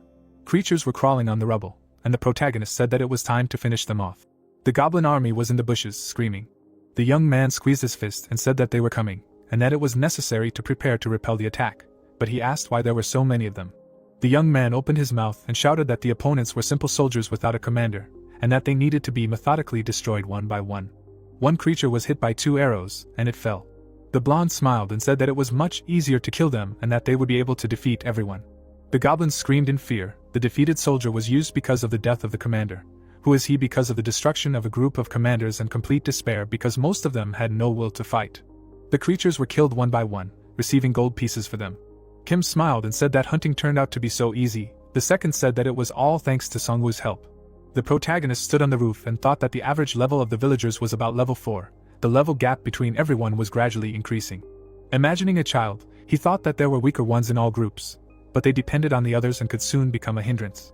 Imagining a cook, he thought that of course cooks and farmers have their own work, but the difficulty is increasing more and more, so this can't go on. He imagined how he was sick holding a goblin by the head, and thought that he was worried when sending Hanho to the village first. People were standing in front of the screens. The protagonist thought that they could solve this problem. Even weaklings can become strong. He bit his lip and thought that the system was terrible, but it was still a system. The girl pointed in the direction and told the grandfather not to worry and aim carefully. The guy encouraged the second one, saying that he could do it. He clearly had talent. The brunette cried when his level increased to 2 and said that he had also received a new level. The bodies were lying on top of each other. The first battle with military monsters on the Korean server was successful. Shouts were heard everywhere that they had won. The guys looked at their screens and rejoiced at the money they had earned for their contribution to the battle. The protagonist leaned on the roof and said that of course he still liked to move forward alone, but together it wasn't so bad. The lich suit fell off him and he smiled. The sky was cramped. The youth opened his mouth and asked, level 8. The protagonist nodded and said yes, now they needed level 8. He turned his head and said that they were able to kill the local lord and the other commanders, so the hunt would not be difficult. They should try to reach level 8 on average before he returned. The green-eyed man frowned and added that he expressed himself harshly, but directly. He could not take responsibility for the weak. They cannot live in the village, turning a blind eye to what was happening around them. They should try to be able to protect themselves at least. The youth lowered his head and said that he would remember this. Sungwoo remembered his past and said that he knew what it was like to be weak, and what it was like to completely rely on others. Hanho opened his mouth and shouted that the helicopter was here. They were already being called, so they needed to hurry. The dark-haired man exhaled and said that they had to protect each other for a certain time, but in the end they began to help the revival guild. The blonde gritted his teeth. The buses were driving along the road. The blonde frowned and asked how the situation was with that battle boss. The brunette put his fingers on his head and said, "Just a minute, it will be visible on the northern border very soon." A magic drone was flying over the city. Trolls were walking along the street. Someone shouted that there were about 200 and they would soon move here. A stone flew in debt. The young man grabbed his eye and said that the drone was hit by a throwing weapon. The girl called the commander. Looking at the bridge, she shouted that it needed to be blocked. 1,000 orcs were coming from the Gimpo's side. They would not be able to fight on both sides. The guy bowed his head and said, "Maybe then first catch the trolls, and then deal with the orcs." The brunette opened her mouth and screamed, "Trolls are not weak opponents. Their strength is in regeneration. If they waste time, a real war will begin, and then their losses will be huge." The hero closed his eyes and thought that he knew, but he could not refuse such an experience. Imagining the army, he thought that this is an exclusive quest. For crusaders of the 10th level and above it is an excellent chance. Of course, some members of their guild died because of hasty decisions, but to compare with him, he cannot be cautious. The blonde knelt down. The lady turned her head and said that even now the Yangdempo troops are gathering all their forces, leaving only a small number of people for defense. A guy rushed into the bus and said that he was told that a helicopter with a necromancer will be there soon. Manhwa clenched her fists and said, "Okay, they can stop the trolls together, and deal with the orcs later." The young man scratched his head and said that the necromancer said that they should go to the orcs. The girl screamed, "What nonsense, does he even know what is happening here?" The young man looked out the window and said that he just wants to collect bones here, and then go further. The lady asked again, "Collect bones?" A helicopter flew over the bus. The blonde raised his head and asked if this was the necromancer's helicopter. The skeletons began to fall down. The great emergence of spirits was activated in this area, and the death response was also activated. The brunette raised his finger and screamed that these were more huge monsters. The hero looked at the battle and thought that these were giant trolls, and those looked like children. They received 8,000 coins for killing each troll knight. The skeletons straightened up to his full height. The dead became their minions.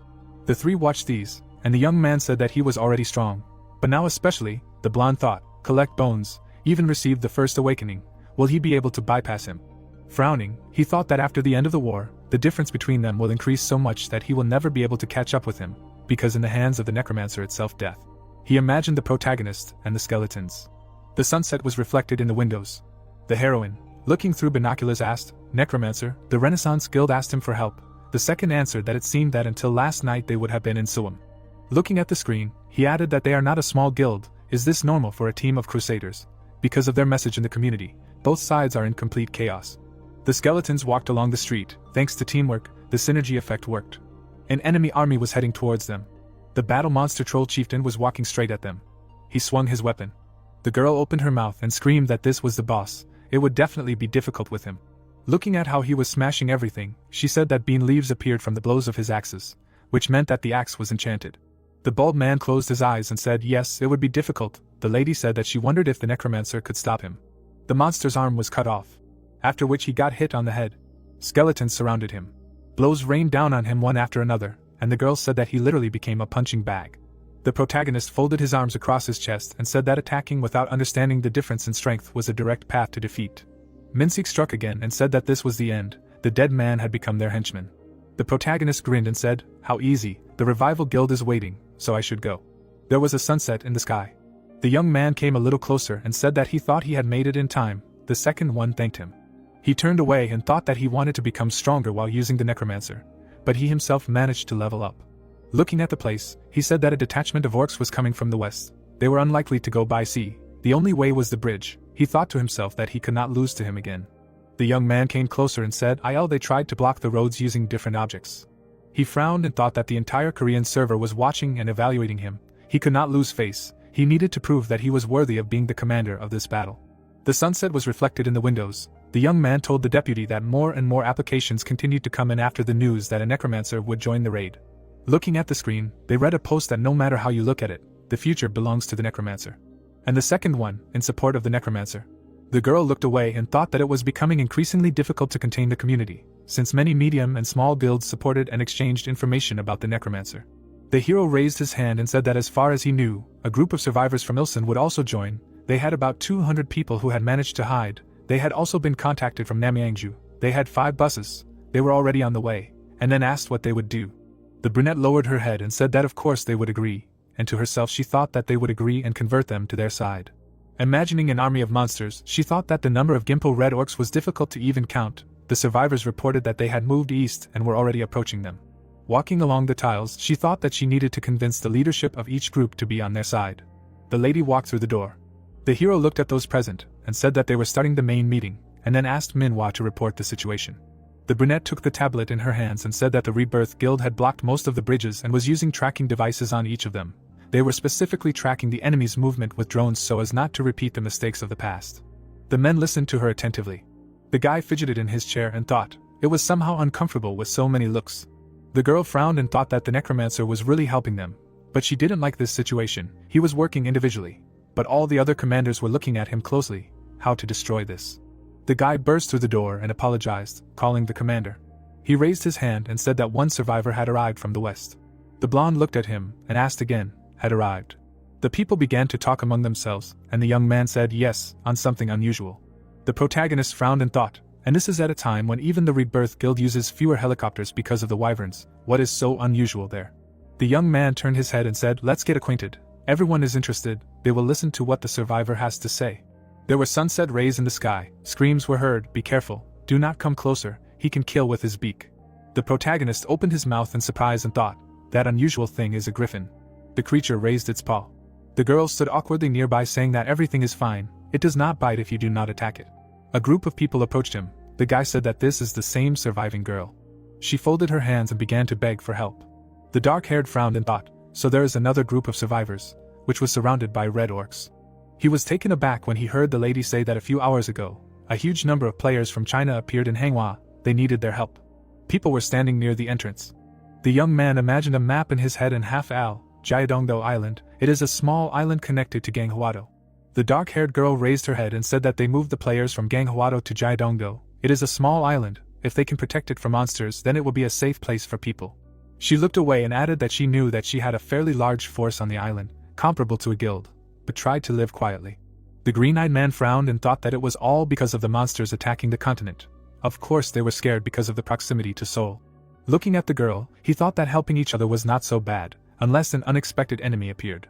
The girl looked confused and said that a few hours ago, invaders landed on Jiadongdo. There were a lot of them. The ships were sailing on the sea. Recalling the people on the road, she said that they were able to delay them, but they failed to win. The Geddon road through which they planned to retreat was also blocked. The blonde looked at her and asked how many invaders there were. The lady looked away and answered, about 1,000, but she thought that most of them remained at sea on boats. The men began to shout in turn that China's population is very large, that's why they have so many players. The second added, isn't it a big problem for them? What if they want to attack? Manhwa opened her mouth and said that she didn't think so, and then asked if they remembered the groups that attacked other players. It's unlikely that there would be so many of them. The protagonist raised a finger and said that they were still dangerous. They can kill the weakest for gold. The redhead opened her mouth and shouted that then something needs to be done. The brown-eyed girl frowned and said true, but the red orcs are already making things difficult for them. It's not clear yet whether they are really invaders or just thieves. The man frowned and asked if they would cross the Han River and attack them. How would they be able to fight both the orcs and the invaders? The blonde frowned and said that they would stop at the orcs for now. He opened his mouth and added that they would already be infiltrating Gimpo and Gangseo, and the invaders would only arrive after some time. They just needed to keep an eye on them. They couldn't go to Ganghuado now. Hearing this, the girl became scared. And then she fell to her knees. The protagonist raised his hand and asked if he could suggest another option. He slammed his fist against his hand and said that they could send one squad to attack the invaders and the other the red orcs. The blue-haired girl looked at him and asked if they should attack all at once. The man said that it was a good idea but they didn't have enough people. He turned his head and said that if they went to the island by helicopter, they wouldn't be able to attack without being noticed. Imagining him as Lich, he asked if the necromancer was going to act alone. The blonde turned his head and asked if he really thought he could. The protagonist raised his hand and said that he could fight a lot of people with his skills. He thought to himself that he would use the death curse, abyssal breath, and corpse explosion on them. Looking away, he thought that they needed more information about the players from China. If they crossed the line, it would be hard to stop them. Thinking about the goblins, he thought that in order to destroy the orcs, it would be enough to kill the leader like he did last time. The Lord was controlling them from afar anyway, so he would need to go to Ganghuado. He extended his hand to the girl and said that if he flew on the griffin, he could defeat them himself. She believed him, of course. The young man looked at them silently, and then said, "Okay, then let's do it." The lady sat on the griffin. Hanho opened his mouth and exclaimed, "So he was throwing them again, so at least let him not take the right one." Jisoo wished her a good flight. The dark-haired man looked at them and said that the griffin would not withstand more than 3, so there was no choice. The next time they would meet during the fight. He frowned and said that he knew that Jisoo would succeed, and Hanho should not rely too much on his defense. The dark-haired woman adjusted her glasses and said that if he was ready, they could go. The boy replied that he was ready. The animal rose into the air, when Hain shouted gusty forward. They rose above the city. The lady turned around and said that she should have said right away that they would have to wait on the beach until it got completely dark, because terrible monsters had arrived with the invaders. The creatures were sitting on wires and houses. They were examining the entire island. A mountain was visible in the fog. The boats were tied to the pier. The man lit a lantern and said, "It worked, there is light." The second raised his hand and asked if he had used the battery. The light was so weak, because the lantern was old. The hero picked up the battery and said, "The hut has a pleasant atmosphere." The interlocutor said that if it weren't for the prisoners, everything would have gone better.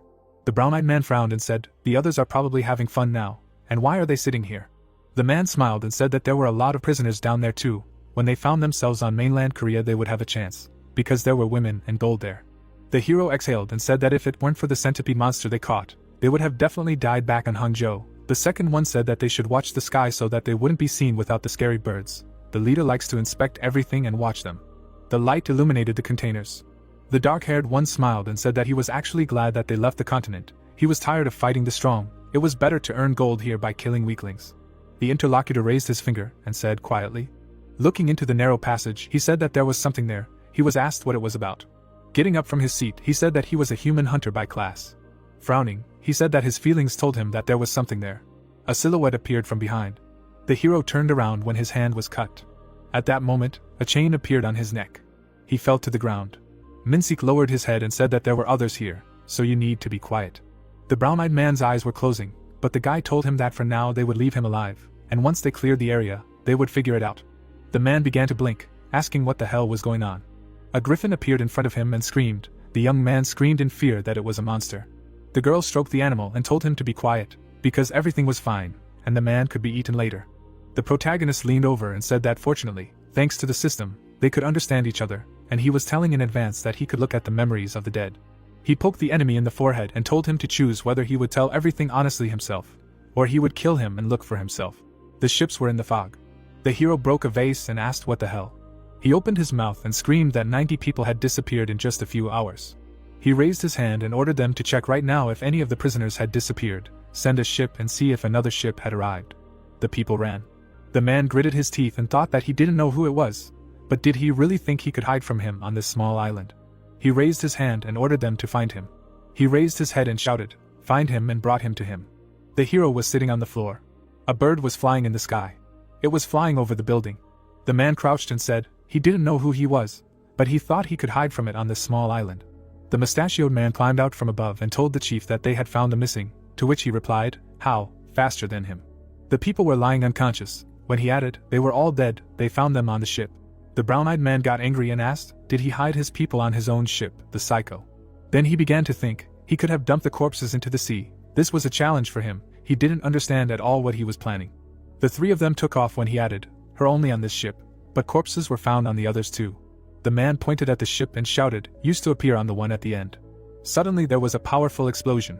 Rocks were flying at people when the man asked what was happening. The narrow-eyed man looked to the side and said, "The ship started exploding," to which he replied that he himself saw why they were exploding. There were screams in the street, "We need to run."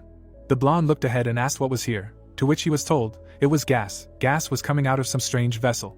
Smoke was coming out of the windows and someone shouted, "Black gas." The three squinted when someone shouted, "This is the breath of the abyss that black magicians use. If you inhale it, they will all end," and the second replied, "We need to run, there may be other bombs here." Cars were racing along the road. Sitting in the car, someone was thinking, birds are sending signals from all parts of the island, which means their enemies are everywhere. Tu frowned when he continued the thought. This is a large-scale attack. Someone is going to kill them all.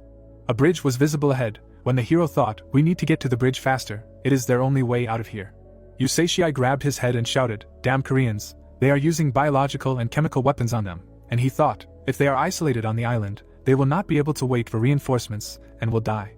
Many people stood silently when he added, we need to escape from here and wait for reinforcements to arrive, with the admiral. Screams were heard from the car, the bridge, let it go as fast as possible, we need to get to the mainland. The car went faster. Suddenly, something exploded in front. Then a skeleton appeared. The man pointed his finger at it, and shouted loudly, what is this, and what else can happen on this piece of land? The protagonist rose in the form of a monster and said, defeated players from the second Chinese server, it seems there are only 3 of them in China. He looked down at the cars and said, he thinks their goal is the mainland, given the memories, they want to wait here for a large group. Moments from the past popped up in the guy's head, when he thought, they are the first group that is going to get to the mainland and help the remaining team arrive. The fat man got out of the car and told everyone to go outside right now and get ready for battle. The hero's eyes glowed when he replied that they are unlikely to succeed, because he would kill them all.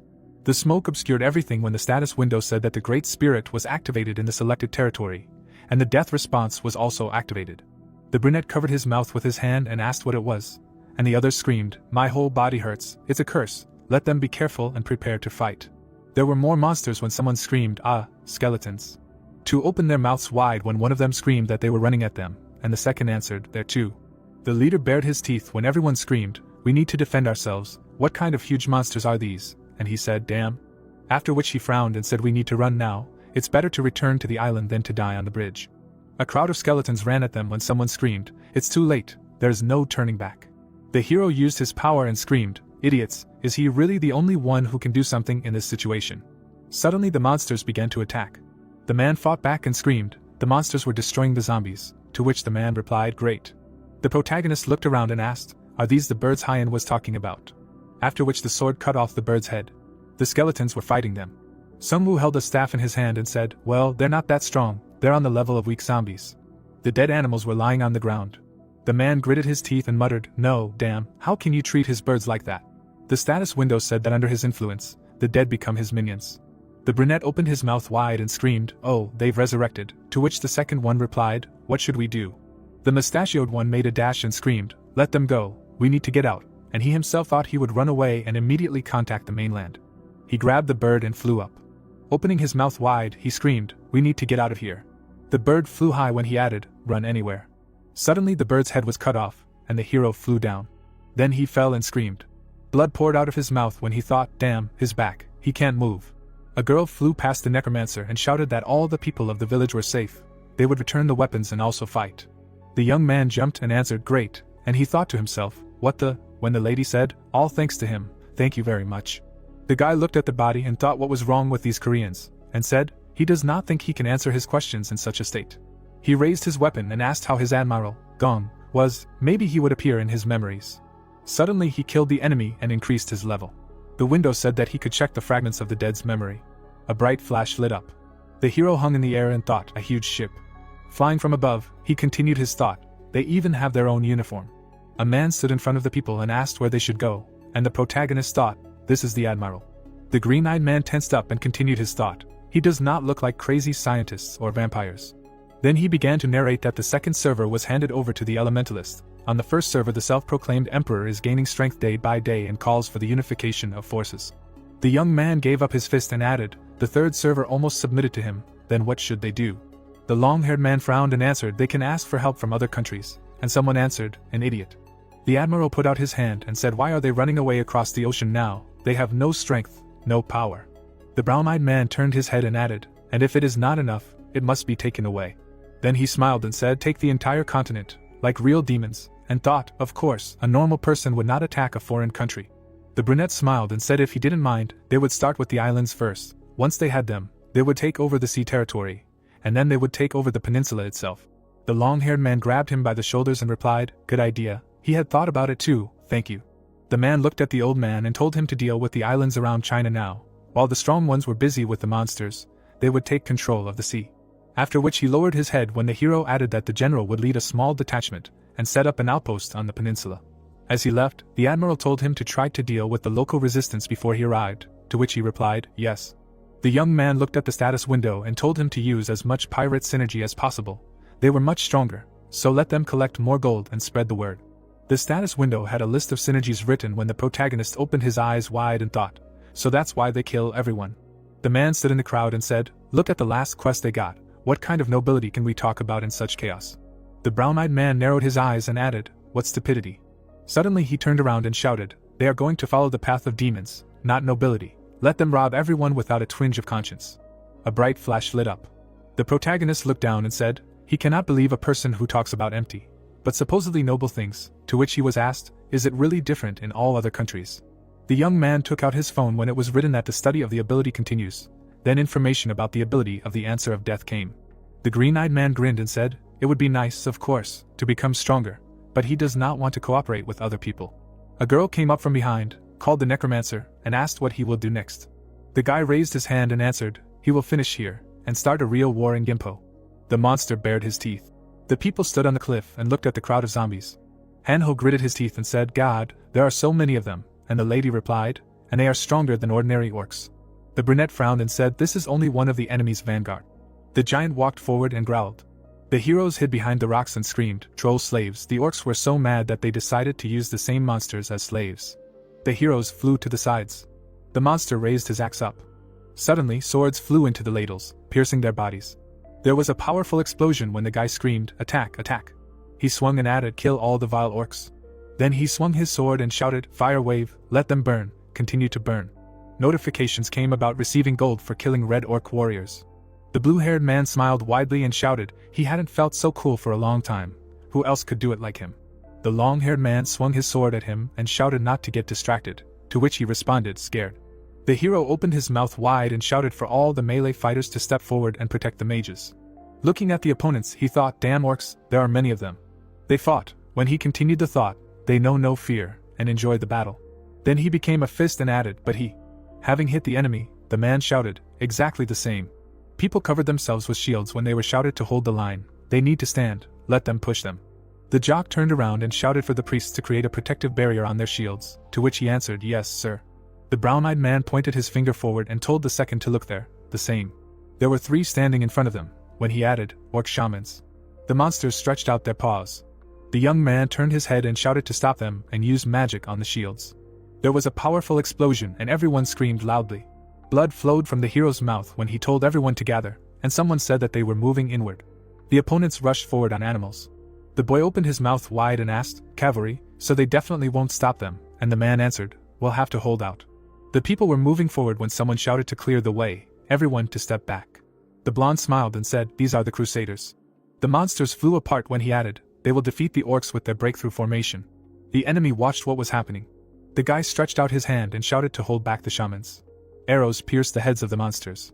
The brunette smiled widely and said, this is what they expected from the crusader team, and the second added, this is how you need to fight. The man turned around and offered to help them, enough of this lacking off, to which the young man replied, don't save mana for the priests, let them all get a buff. While fighting, the blonde thought, it's almost time, there's not much left. He frowned and continued to think that he could finish the exclusive quest. Suddenly, he swung his sword and shouted, cross spear, and thought, having completed it, he would take another step, getting closer to the necromancer. The red-haired man helped him, when he added, today is the day of his awakening. The knight looked at his hand and told the commander that he was level 10. The guy's eyes lit up when he thought, finally it worked. There was a powerful explosion when the status window said that he had completed the exclusive quest, and someone shouted, light. The girl squinted and shouted that something was descending from the sky. A fiery silhouette appeared in the air. The man clutched the spear in his hand and shouted for everyone to attack. The stranger stretched out his hand when it was written that a holy war area was declared in this territory. The brown-eyed man was surprised and said, wow, when the young man called the prosecutor Young Dumpo and said, this is his light. The hero opened his mouth and thought, they survived. His self-esteem finally rose from the bottom. After which he began to reflect, he gave up personal power and chose group power, since their destroyed world needs a person who can lead everyone. The guy thought that this is the beginning of changes, people will have to get used to it after some time. His spear was blazing with flames when he added, and he will introduce it to them, in the end. Only one of the guild will remain. The hero ran to the lady and shouted, Mrs. Li Wei, news has arrived about the band of marauders they defeated. He opened his mouth wide and added, those bastards were not satisfied with the chaos in the Chinese north, now they have switched to Korean. The blonde frowned and replied, That's how monsters in human form are. She didn't want to let this trash into other countries. The guy looked ahead and said, it's not her fault, she was saving them from monsters, that's why they let them go. Coming closer, he added, besides, according to informants, the Koreans managed to stop them, and she asked, is it true? The heroine smiled and said, that's how talented Korea is, it'll be interesting to see who exactly dealt with them. The status window said that he received 3,000 gold for killing an orc rider. The hero approached the orc and shouted. There were corpses in front of him, when he added, finally, that's it. The young man opened his mouth wide and shouted to the commander that this was a victory, excluding a few who entered the city, they dealt with everyone. The leader turned his head and asked what about the losses on their side. The brown-eyed man paused and replied, 3 crusaders died, and about 100 players, but this is much less than expected. The blonde raised his head and said that they should reduce the number of casualties, because death is the end for a person. Remembering the past, he thought, they can't constantly replenish the ranks from the army like Sungwoo, even if it is a player they invested their time and effort in. His death will be a loss of all this. The guy pointed back and said, first they need to rest, if they run into orcs in this state. Suddenly everyone fell silent. Looking forward, one of them said this, and the second added, fight again, there are too many of them. The monster was sitting on the animal. The boy opened his mouth wide and screamed, the last one was already large scale, and the skeleton added, he thinks this is part of the main forces. The man frowned and told the commander that it was too risky, to which the blue-haired man replied, even if the crusaders take the hit, they still can't handle them. The blonde put his hand out and shouted, we need to leave the main road and start fighting in the alleys, this is the only chance. The spear burned brightly when someone asked if they thought they would follow them to the end. The yellow-eyed man narrowed his eyes and asked if they would go to the station where more people had gathered. The girl frowned and replied, monsters will always be where there are large crowds of people. Without turning around, the commander said, then he will not be able to leave this place. The enemies rushed forward. The bearded man bared his teeth and shouted, shit, they are attacking, and the brunette turned and asked if they should retreat, they will not be able to stop them. The brunette turned around and told everyone to calm down, they can still resist the monsters, and the guy answered, Jisoo is there. A wounded orc flew up, when the second roared. Suddenly, a powerful explosion occurred. The man looked up and asked what it was, giant birds. The monsters raised their heads. The explosions happened one after another. People looked forward and asked if it was a necromancer, and the young man shouted, to Jisoo's sister, that Sungwoo is back. The protagonist appeared in the distance. The commander looked at him and said, aerial bombardment, before he appeared it was a battle of cold weapons. Drones were flying in the sky. On the news, reporters said, let them just look, a skeleton knight riding a drake conquers the battlefield. The image was transmitted by a magic projector. When they added, he is known for his recent cooperation with a necromancer, could it be a player? The man looked at the heroine and asked, is he using personal skills, and his movements are incredible, is not too bold an assumption. The hero looked at the fighters and said before this, his favorite skeleton was a small goblin, but now this can change. The man looked at his phone and thought, great, the number of views is growing.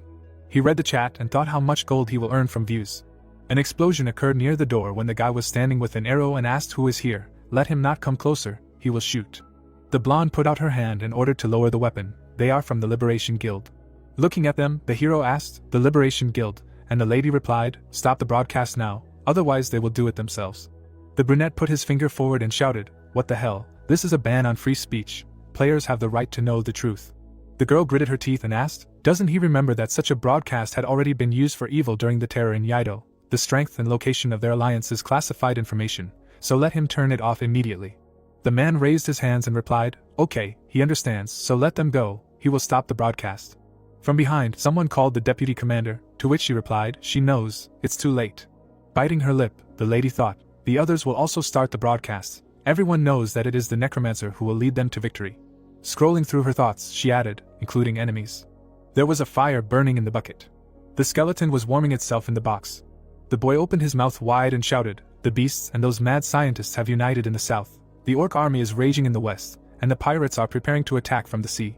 Then he grabbed his head and added, this peninsula is a complete nightmare, he made a mistake in choosing the difficulty level at birth. And the boy smiled and answered him, indeed, they do not have a minute to rest. The girl looked at them and said they are one of the strongest on the Korean server. But what place do they occupy in the world? To which she was answered, if you look at the world scale, they are still babies. The brown-eyed girl frowned and said then they should hunt as much as possible. The boy nodded his head and answered, right. The green-eyed man grinned and added, the path they chose has not changed since they left the university, they will fight and become stronger. The beam was shining on the ground when he added, but the Korean server is not large, and the reserves of gold and experience on it are limited, and suggested to perceive this war as a hunt for gold and experience. The brunette rubbed her hand and said that in tomorrow's battle they must kill more than everyone else, and the protagonist thought, yes, a battle with other servers is unavoidable. Then he continued the thought, after this war they will have to fight against each other. They discussed this quite a lot with Young-hoon, but the actions of the players cannot be predicted. In his thoughts was that after defeating the monsters, if the movement between servers is established, they will not avoid another war. The protagonist looked at the status window and thought what they will face after the players. This will be the end of the game. A glare flew in the sky above the building. The blonde opened his eyes wide and asked if they heard the noise, to which he was told that they did not hear anything. A tree began to grow from the floor when he shouted that he was sure, and the man asked, "Roots?" The sprouts were getting bigger. The brunette opened the door and called Sung-woo, to which he replied, "What is it?" A monster appeared behind the heroine, when the young man shouted, "Jisoo," from behind. The two dodged the blow, when the enemy growled loudly. The hero frowned and shouted, "What is that noise? The orcs are here." Looking at the monsters, he asked how they got here. The guy pointed his finger forward and shouted, "There, the orcs are coming from there." The orcs began to crawl out of the roots. The protagonist gritted his teeth and thought, they are using portals. The monster runs at the heroes. The protagonist thinks that he just recalled his subordinates, and who would have guessed that they would suddenly attack. The guy in the cloak fearfully asked the tanks to take their positions. The other asks him to wait because his equipment. The red mutants run to attack. The man shouts that they are targeting the master. The explosion throws them back. The system window says that the temple's domain is activated in the area and all comrades are automatically healed. The fighter in the helmet looks with burning eyes. The monster wipes its face and growls. The enemy stands in front of him and says that he thought that they would die from one attack, but this was to be expected from the prosecutor. The fighter inhales air. He screams in rage that he is on fire and the strength is still coming. He hits the monsters. The fighters fight. They shout with a grin that the pigs should taste their strength, and it turns out that the partner can do more than just suck up. A pillar of fire burns the monsters opposite. The hero confidently declares that the portal is eliminated. The other one also exclaims. The long-haired fighter smiles and realizes that he was injured in the last battle but is now full of strength, and the synergy heals and increases abilities, and it feels like he has raised 2 levels at once. There is a bright flash. He reflects on the fact that the buff affects all comrades in a certain radius, and this is an unreal skill. He attacks the monsters using a cross spear. Minhyam shouts loudly that 2 portals have been destroyed and the rest need to be destroyed. He looks ahead in surprise and asks where all the portals are. The protagonist and his friends are standing near the undead. There are particles on the ground. The question sounds whether it is really over. The Crusaders discuss that the necromancer destroyed them all while they were only dealing with 3. The prosecutor, blazing with a bright flame, understands that he woke up later, but at the initial stages they were on par, and now the difference is so great. Jisoo, standing next to his friend, asks him to look at this. The black stone emits smoke. She assumes that it was he who launched the portals. Minhyam, lost in thought, declares that this looks like an artifact of black magic and the orcs begin to play dirty. He holds it in his hands and says that he was right, because the system window says that it contains dark energy, and with prolonged contact, negative influence accumulates. Sung-woo standing next to his friend looks at the notification with information that the orc lord is using a large-scale dark magic spell, and if it is not stopped within a certain time, then all the orcs will be strengthened to the demon level. The guys look at the windows. Hanho thinks that the system is playing with them again. The big monster is smoking. He talks about the dark magic of the orcs, like that monster at the university. The protagonist with an ominous smile says that they can have fun. The guy with the mask on his eyes is surprised to see an emergency message from Manhwa. He opens his mouth in surprise and asks if they really decided to go that way. The assistant turns to the leader and shouts that they should leave. He in turn clarifies what is going on. The ferocious monster watches. The guy shouts that the wyverns are flying towards them. Flying mutants fill the sky. The fighters covered themselves with sheets and sat in the corner. The guy stands with a scared girl and says that they appeared at the most inopportune time. She asks him to be quiet because what will they do if they are heard? Manhwa turns to the ruler and says that even though they have moved away from the goal, they should wait a little longer. The city is reflected in the eyes of the wyvern. She says that there are too many of them and there is a chance that they can notice them and return. Yoo-hoon with a serious face says that time is running out and nothing can be done about it. They can only wait. Hanho sits next to his friend and asks if it will be good if they kill the wyvern, but until they learn to fly, it will be too much. The girl wrapped in cloth says that it is one thing if there are 2 or 3 of them, but dozens, and besides, it is almost impossible. The ferocious monster raises its head. The alpha male wyvern and his subordinates have captured the sky over the Korean server. Sung-woo with a serious look thinks that because of their presence, their plans can be destroyed. The bright sun shines on the city. The girl in glasses tells the commander that they can move out and given their speed, they should be on the other side of the river. The prosecutor frowns and understands her. The cars drive along the road. The leader orders to warn the other groups that they are moving out. Hanho sits on the phone behind his friend and says that the community is writing that the plains where the orcs appeared have begun to turn into a desert. He replies that this is similar to the situation with the area that has become a swamp. A group of cars drives through the desert. He explains that before this was an area with a lot of greenery. He asks how it could become like this in just one night. Manhwa, looking at the protagonist, notices that the informants said that they are going to the airport. He assumes that they are preparing to meet them. The prosecutor, sitting nearby, exclaims that in this battle the forces are equal and they must defeat the enemies. The guy turns around and asks to be careful because they do not know if they are using tricks. Yoo-hoon frowns and says that he knows and time is not on their side and they have no choice but to finish as soon as possible. An army of monsters is marching across the square. The fighters are standing in the desert. The guy says that the main troops have arrived. They look forward in fear. The question sounds if there are more of them than they expected and there is still a chance to escape. The protagonist turns around and realizes that no one will be indifferent to such an army, but they cannot run now. With a determined look, he understands that if they do this, the dark spell will be activated and they will not be able to cope with the strengthened orcs. The prosecutor looks at the protagonist and suggests starting a bombardment with bodies. The bodies fly forward. He replies that while they are standing in a crowd, this can be done, but even stupid monsters should still remember this attack. The protagonist's eyes are burning. He is going to see what will happen next. A powerful explosion occurs. Sungwoo sees a dome in front of him. He understands that this is a protective membrane. The monster in the cloak glows purple. The guy realizes that it is probably the dark magic of the orcs. They go with the prosecutor. MC says that they are not getting closer even after blocking the attack. He notes that they need time to activate the dark magic. A crowd of mutants goes to meet them. Yoo-hoon suggests that they themselves should go there. The guy replies that he does not think this is a good idea but understands everything. Manhwa worriedly asks if there is a way to minimize losses, because even if they win, it will be a big problem. She imagines the enemies, thinking that all their enemies will start to act upon sensing weakness, and this is too risky. The protagonist asks the prosecutor if he is afraid of enemies from other countries. He replies that he would be lying if he said no. The necromancer, raising his hand, says that after this battle, there is no need to worry about other countries and just need to focus on managing the alliance. The prosecutor, surprised, asks what he means. The necromancer, turning to the others, says that the time has come and in the future they need to strengthen the groups. The warriors are driving cars. He says that because of the new monsters, the survivors have started to form teams on their own and they need to be united and guided. He seriously states that they are weak and will die because of the system if they do not help them. The question is whether he can handle it. The prosecutor clenches his fist and states that a large community that people can rely on in merciless times is all he wants. With a determined look, he realizes that he does not know why he is being offered this. He states that he will do his best. The warships sail forward. The pirates are targeting the Korean peninsula. The guy imagines the old man and thinks that based on what he saw in the captain's memories, these guys are not world conquerors, but ordinary losers. A group of people remained on the island. He thinks about the third-rate marauders who were kicked out of their own country, and if they act now, they can destroy them before they gain strength. The necromancer and his comrades stand in front of an army of monsters, realizing that one day the moment will come when they will face a great enemy. The workers load the boxes. He thinks that the larger the scale, the longer the battle lasts, and that is why they need a clear organization of forces to quickly replenish combat power and supplies. The protagonist introduces his people, realizing that one small town in Suwon is not enough for them and a group that will bring more capital is needed. The prosecutor thinks about the people, realizing that he has long thought about a state-level guild. He seriously thinks about the fact that Sungwoo offers his help and this is no longer just courage, but absolute trust. He introduces the fighters, realizing that all the experience and materials in the world will not be enough to surpass him, and thanks to him he will be able to achieve the power he dreamed of, even if they are employees. He confronts him with a grin, realizing that he is using him for his own purposes.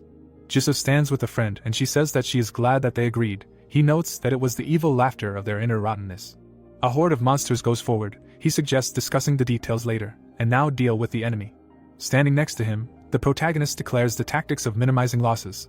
The method is slightly different, but there is one idea. He imitates a machine gun, saying that they will simply shoot them. The army stands still.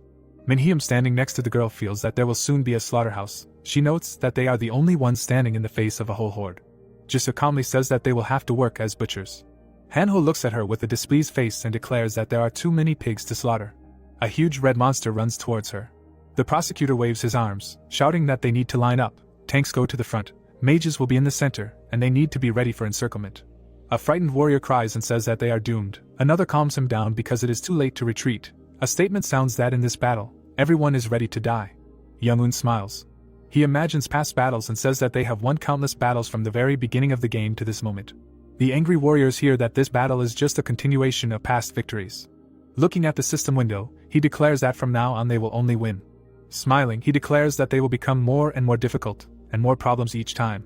With a determined look, he clarifies whether it is true that they are going to give up right now.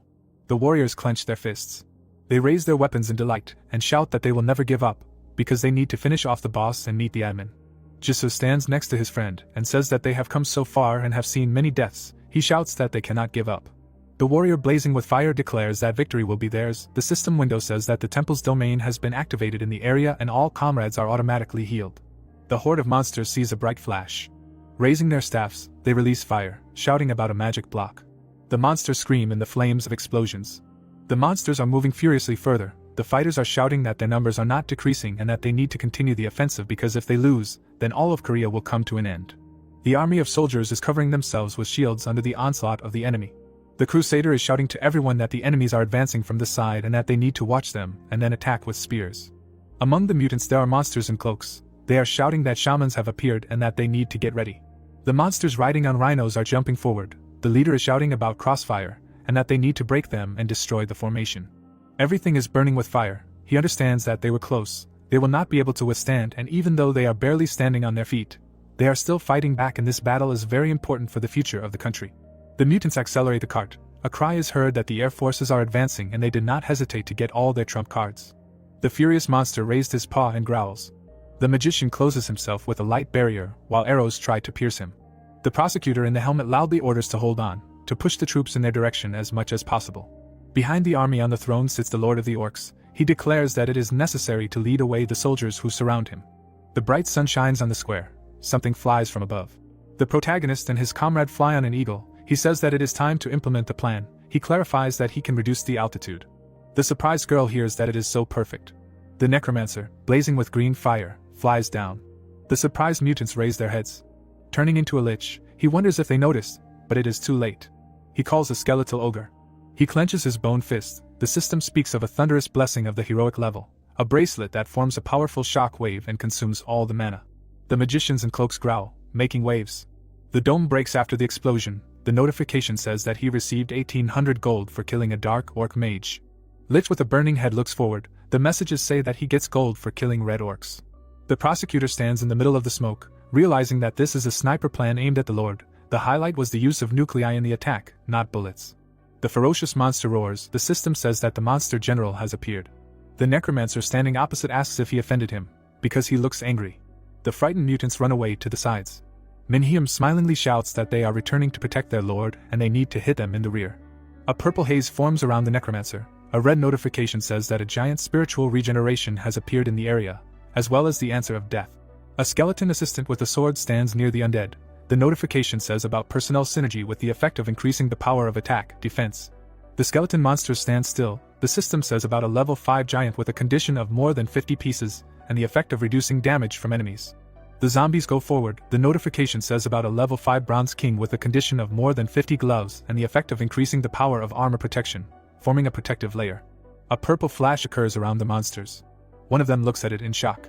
Hanho smiles and shouts that they are pathetic pigs because this is the breath of death, a killer disinfectant. Lich holds a scythe, declaring that it is beautiful and cozy. The general monster growls ferociously. MC apologizes for the intrusion.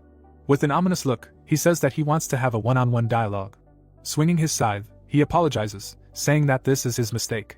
A crowd of undead runs at the monster. The guy notes that he is not alone. The risen dead are fighting the orc. He growls furiously in pain. The undead looks and thinks about how they easily destroy everything around them. The necromancer watches him and thinks about how he is somehow different from the other boss monsters. MC cuts his flesh, realizing that he will not be able to resist the right and Minseek at the same time. The monster sees a skeleton in front of him. A purple chain twists around his neck. It tears off his head. Lich delivers the decisive blow. The system window says that he received 900,000 gold for killing the monster general of the Red Orc Lord, and the waiting time has decreased to 3,783 days. The skeleton assistant stands nearby. He replies that he did not want to steal his victory. The undead, blazing with green fire, crushes the enemies.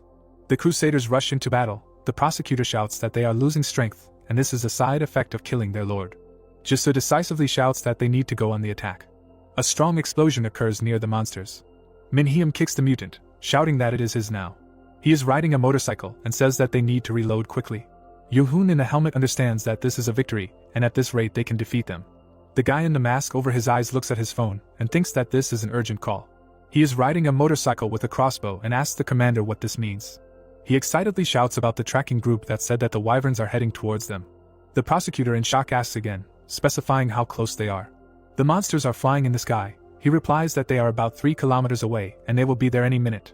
The shocked leader understands that they deceived them because it cannot be a coincidence. The wyvern is standing on the building. He thinks that they were tracking and waiting for them to leave the city and find themselves in a vacant lot. Everything was planned in advance.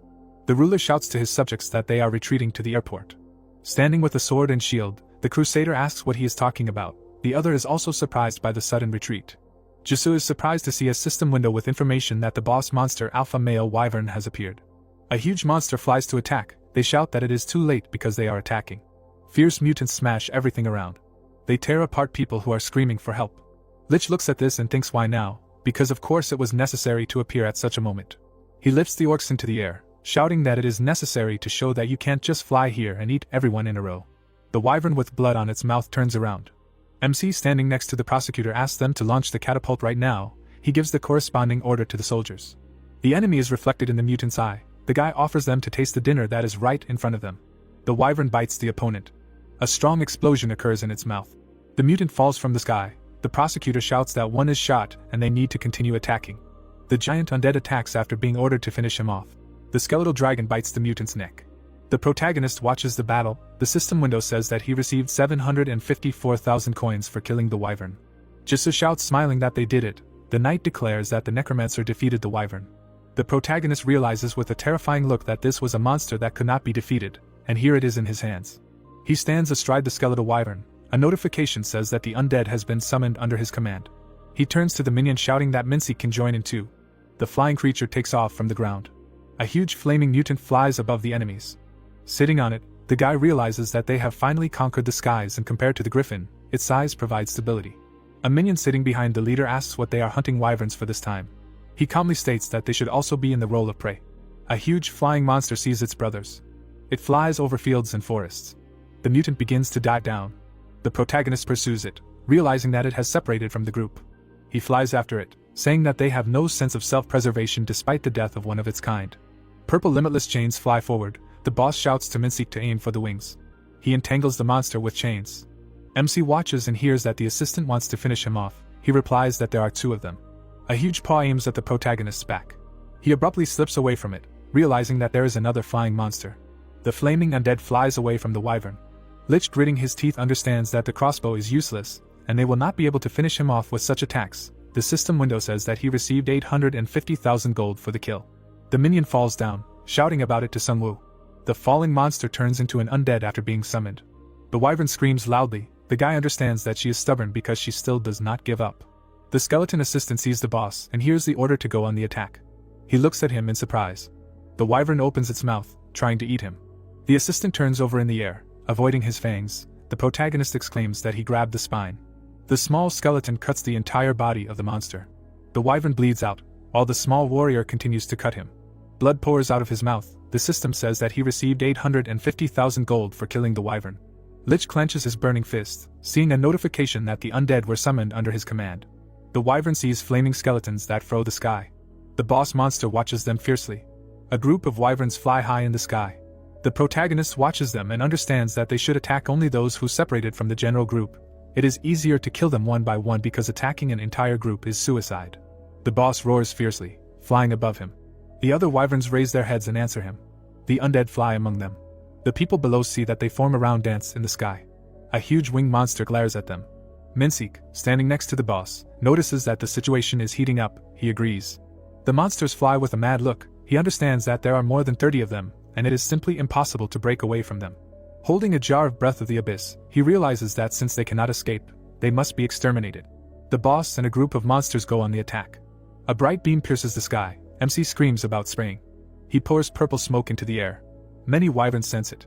They start coughing in pain, foam bursting out of their mouths. The warrior, seeing them, shouts that they are retreating, but this is not enough to fight back, and for now, animal instincts will not let them get closer. Lich and his minions watch. Minseek notes that they act as if they are disgusted by them. He replies that they are like food stuck between his teeth. The wyvern in the purple smoke roars loudly. The protagonist holds a can of death breath, saying that they really are going to stay until the end, because he still has many of them, while realizing that they have run out. The monster's mad gaze rushes forward. The wyvern boss screams loudly. Dozens of flying monsters fly across the sky. MC with a grin says that everything is ready and they can return. The undead stands still. A surprised guy stands next to another and asks what kind of combo this is. The other notes that all the existing creatures are gathered in one place. The prosecutor stands next to the undead and realizes that it was not arrogance when he said that he would take care of the pirates, and now he can rely on Sung Woo and entrust external affairs. The enthusiastic fighters raise their hands. The system says that they have successfully completed the event on the Korean peninsula. The notification says about the player's rating. Hanho says that even though the protagonist is the best participant in the event, he is still not the first in the top. Jisoo suggests that it would be more shocking if they fell in the rating. MC stands next to his friends, saying that the rating is also important, but you need to focus on skills and experience. He thinks that the power increase card he chose will come in handy for fighting other players in the future. He remembers the past and realizes that there is too much information about his work, and from now on he wants to become the #1 target for everyone and needs to maintain his skills at their best. He holds a heroic rank black pearl ring with a curse damage increase effect. The boy states that he got it while hunting. He puts it on his finger, realizing that it will come in handy since he has a death curse and death's answer. He thinks about the golden sphere and wonders if something better would have dropped if he had completed the dark magic spell, although he is not sure if he would have received something like the bloodstone in the university gym. People cry over corpses. The protagonist realizes that they could not wait for that spell to finish, and the best thing to do was to stop before things got worse. The buildings are standing in the middle of the night. It is said that there are only 492 participants, and these are the ones who remained alive. A girl stands next to another and explains that this is not even a third of the original number. The boy states that half of their group died and the Sangdanga team is destroyed. The prosecutor stands next to him and notes that the survivors have become stronger. The warrior watches silently. Yoo-hoon frowns and says that this will happen in the future, so they should create a bigger and stronger organization based on the battle. The protagonist and his friends stand in the crowd. The prosecutor realizes that the one who survived has become stronger, although it is cruel. The friends fought. The guy realizes that Jisoo got level 15 and Hanho, although slow, is at level 12. MC excitedly realizes that according to the rating, they occupy 7th and 27th places, and the only thing that confuses him. The guy with the microphone loudly asks that only cards with 4 or 5 stars are worthy of awakening, and they are just trash, and he has a 1 star only because he is a loser, and what is the point of changing anything then? The protagonist looks at him and asks that he had 2 chances, and he chose the weakest card both times. He shouts for Sungwoo to shut up. The crusader runs into the room and calls the commander. The knight in the helmet says that they found a store at the airport, but there is one but. Standing in front of the prosecutor, he states that a window appears that prohibits anyone from approaching it. The protagonist smiles and notes that it sounds tempting. He realizes that the more unusual the store, the more interesting the goods in it. The warriors exchange smiling glances. They are signed like bags of money. One of them states that they should try, and he is already bogged down, and since he has saved a lot, why not spend it? The prosecutor in a cloak states that several leaders will go and check him out. The warriors stand in front of a purple barrier. Yoo-hoon sees a lock icon and says that this is indeed something strange. Sungwoo notes that it is both a store and a system sign. The guy and the girl raise their hands. He wonders why it is generally forbidden to approach. She replies that they will only find out when they enter, but only VIPs like her. They touch the barrier, shouting that they really cannot enter. The system says that a coupon for a closed store is required to enter. The protagonist, seeing this, thinks about the coupon. He has a ring on his hand, and a notification asks if he wants to use a coupon. He remembers the window that he has achieved primary awakening and can use the power of the Reaper. The guy realizes that he received it as a reward for awakening. Seeing the prosecutor, he thinks that there was a limit of 50 people and he does not think that he did not receive it.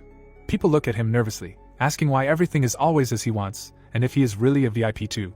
Sungwoo in a cloak is walking down the street. He sees a large screen and a chair in front of him. He sits down and says that this is definitely different from ordinary stores. He seriously sees a window that says that 5 elements will be presented in order, and he needs to inform if he wants to buy something. The guy asks if they really give 10 seconds to do this. A bright screen lights up. The system says that it offers the first item. Blueprints of a warrior are visible. The notification says about the parchment of the creation of a special rank golem worth 1 million gold. He shouts in rage about the creation of a golem. 10 seconds left. He points at the screen, shouting that he still has about 10 million, and this is only a tenth of the amount. The notification says that the second item is being presented, namely a set of 3 special rank shells worth 2 million gold. He presents multicolored potions and says that he could have received this reward on a secret quest, and did not know that it was so expensive, noting that he would miss it because his skill protects against all diseases. The protagonist thinks about the third item, namely increasing the rank of any skill worth 3 million. He notes that this is not bad, but if he buys it, he will not be able to buy the next 2. The fourth item appears in the form of a legendary level Shadow King bracelet with the effect of increasing physical strength, endurance, agility, priced at 4 million. It glows with green fire and states that he did not think he would find it here. A large variety of buffs and good interaction with other items. He must buy it to complete the task. The protagonist nervously understands that now there will be the last item for sale. The bright screen in front of him indicates the presentation of the 5th item. Sungwoo smilingly asks what they even sell there. In front of him shines a special level resurrection scroll, which in case of death resurrects in the right place, priced at 5 million. The protagonist looks at the light in front of him, while talking about resurrection. The necromancer stands in front of the monster. He understands that this is his specialty, and it is thanks to this that he was able to achieve awakening by killing the boss. He covers his face with his palm, realizing that the recharge lasts 31 days and this will not be direct cheating. With a serious look, MC understands that the skill has many disadvantages, such as the duration of the recharge. Death stands in front of a bloody corpse. He thinks that if he has already used the skill and is waiting for recharge, then if he dies a second time, it will be the end. A huge elephant swings at him. He thinks about the lack of control, because if he dies during the fight, the situation will be very bad. The hero stands next to the choice. He wonders if he will be resurrected in the same place if he dies, and if a strong boss kills him, he will be resurrected there and this will not prolong the torment. He understands that in addition, he can only resurrect himself. The hero stands in front of the corpse, realizing that there will be no second chance for his friends. Hanho stands next to Jisoo. He understands that these two are the only ones he can completely trust. The scroll hovers in the air. The protagonist realizes that in order to survive, they must become stronger, which means they need to face dangers, and the resurrection scroll will be an excellent safety cushion. He furiously pokes at the screen when he sees that there is 1 second left. He declares that he is buying. He stands in the middle of a glowing sign, a notice that the goods are out of stock and he will leave the store in 10 seconds. An enthusiastic audience watches the prosecutor on stage. Warriors watch. Others fight fiercely. They ride a motorcycle with a grin, holding tied-up goblins. A guy sits in front of his friends. Jisoo notes that they can finally rest. Hanho says that people should not only do hunting. Sungwoo looks at his phone and says that while they are resting, they must not forget about collecting information. A friend notes that the next battles will be no less large-scale. A fighter riding an eagle shouts to the necromancer that the pirates have finally shown up. She exhales and says that the rest is over. Yoo-hoon stands with a piece of paper and says that he heard news that pirates are in the Eastern Sea, clarifying what the plan of action is. The protagonist with a grin replies that it would be nice to destroy them before they reach the coast. Hanho smilingly declares that these guys will not go straight to the forehead if they have the makings of a brain, and they have already defeated them once. The girl with a serious face asks that if the enemies find out about MC, then nothing prevents them from changing tactics. Correspondents report on the news while the villain strangles the girl. It is said that since the pirates are going to capture Korea, they probably collected information, and not only through broadcasts, but also with the help of prisoners. The main character, turning away, answers the word yes to the question that he collected information about them. He understands that since he reads the memories of the dead, can this be called a more cruel method than torture? 3 heroes stand with their backs to each other. The guy declares that these guys are a group of marauders who were driven out of China, and they call themselves generals of heaven, earth, people. A friend raising a finger exclaims about the uprising of the yellow bands, noting that he saw it in the games. He thoughtfully says that they could have different names and why yellow bands. A man with his hands tied kneels. He says that their leader brainwashed low-level players, and they praised him as fanatics. Jisoo seriously states that the yellow bands only used blind fanaticism to capture the country. Perhaps that's why they call themselves that. Sungwoo presents a vessel, realizing that judging by their memories, they forced each time new people to drink centipede liquor, and this could be a poison for brainwashing. The prosecutor calmly says that even if they can't capture everyone, they must get rid of the commanders, and in case of their failure, they will gather their forces again. A tall building stands in the city. The protagonist suggests moving there first. The girlfriend notes that this time together. The undead stands in place.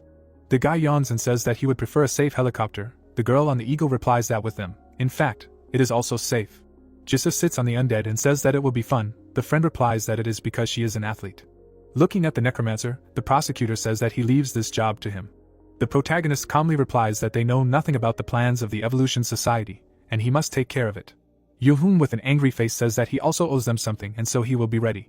An island is visible in the middle of the sea. The heroes are standing there. The guy asks if they are sure that they saw a pirate ship. The frightened man loudly replies that he saw it with his own eyes and it was definitely him. The girl standing opposite asks if Dad is sure. He screams that his uncle, who was the leader of the travelers, was eaten by a nasty bird. The man with a bandage on his head smiles. MC thinks about the fact that the new leader of Jaedong, Muyan, and they say that he has accumulated so much resentment against pirates that he gave up hunting monsters and became a member of the Coast Guard. A drone flies above the ship. The man claims that it was about 12 hours ago, and they appeared from this side and sailed past the island once, and then disappeared behind the coast. The heroes are standing near the undead. He replies that he is sure that they still want to occupy the island. The girl turns around and says that they can't ignore the possibility of capturing them in another territory, and that it is something like an attack from the southern side of the island. Hanho asks in surprise that in their situation, wouldn't it be better because, except for the center, the problem with the monster generals has not been solved anywhere. A diagram of the pirates' attack on the continent is shown. He explains that all the people have been evacuated and only monsters remain in these territories, which will be cleared out. MC says with a serious look that this zone will be under attack. The character stands in front of the army. He says that they cannot capture other servers with the same confidence. He smirks. The protagonist talks about the head of the pirates who plans to conquer the center of the server and quickly increase his forces. Sungwoo turns to the leader and asks if everyone really plans to stay on the island even if the pirates attack again. He clenches his fists and replies that of course, because they lost to them once, and it will not happen again, they will pay back double. They are standing near the skeleton wyvern. The necromancer suggests leaving this place and getting ready to meet the pirates. He realizes that their next mooring place is the coast or the islands. With a serious face, the guy thinks that a much larger fleet will come for the research group that he destroyed, and they must be ready for this. The girl is standing with a friend and asks if they happen to know where the store or forge is because they must be ready for battle. They shout that a lot of gold has accumulated. Muyan is standing near the running guy and says that there must be a forge in the city. The guy fearfully declares that the pirates have already united and crossed the island and are preparing to attack. The discouraged men ask if it is true already, because it is so fast, and what will they do? The guy thinks about the fact that this was not reconnaissance, but reinforcements, and apparently they are in a hurry. He realizes with a grin that they either did not find enough information about the protagonist, or do not take him seriously. He suggests acting quickly. Fog spreads across the island. A ship with bright lights is sailing. A guy with glasses smilingly says that he thanks for waiting. He introduces the warrior with a grin, and says that this is the fleet of the Earth General, following the General of the Sky. The ship is furrowing the sea. He says that today they are again in the middle of the ocean, but do not relax because terrible monsters are hiding in the depths. A building is shown. He shouts that where they are heading through the terrifying waters, where they will join the capture of the Korean peninsula. In the chat, everyone is discussing them. He understands that, as expected, the comments were written by fugitives and cowards and he expected such a reaction because they were driven out of the second server. The guy with glasses into the microphone declares that the Zishuan people will also be in Korea. He realizes that they will find out who the true winner is after the capture and return to China. He introduces three friends, saying that there is a terrifying villain named Necromancer. Some time ago the reconnaissance group fell at his hands. He smiles and declares that they do not lose twice.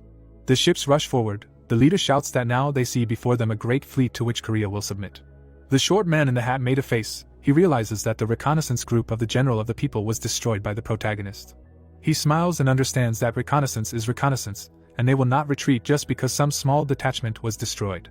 He enthusiastically holds the microphone and the phone. A scream is heard where the vile elementalist Li Wei is looking and there is no need to be arrogant because of the capture of the second server.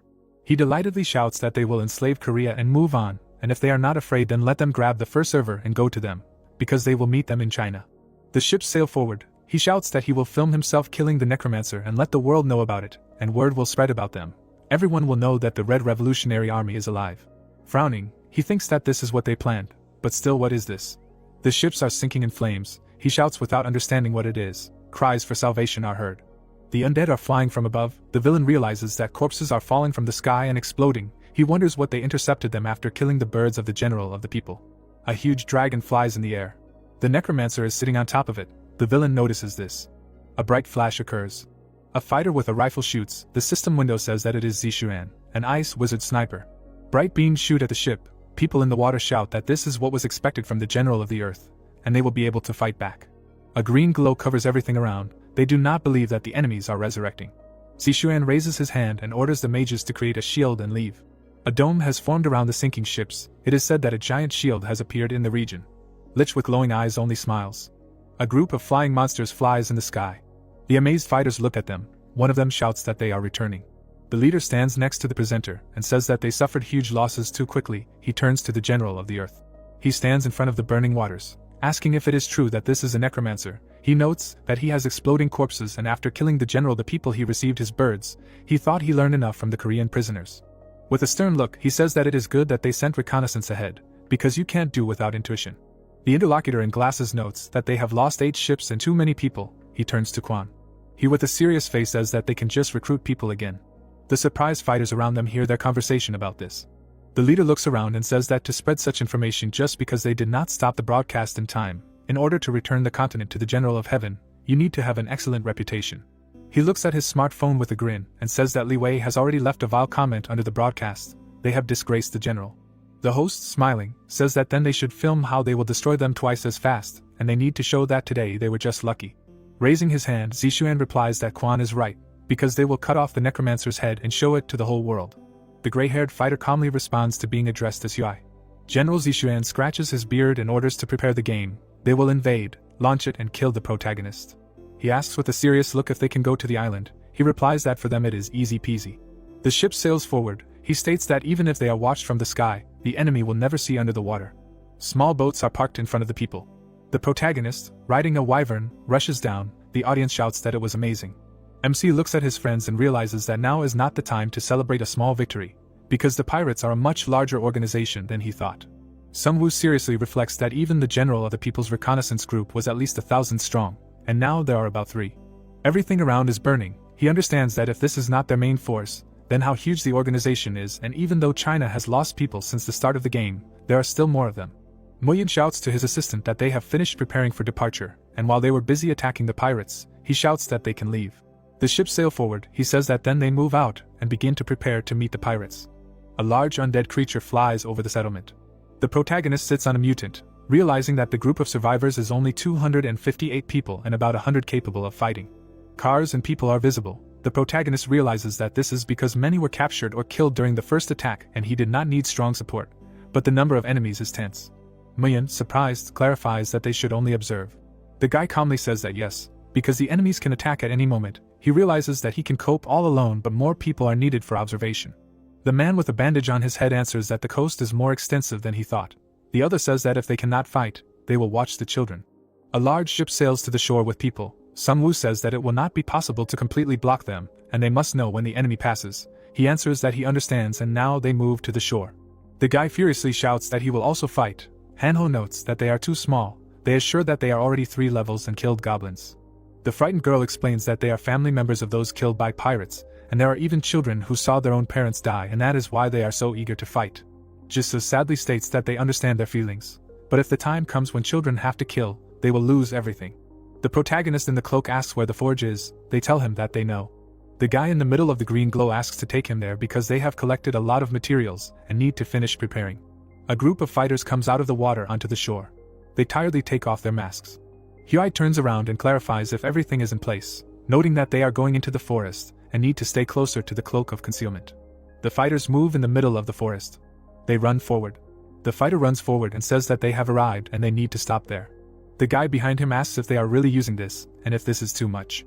The man holds a yellow flag, saying that on other islands items of twice the rank were used and there were more enemies, but they were destroyed after losing the game. The system says it's a special rank game.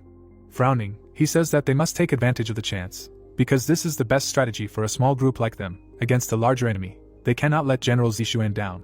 He bangs it on the table and shouts that the game is starting. The territory of the Korean server is scanned. The surprised fighters look ahead. The notification says that the minigame has been activated. The game area is set in a random place, and when the territory is completely conquered, a special buff is activated. The surprised friends ask what this is and if it's a minigame. She turns around in fear and screams for her dad, while information sounds that pirates have appeared on the southern coast. She holds the radio and hears that it is the fleet, and they have appeared again and are quickly approaching the coast. Frowning, the protagonist realizes that it appeared at the same time as the game, and the problem may be in the system, or the pirates. He turns to her and hears that there are fishing boats on the west coast. He says that there is no chance for reinforcements, realizing that everything is going too smoothly and this was definitely set up by villains. The girls are amazed to see a system window that there is a game area nearby. Jisa asks about the game in the game, calling it nonsense. The protagonist frowns and says that he does not know what is happening, but the goal of the game is to conquer 3 areas. Those guys want to win by numbers. He realizes that things are bad and he did not foresee such a development of events. Jisa looks at MC and asks what to do. He asks to wait because he is not the kind of person who constantly plays games. The character laughs and asks what the fuss is about. Hanho smiles, stating that they have a game master on their team. The guy happily runs. The protagonist thinks about the meme with the dagger. Both cards and a thief and a priest chose 1 star, and by all accounts these were the 2 most useless professions that could be chosen. The protagonist looks at him and asks why he calls himself a gamer after that. He yells in rage. How can he call him a loser when he didn't even sit in a gaming cafe all night because he didn't have any friends? The protagonist turns away and says that he couldn't go there because he was too busy making money. Jisa points out that this is too much. Hanho coughs loudly and says that at first he was a little surprised because he had never played a game like this before, but he is a pro at games like this. Sungwoo raises his hand and realizes that his gaming skill is much better than his college performance. He asks to explain what it takes to win. A bright sky is visible. A fierce undead necromancer flies over the forest. A girl riding a monster shouts about a flag. MC thinks that this is Zone B, the central territory of the game area. He introduces his friend, realizing that compared to pirates, they have greater mobility due to wyverns and first they need to capture the nearest territories. The girl runs to the flag. He realizes that there may be monsters there. She replies that they are not visible. Chains appear around the protagonist. The system windows announce the beginning of the occupation. 100 seconds left, and he cannot attack at the moment. He thinks about his friend and realizes that if there are no monsters there, then he needs to prepare for some kind of trap or puzzle. He says that apparently restrictions are imposed on the person who takes the flag. Jisoo goes forward, stating that in the future it is worth listening to Hanho's predictions. She frowns and tells her friend that something is approaching. The enthusiastic fighters shout. The protagonist realizes that since there are more pirates, they will try to occupy the entire area at the same time. They shout about the unusual practical ability of teleportation. The enemies see her. They say that there are only 2 of them and there are 71 seconds. She decisively declares that 1 minute will be enough. The protagonist realizes that if they attack, she will be able to get rid of them. She chops the enemies. The system says about receiving 10,000 gold for killing the player. She runs forward with blades. The opponents shout that there is no need to try to wound her. It is better to kill her right away. The heroine deftly cuts the men attacking her. One of them speaks fearfully about the monster. The other shouts that this will not work, and they need to focus on killing the guy at the occupation point. She holds the blade in rage. The fighter asks to hold on. They see a necromancer in front of them, declaring that they will finish him off for now. The girl with red eyes activates surveillance when after analyzing the enemy's movements, the next location can be predicted. She attacks with 2 swords at once. Blood flies in all directions. They wonder where she came from. The man screams in fear that they need to surround her and finish her off with blows from all sides. Blades fly towards her, clearly wishing her death. The general stands near his army. He is informed that the preparations are complete. The man with a stern look declares that this is great. They will capture Zone A from there. The warriors stand in formation. The guy thinks that the basis of tactics is an army superior in strength and numbers. The leader calmly thinks that in this world he became a gunner, and likes the role of the king of the earth more. Children play a game. He thinks that since childhood his dream was to become a Go player, and he wanted to be the one who would lead the country to victory by waging small battles. The man stands alone. He realizes that the path of a professional is long and thorny.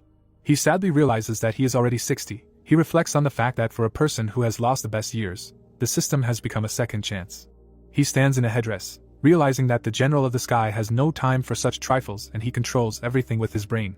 Grinning, Zishuan says that those, alas, people from a small country, survived for so long until this moment, but in the end they met him. He seriously sees a notification that Zone B has been captured by enemies, a buff sheet for a minigame with an increase in defense power and endurance indicators. Surprised, Quan asks if it is true already. He answers that they are fast, and he assumed that they would capture one of the zones.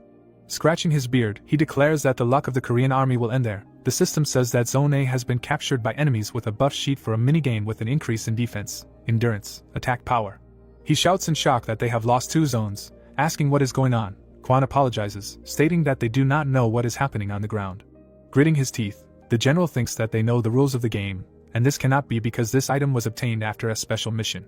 The assistant loudly declares that there is no time to think. He replies that they still have priority in numbers. Shown a diagram, he shouts that they need to send another group to capture a neighboring point while they attack Zone A. Fighters with swords bravely run to the attack. Quan, grimacing, shouts that they need to stop. They see a mountain of monster corpses, asking if they were piled there on purpose. He is frightened when he remembers the explosion of corpses. The general throws up his hands and declares that he does not think the necromancer would be so reckless. Because there is no point in taking risks, they will go around them. The fighter sees another mountain of corpses, declaring that they are everywhere. The man insults them in rage. He angrily yells that he cannot be defeated like this. They will move forward, burning the corpses in their path.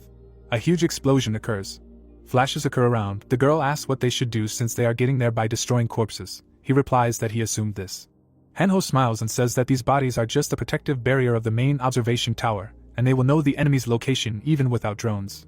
General Zishuan is furious. Holding a cannon, he says that even if this is an obvious trick, they will still have to get rid of the corpses if they do not want them to explode. The children examine the corpses. He says that they will use them, and if nothing works, they will simply retreat. The girl near Hanho asks that if they surrender the point, they will not be able to win the game. He replies that she really does not know anything. He puts out his hand and shouts that the game is not just about winning, it is only to anger the enemy. He points to the explosion and claims that they are superior in numbers in any case, and even if they lose the point, they need to focus on maintaining the balance of power. He smiles and says that the rest will depend on Sungwoo, who has more power. Quan holds a sword and shouts that they are almost there. Point A is already visible. There is a fighter near the flag. They shout that it is the necromancer's comrade, namely the meme with the dagger. He laughs with a crazy look, declaring that the pathetic pirates have worked hard on the way to him. The surprised scoundrels hear that they made their way, fearing explosions, although even the protagonist is not there and whether they have someone with brains. Hanho smiles sheepishly, realizing that it is risky, but they will be at an advantage if they shake the enemy's mind in this way, and playing with the enemy's psyche is the best part of the game. He sees the general, who shouts that the damned dwarf hopes to compete with him. The guy angrily declares that they will see what he can do against the dwarf because he is afraid of corpses, and is angry because he is a loser. He points his finger in rage and states that he is resorting to personal insults, and he heard that they are a polite country, but apparently they lied to him. Hanho and his assistant run away from the energy beam after the order to attack them. He holds the flag. The system says that Point A is captured by an ally. He shouts that they missed the dwarf but captured the point. Zishuan, clutching the radio, asks Huai what is happening with Point C, noting that they have been there for too long. He calmly says into the radio that they arrived there, but there is a necromancer, and they will contact as soon as they defeat the enemy. He says that the destruction of vampires, getting rid of the mutated dragon, stopping the zombie infection. He sees the protagonist in front of him and states that the hero of a small country, and it seems that they were not expecting them, judging by the fact that he cannot move, capturing the point. The necromancer holds a flag, sitting near the undead. The skeletons are burning with green fire. He realizes that they are his subordinates. Huai and the others run to attack. His partner shouts that if they met him face to face, they would suffer heavy losses. He replies that the point is not captured that long, and they need to kill him as soon as possible. He holds the yellow flag, realizing that if he had captured points before, he should know that he is helpless at these moments. But he still stands at the capture, not defending himself in any way. Huai smiles, noticing that they arrived in time. The system says that Point C is not occupied. He wonders why it sends this. The protagonist smiles ominously. The frightened warrior shouts that this is actually a trap and they need to retreat. The undead are furious and hit the enemies. The flag glows brightly. Sungwoo says that he doubted Hanho's strategy and used the flag as bait. He thinks about his friend, realizing that the main thing is to play on their minds. He declares that he would not want to become his enemy. Huai asks in shock about when he is. It is said that now they can leave the ambush and begin the offensive, hide and watch the enemy's reaction. The protagonist stretches out his hand and declares the death of the enemy. Huai touches the pentagram, shouting that they have no choice and need to summon sea beasts. Huge mouths burst out of the portals. The undead are swept away by the water. Waves appear around. Giant fish swim around. The guy with purple hair declares that the necromancer did not expect to be hit by water among the mountains. They stand in the water. The villain declares that all the monsters that they summoned were killed, but they need to destroy all the corpses and if they are lucky, kill the necromancer. They go forward, saying that he will not have the swimsuit synergy like them. The system says about the second-level sea guys with the effect of endurance underwater. He anxiously shouts to find him, the protagonist first. If he is alive, then let them kill him. They see a wyvern above them. The protagonist declares that he is there and they should not look for him. They shout that he did not have time for such a maneuver. Sungwoo clenches his fist, smiles and understands that he was saved because he used the skills simultaneously with teleportation and needs to find better things. The system says about the bracelet of the King of Shadows with the effect of increasing strength, endurance, agility. Huai excitedly shouts that it looks like he barely escaped, but all his skeletons were destroyed and a necromancer without undead is an empty space. The dragon flies in the sky. The enemy declares that, moreover, the terrain is now theirs and even if it is land without water, they are able to move. The protagonist smiles, swings his weapon and says that they are not the only ones capable of movement. There is something else, things that allow you to move freely both on land and in water. A notification says that bone armor has been created. The fighters stand next to the fish. They burn with green flames. The system says that the dead obey his vol. He declares that the sea monsters become skeletons. Riding on the undead, he realizes that he does not know how they tamed them, but they are much stronger than summoned animals, and even though there is little water, skeletons do not need it anyway. Huai raises his weapon and screams about the evil creature, asking why he does not go out to fight on his own. He realizes that killing the enemy and making him an ally is the true nature of a necromancer. A drone flies above him. He notices that it is the scout Quan. The fighter attacks in rage, asking if the general of the land Zishuan sees them and let him help urgently. He is shocked to hear that after being expelled from the continent, his team was good. The leader stands with the radio and declares that he must recreate the team, but their death will not be in vain, because it will help to understand the strength of the protagonist. He puts the radio down, hearing screams from his subordinate. He scratches his beard and realizes that thanks to this he learned more about the necromancer, and sacrificing his subordinates is bad, but he received useful information, and the end justifies the means. A flag is installed on the diagram. He understands that the teams can always be dialed again. Point C, where the protagonist is, will be occupied for some time.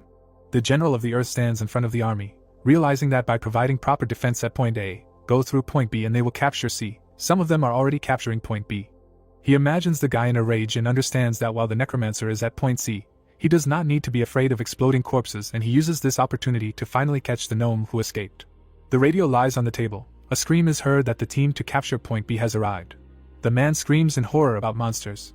The heroes fight, shouting about these two. The warrior looms over the enemy, hearing that the capture of point B has failed, and they are completely routed. The laptop flies off the table. The general lowers his head and asks how this is possible. There is no way that his strategy could fail. Quan stands next to him and asks what they should do. He replies that they need to think and tell everyone to gather there, and they will come up with a new strategy. Blood flows from the blade. Jisoo stands next to his comrade and declares that they have eliminated all the pirates in this area. The enthusiastic girl shouts that this is amazing, because they got rid of them without losses. She happily looks at Hanho and notes that he is also useful. He declares that a man like him is always useful. He looks at her and says that thinking about it now, he always helped everyone with his abilities. She asks if he has some kind of split personality. He looks back at Jisoo, who asks what's next and whether they should continue to destroy enemies along the way. He sharply declares that it's time to end this. On the game discussion screen, the guy claims that in games like this, it's important to act quickly, and if the game goes against them, they'll start blaming each other and destroy the system from the inside. The guy looks at his girlfriend and says that they're not playing the game right.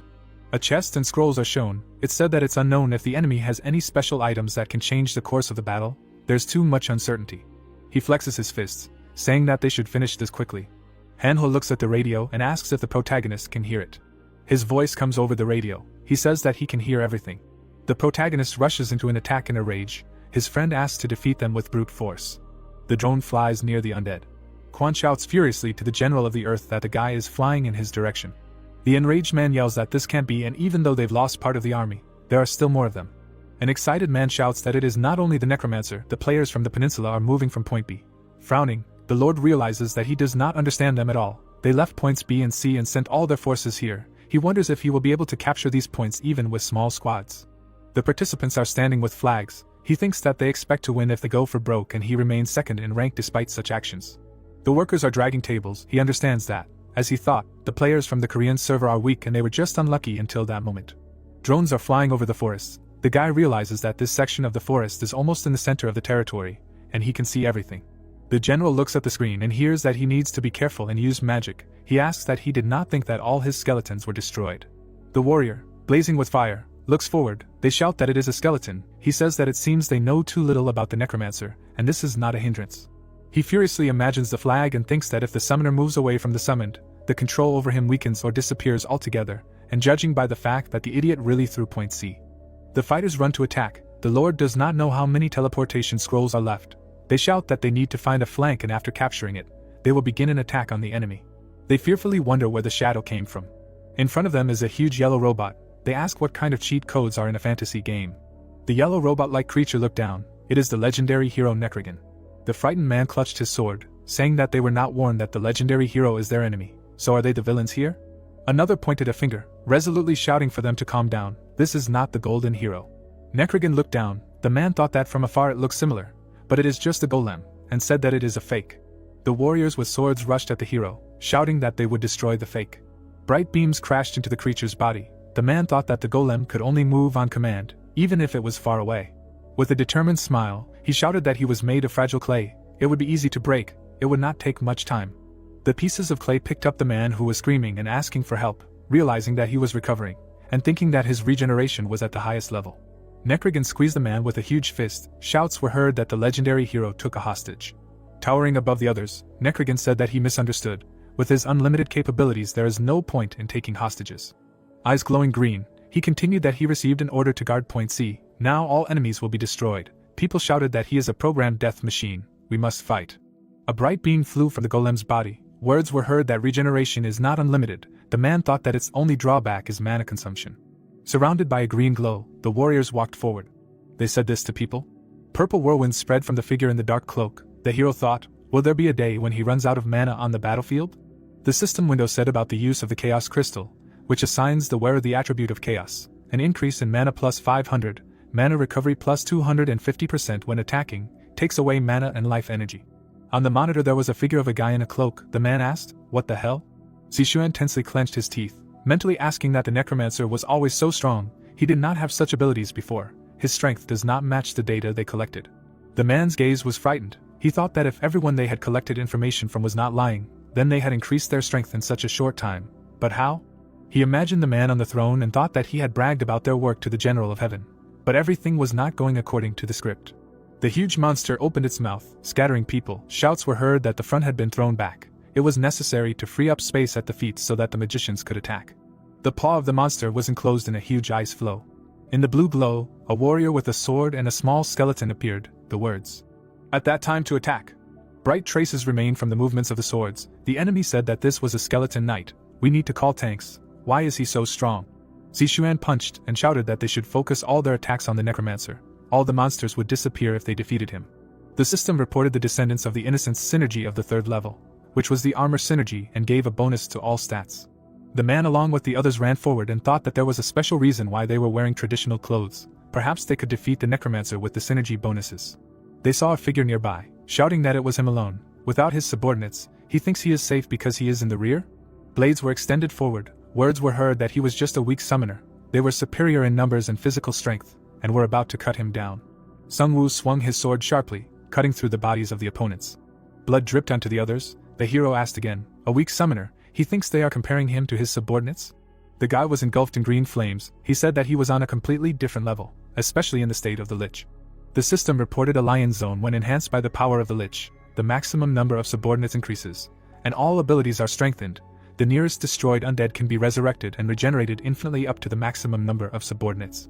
Bright rays of attacks cut through the space. The guy thought that he was not a master in handling a scythe. But it did not matter. With such a difference in characteristics, he did not need to have special skills. A trembling man sat in front of the screen. He jumped up from his chair, asking Quan if this was broadcasting right now. The guy replied that the broadcast had been going on since early morning, and the leader shouted, "What is he doing? Does he want to show everyone the defeat of their army?" A quadcopter was flying in the sky. An order was heard to switch the channel and show them Point B. The general glanced sideways at the guy and advised to show only what would raise the morale of their army. He thought that he had received information that Point C was guarded by a strong golem. He imagined the man and thought that they had the strongest swordsman of their fleet, who came here on purpose, although he was not as active as the trainer of sea creatures. But when it comes to internecine wars, he has no equal. In the clearing among the trees stood a girl. Words were heard that this was a video from Point B. There was a woman there. Quan shouted into the microphone that the army that retreated to protect the point. There was a lone woman there. It seemed that the Koreans completely abandoned their rear and went to attack the main base. The guy with the microphone introduced the man, saying that he was so strong that he was nicknamed the Black Master. But women did not like him at all. He thought that this was it. In this situation, you only need to show victory scenes. A copter with a camera was flying in the sky. The hero thought that about 100,000 players were watching the broadcast. You only need to show such scenes, should he fly closer. The device flew behind Jissa. A bloodied warrior was lying on the ground. The girl looked away sharply. A swift attack cut the device in half. Quan, who was holding the microphone, exclaimed that the drone was destroyed, and the leader ordered to stop the broadcast. Their fighters' morale would drop if they saw this. The warriors with shields held back the attack. One of them shouted that the buffs from capturing Point B would be credited soon. The second added that they should wait. They would soon capture Point C. The man looked at the phone in shock, shouting that Black Wolf had fallen. The other was confused that he was using the phone during the battle. Words were heard from the radio in the hands of the pink-haired man that this could not be. They wanted to say that there was someone stronger than Black Wolf. That if they were playing a losing game, he told the general that the soldiers were in disarray. The opponents rushed forward, shouting about the necromancer. Ice flows and blue beams flew forward. An order was heard to show themselves. Zishuan held a weapon in his hand and said that he was the general of the earth. He would destroy him. Let him appear before him. A figure of a guy with a scythe appeared behind the ice flows. The man took aim and said that he had found him. A bright flash of a gunshot appeared along with a wish for death. A blinding beam engulfed Sungwoo's body. The attack was blocked by an ice shield. The Lich guy thought that he couldn't absorb the damage completely. His body was frozen. Even after blocking, his body was still damaged. The man's cloak fluttered. A scream was heard. How many more attacks could he withstand? He would turn him into an ice statue. Hanho appeared from behind the bushes and asked why the elder was wasting his time on losers. They should show him how things are done. Zishuan became furious, remembering the guy, and shouted that it was all because of him. His original strategy was ruined. Shots flew at the guy, who cheerfully said that these were very predictable attacks. The image of the guy with the scythe dissipated. Sungwoo appeared behind the frightened man and said that he should not take his eyes off his opponent. He quickly attacked, leaving a bright mark. The man fell, and the Lich said that it would hurt, but he should smile.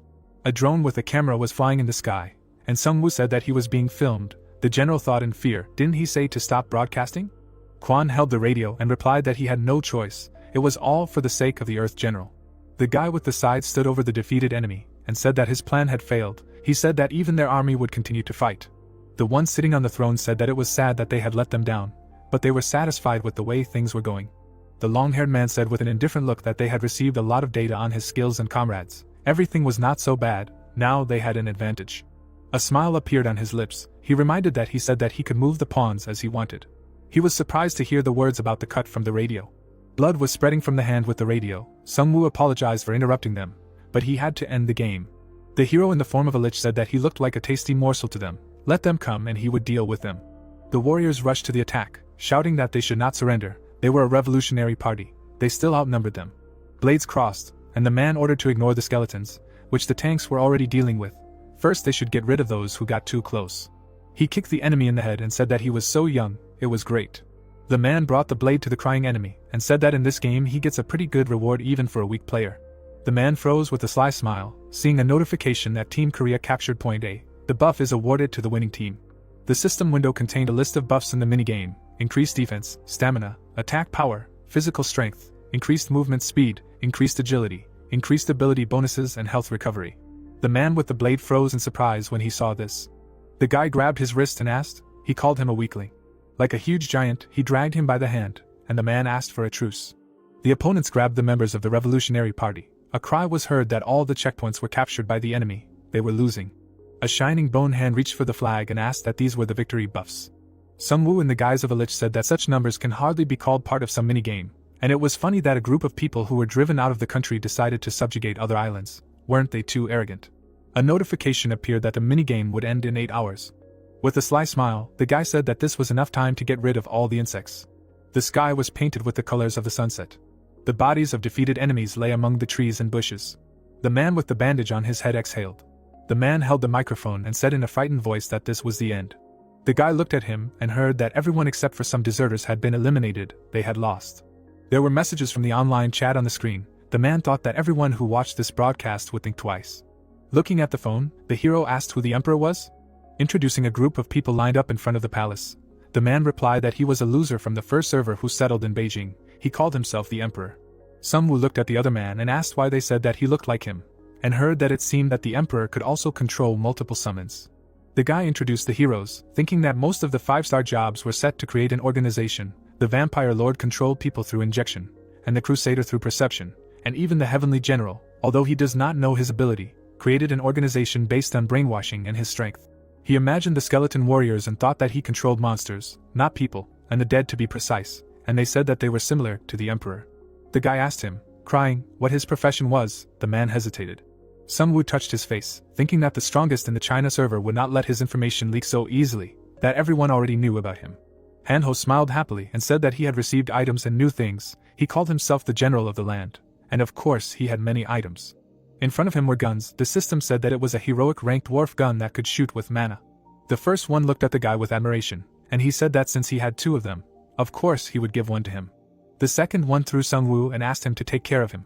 Sitting next to the body of the defeated opponent, Hanho said that the rest is all his. Even if there are little things, there will be something useful. A friend noted that he is a natural thief.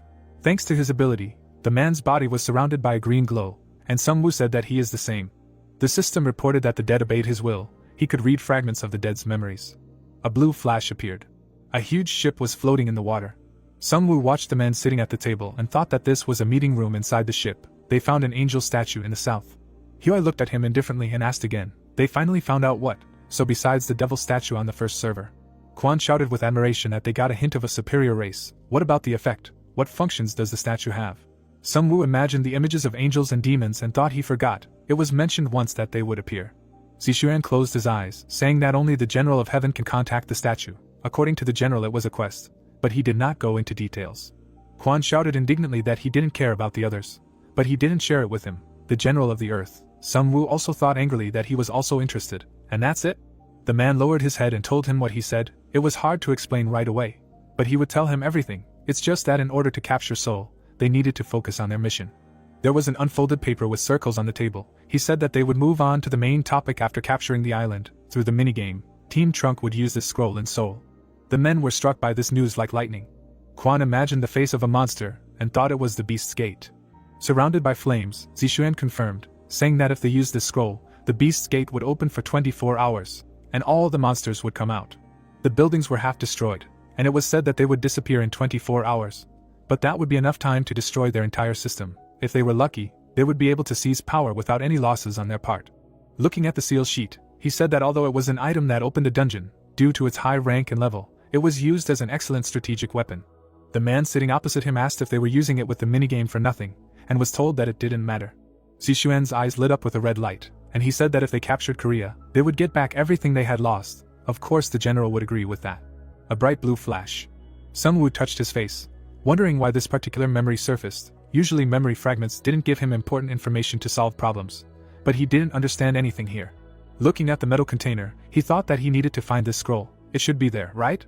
The man sitting on the griffin shouted to the necromancer that the reconnaissance was over. The girl jumped down and said that the pirates were preparing to leave for China, and there were a few soldiers left on the ship. Imagining a huge ship, the guy thought that it would be difficult for the ships to leave the minigame area until it was over. Heian raised a finger and said that many mages remained on board. Did they want to wait out the remaining hours near the coast? Imagining the ship and his warriors, Sungwoo thought of a large protective barrier. Since it was in the middle of the water, it would be difficult to penetrate using skeletons. The ship, he said about the water. A confident smile appeared on the guy's lips when he said that if he thought about it, he had something useful. There were several smaller ones floating around the large ship. The man frowned, saying that it was too quiet. The second shouted not to relax until the game was over. The enemies would attack them. There was a blue flame in the man's palms, and words were heard that since they had survived the previous attack, they would survive this one too. They would break out of this hellish Korean peninsula. A glow appeared in the sky ahead. A man, they were coming. A dragon was flying next to Heian. The people quickly ran, shouting to create a barrier and not to forget to drink a mana potion. Frowning, the man shouted that whether it was an explosion of corpses or not, they could not do anything. They were in the middle of the sea. Heian said in surprise, the Lich, that as they thought, they were trying to hold back their attacks and stall for time. Destroying the barrier would take a lot of mana. Sungwoo looked with shining eyes and said that infiltration from the air was impossible. What about an underwater invasion? Shining figures appeared under the water, and the man noticed them. A fish tail appeared from the water. Shining monsters jumped out of the water. A cry was heard that these were necromancers' conscripts. They attacked the people who were screaming, trying to stop the panic that these were mid-level monsters. A splash appeared behind the warrior, asking something. Are they sure they can handle them? Sungwoo in the form of a lich smiled, saying that it turns out that the sea is a whole treasure trove. He did not know that so many monsters live here. A huge monster appeared from the water, and someone shouted that it was a snake. A stream flew out of the monster's mouth. The hero thought that it was a sea serpent, an underwater monster almost 10 meters long. The snake's body lay in the water. The hero thought that just hunting it took an hour. During the battle he used all his subordinates, and barely defeated it. People looked at the shimmering barrier, shouting that they needed to quickly deal with the skeletons and help the magicians. A figure was visible behind the warriors. Words were heard that they were in vain underestimating them. Just a couple of skeletons. The girl held a blade behind her back. A scream was heard that it was a red devil. Jisoo rushed to attack, and the man screamed that she was a demon in a woman's body. They were all finished. They had to run. Heian was surprised, saying that the game was almost over, and Sungwoo said that they would go down. There were boats sailing near the large ship. The heroes were standing near the boxes. Sungwoo held a bottle in his hand and said that there were a lot of good things here. The girl added that since they made a base out of this ship, there was a big pile of essential items. Hanho held a large object and asked to look at it. The system said that it was a large charger with the effect of supplying electricity, or charging a battery. The guy held it with a smile, saying that they found it in the engine room. It seems that it was used to power the entire ship. There are several more of them. He said that they seemed to be preparing for an energy war. The buildings were at the stairs. Words were heard that of course, this is a great thing. But he thinks they hid the most valuable thing. We need to check the captain's cabin. The heroes crowded around a small safe. The guy bent the door. Sungwoo held a scroll in his hand and said that he found this item that he saw in the memories of the general of the earth. The system reported that this is the door of hell, a magic scroll, the effect of which is to open the doors to hell for 24 hours. This item builds a passage between their world and hell. During use you can get special items. But you need to remember that from the door he is going to enter, and something can also come out. The recommended level is 35. Sungwoo held a shining scroll and said that now he understands why they decided to use it. With a sly smile, he imagined a large chest and thought that using it for its intended purpose was the right decision. In this dungeon you can get excellent rewards. The comrade noticed that he was thinking about something dangerous again. The boy hid the scroll in his cloak, thinking that they couldn't handle it now. He would leave it for later. His friend asked what this was. There was a gray item in her hand. The system reported that this was a contractor's wallet. Part of the gold earned by the player under the contract is automatically deposited here. He can register the contract by placing the palms of his target on the item. The owner of the item can set the collection rate, which will automatically collect and deposit part of the gold here. The current gold is 134555048, contracts of 56 players. Sungwoo held the wallet in his hand, thinking that the items here are perfect for collecting funds. He looked like a rich man in sunglasses, thinking that they can rent it out or even sell it. A system window appeared, saying that the land grab minigame ends with Team A winning, the winners receive their rewards. Hanho looked at him happily and said that the game is finally over. It's just unbelievable. The system reported that they received 1.5 million gold for winning the minigame. Level increased to 19. A blue card with a random skill appeared. The hero thought that he expected it during the battle with the pirates, but his characteristics increased. He finally received a random skill as a level reward. Information appeared that he received the skill of creating a poisonous cloud. The description said that this is a basic active skill costing 30 mana, creates a cloud that produces poisonous rain, and consumes 30 mana for 10 minutes. The hero said that he finally received a skill for a black mage. Sungwoo clenched his fist, thinking that this skill is for a large area, but it will not harm allies since they had such values. It would be better to call themselves treasure hunters, not pirates. There were cars on the road near the stairs. A room with light walls. The guy held the phone, saying that it was time to read the comments on the forum. The most powerful bandits, the news of the day. The friends sat opposite each other. Hanho said that they were very excited. Should he not read? Running his fingers through his hair, he said that the first news was that the Capital District Alliance was formed. He introduced the footage of the hero's communication and said that most of the forces that came out were gathering in Yangdongpo after the news of the District Alliance was spread. Since the news came from the Liberation Guild, it is expected that the alliance will actively expand. Sungwoo crossed his arms, thinking that all the players who survived until today must be quite strong. Now the question is how to unite and direct them all. Hanho looked down, reading the second news of the day, Giants' secret letter. It seems that the average level of the population of Suwon is 8. He introduced the brunette and said that he boasts about reaching level 11. The hardest worker is only level 14. Isn't he too fast? The friends glared at him. Sungwoo asked if he had been working hard. The comrade awkwardly replied that it was a recent strategy. Who came up with it? He was good at more than just talking. He introduced himself with a rose in his mouth and said that he was almost an idol for 1- and 2-star people, and an idol for minor characters. He further gained the stealth skill. He extended his hand to his friend, saying that they would discuss it later anyway. The next news was that the necromancer had finally reached level 19.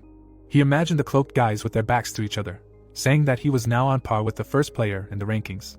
The laughing guy's words seemed to hit the hero when he heard that unfortunately, Gangseek had leveled up to 20 an hour ago.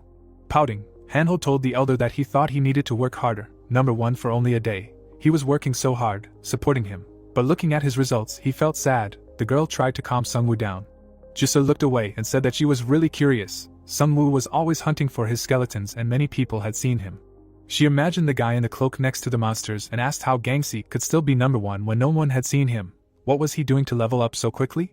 Looking down, the brunette thought that he was just hunting and unfortunately his rank was higher because he worked harder than them. It sounded quiet, but what if he was pulling all the strong monsters to him so they were left with only the weak ones? Hanho shockingly told the girl that he had never seen that sword on her waist before. Jisoo took out the weapon and said that she had received it recently. The system reported that it was a heroic rank true silver sword that could destroy magic. It was made of a rare magical metal, true silver, very light and durable, reacting to mana. It produces a unique wave with which it can cut magic. Holding the gun, the girl heard a friend ask if she had 3, maybe she could share one with Orn, and replied that he was a bandit, not a comrade. People were standing outside the building. The man turned around, asking if he heard anything, and the other said it was a helicopter. A helicopter did land on the ground. The guy came out, spreading his arms, and told Sungwoo that he had heard news that he had dealt with the pirates. He was incredible. Shaking his hand, the brunette thanked him and said that he had other reasons for coming here so early in the morning, to which he heard that this had happened. He introduced a bald man in a cloak and said that rank 1 Gangseek had shown up. Standing in front of him, Sungwoo asked if he meant that he had come to Yangdongpo, and thought that rank 1 had appeared at the very moment the alliance was formed. The guy with the black glasses said that this man appeared out of nowhere. The image of the hero was reflected in the dark glass when Manhwa said that he demanded to meet the necromancer, that is, him. Touching his chest, the hero asked again and heard that yes, he said that it was very important and could change the fate of Korea. Introducing the man who crossed his arms, he continued that he was of course number 1. It was too impolite, said that he would not say anything until they brought the necromancer. Sungwoo put out his palms, asked to tell him to wait. The warrior stood next to Heian, and the hero said that he had a lot of forging and repairing to do, so he went to the forge first. Manhwa chuckled and asked if the situation wasn't too stalemate. This was the demand of the number 1 player. The green-eyed man looked at him and said that they should not do everything he said just because he was first in the ranking. This was the beginning of their relationship, and they should show their position. The brown-haired man thoughtfully touched his chin and said that it was true, repeated the request to tell him to wait. Minhyam trembled with fear, imagining the rivals, and thought that this was a tense battle between the first and second number in the rankings. He was like a shrimp that would be eaten by these two whales. A yellow light could be seen from the windows of the building. The guild members were standing behind the girl. The guy in the red cloak shouted to the deputy that they received a call from the adjutant. The girl asked what he said. Awkwardly looking away, the guy replied that he said the necromancer asked them to wait because he had urgent matters.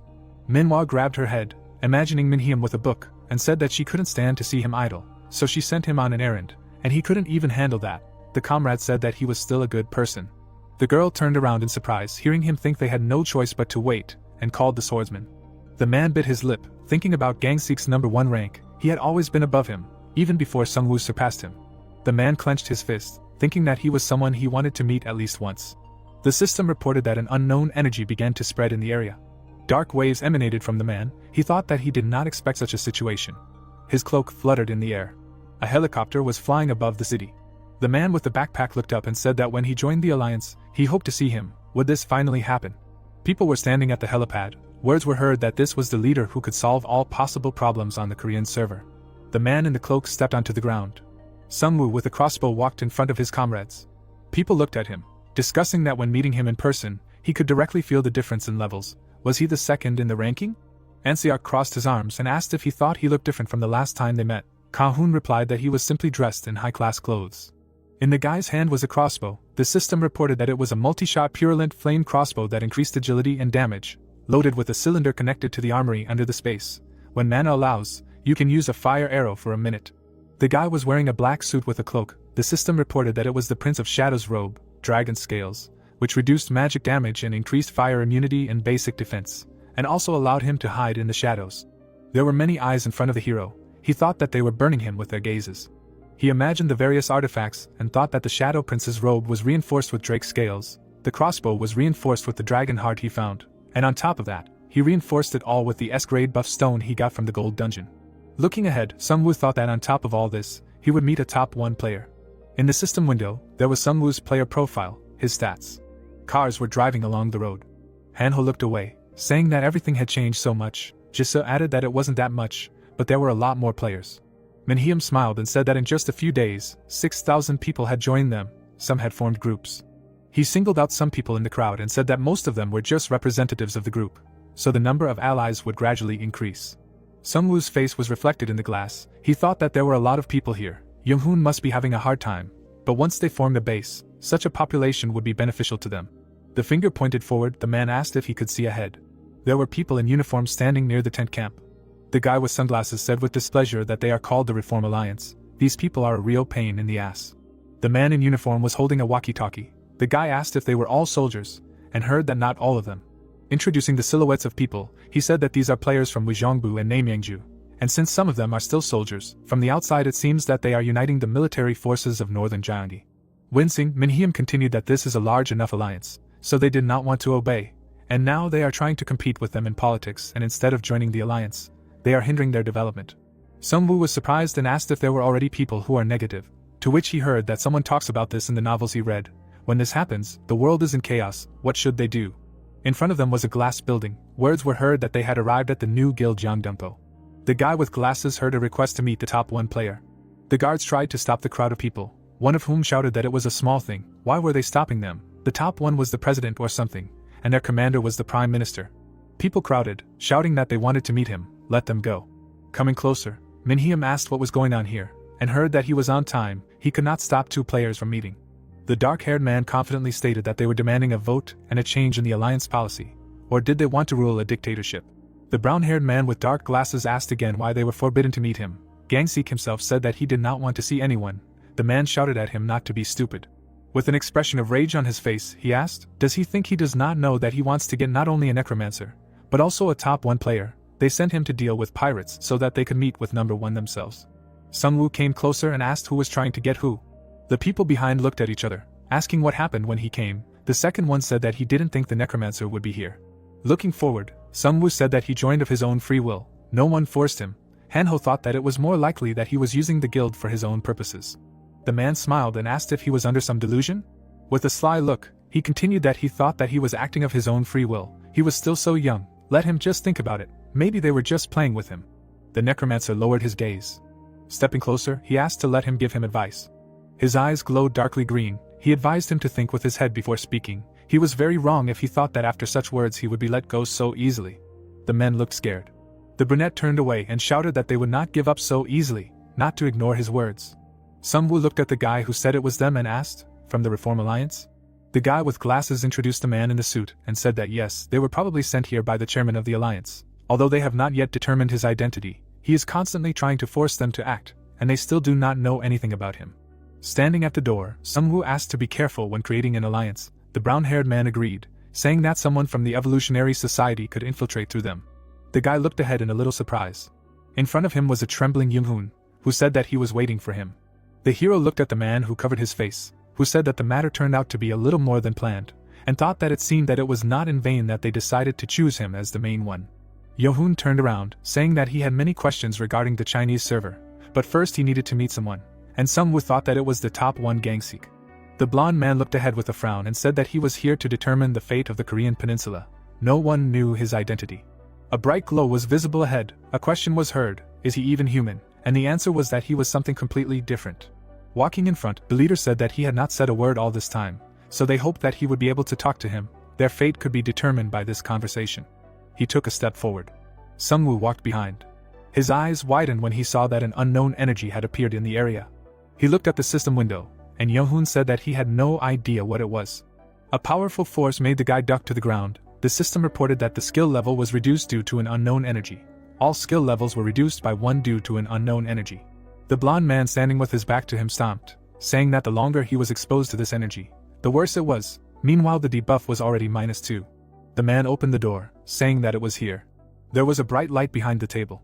A small creature was happily eating a cake, saying that it was very sweet and delicious, and Sunwoo thought that it was a fairy.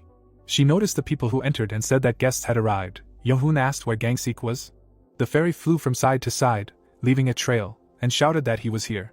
A light was visible from the slightly open door. The system reported that all skill levels were reduced by 4. The fairy was hovering next to the guy who looked indifferent, and the hero thought, is this Gangsik? The system reported a debuff again. Sunwoo gritted his teeth. Does he think something is wrong? The glow, is this an institution or is this an effect of the system? A bright light spread around the guy. It was so bright that it made the guy close his eyes. The system reported that he met a deity. His skill level allows him to meet a deity. The necromancer closed his eyes from the energy of the debuff. Opening his mouth, the boy said that here he is.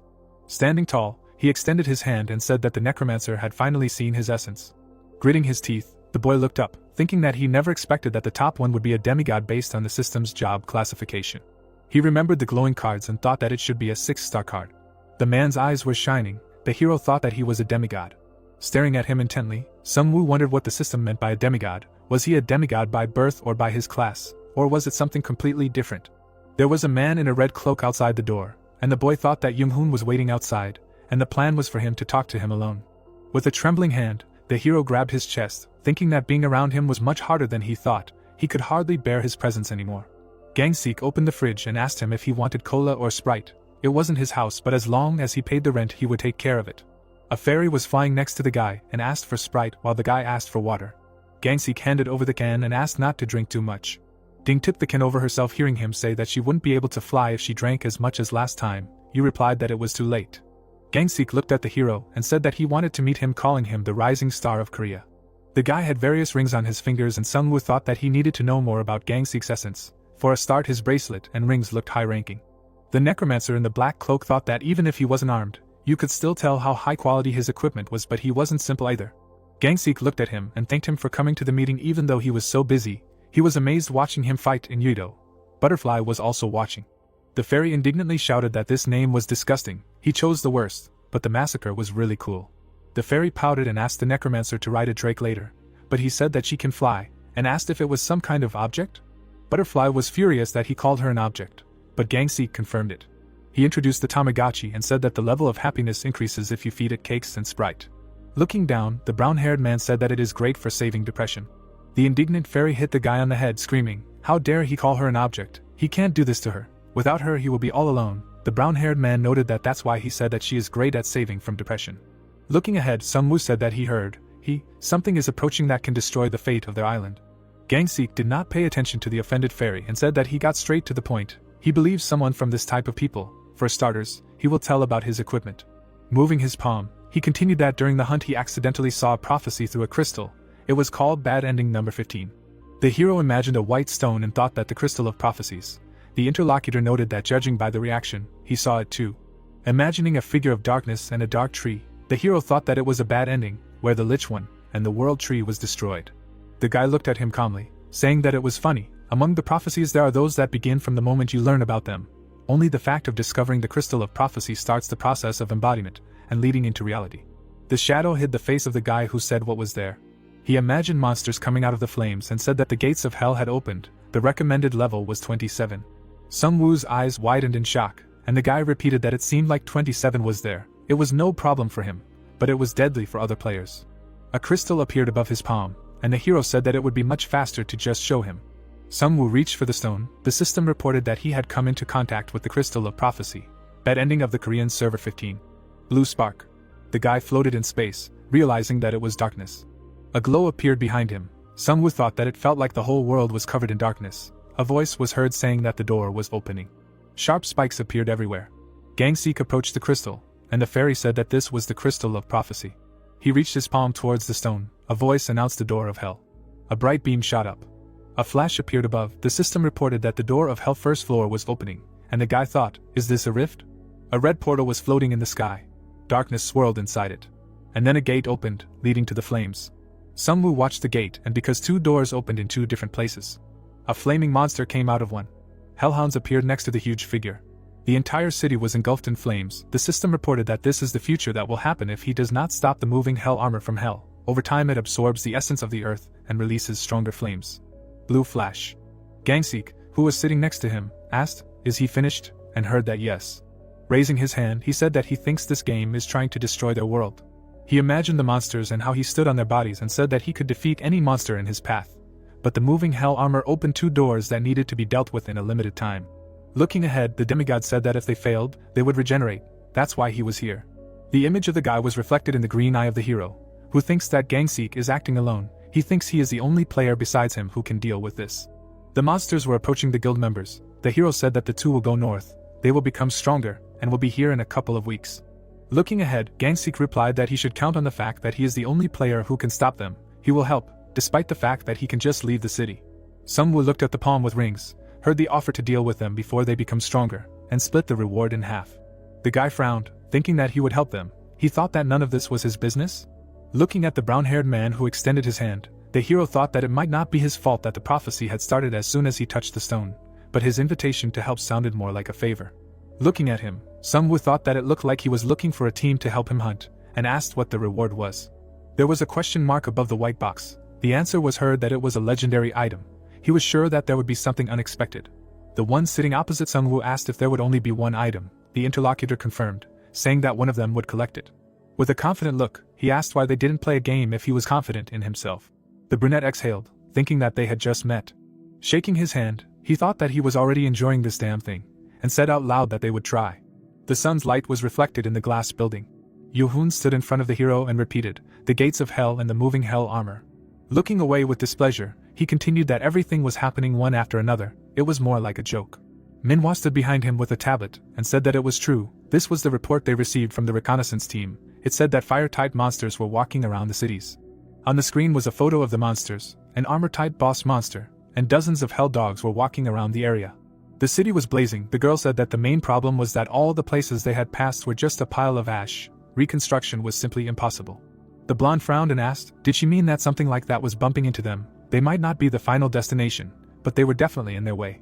Sungwoo looked to the side, imagining his comrades, and thought that since they couldn't predict their movements, Suwon would also be in danger. The fairy hovered above Gangsik's palm, and he heard the words that they had just dealt with the pirates, and now this, so he decided to cooperate with him. But he probably had no choice. Sungwoo looked at the man and said that he was heading out right now. The longer they waited, the stronger they would become. Frowning, Young-hoon resolutely said that he would help evacuate the people, and thought that it was disappointing that he could only help from the rear.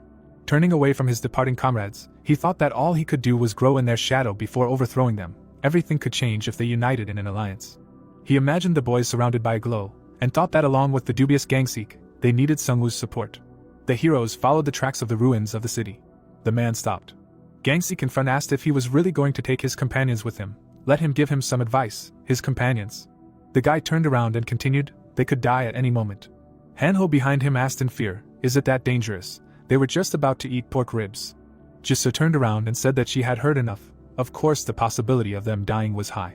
Recalling the images of the battle, she continued that in order to become stronger, this is the only way to give them a better chance of surviving in the future. Looking at them, Gangseek said that they could then teleport to Ozan. Butterfly would create a teleportation point. The fairy happily flew towards the guy who greeted her. But then her expression became dissatisfied. She slapped Hanho on the cheek, shouting at him to disappear. Why does he smell like a loser? Then she quickly flew up when she heard it was time to go. A round teleport seal appeared around the heroes, and words were heard that they were leaving. Let them get ready. The system reported that they would be teleported to the designated point checkpoint 3. A bright glow rose up. The same glow appeared near the railroad tracks. Hanho opened one eye. Sungwoo looked ahead and asked if they were there. His comrade was surprised that they had already arrived. The guys looked at the fairy. The necromancer said what a convenient item. And the demigod confirmed that when she gets drunk, she becomes happy and very useful. Butterfly indignantly waved her hands, shouting that she actually hears them. A city was visible ahead. Words were heard that they could go to Pyeonteak, and they would teleport to Anson and sort things out there. Sungwoo looked at the outstretched object. There was a round sensor on the guy's neck. Gangseek said that this was another ability of Butterfly. They could communicate with each other if he put it on. The fairy hovered nearby, telling him not to film. If he did, she would disappear. The system reported that he had connected to the fairy communication. The figure of the demigod disappeared in a bright glow. He wished him luck, and the fairy said that they would see each other later. Hanho, who was standing behind him, said that number 1 was on a completely different level than his disgusting butterfly. He hugged the skeleton warrior, saying that if he were to ask, he would choose to go with his Orn. He was the best. The comrades noticed that it was not his. Darkness fell on the ruined city. Sungwoo was sitting on the body of the bone dragon. A comrade was behind him. Words were heard that it was Butterfly. He could hear her. The heroes replied that the connection was normal. What useful magic, and heard that it was all thanks to her. Jisoo pointed with her hand and said that there was something behind the large building on the left. The residents were running away from the hell dogs. The heroes on the bone dragons looked down. The girls screamed that they were attacked by hell dogs. The fairy's words were heard that she forgot to say something. Hanho turned around in shock, shouting what's up. Words were heard that the armored boss just summoned a fire giant. It can shoot fire. Let them be careful during the flight. A bright flash appeared above the building. A huge fire monster landed on the roof. The brown-haired man looked at the fire giant in shock. In his hand was a boulder. The monster threw a burning stone. Sungwoo looked at it in fear, thinking that it was too close, he couldn't dodge, and shouted to his friends to be careful. An explosion engulfed the dragon's body. The guys flew down. Sungwoo screamed that they were falling, and Hanho added that this is why he hates flying. Both landed on the dragon Jisoo. She held her comrades back, and Hanho shouted that she was just super. The ground was approaching, and the girls shouted that they couldn't turn and would crash into each other. The impact energy was spreading everywhere. Jisoo looked at her comrade with concern, asking if everything was okay. The fire dogs quickly ran forward.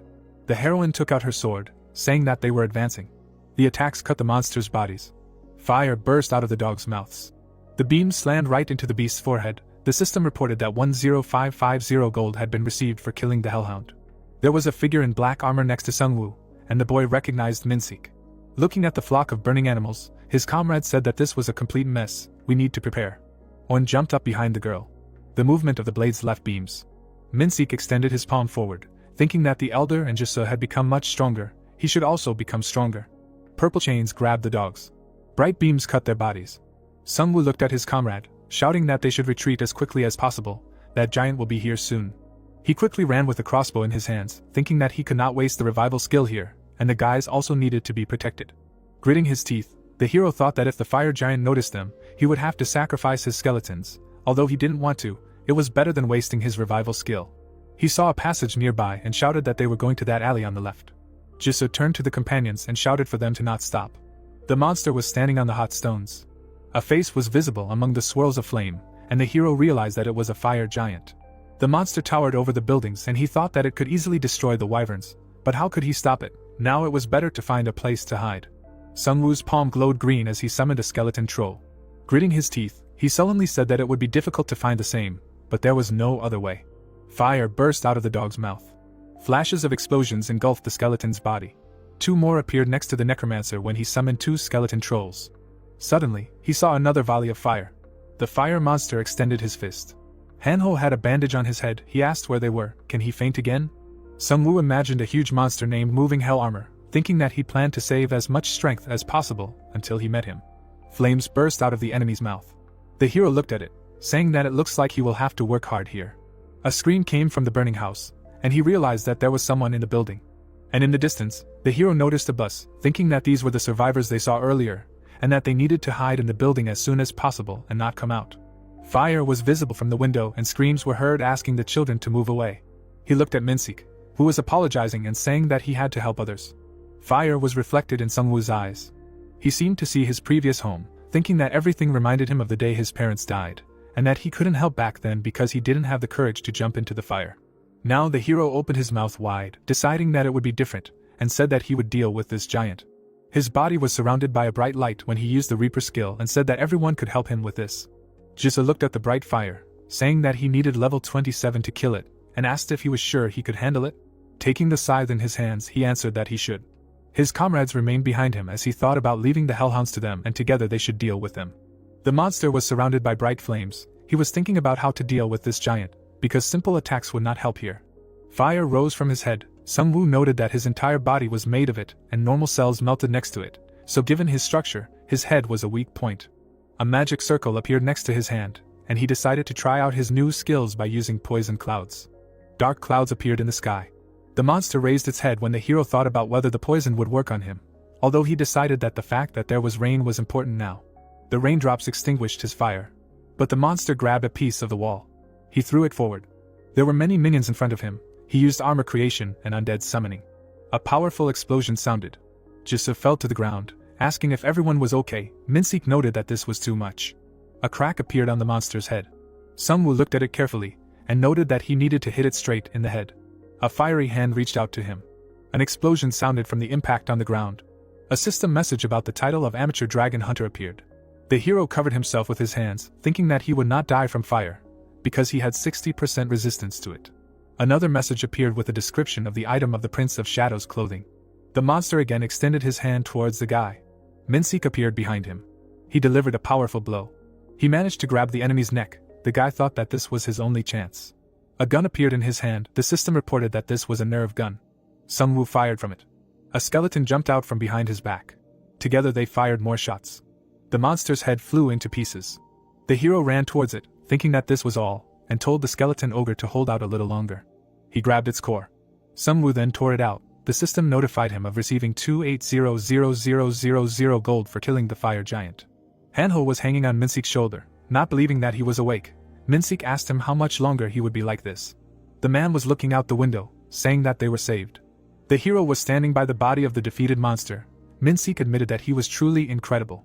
The guy returned to his previous appearance, and remembered what he had completely forgotten.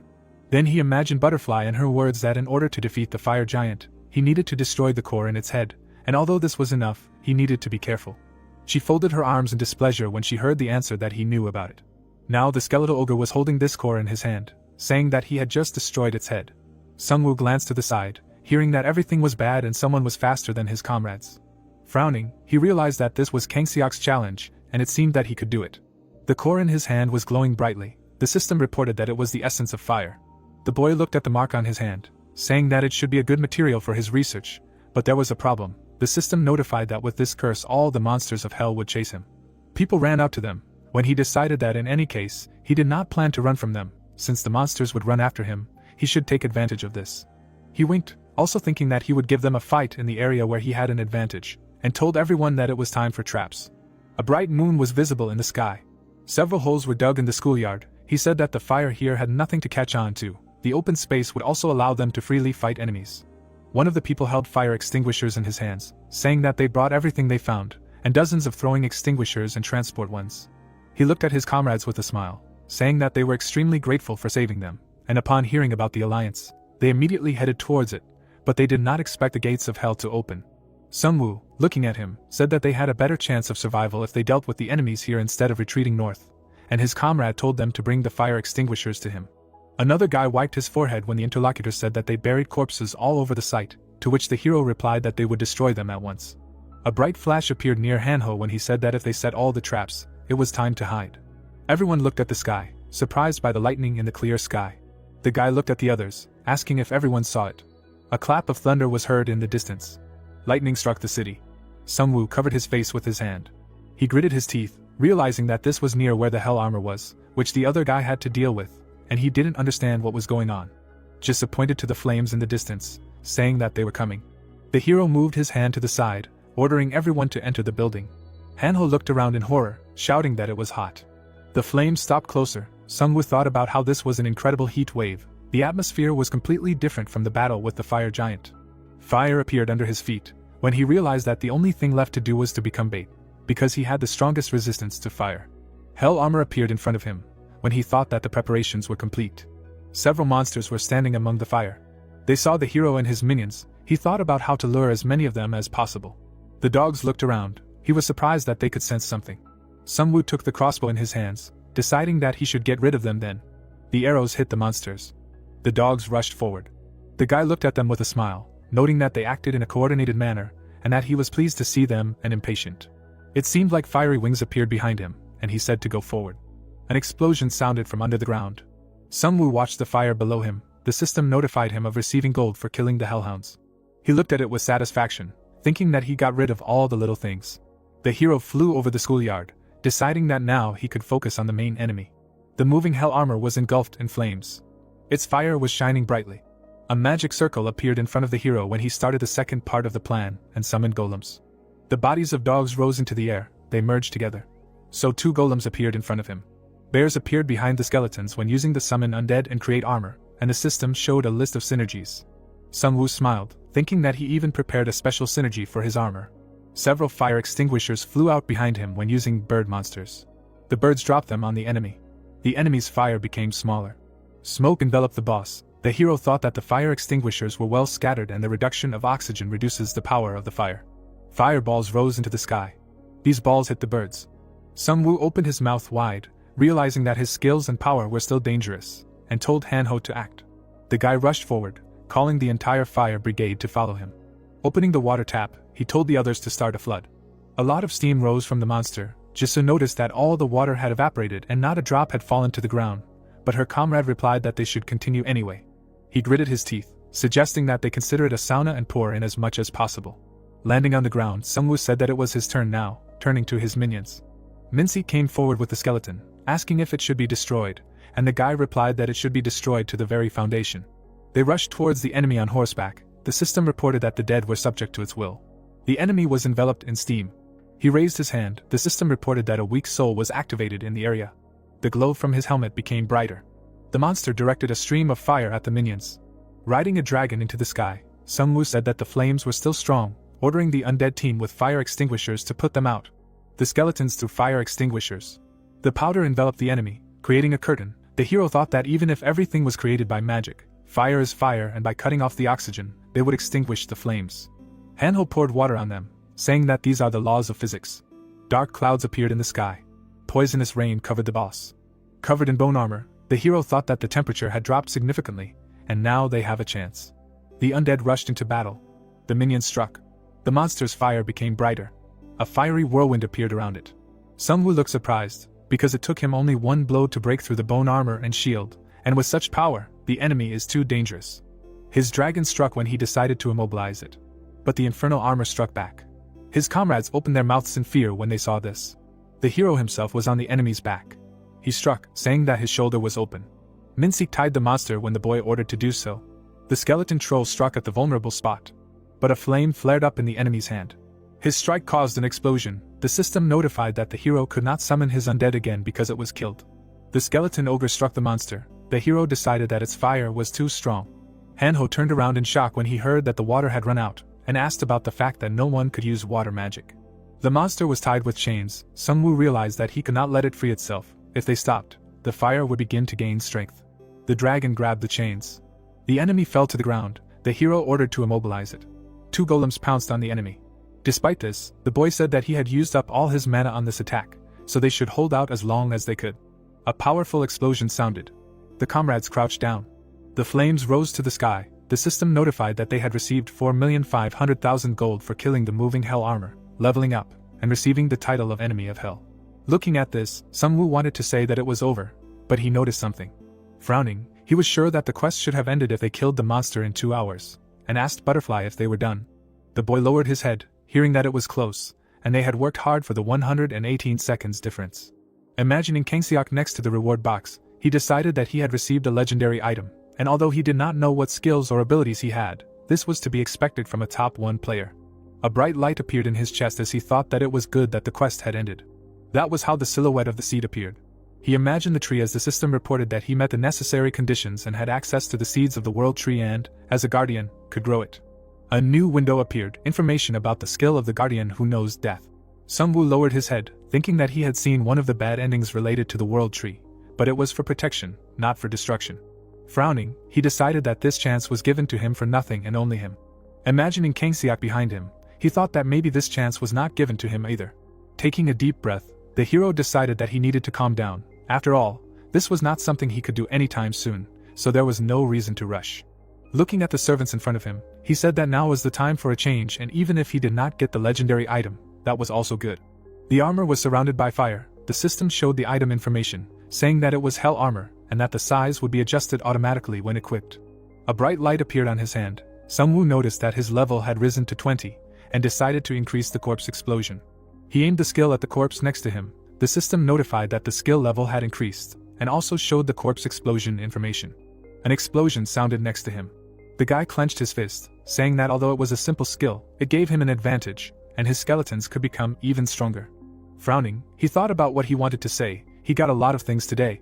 Only Minseek and a small skeleton were standing next to him, since most of the others were destroyed, so it was stupid to expect any of them to resurrect. The servant was reflected in a puddle as he thought that it was good that the rare skeletons survived. In total, he lost about a third. The hero turned around, hearing that they were in trouble. A group of people approached nearby, and upon noticing them, the guy doubted that they were refugees. The man in the cloak opened his mouth wide, saying that they were a group of observers from the Union. Sungwoo imagined the people in cloaks, wondering about how they were hiding all over the area and collecting information. Coming closer, he asked what brought them here, and heard that they needed to evacuate from here immediately. The man introduced a group of monsters, saying that according to their data, they were heading here and, apparently, this was done by an evolutionary society. The hero looked shocked, thinking that this society was waiting for the right moment. Imagining the beasts at the screens, he realized that he had distanced himself from the Union and had just finished an exhausting battle, when they decided that this was their chance. Frowning, the man added that he had already warned the commanders and they would be here soon, and he must be careful, because there were too many of them. A bright trace appeared above their heads. An explosion sounded in the building. The man next to him frowned and shouted that there were groups 3 and 4 in this building, adding that it was on fire. Seeing the flames, someone said that this was an evolutionary society, and they were already here. His comrades were ahead. He told Jisa that they needed to go into the building. The girl replied that there were many of them there. Frowning, the hero noted that there were definitely more than 300 people, adding that they had similar information. They went inside. Sungwoo thought that the number was not so important, but the question was who filled these numbers. Imagining a crowd of monsters, he understood that if these were beastmen, then everyone here would die. A shaft of fire hit the building. The people were scared, not understanding why they were being attacked. The hero looked around, thinking that they were being attacked to warn them. He raised his head, realizing that they were not attacking people, as if hinting that they should not try to fly away. Remembering the powerful explosion, he thought that this power was comparable to a fire giant, and it was unknown how often and with what power they could use this attack. But in this situation, he could not use the wyvern. Someone looked out the window when he thought that the enemy must have carefully prepared after analyzing his power. Seeing the man being hit, he said that there were snipers, they should move away from the windows. Closing his eyes, the hero told everyone that they were approaching. Masked beastmen appeared on the street. They rushed towards the building when the order was given that Group 1 should move forward, and Group 2 should find the necromancer and kill him. The monster climbed out of the window. The man stood next to the woman and child, not understanding who they were, and heard that they needed to protect them, preparing for battle. The hero changed his appearance. The boy asked about what they should do. Seeing the narrow corridor, he understood that he couldn't summon someone big inside the building, and besides, there was no way to get up or go outside. Summoning several minions, he responded by telling them to protect their families. Hiding in the classrooms, he would not allow the enemies to approach them. Gritting his teeth, he understood that they were hunting him, and they also limited his capabilities and mobility. Several cars approached the building. Many monsters came out of them. Their eyes were shining brightly. The hero first thought that they were people, but realized that this was not the case. A little nervous, the guy noticed something strange and realized that these must be the results of the experiments of the evolutionary society. Running past his comrades, he told them to protect the people and leave the enemies to him. As he lowered his scythe, the system reported that there were 14 minutes left until the end of the Grim Reaper. Minseek and the skeleton were standing behind him. He realized that all his skills were on cooldown, and he wondered if he should be glad that Lich was not over yet. Then, imagining a helicopter, he thought that he could only wait for the Crusader team. A monster appeared from around the corner and saw the necromancer. The hero shot at it. The barrier protected the monsters. Gritting his teeth, Sungwoo was surprised that they could use magic. They had respirators on their faces. He realized that they were really prepared to kill him. Behind Minseek, the monsters saw the necromancer and were about to grab him. Rushing past the guy, the assistant said that he would cover his back. The werewolf extended his hand towards him, saying that the man was alone now. The guy paid attention to this. The swing left a bright light. He held the scythe with both hands. The system notified him of receiving 25,000 gold for killing a stage 2 werewolf. Looking ahead, he thought that even without skeletons, a simple beast man would not be able to cope with him. And while he was in this state, all his characteristics were increased by 10. His minions fought the monsters. He understood that the problem was on the first floor. The bones of the skeletons fell to the floor. He understood that as long as they died and revived, they would be able to defeat them. The system notified about the resummoning. The shooters hid behind the cars. They could not go outside because of the snipers. When they hit the wall of the house, an explosion sounded. The shooters were removed by the shooting distance, so even large skeletons could not be summoned. Jisoo swung the ball behind her back, shouting that the enemies were advancing. The hero thought that the beastmen were gathering on the building. One of the skeletons looked down. Sungwoo decided that if everything continued like this, they would not hold out. The servant handed him a scroll. The hero decided to use these items to survive, even if it was risky. On the scroll was an image of the doors to the underworld. The hand was holding a creature. He was a half-human beast. Sungwoo remembered the faces of people, thinking that they were given to him as a reward for defeating the enemy. But these are very dangerous items. The hero took the ampoule in his hand. The system showed information about him. He thought that he would never want to use this item, because it is unknown whether there will be a side effect. A new system window appeared with information about the door to the underworld. The guy looked ahead, realizing that if he used it incorrectly, everyone here would die. The servant stood in front of him as he thought about the fact that the pirates wanted to use these items in their strategies as weapons to destroy a certain area. He wanted to save them, but he will have to use them now. Imagining himself as a monster, Sungwoo thought that he would use the ampoule to disguise himself as a werewolf and open the door to the underworld behind them. Afterwards, he flew away riding a dragon, thinking that instead of thinking about how to catch them, it would be better to take care of his own survival. Now he turned to Minseek, saying that he would act on this plan, and asked him to keep an eye on this place, to which he agreed. The guy climbed the stairs. The skeletons were holding back the monsters, which he called experiments. He and his assistant opened fire on them. The system notified him of receiving gold for killing them. There were traces of the shots in the enemy's body. The guy was surprised that he only received 100 gold, because they were stronger than goblins. A loud corpse explosion sounded. Sungwoo stood in the smoke, deciding that now was the time, while the snipers could not see anything for him. He rushed forward. The system warned about the blades falling on a certain territory. The commander of the monsters raised his paw, saying that it was gas, and the enemy was using his ability, so you can't take off your masks. The guy took the ampoule in his hand, deciding it was time to use it. The captain struck the skeleton. It flew back. The ampoule pierced the hero. Sungwoo silently looked at his assistant. He lowered his head, surprised that it worked even while he was in the form of a lich. His body began to change, and he compared the feeling to being broken and his face cut off. His eyes glowed brightly. The system notified that he had fulfilled the special conditions of Death Manager plus Werewolf. The gas was sucked in by a black hole. The monsters looked at what was happening, not understanding what was happening. Rays of light were visible through the darkness. Sungwoo appeared in front of them with a staff in his hand. There were messages that he temporarily gained the power of the god of death Anubis, entering his state, sharply increasing his characteristics. Now he can use new abilities. The rest of the warriors, shocked, looked at him. They felt a special influence on themselves. The system reported that due to an unknown energy, their body weakened. The monsters looked at each other, trying to find an explanation for this. The bull opened his mouth wide, demanding to shoot him, calling it a shadow projection of the necromancer. The snipers stretched their paws, but did not find him. The hero passed by them. With one swing, he chopped off their heads. The bodies of the defeated enemies fell to the ground. The guy noted that this was different from his previous height. Sungwoo clenched his fist, thinking that the thing is that he focused on pumping skills and minions, and the forms of the Lich and Anubis increased the characteristics, as if human skin was removed from him. The souls of the enemies were drawn into his hand.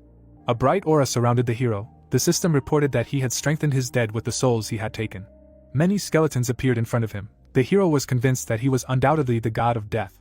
The commander of the monsters pointed at him, telling them not to be afraid and to catch him. The snipers fired their crossbows. The arrow stuck in the ground. They said that he had disappeared again. Sungwoo was behind them. His swing cut off their heads. The hero received 21,000 gold and took their souls. The enemies noticed him on the roof, telling them to shoot before he left. But the arrow stuck in the void again.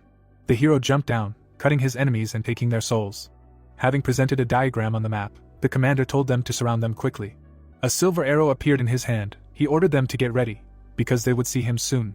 The werewolf pulled the bowstring. The arrow left a bright trail behind it, and a message appeared that the minion had returned to eternal death due to the blessed power. The monster took out another arrow, saying that it worked well. This way they could kill the necromancer. Sungwoo ran forward, saying that they had prepared a new weapon, so he would use his. A bright light came out of the weapon. The system reported that it had been reduced by demonic barrage. A dark hole appeared from the swing. A new window showed the description of the demonic barrage. The werewolf was cut in half as he asked for help. Another monster put his hands in front of him, but a message appeared saying that he could not stand against this level. The werewolf watched in fear. The hero raised his hand, noting that this was like an infinite death ability. A huge explosion sounded when he noticed that they were on a building. The extracted souls were rushing towards him. Several minions appeared next to him. A notification appeared saying that his weapon had been upgraded. The minions rushed into battle. The system reported that he had strengthened his dead with the souls he had taken, saying that they would now be able to escape. The commander of the monsters hid behind a shield, demanding that they move away from the necromancer. The other monsters held back the dead. He and Sungwoo stood opposite each other. The enemy noted that his style had changed. The enemy sighed, asking if they were of the same race. The hero asked, how could a wolf and a bull be of the same race? The commander's eyes shone brightly. He replied that they did not make a division on such a primitive principle, and in the same way, along with the lost era, the concept of people would disappear. The hero looked at him intently, saying that he was already familiar with this pedantic opinion, and asked if he was one of the 4 beastmen. Everyone behind the shield, the bull was surprised that he knew about them, but the guy said that he had for a long time. He moved his weapon behind his back. A message appeared that the weapon was enhanced by demonic fire. The guy added that he was glad to meet him, but hoped that they would not see each other again. His swing created a huge dark hole. The bull released the chains, saying that the guy underestimated him too much, calling himself the Red Leader. The enemy managed to tear the weapon from his hand. The system reported that it was briefly sealed by the fighter's shackles. The monster pounced on him, saying that his attack wouldn't work. The bull rushed towards the hero. The system showed the remaining time in the form of a reaper and a werewolf. Next to him was an icon of a sealed weapon, but he was glad that the transformation was not cancelled. The enemy swung, saying that it was time to discuss everything with fists. The blow passed near Sungwoo, and he decided that their problem was that the fight could not drag out. The bull's swings left bright marks, and he noticed that the hero was in a hurry, noting that he had put him in a difficult position. Frowning, the guy noticed that the enemy could read emotions from the animal's face, and called it funny. The bull continued to deal many blows, telling him that he worked as a veterinarian when he was a human, and reading the minds of animals is his basic skill. The hero struck back, saying that there was no such thing as a veterinarian, thinking that if he had skeletons, he would have overwhelmed him with numbers. The other monsters continued to hold off his minions, and he realized that they had planned this. The enemy blocked his attack with his shield, when he said that he might think that a one-on-one fight would be the best way to catch him. The monster looked behind him, saying that doing mean things was his style. He threw the shield to the ground, adding that he was not one to fight with weapons. The hero thought about what he knew about it. Sungwoo blocked the attacks, hearing that a bull does not need a shield if the opponent does not have a weapon, and noted that the fight was between a magician and a fighter, calling him a coward. The monster raised its hooves, noting that the guy was cunning, so it was no wonder he talked so much. He managed to land a blow. Dodging the hoof, Sungwoo thought about it being a maneuver. The enemy struck again with a powerful blow. He grabbed the hero. Lifting him off the ground, the bull called him a great necromancer and a hero of the Korean North, and said that without minions and weapons, he was nothing. Pulling his hand back to strike, the monster said that the guy couldn't handle the beastman, and that humans were nothing these days. Sungwoo stopped the blow. Blood was streaming down his face, but he replied that his stats were much higher. Holding the bull back with one hand, he thought that he now had 52 strength points, and having taken the form of a beast, he had pumped up even more, so there was no reason to be afraid because of his height. The enemy screamed when the guy twisted his arm, and then he struck many times, thinking that even without a weapon, he was stronger. The monster screamed in pain. He fell to the ground. Raising his head, the bull said that they were not finished yet, although he did not plan to use something. In his hand was an ampoule. After stabbing himself, the monster felt his strength grow. A bright aura surrounded him. The bull said that a real fight would begin now. He would show his power. Sungwoo gritted his teeth, answering that he would get an excellent skeleton. The system notified that the weapon sealing time was over. The building was engulfed in flames. The monster fell to the floor. People looked at Jisoo, surprised that she managed in a couple of minutes. 2 bright eyes were visible among the bodies. The monster reached out his hand to the man. Hanho hit him, outraged at how he dared. The guy pointed his dagger at him, the system notified about receiving 100 gold for killing him. Looking away, the girl said that they did not deal with everyone inside. The comrade noted that what happened will be described on the next page of the Legend of the Great Warrior. Jisa looked out the window, wondering how the hero was doing. Hanho was upset that she did not listen to him. Seeing the pillar of fire, she was surprised by such a fight. The guy noted that the building was destroyed. Stones broke from blows. Clouds of dust were visible near the ground. The bull was surrounded by lightning, not understanding how long the hero was going to run away, because he had his weapon again, and asked where his power that he had just shown. Raising his paw, the monster added that he was now at the 4th stage of beast evolution, and this was similar to awakening in the case of his opponent. The bull rushed at Sungwoo, calling himself the best of the beastmen. A bright trace remained from his movements. The hero thought that it did not matter what he called himself. A bright light surrounded his scythe. The system reported that it was improved by demonic shelling. The hero understood that he had little time left. A dark hole appeared in front of the bull. The beast was surprised when a message appeared that he was poisoned. He rushed forward. Standing in front of the guy, the monster called him a coward, asked what kind of trick this was.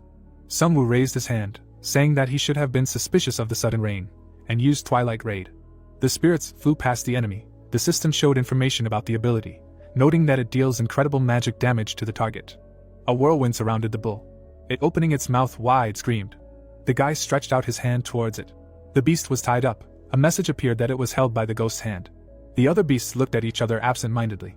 It freed its mouth and ordered a bombardment so that everything around it exploded. Sungwoo stood next to it, hearing that necromancers cannot be left alive, and replied that it should have been done earlier, but now it was too late. A red portal appeared in front of him. Something resembling a hand appeared from the portal. The bonds holding the bull were torn. Frowning, the hero did not understand why now.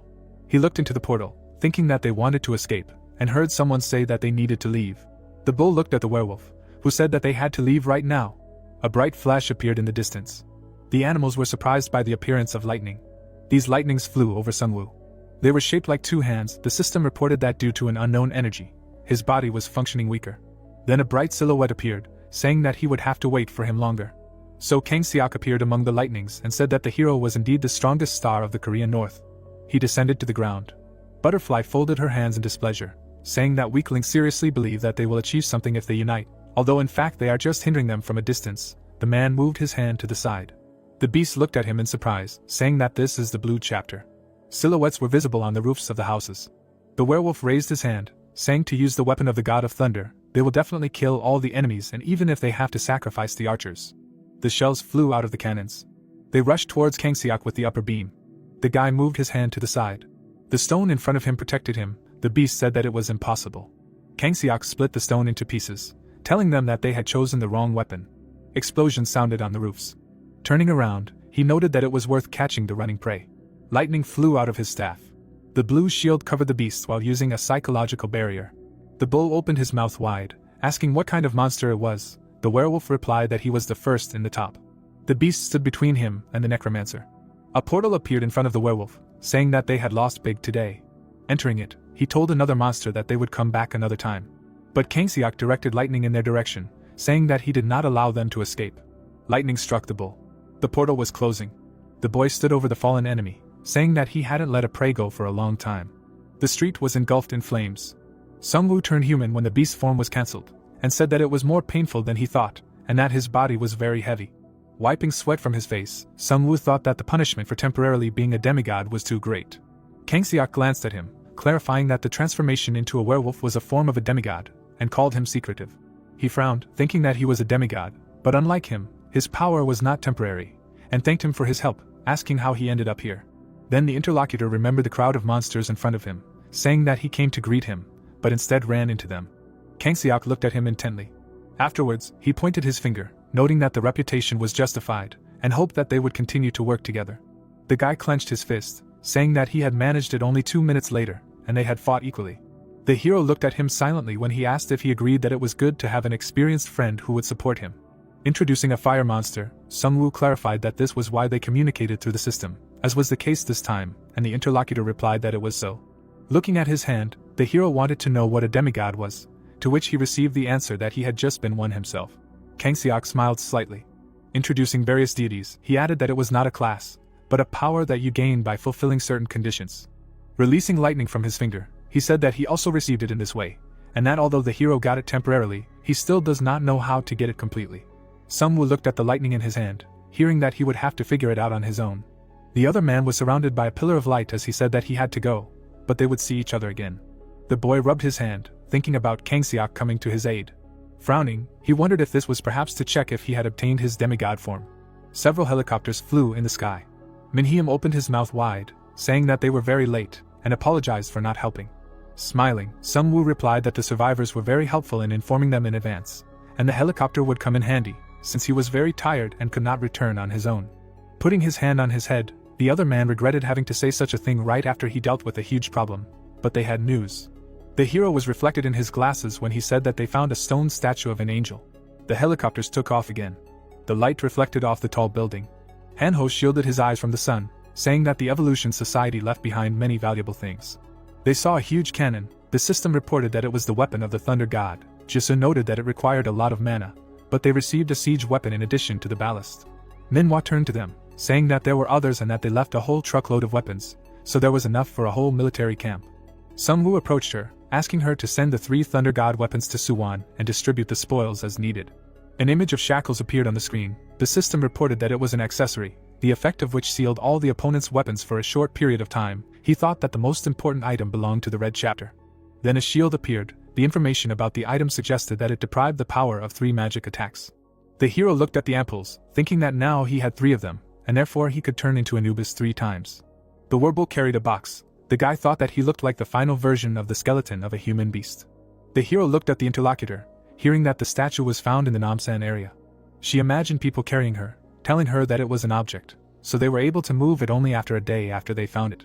Manhwa looked at her watch when she was asked how much time was left, and replied that it was 5 days, and that they were monitoring the information and preparing to move it. Hanho hugged the skeleton when Jisoo noted that they had worked hard and could rest. He asked if there was an air conditioner anywhere because he was planning on sleeping all day. The sun's rays reflected on the windows of the house. Sunwoo settled in the room with the others. His comrade noted that Suwon had become so strong that it could be called a real settlement, and all the members were above level 8. He looked at the phone screen, telling that there was a party going on, but they were the only ones who couldn't join, and the hero thought about how all the players were busy with production, such as the blacksmith, tanner, chef, and others were now above level 8. He imagined people doing various things, and thought that in addition to being strong, you need to consider the synergy of different classes, and then the settlement will have a chance to become a city. Then he imagined a man with a bandage on his head, saying that it was very unusual that pirates sailed to Ganghwa Island and appeared there most often. Remembering one of the pirates, he thought that by capturing them, they can see what the community of the second Chinese server is like, and that they will not give up on the idea of capturing Korea, so you need to constantly guess their moves. Sunwoo got up from the sofa. He was asked if the pirates would sail again. He answered that they would, but not soon. Frowning, Jisoo added that all the experienced pirates were destroyed, and the rest will take into account the disadvantages of the expedition squad, reconsider their forces and increase them. The hero raised his head, saying that they should finish the unification and become stronger, and also prepare for the big fight. He was surprised to see the message that Chapter 2-1 had ended. A window with the top kills appeared in front of him, and he said that the warlord's monsters had been destroyed, meaning that they weren't the only ones working hard. Hanho looked at the screen happily, asking if this was how the chapter would end, but Sunwoo replied that this was the beginning of a new one. Light reflected in his eyes as he looked at the tutorial for starting Chapter 3. His comrade lowered his head tiredly, saying that everyone would choose the angels since no one would consider themselves demons. Sunwoo pointed out the system warning, clarifying that this was a competition between groups. Imagining the division between angels and demons, he noted that it was stupid to judge what was good, since they were the same and were just playing with them. Imagining the angels and demons drawn, the hero thought of them as beings that represented good and evil. Sunwoo closed his eyes and clarified that the angels and demons from the mission were the ones they knew, and noted that he doubted that he would publish his class. Frowning, Hanho suggested that they could be aliens, because judging by the circumstances, it was possible that they were playing with them. Introducing the aliens, the guy said that they could laugh and bet on who was cooler. Jisoo replied that he would be losing his phone for a week. The guy tried to return it when the hero thought that the truth was still unknown, but as the game progressed, it would be revealed, and now he had no choice but to wait for the arrival of the stone angel statue. There were no lights on in the windows of the houses. Manhwa stood with a tablet in her hands, telling the others that the statue would arrive soon, so they needed to keep the drones on alert and the snipers in their places. Manhwa walked through the crowd, explaining that the main plot had begun, so the main groups were trying to claim the statue. He smiled, doubting that they would be attacked, but said that it wouldn't hurt to be vigilant. Stopping at the entrance, he said that for security reasons, only a few Alliance members had received information about the statue, and since there was no one left on the front lines, he asked Hanho and Jisoo to wait here, thinking that Yoon-hoon trusted him very much. A helicopter with a container appeared in the sky. The container was placed on a trailer. Yoon-hoon walked towards Sungwoo, saying that he heard how much trouble he had gone through. The people opened the container when he said that he wanted to talk to him about it, but first he asked to check the statue. The statue was holding a sword and a crown in its hands. The system notified that he had stumbled upon the trace of the ultimate race.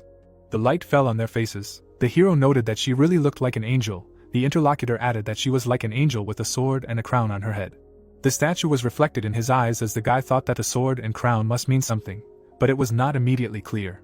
Seeing the statue in front of him, he noticed a message that he needed to touch it. Sungwoo touched it. A message about the contract appeared, as well as its description. Yoon-hoon looked up, saying that this was probably needed to separate the players and make them fight each other.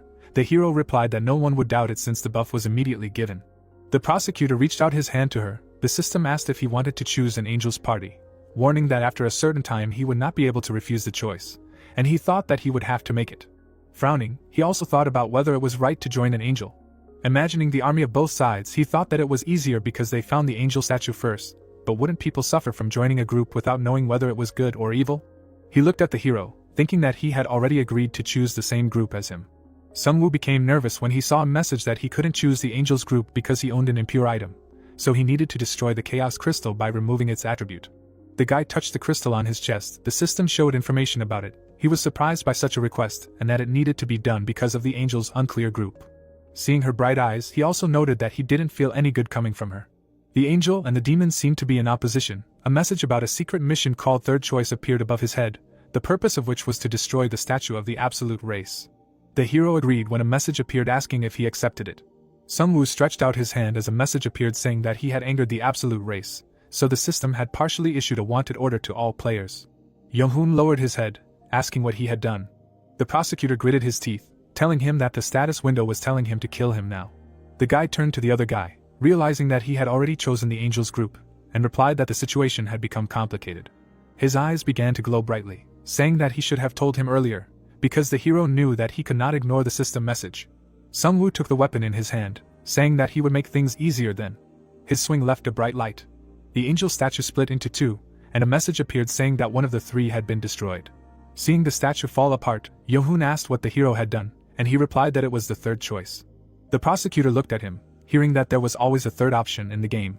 While putting away his weapons, Sungwoo added that the ending where they are controlled by an unknown being cannot be true for them. He was already leaving, saying that he himself would not be happy with such a prospect. Yoon-hoon, gritting his teeth, wondered if he realized what he was doing, and the system reported that a group of angels had been tasked with taking his life, and all angel players were required to hunt them from now on. The guy noticed a light after the destruction of the statue. He picked up a bright object in his hand. The system reported that it was a fragment of an angel's wing, and it allowed him to teleport to the statue from a certain distance once. So, imagining the battlefield, he thought that this was an item for losers to escape, decided that in the end, all the statues would be destroyed like this. Sungwoo sighed, remembering that there was another one somewhere nearby. Imagining a person near the defeated people, he realized that the pirate captain had found it. So, imagining himself in front of them, he decided that he did not have to wait for them to appear themselves, and he would get rid of them all at once. In the distance, empty houses were visible. The hero lowered his head in confusion, turning to Hanho. Hanho averted his eyes, calling him that guy from his senior year who made powerful enemies without discussing anything with them beforehand, and it seemed like it was finally time to cut ties with him. Hanho pointed to the information about the quest from the north, asking if he could see it.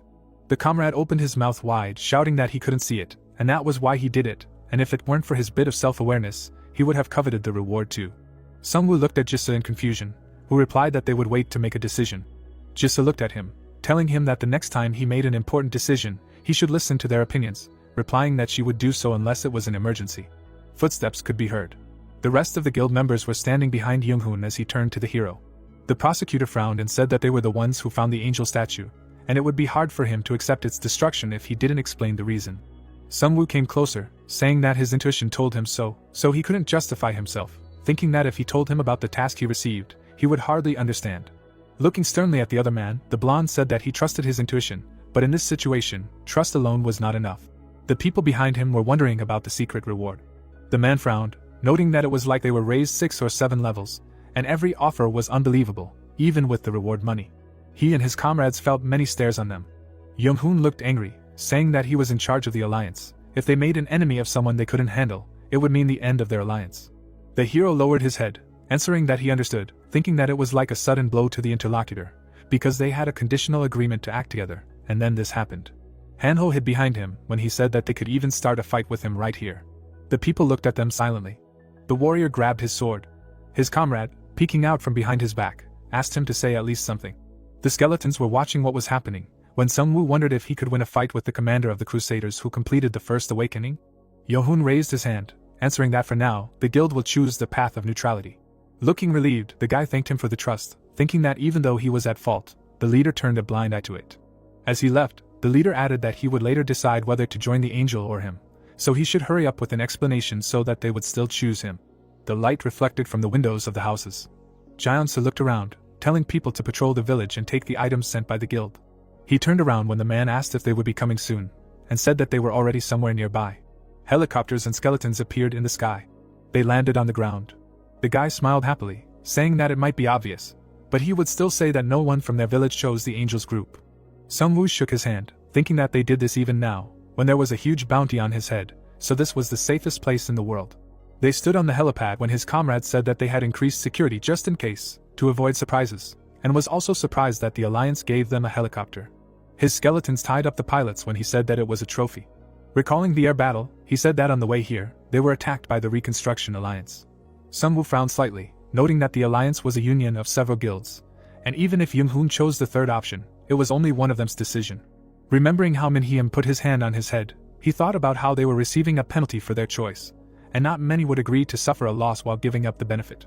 Kim took out his phone, saying that the community was also in disarray, and there were a lot of attention seekers shouting that they would kill the hero. Seeing how the person called the route broken, he said that they even started broadcasts to attract attention. Jaeonsu added that they praised him as a hero, and now they do whatever they want. Frowning, Sungwoo replied that there was no need to worry about them, thinking that this was expected, but he was still worried. He began to study the bright light when he said that everyone would immediately become silent when the situation changed. A bright seed appeared in front of him. Kim pointed at it and said that he had no idea, but it looked like a great item. The hero held the seed in his hand. A new message appeared saying that he had fulfilled certain conditions and was given the opportunity to become the founder of a new group. The message was reflected in his eyes as he thought about the world tree being a divine tree. Imagining the ominous faces, he thought about how he had previously been hesitant about where to plant it, but given the circumstances, the only option was the village. Imagining how the monsters would rush towards it, he knew that he had to protect it until it grew, otherwise disaster would happen, but it was unclear how big it would be and whether it would be possible to hide it. There were several cars parked outside when he decided that he needed a secure place where he could completely trust the people, so the square in front of Suwon should be suitable. The soldiers were helping to operate the excavator. Sungwoo was standing in that hole. Hanho raised his hand to his face, shouting for them to leave a little empty space, and it would serve as a helipad. The hero turned to him, saying that there was still not enough space. Then the comrade pointed to himself, saying that since he took on the task, he would not stop until he got the process going here. The guy looked up when Jaeonsu suggested setting up a watchtower near the tree. He pointed to the cannons, saying that the guild had sent them too. Kim turned to him, suggesting that he put one of them on top of the temple and camouflage it, to which he agreed. The sounds of motorcycles could be heard nearby. The man opened his mouth wide, telling the captain that there were no monsters nearby. Bright eyes could be seen from the darkness. He added that kobolds were still walking underground and in the building, but monsters like dire wolves had disappeared. Imagining the bikers clearing the rubble, the guy thought about how they collected the abandoned motorcycles and even repaired the road, and were also guarding the store nearby. The man held a bag of money. The system reported that it was the contractor's wallet. This is how they were going to build the infrastructure. Hanho watched as people shook hands, thinking that the residents signed the contract of their own free will and all the work had already been paid for. Jisoo carried a huge stone, saying that life here is getting better. The hero noted that they cannot enjoy it because of the eternal challenges. Part of the land was fenced off. Sungwoo took a seed in his hand. People looked at it, noting that it even emanated a peculiar energy. The seed sank into the ground. The system reported that the world tree was planted and that a magical creature began to take root in this land.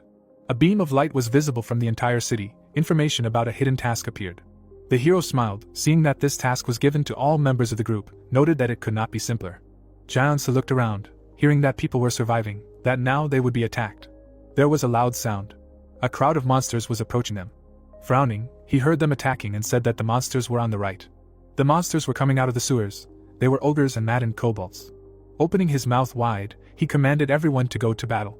The people behind him covered themselves with shields as he ordered the riflemen to take up position on the observation tower and the tanks to move forward. The towers moved forward. Hanho looked at them in surprise, asking what it was. Kim replied that it was a machine shaft. Raising a finger, he said that if they were connected, then they could protect a large area. The riflemen climbed the tower along with the spearmen and mages. The guy looked at them in delight, hearing that such a moving shaft could become a turret, and wondered who came up with this idea. Kim clenched his fist and replied that they had many talented people in the village and had prepared something after the attack. Sungwoo watched from above, saying that every class was involved. The girl noted that it was reasonable. Fireballs fell on the heads of a flock of goblins. A command was heard to destroy them with spells in the area. An arrow hit a monster. The hero summoned his skeletons. People watched a powerful explosion. The man with binoculars asked the others if they saw it, saying that the necromancer was there. Introducing Sungwoo and Yohun, he noted that he was right to come to the place where the boy first met the prosecutor. Looking through the binoculars again, he said that monsters suddenly appeared, a fight began, and wondered what was happening there. On the street, a man led the fight between people and monsters, noting that it was amazing that the hero went against the absolute race. But now there was a big reward for his head. With his mouth wide open, he added that they chose to stay away, and the self-proclaimed gold hunters were searching for him all over the north. Watching the big explosion, the man made an announcement that the necromancer was in Suwon. He smiled widely, calling himself a master of surveillance, and they left the hunt for the necromancer to the assassins. Sungwoo was standing on the roof. His eyes were shining brightly. They realized that they were noticed. The servant rushed in. Later, he tied them up and brought them. Gritting his teeth, Hanho told the guy that things were bad. There were 5 broadcasts about him, and there was also a person who officially declared that he would kill him. The phone screen showed the man and his subordinates. He was addressing the necromancer and his fans.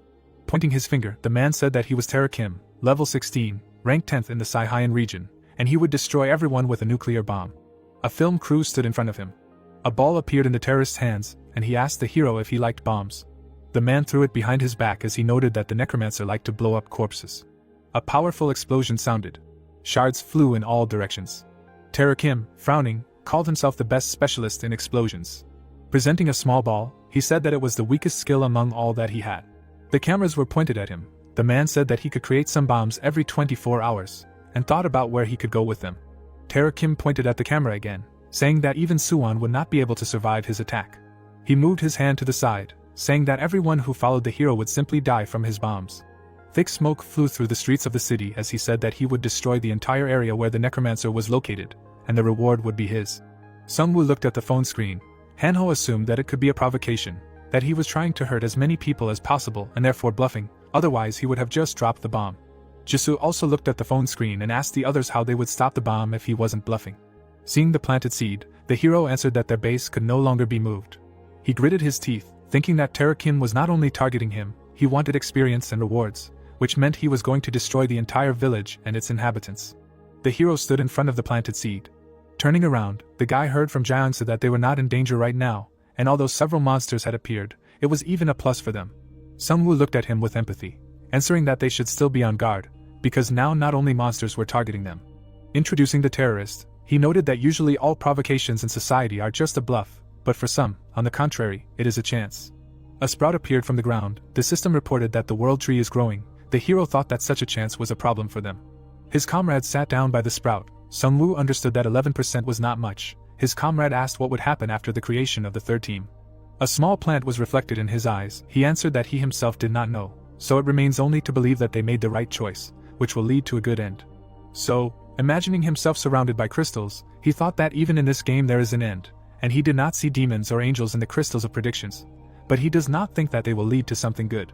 Everyone looked at him, hearing the question that they themselves would be better off coming to their ideal end. So, imagining the angel stretching out his hand, he thought about how neither they nor the demons were friends with humans, and even from the quest window, it was clear that they considered them inferior beings.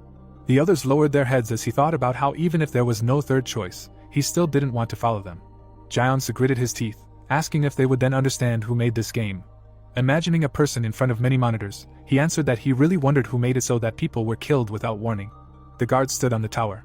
A powerful explosion threw him back. Frowning, Jiangsu demanded that the drones be launched and the hero be called. Several people appeared among the fire. Terra Kim threw the bomb with his hand, noting that everyone probably thought that he would only appear in 24 hours. Seeing Sungwoo approaching him, he said that he had prepared everything in advance, and it was too late to run. A fireball appeared above his head. The enemy decided to start right from the climax without any preamble, offering to watch the sad end of the necromancer.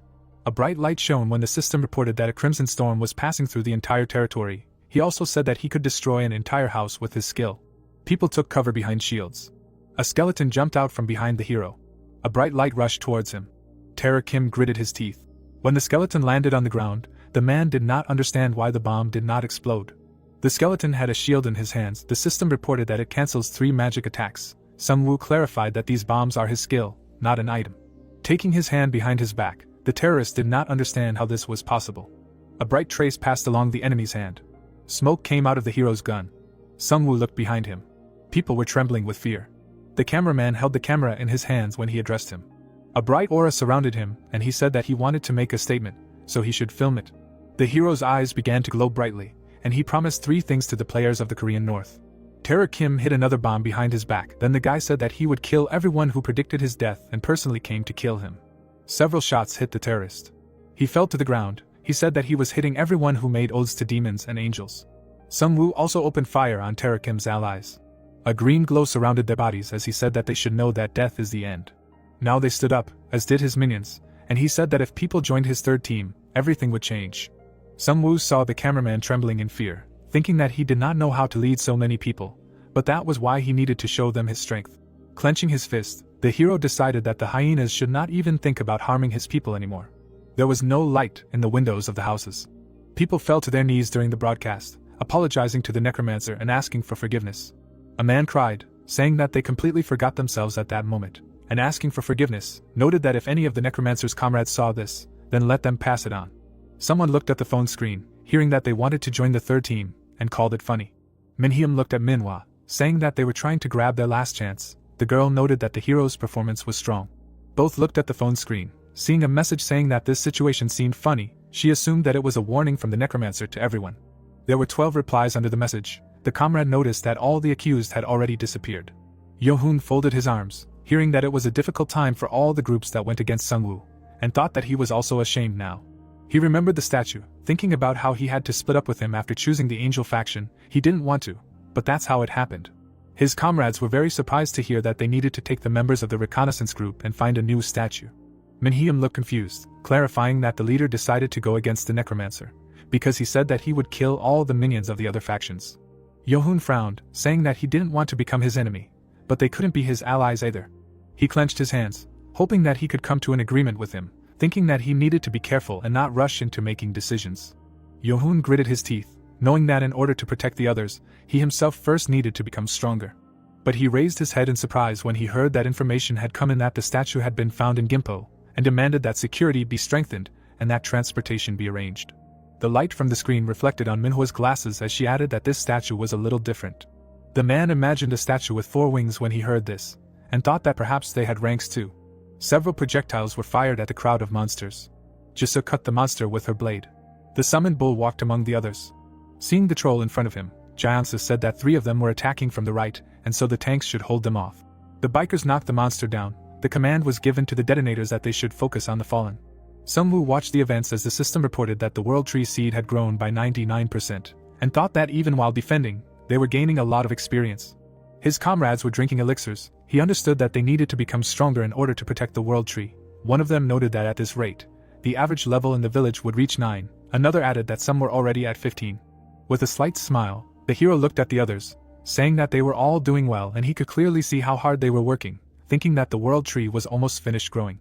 The guy turned to him. A message appeared saying that it had reached stage 1 growth. Touching it, he said there that the tree may seem ordinary to others. Seeing the bright lines on it, Sungwoo clearly felt that it was emitting special energy. An apple appeared with a message that it had grown its first fruit. The hero bit into it, seeing that the fruit contained mystical power, and that eating it would grant special abilities. A bright light surrounded him. A message appeared stating that he had become connected to the World Tree, as well as information about the ability of this connection. Looking at it, Sungwoo said that he would need to seriously work on the growth of the World Tree, since the improvements were so good. Imagining the pirates, he thought that he was afraid to attack them because it would be difficult to escape from them, but once the tree became stable, this problem would disappear. Kim and Jaeon-se looked at him when a message appeared stating that the quest for the wonderful tree 2 was starting, and seeing that it had become even more difficult, he asked a question about whether this is not the end. One of the guys looked at the tablet screen, saying that the second drone noticed something from the northern part of the sky. Several wyverns were heading their way. Jaeon-se himself looked at the screen, telling the hero that there were too many of them, asked how they could be stopped. He replied that it was impossible before. Sungwoo smiled, adding that everything was different now. The monsters were visible above the city. They were flying and making loud sounds. Seeing them above their heads, the people shouted that they were here. Hanho covered his eyes with his hand, not understanding why they were flying in circles. One of the wyverns was staring at them. The hero noted that it was as if checking them out. The rest were circling around him. Sungwoo thought that he himself rarely interfered in battles, but only looked after and controlled the others. He remembered the battle with them earlier, noting that if the enemy was too difficult, their leader would order them to simply fly away. The cloak hid Sungwoo's face. He thought that this time they needed to kill everyone, because they would become fertilizer for the tree. The leader of the monsters spread his wings and shouted. Raising his spear, Jaeon-se told everyone that they were attacking. The monster opened its mouth wide. A bright flash appeared as the lightning god's blast was used. The beam hit several monsters. They fell to the ground.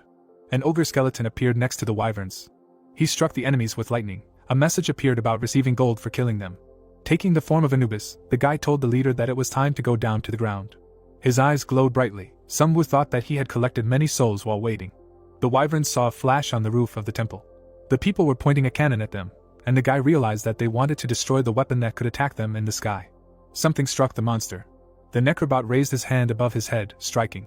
He took the cannon in his hands, saying that he could recharge the mana with the help of people. The volley hit several monsters. One of the monsters looked away. They attacked the protective barrier. Sungwoo was surprised that they were no longer worried about the explosion of the god of lightning. The man raised his hands above his head, saying that they wanted to quickly destroy the world tree. The hero stood surrounded by skeletons, when a message appeared that a great spirit was acting in the area. A dark cloud appeared in front of the enemies. The guy decided that this would block their view and protect the tree. Fireballs flew out of the cloud. Sungwoo's side was surrounded by a bright aura when he decided that he needed to hit at once, using as many souls as possible. A bright light appeared in front of him, and realizing what happened, he said for everyone to disappear. The wyverns saw a dark hole. People watched as the skill sucked in monsters. The system reported receiving gold for killing them. Watching the air battle, the guy heard that they could win, but he himself was wondering where Alpha was now. The monster's neck noticeably grew. Jissa said that he was going to shoot something. Green liquid burst out of his mouth. The skeletons were splashed with it. And the hero saw how the skeletons dissolved in acid. He called several birds, deciding that it was time to change him anyway. His comrades continued to fight in the sky. The rest avoided the acid, saying that this battle was not for humans. Alpha's eyes were shining brightly. The girl looked down, telling the guy that he was going to run away. Sungwoo rushed after him, answering that they could miss him this way. He put his hand forward, using Twilight Raid. Alpha was tied up. Jissa flew next to him. Their flaps left bright traces. The wyvern fell to the ground. A cloud of dust rose from the fall. Sungwoo was reflected in the monster's eyes, saying that for the first time someone was looking down on him. He raised his weapon behind his back, adding that the sky now belongs to them. The fighter sees a ferocious monster in front of him, roaring loudly. He makes a powerful bite. The warrior strikes, realizing that even after his limiting skill, the enemy is still holding on. Jissa walks behind the protagonist and demands to step back. He asks again. Her eyes sparkle brightly. A huge dragon opens its mouth. It has powerful muscles. The girl delivers a series of strong blows with her sword. The monster falls to the ground. The heroine says with a serious look that now he will not move. The protagonist in the guise of a beast thanks her. The necromancer turns to the henchman, who says that he is most likely in the way. Mincy chops with his sword. The system window says that 4335500 gold was received for killing the territory boss and a special reward was issued for killing the leader monster. The notification says that he has received the title of Sky Conqueror, and his agility, stamina, defense, and wind resistance have also been increased.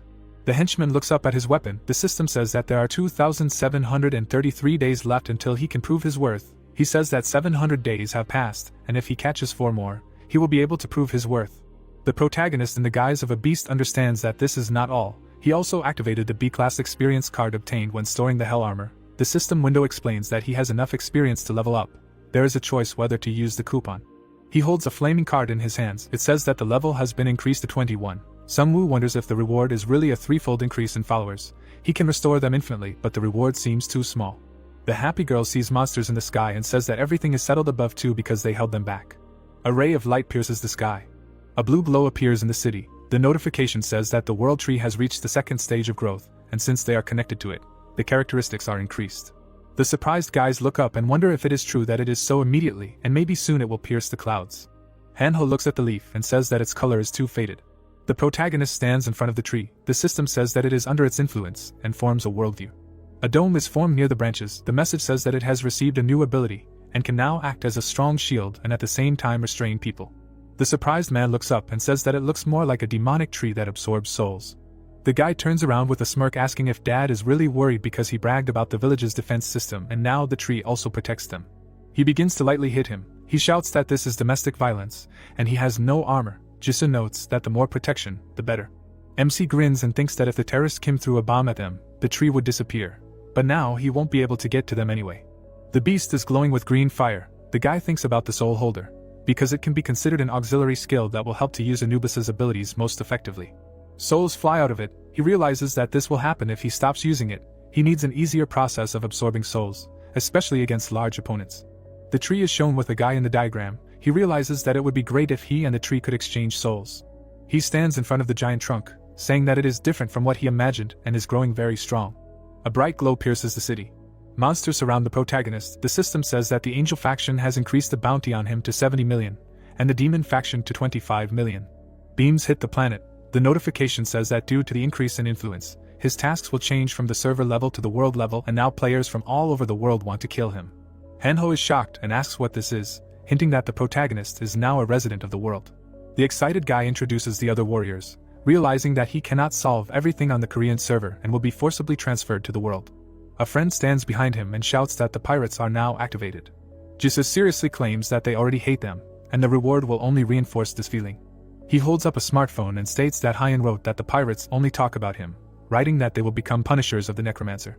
The warriors are shown near the statue. He says that they figured out how to attack him and gathered 3,000 players on the side of the angel faction. The banners are raised near the fire. It is explained that their goal is to punish the necromancer and capture the Korean peninsula. Hanho looks at his smartphone and says that this is a herd instinct, but many in the community wish him death. The girl notes that there are such people in every country.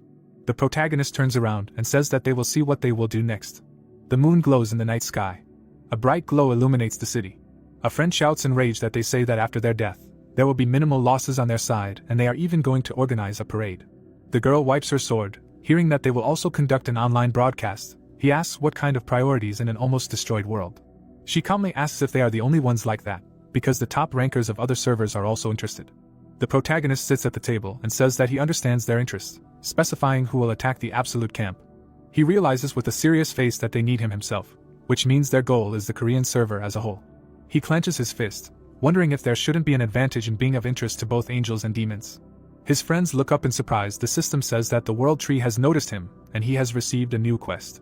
The quest says a counterattack operation like a raid and propaganda, with the goal of broadcasting a scene that causes great damage to other camps. The reward will be camp skills, items. The condition is to make a preemptive attack before the other faction attacks.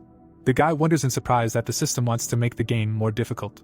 He holds a bright item. The notification says a fragment of a legendary angel's wing, with the effect of moving to a stone statue within a certain range. The mountains are depicted in the middle of the night. He says that apparently they will have to contact the pirates. The fighters are standing in the city. The system says the shadow of a sacred tree with a shield and allowed visitors. The protagonist looks at the girl and asks about the barrier being valid within 2 kilometers. She replies that it is and all players can move freely there. The protagonist stands in front of the man and asks what they use the storage for the needs of the village. He agrees. He looks into his wallet and says that 10% of the earnings are always replenished in the village and they have enough batteries and water purifiers. So he is looking forward to the appearance of drones in the stores. Kim thinks about the robot and talks about the parts. They will be able to make blueprints and siege weapons. The necromancer raises his hand and says that this is great, and he can freely spend money on the necessary parts. Hanho looks at his phone and tells his comrade that he received a message. Drones fly to the square. He explains that tomorrow at 3 o'clock the pirates will begin a parade near their base at the memorial. Animals are standing in line. He says that they will also be joined by animals that were expelled in disgrace. Jisoo asks with a grin that they decided to even call animals for help, calling it real stupidity. Wyverns fly above them. MC says that they will have to sneak in there in secret and take a good look at everything. The orange building is in the city. The hero taps his finger on the table. A statue of a woman with a sword is shown. The notification says about the destruction of the devil camp in the metropolis. The reward will be the skills of the camp. Manhwa stands next to the girl and says that these four-winged statues want to send them into battle. She replies that it will be difficult for them to refuse this fight, although the rewards are few. The prosecutor sits at the table and asks about the northern statue. They answer that it is controlled by the Alliance. Yoo-hoon thinks about the villains, realizing that they blamed them for the failure of the raid on Sungwoo, and it will be difficult to bypass the fight if they are on the side of the demon faction. A man flies into the room and shouts to the commander that the post was attacked. An assassin in a cloak stands near the Crusaders. The warrior explains that this was noticed by the nearest observation group and reported that players attacked, not monsters. The prosecutor frowns and thinks about this. Helicopters and armored personnel carriers move forward. The system says about a military mission with a battle for the metropolis and stations. A man with wine stands near a chessboard. The hero understands that the war has already begun. Mountains of corpses lie on the ground. An old man shouts at a rally. A man looks at his smartphone. It is said that no one wanted the war, but everyone was interested in it. A warrior with a sword stands on a mountain of the dead, wondering who, how and why will fight and how cruel the war will be. The hero smiles. It is said that everyone is interested in this, and on the Korean server he is in the center of interest. She dances, asking if the camera was ready, declaring that this will remain in history and he should turn out well. He thinks with a grin about expensive things, realizing that he has been an opinion leader since birth, and for some time now he has even been nicknamed Kangyun. Closing his eyes, he thinks that at such a time popularity is his main goal. He asks how many viewers there will be today, 5 or 10,000. The man shouts into a megaphone that there is a minute left to start the stream.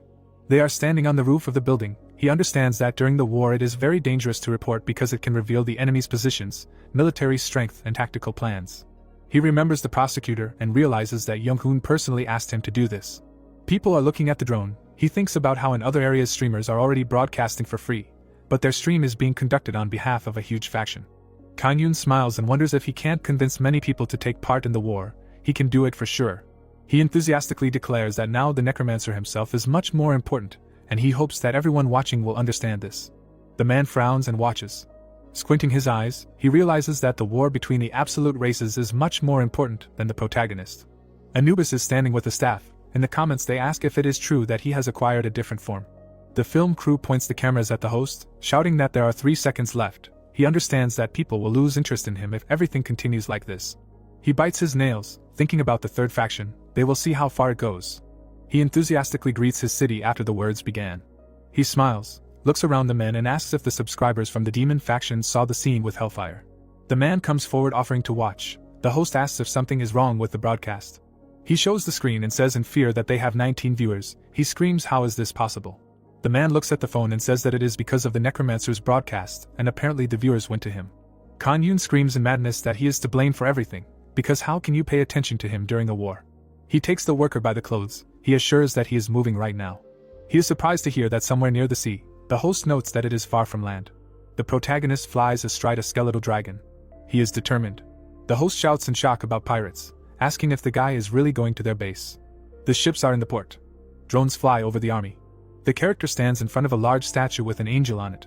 He silently looks forward. The subject behind him declares to the heavenly general that the time has come, who says that they need to go quickly. He walks forward. Crowds of people stand in the square. The host in front of the general shouts to everyone to meet him and his followers. They will hold a parade of the Red Army of the Revolution right there. A man with long hair sits on a chair. Hearing that by joining forces, he understands that they have gone too far. He imagines a port, realizing that after the defeat on the Chinese island, they were kicked out into the open sea, but now all the islands belong to them. Surprised people look at their smartphones. The ruler thinks that many servers have sent their representatives here, and that means the entire continent has turned its gaze to them. With a mad grin, he declares that he will show them how mercilessly he will kill the rest of the players. Kangyun with a microphone shouts that now they will give the floor to the leader. He silently stands nearby. He says into the microphone that when the disaster began, he saw an ocean of blood, and that is why all the forces of the continent gathered today. People film him on their phones. Hearing that, he understands that many are wary of him, but there is no need to worry because he is not going to return yet. Ships sail on the sea. He explains that tomorrow they will go to Korea, and when they completely occupy it, an earthquake is felt in the square. He declares that he will become the real master of the continent. Discouraged people wonder what this vibration is and whether it is an explosion. A crack appears in the wall behind the general. Anubis riding a dragon flies forward. People point their fingers at the sky in shock, asking who it is and if it is a wyvern. The protagonist is holding a weapon. Green phantom birds fly above the animals. They scream who it is. Dozens of skeletons fly in the sky. People scream in horror that it is a necromancer from Korea. The heavenly general calmly asks why he is here. He holds the head of an angel statue in his hand. A strong fire rages around. He breaks it. The system window says the third choice, to destroy the stone statue of the absolute race. The enemy smirks and notes that he destroyed it while in the middle of enemies. He is a brave guy. The fighters on the wall see flying undead. The warrior asks if these are really all summoned beasts. They are not what he imagined them to be, and aren't they just moving skeletons? He turns to his comrades and shouts to the mages and warriors that they need to attack because they must protect the ruler. The protagonist sits on his pet and sees a raging fire. He sees a warrior below and realizes that this is a heavenly general. Jisoo flies behind the protagonist and shouts that there are snipers on the roofs and walls and they have begun to summon forces. The guy in the guise of a beast declares that they are ready to attack from the outside, but not with a piece of an angel's wing. He realizes that over time everything will become more complicated. The attack scheme is shown. He understands that not all of them are his enemies, but there are already too many enemies. The necromancer flies next to his friend and tells her that they are starting the second part of the plan. He thinks about the snipers, realizing that he needs to deal with them first. The flying wyverns attack after the order. They sweep away the enemies, who scream in horror. He watches this in the sky. The system window says about the list of air superiority synergies with the effect of increasing the speed of flight and descent. The general looks at the sky and says that this is the necromancer. Smiling, he stands with his army and claims that it will be fun. Anubis on a dragon attacks the enemy. It is said that he received gold for killing players. Hanho enthusiastically shouts that this was a great hit and therefore he is its leader. The ruler below stands surrounded by his retinue. He realizes that he is simply inactive, wondering what he was numb with fear, realizing how strong he is. The necromancer sees him and shouts that they got rid of the air defense, magicians and shooters, and only the head of the pirates remains. The heavenly general sees them and realizes that it infuriates him even just to watch. The magicians around him raise their hands, hearing the order to lower the protagonist down. The discouraged warrior feels the magic of gravity. The dragon rushes down. Sunwoo wonders where an ordinary player gets such strong magic from. Blood pours out of the mouths of the warriors who cast spells. It flows from the ears. The magician shouts that this is for the sake of the heavenly general. The protagonist jumps off the dragon, seeing a red notification that a fanatical flow has been activated in the selected territory. The warriors run to attack, shouting that the necromancer has fallen, and they need to kill him for the sake of the ruler. He imagines a vampire and realizes that apparently this technique affects their consciousness, and the same happened with bloodsuckers. The skeleton flies to attack after the order. The system says about strengthening the undead, namely attack power, defense, immunity as magic and movement speed. The assistant skillfully chops enemies with his sword. The protagonist, seeing him, understands that he did not expect that they have gravity magic. But even so, the attack on the base is too easy, and this is strange. The general just stands. The guy thinks why he is inactive. The soldiers run to the necromancer. He wonders if he just believes that his technique will work, and of course he would have a whole army. But doesn't he know that he himself has endless undead? He takes his golden staff, realizing that he will try to finish him off as soon as possible. The notification says that the weapon is enhanced by demonic detonation. He creates a black portal with a cry of disappearance. Sounds are heard in the corridor. Jisoo runs forward with the sword. She thinks about the protagonist and understands that the pirates are definitely holding prisoners on the occupied island, and he will focus all their attention on the base. And she will free the people for now. The girl imagines a map and understands that she feels many people. She stands in the middle of the destroyed corridor. The heroine goes forward, realizing that she guessed. The man opposite asks that it seems that it is not a pirate coming to them. She wonders if no one is looking after them. Suddenly, a huge monster appears behind her. She jumps forward. The girl sees a giant centipede in front of her. Frowning, the heroine understands that, as Sunwoo said, it is poison that the boss uses to poison his subordinates. She strikes with her sword, wondering if the prisoners are really going to be fed. Jisoo skillfully chops with his sword, shouting that in any case, it will all end now. She cuts the cage of the frightened prisoners. They came out to her in shock and shout that they need to run. She replies that she destroyed the huge centipedes. The prisoners loudly shout that they are not the huge centipedes. Anubis looks up. The general grins and says that if he were a little stronger, he could have left at least a mark on him. Standing opposite, he says that alas, the protagonist thinks that the enemy stopped the explosion of the soul. He imagines how he chops enemies, thinking about a physical barrier, because he simply would not have withstood this attack, but his body could. The protagonist with the undead states that he is too relaxed after losing his subordinates, and whether this is a bluff, he asks again. There are corpses on the ground. The ruler clarifies that he means those who are lying around. He asks with a grin what subordinates he is talking about, because they are just expendable material. The guy in the guise of a beast says that it is a pity that he used them. The system says that the weapon is enhanced by demonic detonation. A black portal is formed near the ruler. Sunwoo asks how he is going to defend himself from the blow. A rift occurs in the ground. He says that as long as his subordinates. A large monster crawls out. He shouts that let them be the same as him. Centipedes surround him. He states that his first class is an archbishop, and the second is a monster summoner, and all of them are his subordinates. The protagonist, seeing them in front of him, wonders why he used people then. The general calmly replies that they are great at killing and destroying, but it is problematic to control their power, and without control they simply eat each other. He holds a potion in his hands, asking if it is unnatural to use such power in a destroyed world, noting that good items can be made with their help. Opponents with swords run behind the protagonist, shouting that the heavenly general is in danger. The protagonist looks back and realizes that the pirates outside have already reached them. They are yelling to stop him and not let him approach the ruler. He jumps on the centipede and says that these are pleasant words from those who are ready to go to the end. The protagonist sees him and thinks that he is running away and why he does not fight at all with such power. Furious warriors run to attack, shouting to stop the necromancer, and that he will not be able to leave. The guy understands that he does not like this and needs to catch him right now. The necromancer decisively orders the puppets to disappear. A fire forms around them after he screams about the corpse explosion. The undead rushes forward. Sungwoo asks where he went. The heavenly general stands surrounded by 2 centipedes. He thanks the necromancer in a calm voice. He holds a burning scroll and states that he can now use it. The system says about the gate to the demon cave of the legendary level with the effect of opening the gates of hell for 1 day. The notification says that he can increase the level of the gate by sacrificing the corpses and blood of allies. He says with an ominous grin that he was in vain holding back all this time, and it is unpleasant that all the people died because of him. Anubis stands in front of the fire, shouting that when everything happened, a huge fiery portal appeared. A red notification says that the gate to the demon cave has opened in the selected area. Hanho with a phone shouts what is this because a barrier is imposed on the entire island and they can't even escape anywhere. A guy in the guise of a monster reflects on the fact that even the skills of the world tree are now blocked. A huge red monster asks the protagonist whether to call him a necromancer or Anubis. The system says about the battle beast of the first awakening. Gritting his teeth, the monster says that before the destruction of the world and after, only the strongest survive. The protagonist sends the undead to attack. Red notifications say that the Great Rebellion, Poison Cloud and Death's Response have been activated in the selected territory. A 5-star Battle Beast card is visible.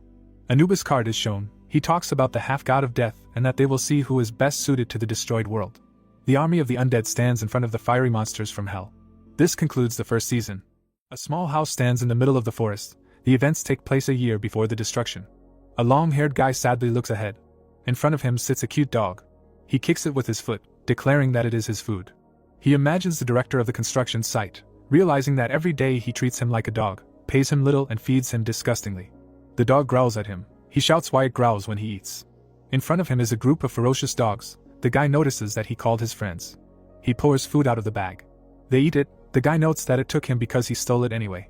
The hero sadly realizes that he comes from the very bottom. He was raised by the streets and it is obvious that if nothing changes, in the future he will face even more toxic people, and he himself will become a bandit and therefore, in order to live like a normal person, he had to get a job.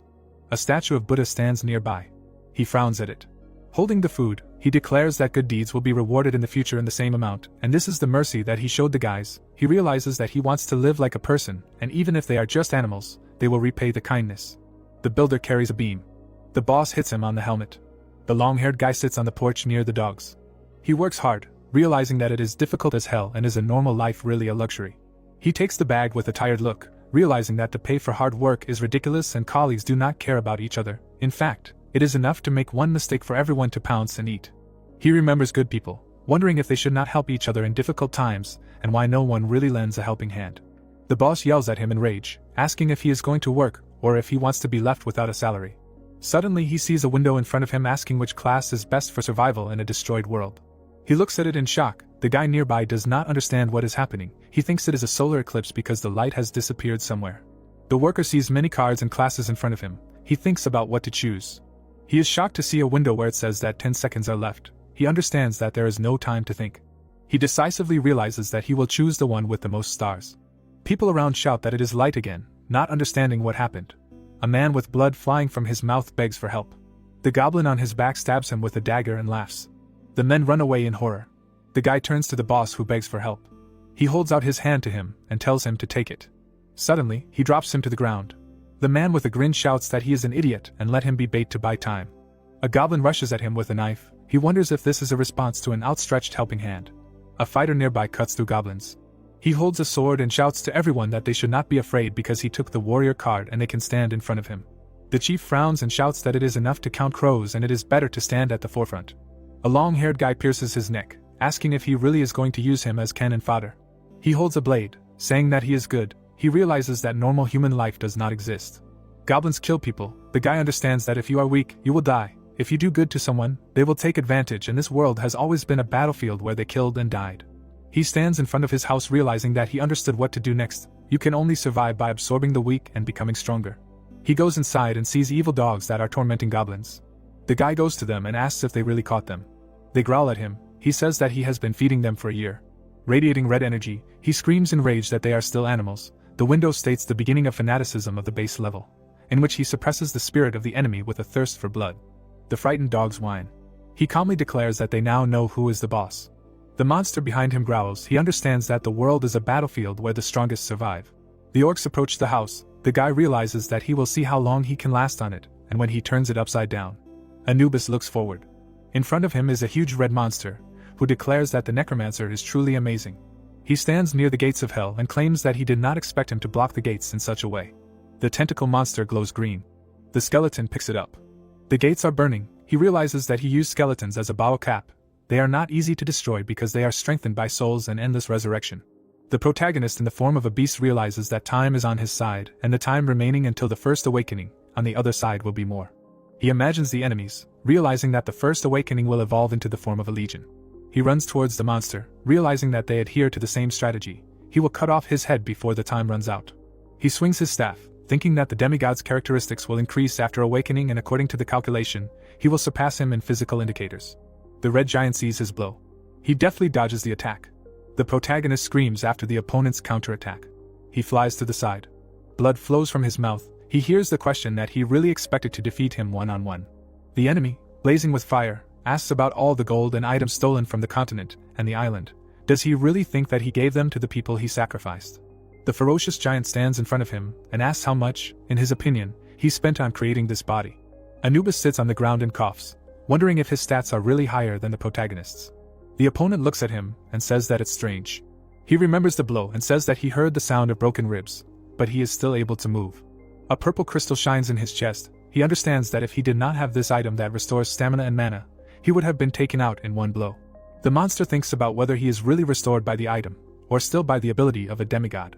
A bright beam of energy is formed. He says that it does not matter anymore. The system says that the hand of war was used. He attacks the surprised Sunwoo. He swings his fist with spikes and says that he will just continue to strike until he dies. The guy realizes that he is strong. He tries to dodge him, realizing that he made some calculations and came up with a plan to defeat him, but he exceeded his expectations and running is useless because of the closure of the area. Blood flows from Anubis's mouth. He thinks that the situation is critical and he has never been driven into a corner like this, and he will die if he does not find a way to get out of the crisis and turn the situation around. The monster is furious and screams for him to just die already.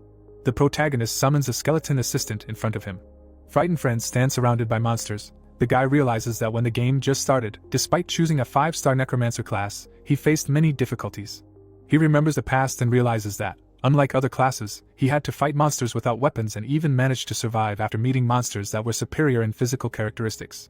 An orange sky is shown. The hero understands that the first reason he was able to survive. MC deftly repels the opponent's blows, realizing that he survived thanks to his skills. He fights a mutant, realizing that he is able to repel an opponent's attack with a high probability, and any, unless it is inflicted by an excessively huge monster or if it is not long range. The assistant hits the heavenly general, who shouts that it is unworthy because he wants to survive using the skeleton. He sends him to attack, shouting that this small is the strongest weapon that always exceeds all expectations. The red mutant angrily declares that he should be destroyed first. The system says that it was not possible to reflect the blow. Anubis sees a monster in front of him who shouts that he saw all the tricks and it's all over. The undead blocks a powerful blow. He realizes that the second reason he survived is team play. Minseek fights bravely. The guy understands that if he and the right attacker, then this is a tank. The monster gets angry. The guy realizes that it is enough to distribute roles and focus on their positions. They chop him with weapons. MC understands that this is necessary in order to defeat a stronger opponent. The mutant sits on the ground and says that there were 2 of them, and that means his true power lies in the summoning. Behind him is the gate to hell. He asks if he can close the gate if he summons everyone one by one. The protagonist looks at him and says that these are strengthened by the power of souls, and as long as they can fight, nothing else matters. The fierce hellish horses run forward. The guy notices that they have broken through. The red general is furious and says that the more monsters the demonic creatures kill, the stronger they become. They eat enemies. He continues to explain that even if they are on the same side. Undead and demons fight. He says that big monsters can't do anything, since they are held back by those he summoned, but the little ones had enough time to devour each other and become stronger. The red giant stands with hellish pets, saying that he doesn't have enough people, because one is not a warrior in the field. The protagonist says that the third reason he managed to survive until this moment is strategy and tactics. The heavenly general growls with glaring eyes. The warriors run forward. He shouts that they need to deal with the monsters that managed to break through. They must block the gate instead of the heavenly general. He turns around and asks about the slaves. The guy understands that in fact it was an operation to combat pirates, but this outcome is also not bad. Surprised people shout that they need to be stopped at least for his sake. The system says about a hidden task with the goal of holding out for 24 hours and the reward will be an experience card. He thinks that the hidden quest appeared after the gate was opened. Anubis is blazing with fire and says that it is better for him that they are rushing into battle with such enthusiasm because he received a personal quest in which you need to destroy the boss monster, and the reward will be the official status of a god, 1 ticket to change the class. Jisa looks at the necromancer and shouts that she is with them. He in turn understands that this is a real opportunity to become a full-fledged god, and not a demigod. The red giant standing opposite declares that the current situation is his doing. He flashes lightning and says that he did not want to say that physical strength is the only thing, but it feels like he was fooled. The necromancer stands opposite and asks if he is afraid. He denies. He clenches his giant fist, declaring that nothing can be changed. He is blazing with fire and shouts about strength, intelligence, power. Be that as it may, the strongest survives. The opponents look at each other. The demon declares that either he or the protagonist will remain. He strikes the henchman who is hiding behind the shield. He kicks. The guy understands that it is not enough yet. A fierce battle occurs. MC realizes that the situation on the battlefield is leveling out, but time is not on their side. Holding his staff, he thinks that one blow will not be enough and is needed to turn the tide. The demon smirks and says that as he thought, he will fall first. He releases energy shouting about the storm's skill from the blades. Anubis bleeds and screams, realizing that the enemy was hiding such a skill for the last time. The giant hits him with his fists, shouting that powerful skills require a lot of mana and another in his place would not use it. He shoots a column of fire at the protagonist, claiming that he has no other choice since he has to deal with his endless summoning. Jisa runs to attack the giant mutant. He continues to attack. The guy understands that he is being pushed back and this is the limit. The protagonist takes serious damage, thinking that he will simply lose even after doing everything possible. Hanho flies on a wyvern shouting that he told him that he does not like flying but was forced to anyway. A strong explosion occurs. Friends shout his name. He sits in the middle of clouds of smoke and dust. He calmly declares that he is cool and everything is fine. Surprised fighters ask where the daggers in the sky are from. Another demands not to be distracted but rather to help. The guy smilingly asks if this is not a waste of manpower, since they saved it for him only for filming. He agrees. He shouts in delight that it was an attack in the fall and in this situation he could be the grandfather of the pirate king, and not just the king. A friend stands near the boss and asks him to make the final blow. He demands to calm down. The red giant holds on to his wounds. MC declares that victory is theirs because he is not able to fight if he does not have potions or a restorative skill. He laughs and says that his body looks like a piece, and since he has nothing to patch himself up with, should we consider that he is cornered? Anubis with a scythe comes forward. He asks if the guy has already been treated, assuming that he is a fraud and that is where the power of a god lies. The protagonist with an unperturbed look asks why he is asking about this. He answers that having the archbishop class he has a special quest. With a terrifying grin, the red mutant says that he thought and he will be able to survive something like this. The notification says about the task of the descent of the god of war with the goal of killing 100,000 people during the war, and the reward will be receiving the divinity of Azura. There are only a couple of people left. Monsters bloodthirstily kill warriors. The system says that the conditions are met and the quest is completed. A huge enemy with 4 arms says that isn't this the perfect moment, because the war is not over yet. The protagonist in the guise of a demigod thinks about divinity. Realizing that he was also on a quest, he shouts to the guys to get ready to strike. A bright glow pierces the huge monster. He asks with a shabby look what it was.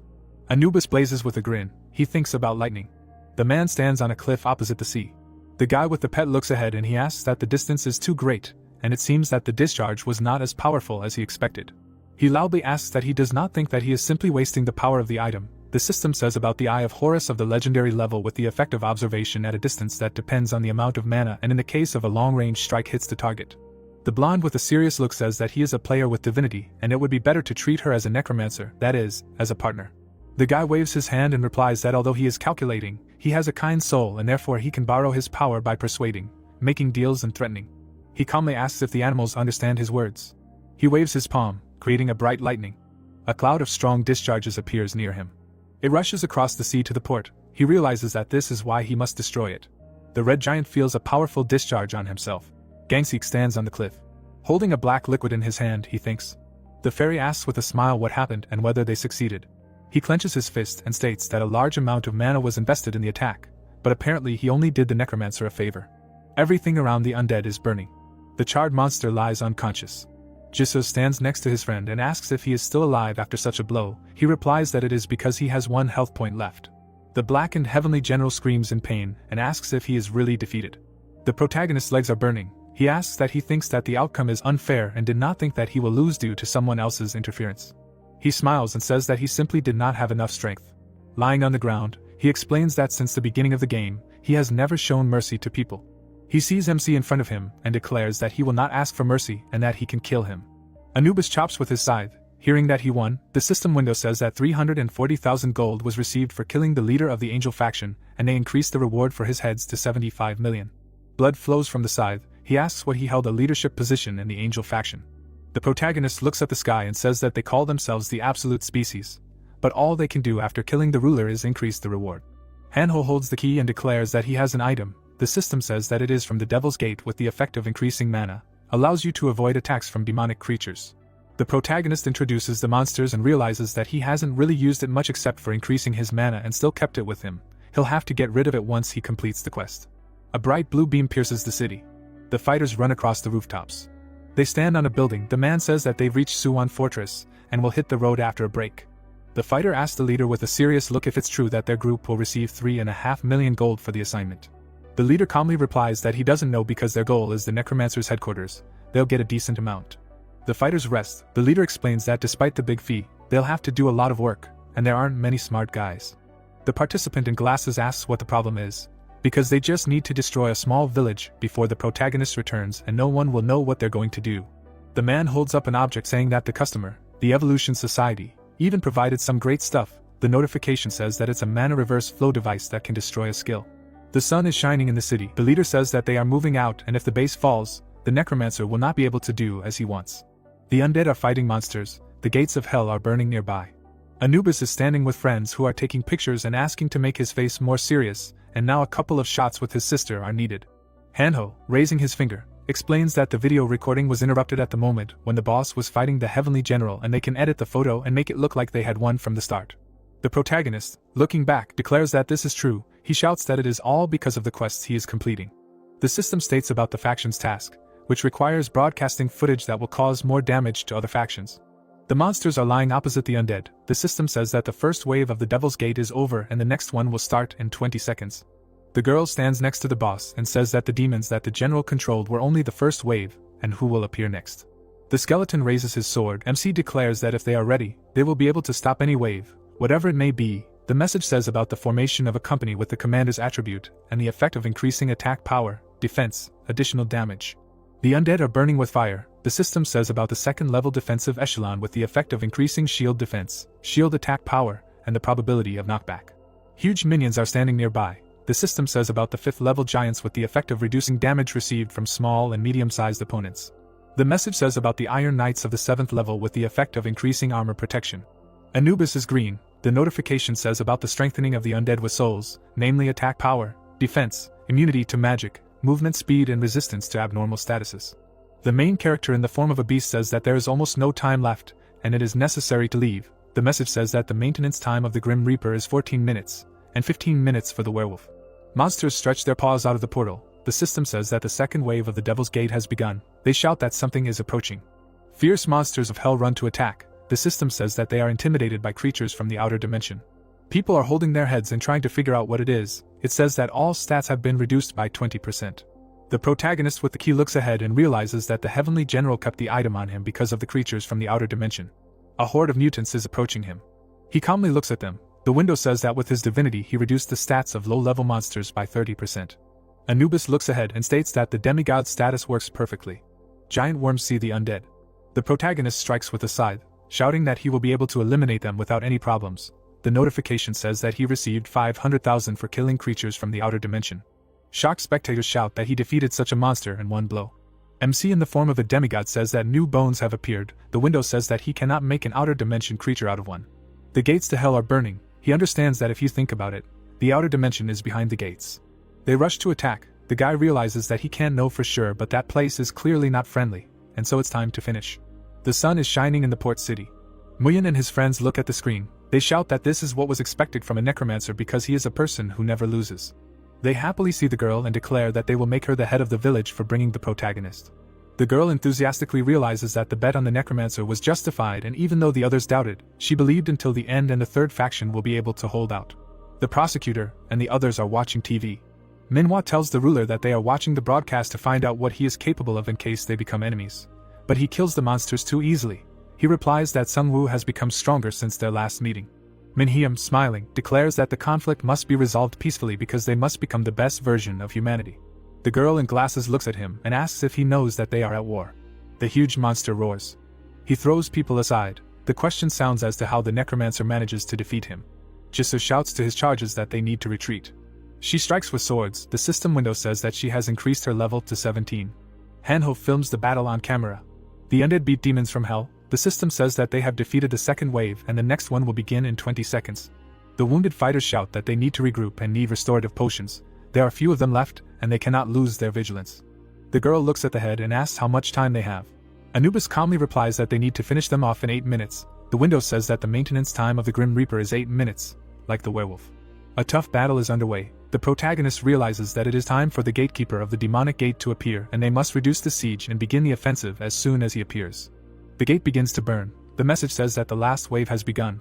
A fire forms near them. People shout that they have a bad feeling because some particles are gathering around. The main character grins. A fiery whirlwind sweeps away everything around. They shout that they need to be careful. MC watches and understands that the summoned creatures are strengthened in various ways. The giant steps with his foot. The window says that a boss monster has appeared, the gatekeeper of demons. A huge monster comes out. Everything is burning around. There are many corpses. Instead of a face, he has a fiery crack. It is said that they are intimidated by creatures from an external dimension. The fighters grab their necks and say that they cannot breathe. The guy with a serious look realizes that this is a dangerous situation. He imagines the enemies, realizing that no matter how strong the enemy was, during the fight he could always find his weak spot, so he defeated bosses who were difficult to deal with, and this one will not be an exception. He sees a giant in front of him, realizing that there is no time at all. Clenching his fist, he raises it before the attack. He directs a bright beam of light towards the mutant. He forms a shield around himself and fights back. The undead are watching them. They rush at the enemy, but he holds them back. His face is burning brightly. A whirlwind of fire forms around him. The fighters are shocked and ask what just happened. Hanho looks at his smartphone in dismay and shouts that he has a god-level shield and is also capable of such attacks, and it looks like they are doomed. The chat is discussing that he destroyed the army in the blink of an eye, and is this really the end for them? The dark mutant looks forward. MC with a side stands opposite. People shout that they need to run. His legs glow green. Jisoo screams in fear at Sungwoo. Another asks why he is going to the monster. He raises his huge leg. The leader is shouted that he needs to be careful. He sees a pole rushing in front of him. The giant passes by him. Everyone is shocked by this. The main character has a key to the Devil's Gate hanging around his neck. Anubis thinks seriously about the power of the system. He rushes at his back, realizing that despite the presence of the item, he will notice it at the moment of attack, and in this case. The protagonist moves forward, realizing that it will not take him much time. The monster suddenly turns to him. He deals a powerful blow with a scythe, thinking that he will finish him off the first time. The mutant falls to the ground screaming loudly. Sungwoo's hand shines. He asks if he is still alive. The system says that the twilight assault is beginning. Several giant skeletons go forward. The protagonist in the form of a beast says that we need to act now, and everyone goes on the attack. The skeleton assistant begins to spin. Other undead grabs the monster with their hands. MC jumps up swinging his weapon. He cuts the enemy. The system says that 78 million was received for killing the boss monster, and he increased his level to 22. There are 1932 days left until the qualification. The demigod looks at the window that he received the title of Demon Hunter and increased strength, agility and immunity. He shouts that it's over and even managed to raise the level. He holds a card. The message says that the ghost summoning is confirmed. The guy notes that this is a new skill. Information about the skill is shown, which at the basic level, allows you to summon 2 ghosts that do not receive damage from attacks, can overcome obstacles, impose curses. The protagonist notes that this will increase his combat power. Blazing green light, he says that only. The gates of hell are burning in front of him. He declares that you need to recklessly enter and Anubis will soon be released. He holds a scythe and sees a message that he can save the dungeon raid level and the scroll of the Devil's Gate. He exclaims with a serious look that he will save it, because at the same time the reward will increase. A portal is burning near him. The window says that the information about the item has been changed. Now there is the second floor of a special level, the category of a magic scroll. with the effect of opening the gate for 36 hours. The excited people shout that they have finally won and glory to the necromancer. The demigod, through the pain, declares that his strength is leaving him. The notification notes that all characteristics are reduced for 24 hours. The guy sweating says that this is definitely the end. The message says that he successfully completed a special task and can choose a reward. He understands with a serious face that there is no need to change classes and that Hanho would need something similar. The pumped-up friend poses. The protagonist says that he does not need it because his potential can be the greatest among all. A demigod card is shown. It says that he can choose the official status of a god. A card with a man appears. The window says about Thanatos. A bearded man is shown on a golden card. The message says about Yama. The guy looks at this and says that several gods associated with death were presented, but he could only choose 3 and he is curious about the abilities of the others. But alas, nothing can be done. The silhouette of Anubis appears behind the protagonist. The window says that he receives the official status of the god of death. In another message, information about a demigod level skill when you can use divine power for 1 hour per day. MC frowns and says that fortunately he doesn't need the transformation ampoule, but the time to maintain the form is still an hour. Judging by the correspondence, the first stage, there is an opportunity for further development. The joyful warrior turns to the master necromancer, saying that he is their savior and if he needs help, he can contact him at any time. He stands in front of him and says that he heard that he wants to organize a third faction and if the protagonist does not mind, then they would like to join. The protagonist, raising his hand, declares that this issue has not yet been decided, clarifying why they decided to give preference to the third faction. The men exchange glances. The interlocutor explains in surprise that it is because of security, because they have already suffered from pirates. The guy in the cloak declares that if they want to rely on someone for survival, then it is worth considering the absolute race. Turning around, he says that he will not help with this. The man shouts after him what the goal of the third faction is, and what else can be achieved in the world except security. The protagonist, looking forward, thinks about the goal. He imagines the statue and realizes that the decision was random, and the reason why he broke the angel is because of a certain belief. Sunwoo calmly speaks about the solution, realizing that the only way to achieve his goals is to get rid of the absolute race. He calmly declares that he will find a solution to this ridiculous phenomenon. He leaves with the undead in France, saying that he is not going to mindlessly accept people, but will only gather those who pursue the same goal as him and bring the game to the end. The people look at him silently. He clenches his fists and says that in this case, they are not suitable. The guy goes with Jisa and the skeleton asking if the broadcast has ended. The system window says that he has successfully completed the faction's task and received a reward. Hanho runs to them, shouting that an emergency message has arrived from the village. He shouts in surprise that while they were gone, someone attacked her. The guy puts out a flaming hand and says that they need to return urgently. Hanho calmly looks at the phone and explains that it seems the enemy was captured and did not have time to cause damage. Pixel friends are standing in front of the monster. He understands that the world has turned into a game. Monsters throw dice. The main character thinks whose joke it was God or the devil and maybe a conspiracy of a great power or just a dream. A soldier with a gun is sitting by the wall. The guy thinks that now the answers to these questions do not matter to anyone, and it is not important who gives out quests. Behind the warriors everything explodes. They talk about how to complete them and live here and now because due to the risk of dying there is no time for doubts. A man sits near the explosion with a phone and asks what he wants to solve this phenomenon, noting that they have a rebel and a revolutionary. The message says that the man supports the necromancer, and watching the battles with the pirates he realized that they should not go through something like this, and what are the true intentions of angels and demons. The warrior grins as he looks at the screen and asks if it's because he's acting extravagantly, and the public's reaction is pretty good, writing that they support him. He turns around to see explosions, and the chat says that the team is amazing but boring to watch. He gets up from hiding, saying that he doesn't know if the path he's chosen is right, that he believes the prosecutor, and can't trust either angels or demons. People are standing near the ships in the port. The girl clenches her fist and shouts that they're also heading out to hunt, and that if things continue like this, they'll be left far behind. Muyen stands in front of her, and says that she understands everything but that she should calm down. He throws up his hands and explains that they shouldn't jump to conclusions, that they should protect each other so that no one dies or gets hurt.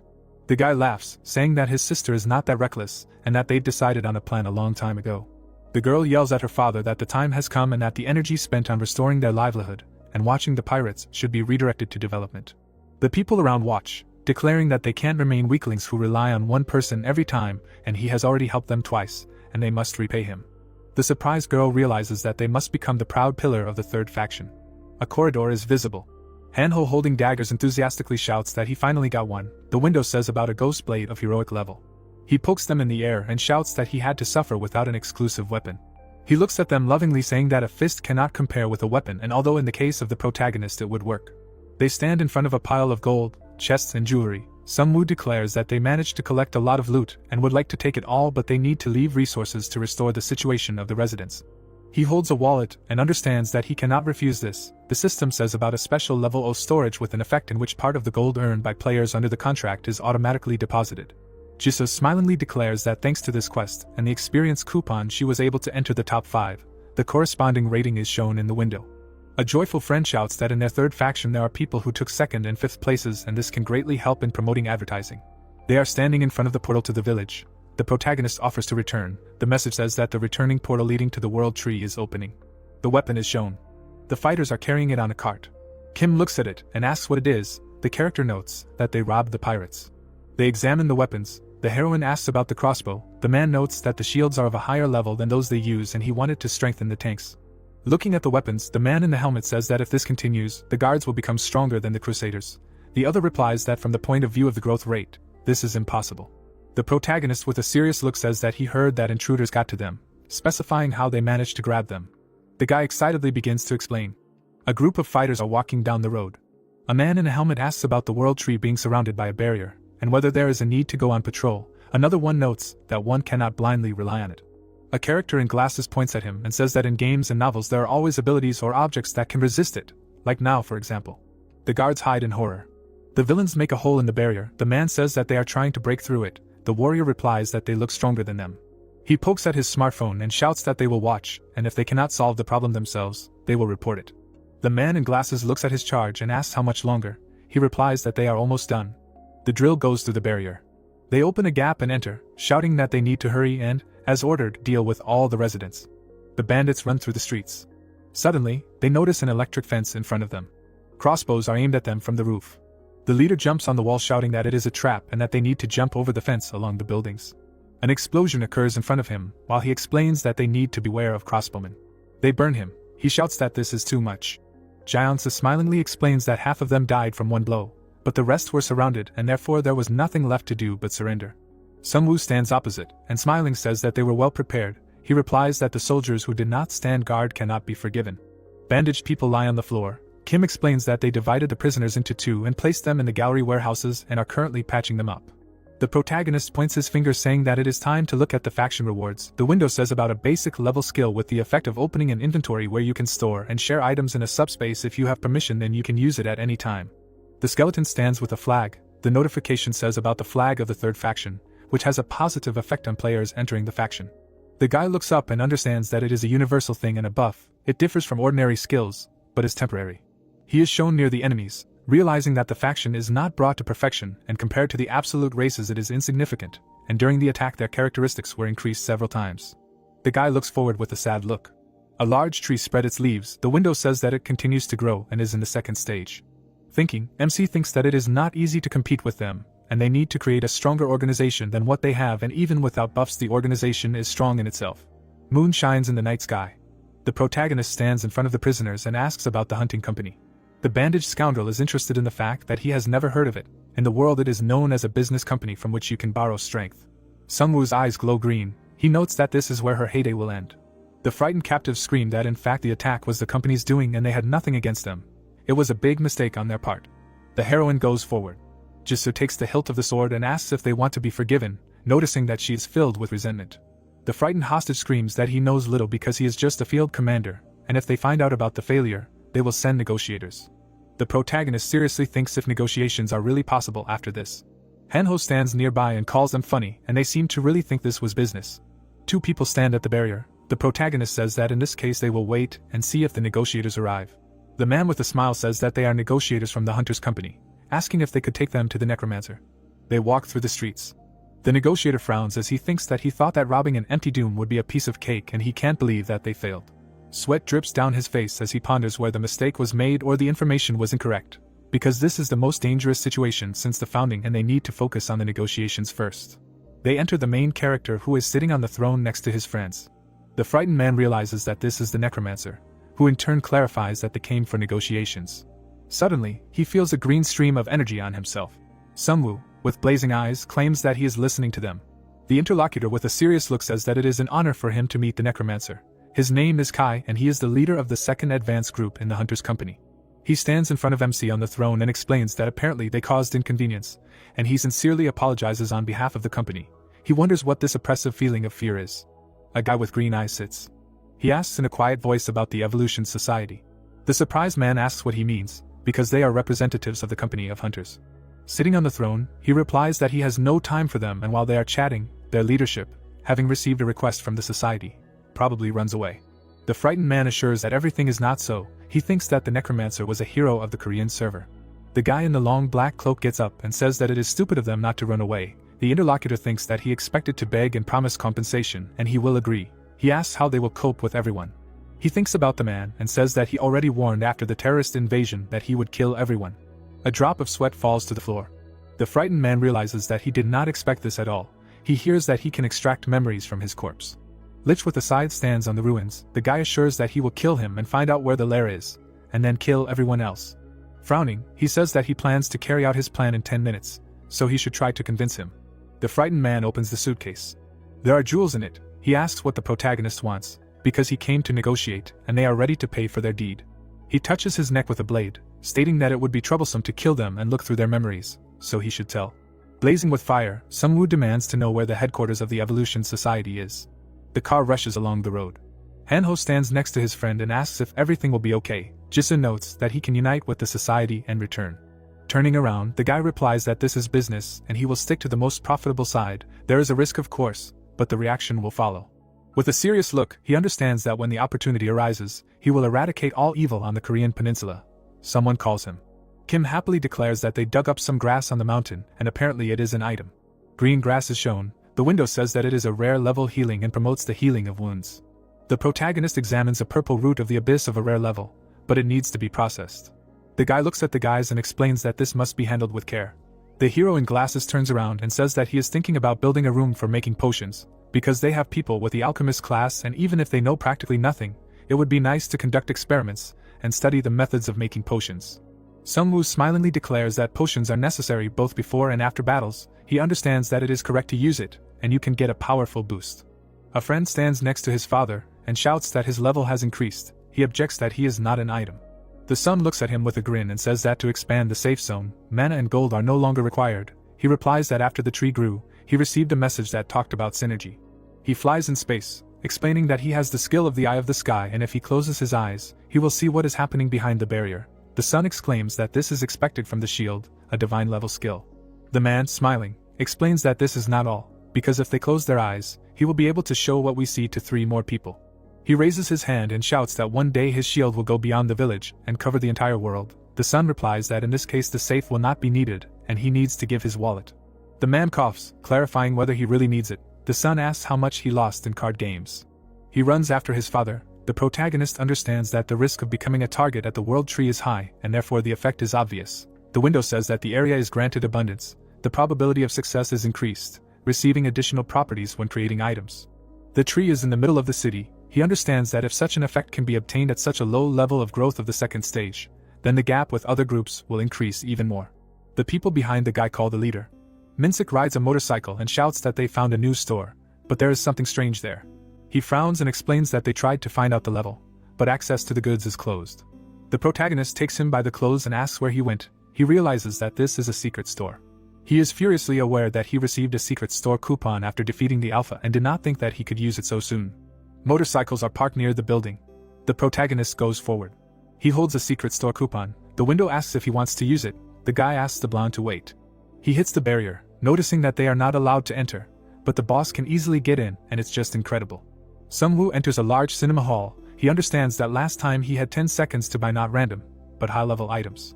The window shows the characteristics of the main character. He sees that he has 148 million gold and therefore will not have to refuse anything due to lack of money like last time.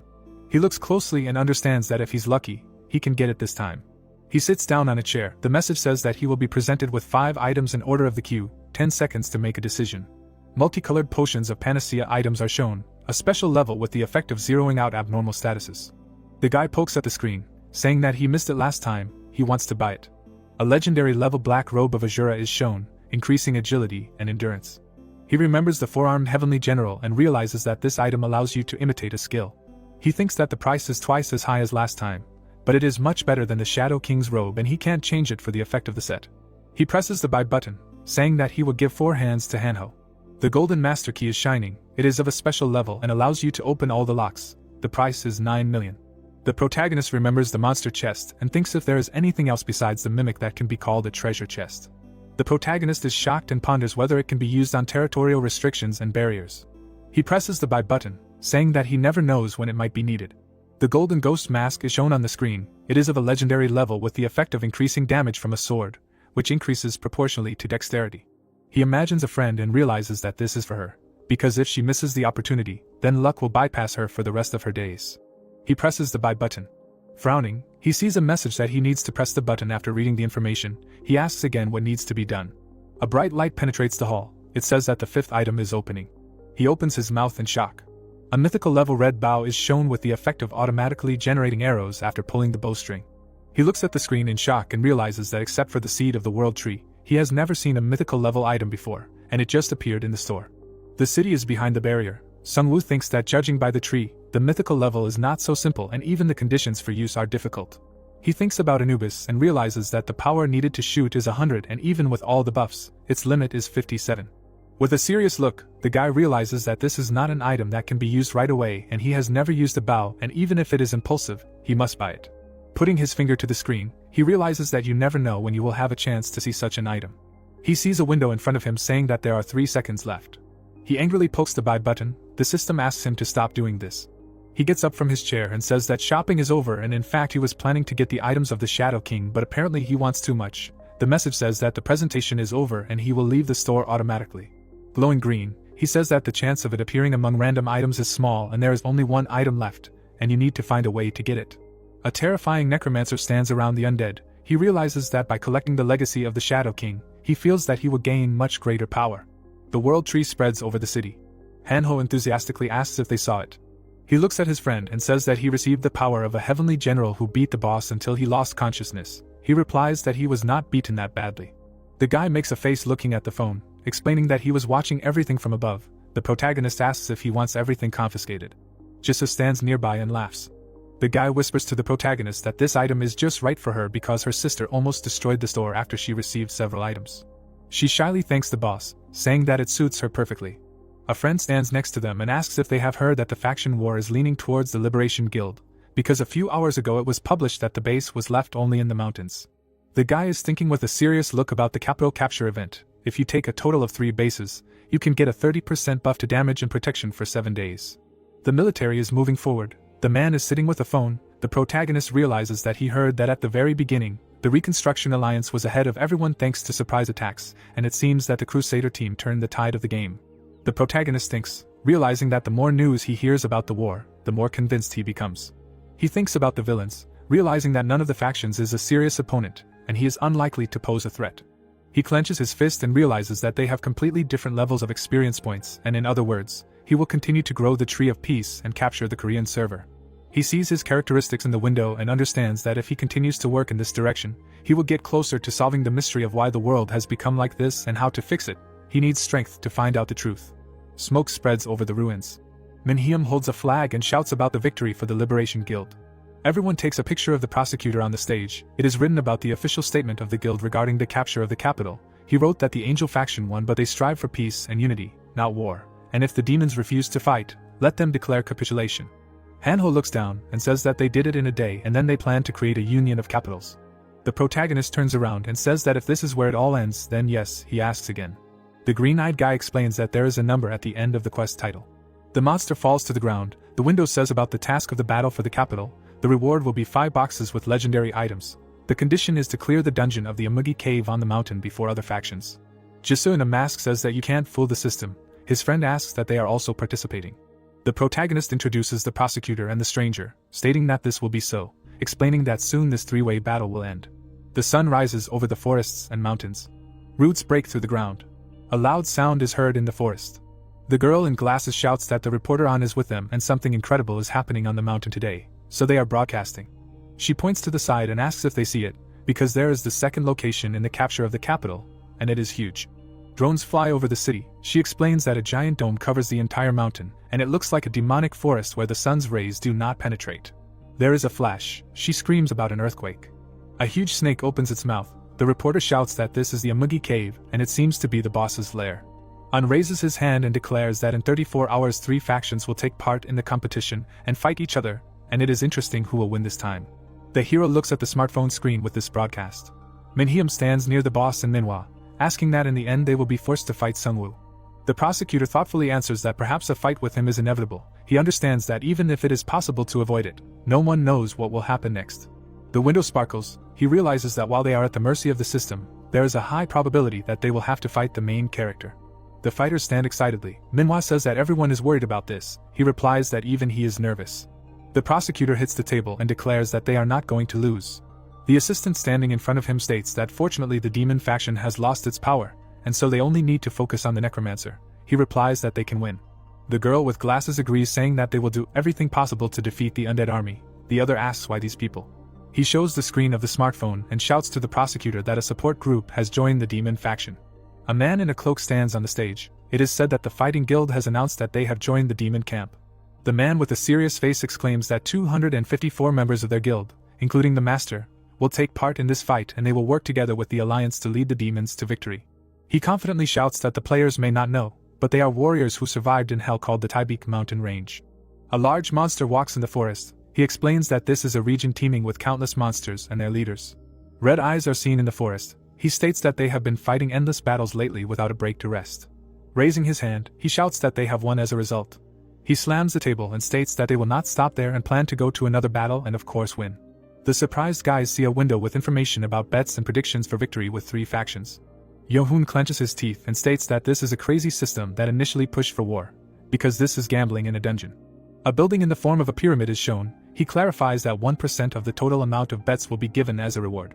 The protagonist turns around and states that they need to pretend to be weak, asking if they will make people believe that they will lose. He puts his hand on a disgruntled Hanho and says that at least it will cause concern and his time has come. He replies that he will do everything but warns that if he continues to get into the swing of things, he will finish him off. Jisa looks at them and asks that provocation and falsification are wrong. There is a box with her things. She shouts that it is her gold. A friend replies that he will not create problems and just asks for some guarantees. The main character scratches his head and asks how they can pretend to be weak. The guy raises his finger and says that he is using those people. The Crusaders listen to the people on the stage. It is written about the Angel faction. The prosecutor clenches his fist and declares that they are a guild of liberators and they will definitely win the competition on the mountain, and they received a buff as a reward, so victory is theirs. He decisively states that the legendary items they received will be transferred to the player association that is in development. They advocate for the distribution of power. In the chat, they write that they trust him. Others answer that they support the necromancer. The host of the demon faction shouts to the audience that he wants to introduce a person. The chairman of the Reconstruction Alliance smiles. He is announced as a man hidden behind a veil. The guy looks at the stage and says that he has seen this somewhere before. Opening his mouth, he shouts that this is Chairman Lee. In the chat, they write that they recognize him.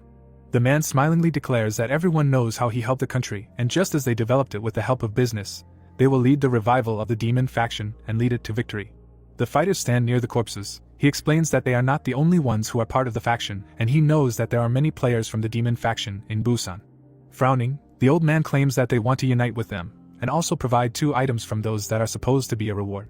The enthusiastic fighters hear that 1 legendary item will be given to an independent player who decides to join the faction. Everything is simple. He holds the phone and asks to carefully store the betting tokens and join the demon faction, and he will post all the details on the community page. Bodyguards stand near the car. In the chat they write that they believe in the chairman and his tactics. The tree stands in the middle of the city. It is written about the 3rd faction. In the message from the strongest sergeant it is written that his hideout is near Suwon, and he noticed a huge cloud of black smoke that was moving. In the comments they write that even the terrorists failed. Everyone else is guessing who could have attacked.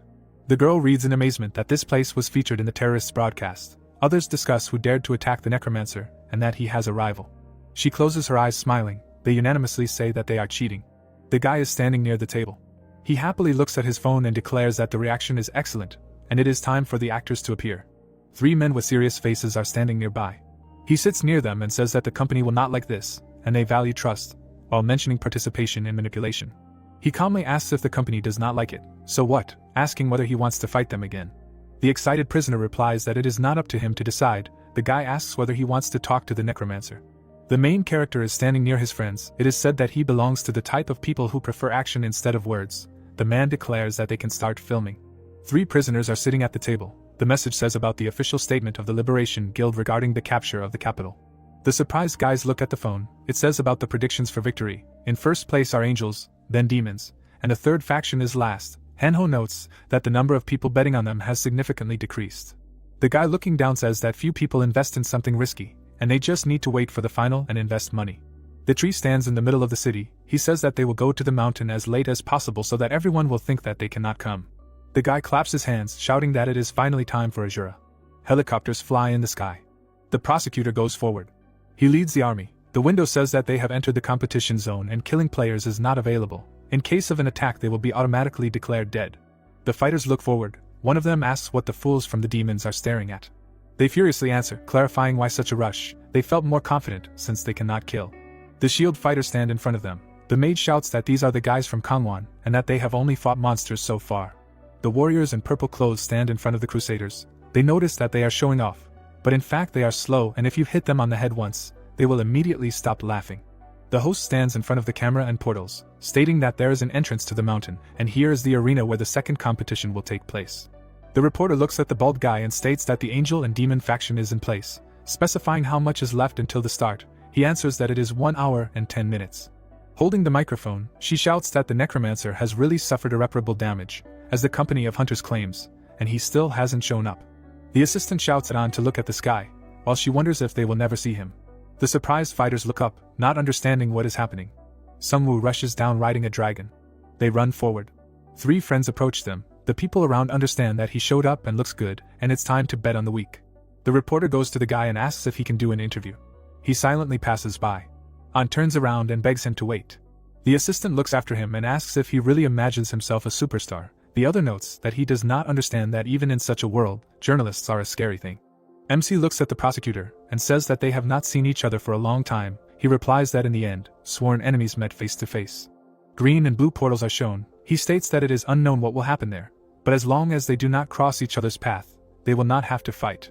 He goes on, realizing that even if they become enemies, he is not going to fight to the death. They have long been allies and debtors to each other. They are determined. The guy understands that if he has to kill, then so be it. The warrior in purple clothes sees them and asks what they were talking about. The chairman sits in the car hearing that apparently no one attacked the necromancer. He agrees. He sticks his hand out of the window and says that he has a plan. He is a slippery man and even now continues to think about money. In the case are arrows of divine blood with the effect of concentrating divine power, which gives additional damage to the undead. Frowning, he says that there are only 4 arrows and everything needs to be done correctly. The ward holds it, saying that if they did not have this, then nothing could strike directly in the heart, but they understood them. The protagonist in a pool of blood, he explains that there are only 4 pieces, but they will try to kill him with the first shot because if he misses, he will immediately understand the power of this weapon. He puts it back and says that the chairman can rely on them, specifying where he got it from, because the weapon is ideal for fighting the necromancer. Frowning, he replies that the fighter does not need to know this. He smiles, looks out the window and says that the interlocutor is a businessman and has many secrets. He notes that the necromancer is not the only one to be wary of. Jisoo is standing next to him. The man says that the girl is good with a blade and is his colleague. She confidently moves forward. The villain explains that she is in the top 5 and probably reached this level not without the help of the necromancer. The girl fights fiercely. It is said that in the video with the battle against the pirates, she single-handedly dealt with the monster that killed the tank. Sitting in the car, he tells the henchman that she can interfere and therefore, after the start of the competition, you need to get rid of her first. He replies that she is the type of person that subordinates like. The heroes are standing in front of the green portal. The system says that an entrance for the third faction has appeared. The protagonist turns to his friend and asks what is good that there is a separate entrance for each faction. Asking if he is in a good mood, he replies that he just feels left out. The system window says that the betting time is up. Angels are in first place, then demons, and the third faction is the last. The total bet amount is 408 million. Hanho is excited and says that if they win, the winnings will multiply. She replies that this is better than gacha, at least the effort will pay off. Sungwoo with a serious look sees a window about a bet of 70 million on the third faction. He understands that thanks to this, he will no longer have to worry about working capital. A diagram of the 3 participants is shown. He realizes that their faction does not include many elites. They are at a disadvantage in terms of financial support, and in order to grow and develop, they have to borrow money from other factions. The guys enter the portal. The message says that they can enter the dungeon of a Mugi cave. A bright glow occurs. Hanho tries to open his eyes. They look around. The guy asks why they are trapped because there is not a single ray of light. The protagonist replies that this is a dungeon. The system says that they entered inside. They see a giant tree. The guy wonders why it is so huge and are they really in Korea. Jisoo replies that it looks like the plant life has begun to dominate the fauna. They walk along with the undead. The guy wonders if there are any monsters that look like cats. The notification says that at the first stage you need to find a key to move on. The girl in the mask notes that most likely it is about a monkey. The protagonist goes ahead, hearing from Manhwa a question about this foreign word. He answers that it is in their language. He understands that he is a university student, and also an art department student. The leader goes on, stating that he does not know what a sphinx is, but if you meet a monkey in such a place, the battle will not be easy. He turns around, noticing that you need to be on your guard. They look around in the middle of the forest. He says that another faction has already started. Frightened men shout that the enemy is there. They are from the demon faction. Fierce monkeys jump on the branches. The warriors shout that you just need to shoot at them. A frightened man asks how they can even be caught. A fighter watches in horror as liquid drips down on him. People are torn apart and fall down. The crusaders from the angel faction look around. They scream that these creatures have surrounded them and are waiting for them to disperse. The prosecutor next to the army says that they will be able to lure them out when they disperse. The assistant notes that this is too risky. The monkeys jump around with a mad look. He says that one of them has the key and they do not know how much damage will be done before they can find it. Yohoon frowns and realizes that the quest is not very difficult, but they can take a lot of damage without moving from the entrance. He is shocked to see a window that the third faction has already received the key. The prosecutor opens his mouth and asks how they did it so quickly. Quick blows cut through the tree trunks. Jisoo closes his eyes. The system window says that the damage from the sword increases proportionally to agility. Fierce monkeys jump on the branches. The window says that thanks to the sense of the ghost, she better senses the targets around, claims that she hears it. The key hangs on a chain. She means the clanking of metal. The girl, raising her head, says that it is there. Hanho frantically looks around, asking where, noting that it is so dark that only she can find it, and even if they find it, how to eliminate the target. The protagonist raises a burning hand, declaring that they need to make him come down from the tree. The notification says that a poisonous cloud has formed in the area. Bright lightning flashes. It began to rain. He realizes that due to the fact that the forest is quite dense, raindrops can be avoided. Water flows down the trees and leaves. A monkey sits on a branch. The protagonist thinks about those that flow down the trees. The monkey growls at Hanho, who shouts that she is coming down. The guy thinks that if he is not resistant to poisons, he will have no other choice. The beast growls in surprise. It says that when he comes down, the undead attack him. The protagonist thinks that he will be attacked by ghouls. Of all the members of his family, they climb trees better than others. The beast tears the undead apart. The necromancer stands next to Minsik and understands that one should not forget about the difference in weight. A bright fire fills his eyes. He releases blue chains of the abyss. The chain entangles the neck of the beast. Other monkeys fall down. The henchman pulls the chains and kills them. Jisoo chops off the heads of enemies. The system says to receive 135,000 gold for killing the Sphinx. Minsik and other undead fight the enemy. The monkeys fearfully climb the branches. Surprised, Hanho stands next to his friend and asks why they have lost the desire to go down. He notes that instead of fighting on the ground, they suffer burns from poison and it is necessary to induce in them the desire to go down. Green energy fills the space. Suddenly, the necromancer's bird grabs the dead monkey. A powerful explosion occurs after using the skill. The frightened animals grab their necks and can't breathe. The guy understands that although it is weaker than the original, it is still the breath of the abyss. The burning bodies of the monkeys fall down. Sungwoo declares that now they understand that this is his territory. A friend stands nearby and shouts about the powerful power of the boss. The power resides in him. His eyes light up with a bright light. With the help of 4 hands, he throws 4 daggers straight at the monkey. He screams in rage about shooting with daggers. Jisoo flies from above on the monkey with a key on his neck. She strikes a strong blow with her sword. The system says that the third faction has received the key. It sparkles with blue light. Flies into the forest. The protagonist declares that apparently he is leading them to the next area, and they need to follow him. A dense forest spreads out under the sky. Green grass and mushrooms are visible. The heroes move forward with the undead, noticing that it is lighter there, as the moss glows. The surprised guy talks about a giant wasp. The system says about the second stage in which you need to develop immunity to deadly poison. You need to track down 100 poisonous wasps to improve. Flying monsters move towards them. The fighters hid behind the trees. Hanho says that he thought they were drones. The girl notices that they are very large and therefore look unrealistic. She looks at the hive, stating that a strong hum is heard and it is very close. The guy laughs behind MC's back and says that touching it is madness. He looks at Sungwoo with a serious expression and clarifies if he is right. A red crossbow is shown. He replies that catching them one by one is ineffective. The message says that it is legendary level, increases agility and damage. The protagonist starts shooting at them, shouting that they need to burn it to the ground. They see an energy shield around. The guy screams in shock that they have a divine skill. The skeletons of the dark sphinxes go on the attack. The necromancer says that in this case they will rise and throw it off themselves. A fierce wasp puts out its huge sting. They prick the dead monkeys. The guy notices this and realizes that they are not so weak. But if they become immune to poison, their attacks will not differ from ordinary physical ones. The sphinxes attack the barrier. The boss orders to throw off the hive. It quickly falls down. The skeletons of the bears begin to beat him with their paws. The wasps see several skeletons attacking the hive. The shield breaks into pieces. Sung Woo continues to shoot from the crossbow. An explosion occurs. The system says that gold is received for killing poisonous giant wasps and their larvae. 34 out of 100 are killed. Surprised Hanho says that at this rate they will quickly kill 100 and apparently they do not leave the burning hive. The protagonist looks forward and declares that they will kill more. The friend asks why. He smirks and declares that this is what those who have gone far ahead do. The monkey opens its mouth. Blood flows from its neck. The other team chops down the sphinxes, shouting that they have finally reached and got the key. A bright blue light moves through the forest. They declare that they need to move. The boss frowns and runs forward, hearing that 20 people have died, and even though there were victims, it was worth it. There are corpses of monsters in the forest. He says that he knew that the quest would be difficult to complete with several classes. They understood everything but formed a raid of warriors and rangers. The fighters are shown in the frame, explaining that they refused to allocate people to protect the priests and magicians in order to take the damage and complete the raid as soon as possible. He shouts in rage that nevertheless they are inferior to the necromancer. They follow the light. He asks what the chairman will think of them, and since they found the key they will be able to catch up in the shortest possible time. They see windows in front of them. He angrily says that they need to kill the wasps, and it's good that they won't have to look for someone who hid God knows where again. He turns to the fighters and shouts that since the task is to kill 100 individuals, they must be somewhere nearby. They need to split up and search. In the middle of the forest, a cry is heard whether the second team found live wasps. They are told that they did not, as well as the third. The commander furiously asks where they went.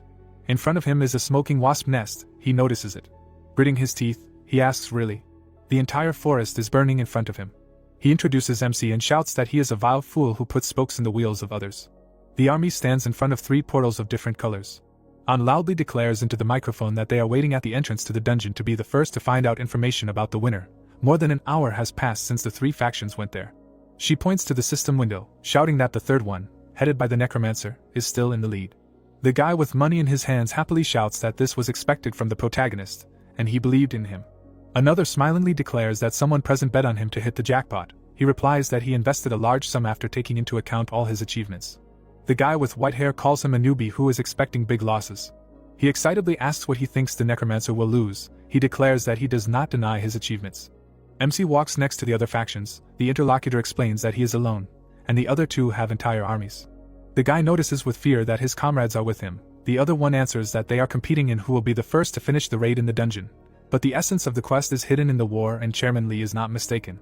He stands in front of the army with an angry look. He explains that despite the fact that strength is valued most in the world, he was able to analyze the situation and created power, and even though the war was postponed, he was able to convince the forces of Kanwandu during the negotiations.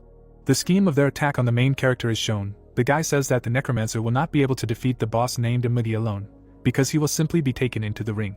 The white-haired man stands smiling next to the frightened guy who thinks about cold-blooded judgments and analytical abilities. Who is this person? He laughs madly and exclaims that this time the victory will be for the demons, and he feels it as if he bet on the right horse 7 years ago. The interlocutor looks at him with displeasure and thinks that he is just a gambling addict. He asks if he does not hear. The demon commander stands at the hive and shouts. A fan asks about the cry that foretells the victory of the fighting guild. A huge snake looks forward.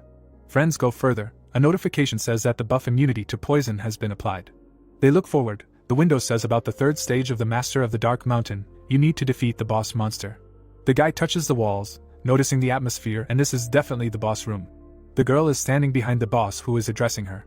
She is standing in the middle of the cube, stating that she does not feel anything, as if something is in the way.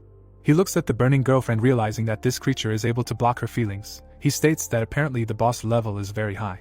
The silhouette of the snake is shown. He realizes that the fact is that Amudi is a spirit who is currently preparing to reincarnate into a dragon. A sound is heard from the distant corridors. Grimacing friends discuss that it is rather stuffy and as if dipped in boiling water. He realizes that it feels like the deity itself is pressing. A bright light is seen in the dark corridor. They look there in shock and realize that the enemy is already here. The snake is crawling rapidly along the ground.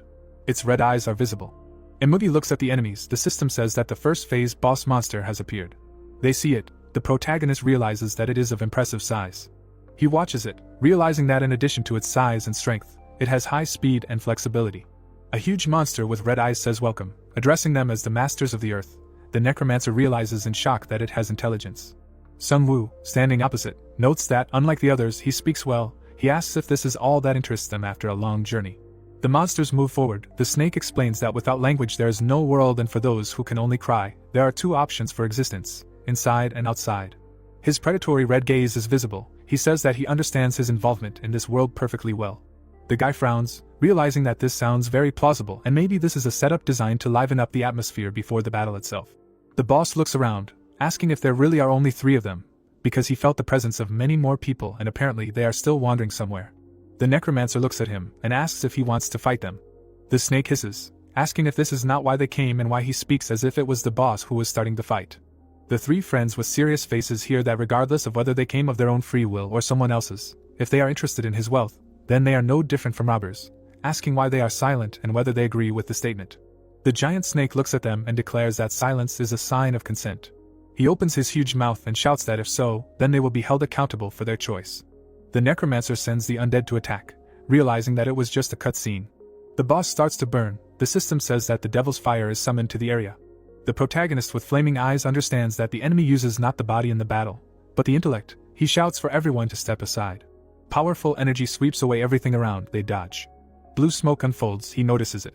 They jump from his attack. Sungwoo holds a scythe. The window says that he has gained the power of Lich and summoned the Reaper's scythe. A snake with red eyes looks at him and notices that he has the powers of evil. Anubis goes with an assistant and asks if he wants to taste the divine power. The system says that he has temporarily received the power of the god of death and all characteristics are increased. The boss with a serious look asks about the dog, noting that the guy is not only the embodiment of evil, but also a barbarian. An army of undead moves towards the snake. The messages say that soul regeneration and death response are activated in the area. The robot flies with a fist at the enemy, declaring that Necromech has arrived and the enemy has let down his guard, and he is not even a human. A bright sign is visible. They surround the snake everywhere, which holds back the onslaught of the undead. Anubis looks forward and thinks if they really were stopped. The boss with flaming eyes asks if this is really all the protagonist can do. With the help of several elements, he attacks the dead. MC raises his scythe, calling on the wyvern monster to attack. The snake with a terrifying look exclaims that it is useless. Blue energy pierces the flying monster.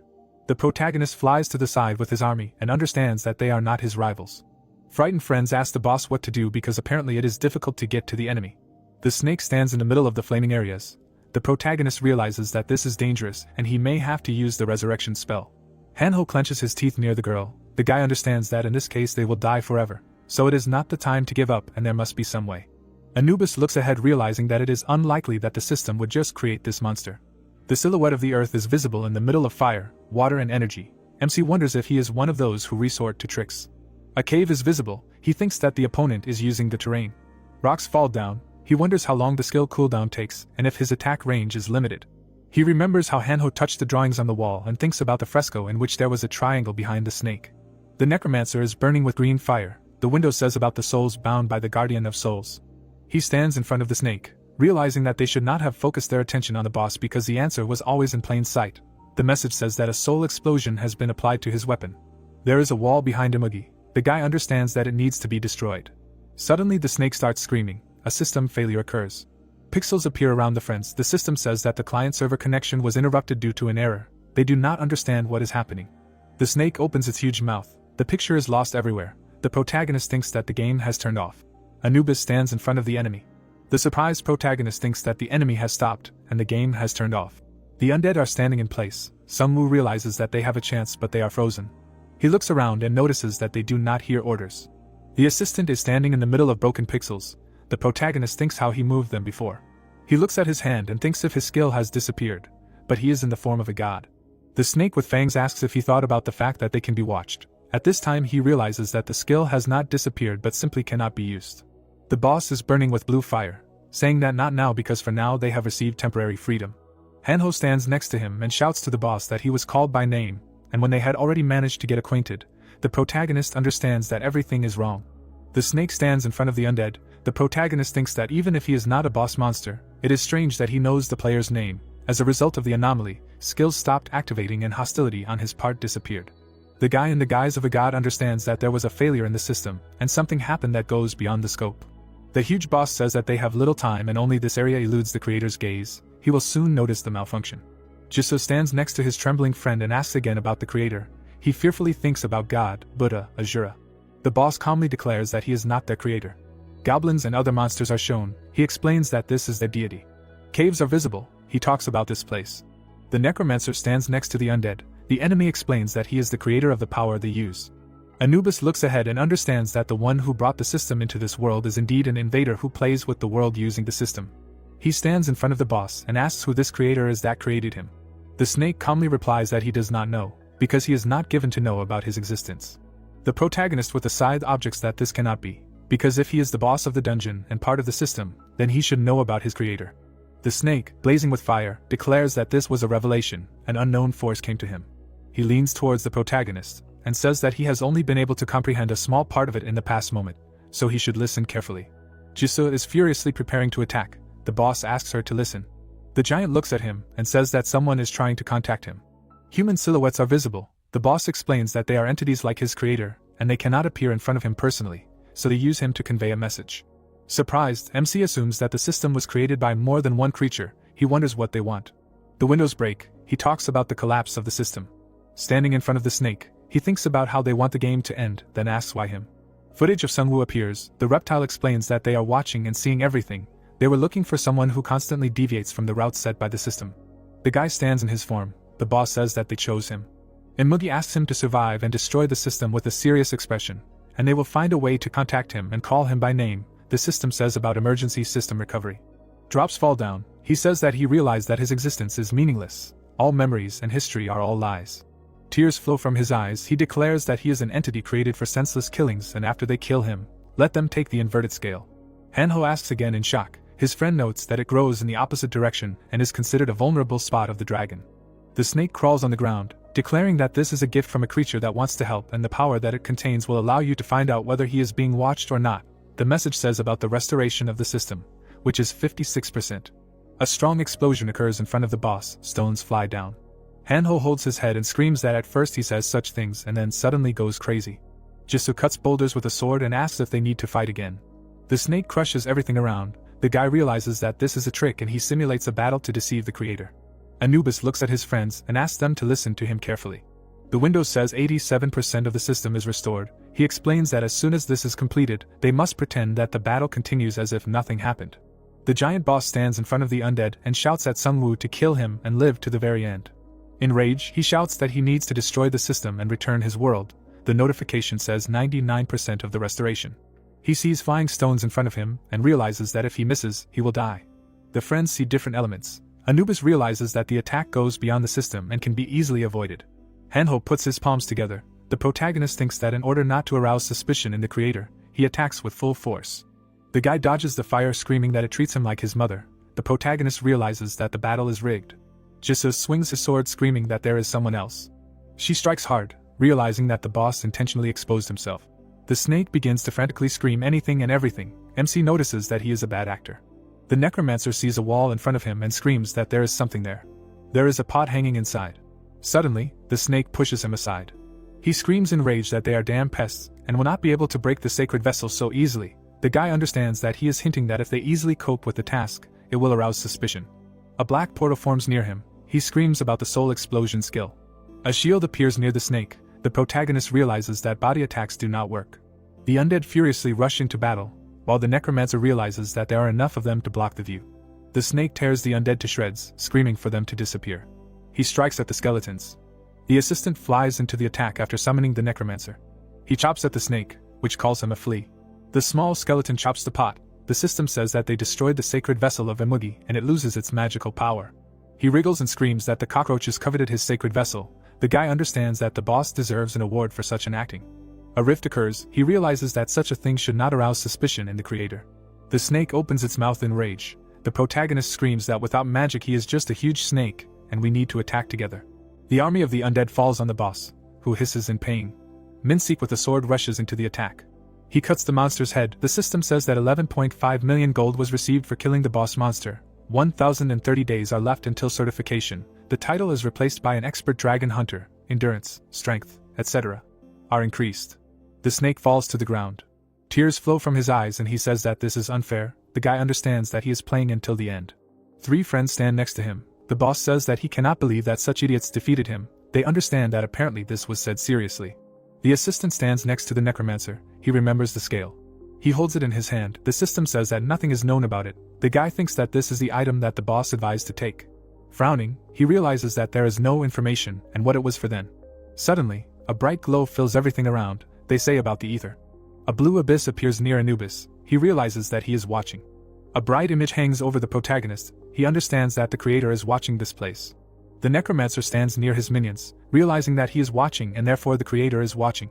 The worried leader thinks that he cannot see the notification and is it really possible to avoid the creator's gaze? He remembers the entities and ponders how this is possible, and therefore the creator, and what is similar to him have different thinking. But who are they, and why are they playing the game? A bunch of chests appear near him. The system says that the third faction wins the battle for the capital and a prize of 4 million gold is paid out, as well as dividends for the faction in the amount of 297 million. The protagonist grins, clenches his fist and says that they earn 300 million at a time. An earthquake occurs on the bridge and a hole appears in the ceiling. Hanho smilingly asks that now they will look at the beggars and is it true that there are still fools in the world who bet on the faction of angels and demons. The protagonist goes with his minions. He understands that the quest is over, and the zone prohibiting killing other players is cancelled. He thinks whether they will surrender just like that. An explosion occurs. He realizes that most likely not. The frightened fighters see a window that the dungeon is captured and will soon disappear. They declare a damn necromancer. The commander with the sword says that 211 people died and this is a humiliating defeat as a result of which they received nothing. He takes the hilt and declares that this is not the end. The warriors look at him and hear that despite the loss, they remained alive and conquered the mountains, the territory of monsters. He raises his sword and exclaims that they need to get up from their knees and turn this mountain into a necromancer's grave. The chairman is shown grinning near the army. It is said that he has prepared an army of 320 people on the outskirts, and this is plan B in case of an emergency. The commander angrily yells that they are starting an exorcism operation to catch a devil named Sungwoo. Trees fall loudly to the ground. An and the others see this and declare that it is finally over and the huge dungeon disappears on its own. The guys come out of the green portal. She shouts that here are the winners. The reporter with a displeased look declares that surprisingly, the third faction has bypassed their rivals and risen to the top of the Korean server. Jisoo with an angry look takes up his sword. The assistant behind the reporter asks if they did something to anger her. She runs her sword. Severed arrows fall down. The reporter sees the undead and shouts that this was an attack on the necromancer, and despite the end of the quest, the battle has flared up again. Dozens of arrows fly out of the forest. People scream in fear to be careful. The protagonist frowns and thinks that the first 2 arrows were especially for him. The girl fights them off, shouting the name of the leader. She seriously states that the one who shot the arrows is preparing to attack again, and she will go and eliminate him, and the guy should be careful. She put on a mask and furiously ran to attack. The girl with 2 blades jumps forward. Surprised An looks at what is happening and asks if others saw it, because it is a red demon from the third faction and apparently everyone there is unique.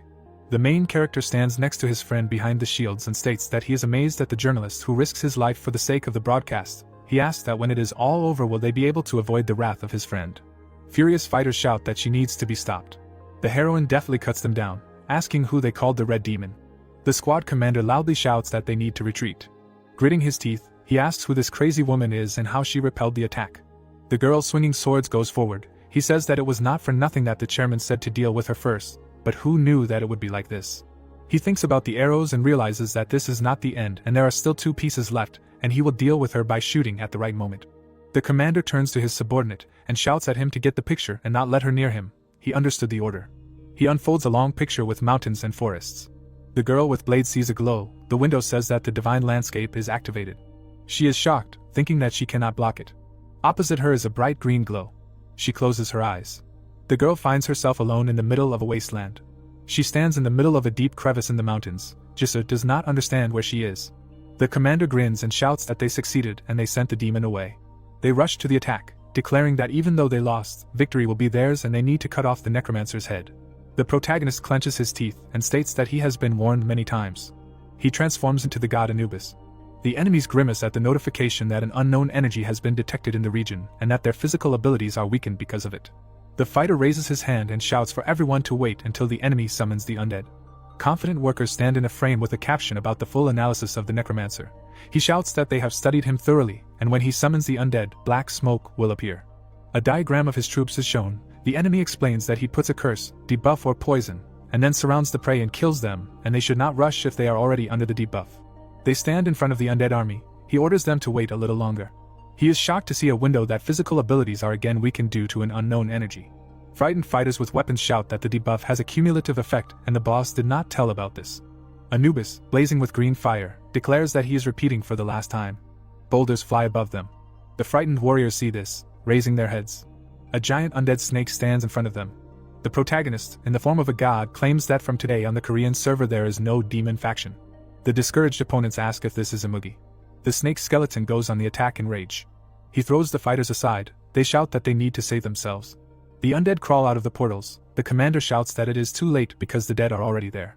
MC with his army stands in front. They declare that he is the embodiment of death itself.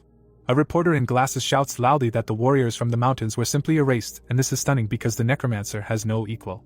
The commander fights off the attacks of the skeletons, asking if Sungwoo really thinks that he can defeat the army only with the help of a summoning.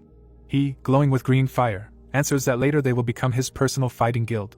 The enemy, frowning, assures that the guy is wrong and he will still lose because that monster is not next to him. He receives 2 burning arrows right in the chest. A bright glow is visible in the dark forest. The warrior pulls the arrow on the bow. The girl aims, realizing that she needs to focus on breathing. Kate imagines her lessons and understands that she comes from a school shooting club and she is a very accurate shooter, and someone like her appears in Korea once every 50 years.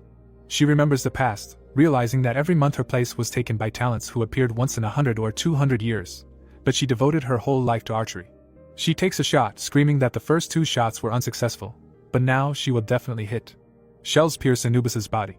Red energy rises. The protagonist asks what was the sniper. The last shot hits his head.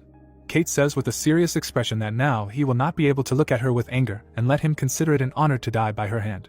The arrow is stuck in the head. She asks about the bone. The protagonist behind asks that the last shot to the head was made with a regular arrow. Anubis, blazing with green fire, suggests that apparently there are 4 special arrows in total. The sniper opens his mouth in shock and asks how this can be. Hanho stands next to his friend, smiling, and notes that he is glad that he used the dummy he offered. The girl's silhouette is visible in the dark energy. The guy tells the boss that his sister has disappeared. He reassures him that she is a rancor. The commander talks to the man. He explains that no matter how powerful the item was, he simply sealed her or teleported her somewhere. The friend stands next to Sungwoo and asks what to do with the shooter who is aiming at him while she is not around. Hanho, smiling, suggested forcing him to somehow waste the arrows and it would be better to use the werewolf as a double. The fighters grit their teeth and look forward. MC objects that there are many people watching them. He replies that who said that he can't use magic in the presence of others. His partner standing next to him says that they also have something that can distract attention. A huge snake scatters all the enemies. Anubis reaches for the arrow and asks what is special. He squeezes it and says that he seems to know who is behind this. The system says that it is of an unknown level with the effect of concentrating divine power that gives plus 2000% damage to the undead. Kate screams in horror that she does not want to die in such a place, and will have to run away because the necromancer is impossible to stop. She sees the skeleton of her assistant in front of her. He shoots at her with a gun. She raises her hand and says that this is too much because she was his fan. The clan warriors see the battle and shout that it was a bad idea to disperse and attack, and no matter how they hide, they will still be found. The commander asks in a rage if this is possible in such a dense forest. Green entities fly across the sky. The system says that they have fallen under the curse of the spectrum and have fallen into a state of panic. The speed has decreased. He angrily screams that the necromancer is really watching the battlefield from the sky. Anubis puts out his hand while standing next to his terrifying army. The warriors bravely fight the undead. Angry fighters from the mountains shout why reinforcements have not arrived yet. He clenches his fist and thinks that the chairman said that reinforcements are on standby but no one has shown up in an emergency. A group of cars drives forward. The commander introduces him in a rage and realizes that Lee is a cunning old man who abandoned them. The assistant stands behind him and hears that if this continues, everyone will die at the hands of MC and they need to get the box. He fearfully asks if he will think about retreating. He angrily shouts that they have nothing left, and now they will not be able to return back to the mountains. The man stands behind him and offers to try to challenge the monster in the mountains again. He refuses. He introduces that entity and explains that no one can defeat him, and they ran away to avoid fighting him. The mage sits in front of the box and says that if that's the case then let him eat it now. He bites it furiously. He turns into a huge monster. The system says that the mountain spirit has entered his body and all stats have been increased. An automatic healing skill is applied to him, and his proximity to all spirits has also increased. The mutant screams angrily. A red message says that his endurance level is below the permissible level and the effect of the mountain spirit is temporary, and it also sucks out all stats. He clenches his huge fists and screams that the power is overflowing him, and it is just gushing from within. Warrior cards are shown. He states that as expected the spirit combines well with his main class strongman, and the elementalist associated with it, and now he can win. He pounces on the undead below with a sword. Everything around him flies apart, screaming that the earth needs to open up. The skeletons feel the strongest damage. The other fighters are shocked to see this. The big guy with the sword is shouting at the necromancer to fight one-on-one. He looks ahead and says that he can't do anything without his skulls, a coward who doesn't know how to fight. The surprised reporter with other people watches. The monster shouts at the players of the Korean server asking if they doubt what kind of necromancer he really is. Anubis stands with the army and says that at first the enemy uses tricks, and now asks for a one-on-one fight. Many tried to attack him but ended up dying. The big guy points his finger and claims that he is different and survived thanks to his efforts and will continue to do so, unlike the one who cowardly hides behind skeletons. The protagonist stands in front of him and hears the question whether he can say with certainty that he is strong. The protagonist in the guise of a god laughs and wonders if he really needs to be told this. The fighters lie on the ground and cough. The assistant shouts that the wounded need to be taken care of first. He helps his comrade and asks him to get up. He thanks him. Suddenly he sees Hanho in front of him. They look at each other in shock. He shoots right in the enemy's face, shouting about the victorious first strike. The fighters run forward, shouting that he is the weakest among the necromancer's comrades, and they will be able to deal with him. He makes a face in anger, declaring that today he will change their opinion of him. He flies up in armor, shouting to Azura that he is ready for battle. The opponents ask what this terrible movement is. He throws ghostly daggers and fists of violence at them. They scream in pain. The fighter in horror shouts to the others that there is no need to panic, because it is necessary to stick together and fight even if there is a risk of taking damage, and at best he is just a thief. Hanho in armor burns in front of him and asks again who he is. He enragedly imagines the heavenly general and mentally declares that he remembers the power that he showed him. He strikes furiously, shouting that now there is no enemy but his power contained in the object lives and breathes in his heart. With a serious look he thinks that at this rate he will probably get on camera because they can not film. An and the others watch in surprise. The necromancer's comrade wonders if he will have his own fan club. They ask what is going on. He goes forward. A cry is heard about a battle between the necromancer and the head of the fighting guild. Anubis stands in front of the killed monster and says that he warned him. With a grin, he says that there were many like him as an opponent. The villain coughs up blood. He lies on the ground and asks why the hell he lost. He sees the protagonist in front of him and wonders what the difference in abilities should be. Sungwoo asks with a serious look that he received additional abilities thanks to hidden quests. He introduces his rivals and realizes that being in the top 10 he thought that with additional abilities he could be on par with the top 3 players. The necromancer stands in front and says that he is not the only one. He thinks that he did not have enough strength, and it seemed that he could defeat him if he received the power of the mountain spirit. He raises his scythe over himself, saying that he is not the only one who has gone through this special dangerous path and that he is a frog that is stuck in a well. A monster with blood at his mouth screams that it cannot be that he will die there. The necromancer cuts his body. The system states that he receives 140,000 gold for killing a player who has received special power. The undead stand behind the leader. The fighters lie surrounded by Hanho. They say that this is the end and the head of the guild has died. The warrior falls to his knees and screams that they have lost, and he begs for his life. He kneels before Anubis. The system states about the energy of a legendary mountain range with the effect of increasing characteristics. He holds this ball and understands that this is an item that can give divine status, and since there was no message about the conflict of deities, then not all the conditions are met. The magician lies on the ground and begs for forgiveness. The protagonist asks where she is. He looks at him excitedly and asks what he is talking about. He talks about Lady Jisoo. He remembers the girl in the red suit after his words and says that she also looks like a butcher. The man points his finger at the map. The message says about a divine landscape of the legendary level with the effect of teleporting the target to a place on the map. The protagonist standing opposite asks where it is. He answers that it is the deepest cave in the mountains. He exhales, clarifying that it is safe there, noting that they said that they cleared the mountains. He tremblingly answers that this is partly true, but the fact that they completely cleared them is a lie. Mountains are visible near the monsters. He explains that they tried their best to exterminate the monsters, but the mountains are so high and the mutants are stronger every day, and their numbers are growing. Sweat drips from his face. He says that they even staged a struggle for power, and in the end the monsters subjugated everyone on the mountain range. A giant mutant sits on the mountain. The man explains that he is called the Mountain King. He looks at his defeated opponent, and wonders if there really is a monster with the title of king outside the Legion. He explains that they couldn't verify this themselves and only saw a message about the quest. The fighters are standing in the middle of the mountains. He says that's why their entire group moved to another area. Hanho stands next to them and says that's why they joined the demons because the faction needed people, and the guild is a place to move to. The guy understands with a serious look that this is starting to irritate him because you can't just leave a developing monster there. The friend leans towards the enemy and asks if he has any information, and even if he is a prisoner, he will be treated much better than others, normal food and alcohol, for example. The opponent calmly states that he doesn't need any alcohol because he is only 18 and he will not break the law. The friends exchange glances and ask if he is really a high school student.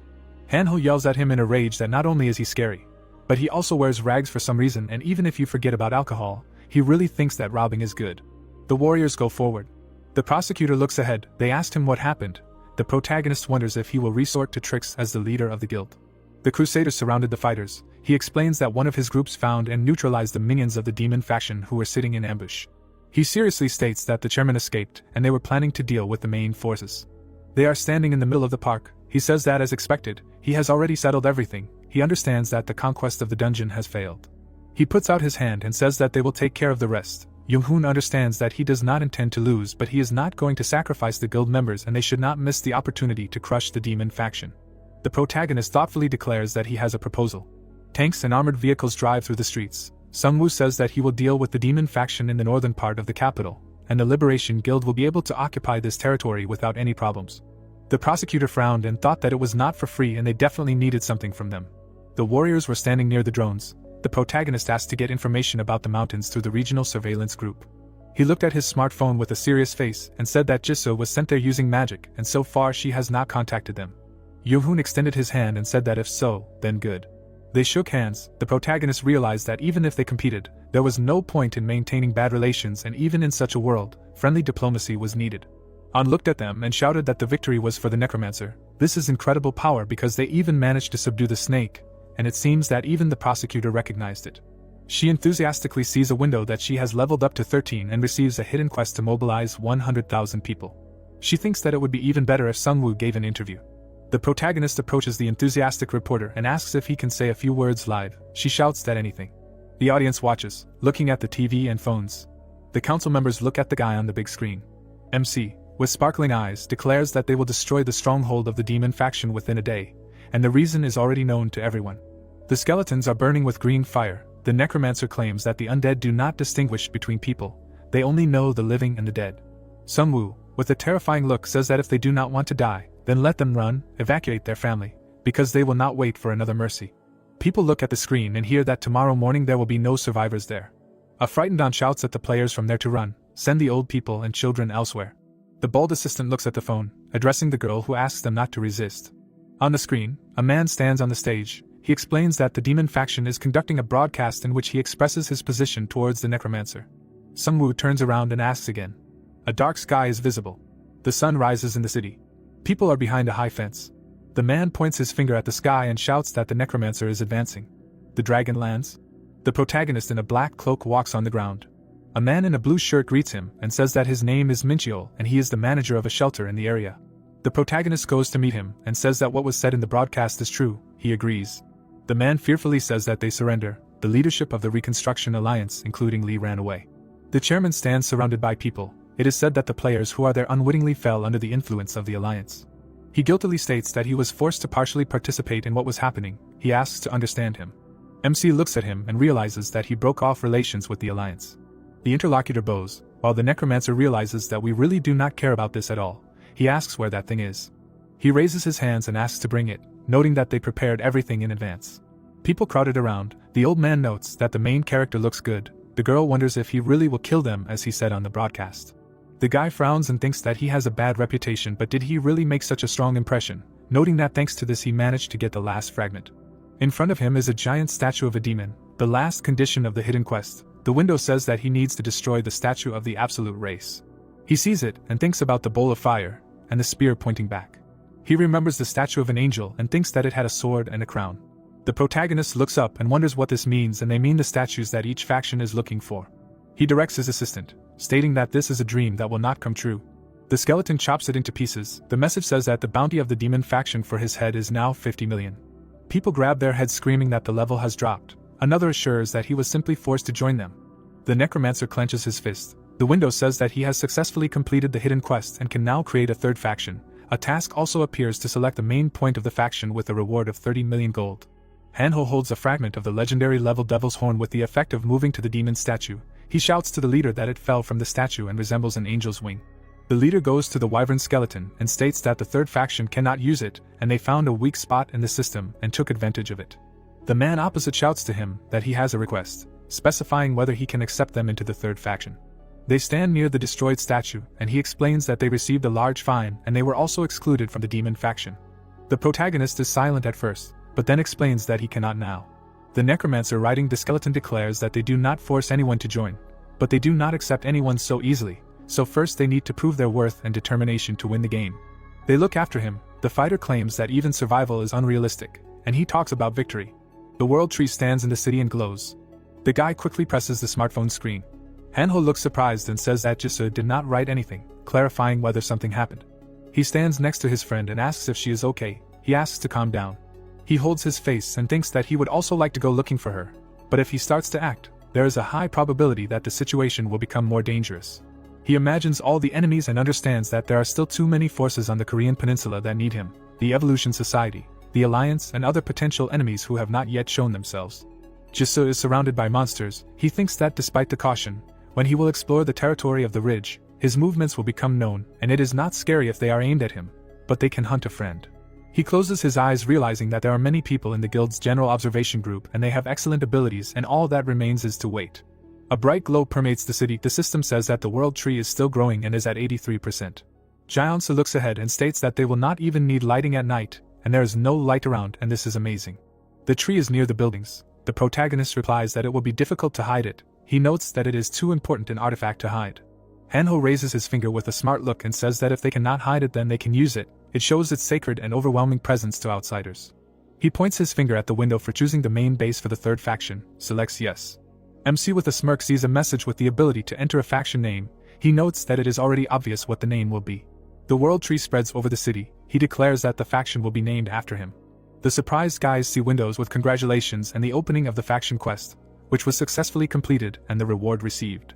The guy is glowing with green fire. It is said that he has been awarded the title of the first progenitor, and he can add permanent participants, and the world tree becomes a symbol of the faction.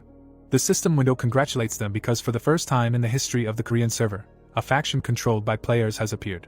Enthusiastic Dad Hanho shouts that now they are also in a faction and have not heard of angels or demons. People laugh and shout that they do not even have their own normal leader. Jaeonsu standing next to the boss says that due to the lack of a faction, the feeling of alienation and separation among the villagers was huge. He replies that in addition, the topic was very much discussed. The protagonist is surrounded by an angel and a demon. The system window says about an emergency quest for angels in which you need to destroy the World Tree faction. Another message refers to demons with exactly the same task. Sungwoo says with a grin that they invested a lot of gold in this, wondering if he really considers them dangerous. Bright beams pierce the planet. The system says about the quest to protect or kill members of the World Tree faction, in which the reward depends on the choice. The protagonist asks his friend to step aside when he shouts that they give 5 to 6 million for one head. The guy sees people wondering if this is true. He realizes that the atmosphere has instantly changed to gloomy. The man screams in rage, how dare they attack them. The people in madness declare that this is some kind of nonsense, and they hear the sound of accumulation of experience and gold. Another screams that he will fill the warehouse with medicinal herbs. The guy opens his mouth wondering who these simple-minded people are like this. With a grin, he realizes that it is him. Jaeonsu notes that this is different from the past when their only way to survive was to flee. The heroes look at him with confidence. One of them assures that they are ready for battle and a larger-scale ideal war. The guy puts his hand in his pocket and says that this time they will prepare well. The system window says they are on the air. The protagonist mentally tells them not to take their eyes off him. He looks ahead and realizes that he will entertain them in the most unexpected way. Clouds float across the sky. The hero holds a phone. It says that the Hwarang Guild from the Demon faction declares its position. The fighter stands behind the counter and states that the Demon faction in Busan rejects an extremely confrontational structure, and within the selected categories, peaceful and diplomatic exchanges. The girl looks at the smartphone. It says that the independent group Cheongju supports the World Tree faction, and a group of 188 members in Chuncheon hopes to join them. In the community post, they write that such a situation has already happened somewhere, because it is similar to a peasant revolution. The girl with the phone says that the world is full of people shaking with fear and they are simply unable to see the full picture. The pilot says that they will be there soon. The helicopter landed on the containers. They went out to the army. The masked fighter greets Dr. Yu, noting that this is their first meeting. The man greets Erhata with a smile, clarifying that the elder himself has visited them. They stand with their arms crossed. The warrior notes that the Yakuza boss himself does not come to remote places, but they have sent enough fighters, so they ask for understanding. The white-haired guy looks around and asks who came instead of the Yakuza boss. The interlocutor points to the side and talks about Chief Okada. They walk forward. The guest says that he was nicknamed the Holy Sword. He is told that he is responsible for training the guild's assistants. They enter the courtyard. A warrior sits in front of them. He radiates energy. The guest looks at him. The window says that he is tested using a keen sense, and it reads his intentions. His sparkling eyes reflect the interlocutor. The man sitting opposite him thanks him for coming. He replies that it is an honor to meet him. Yu, standing with the girl, says that it is his honor to stand at the hilt of the sword. He laughs. He ominously states that they even know his nickname under which he writes on the Japanese server, and it seems that they are very interested in Japan, because the amount of awareness is amazing. A ship with containers is sailing. There are various dishes on the table. They are sitting at the table opposite each other. He holds a cup and says that the goal of the doctor and the Evolution Society is that guy. The interlocutor holding chopsticks replies that that guy is from the World Quest, who is a necromancer. He puts the cup on the table and states that this visit was supposed to be short. With a grin, he introduces the main character and notes that, apparently, a hunt is planned.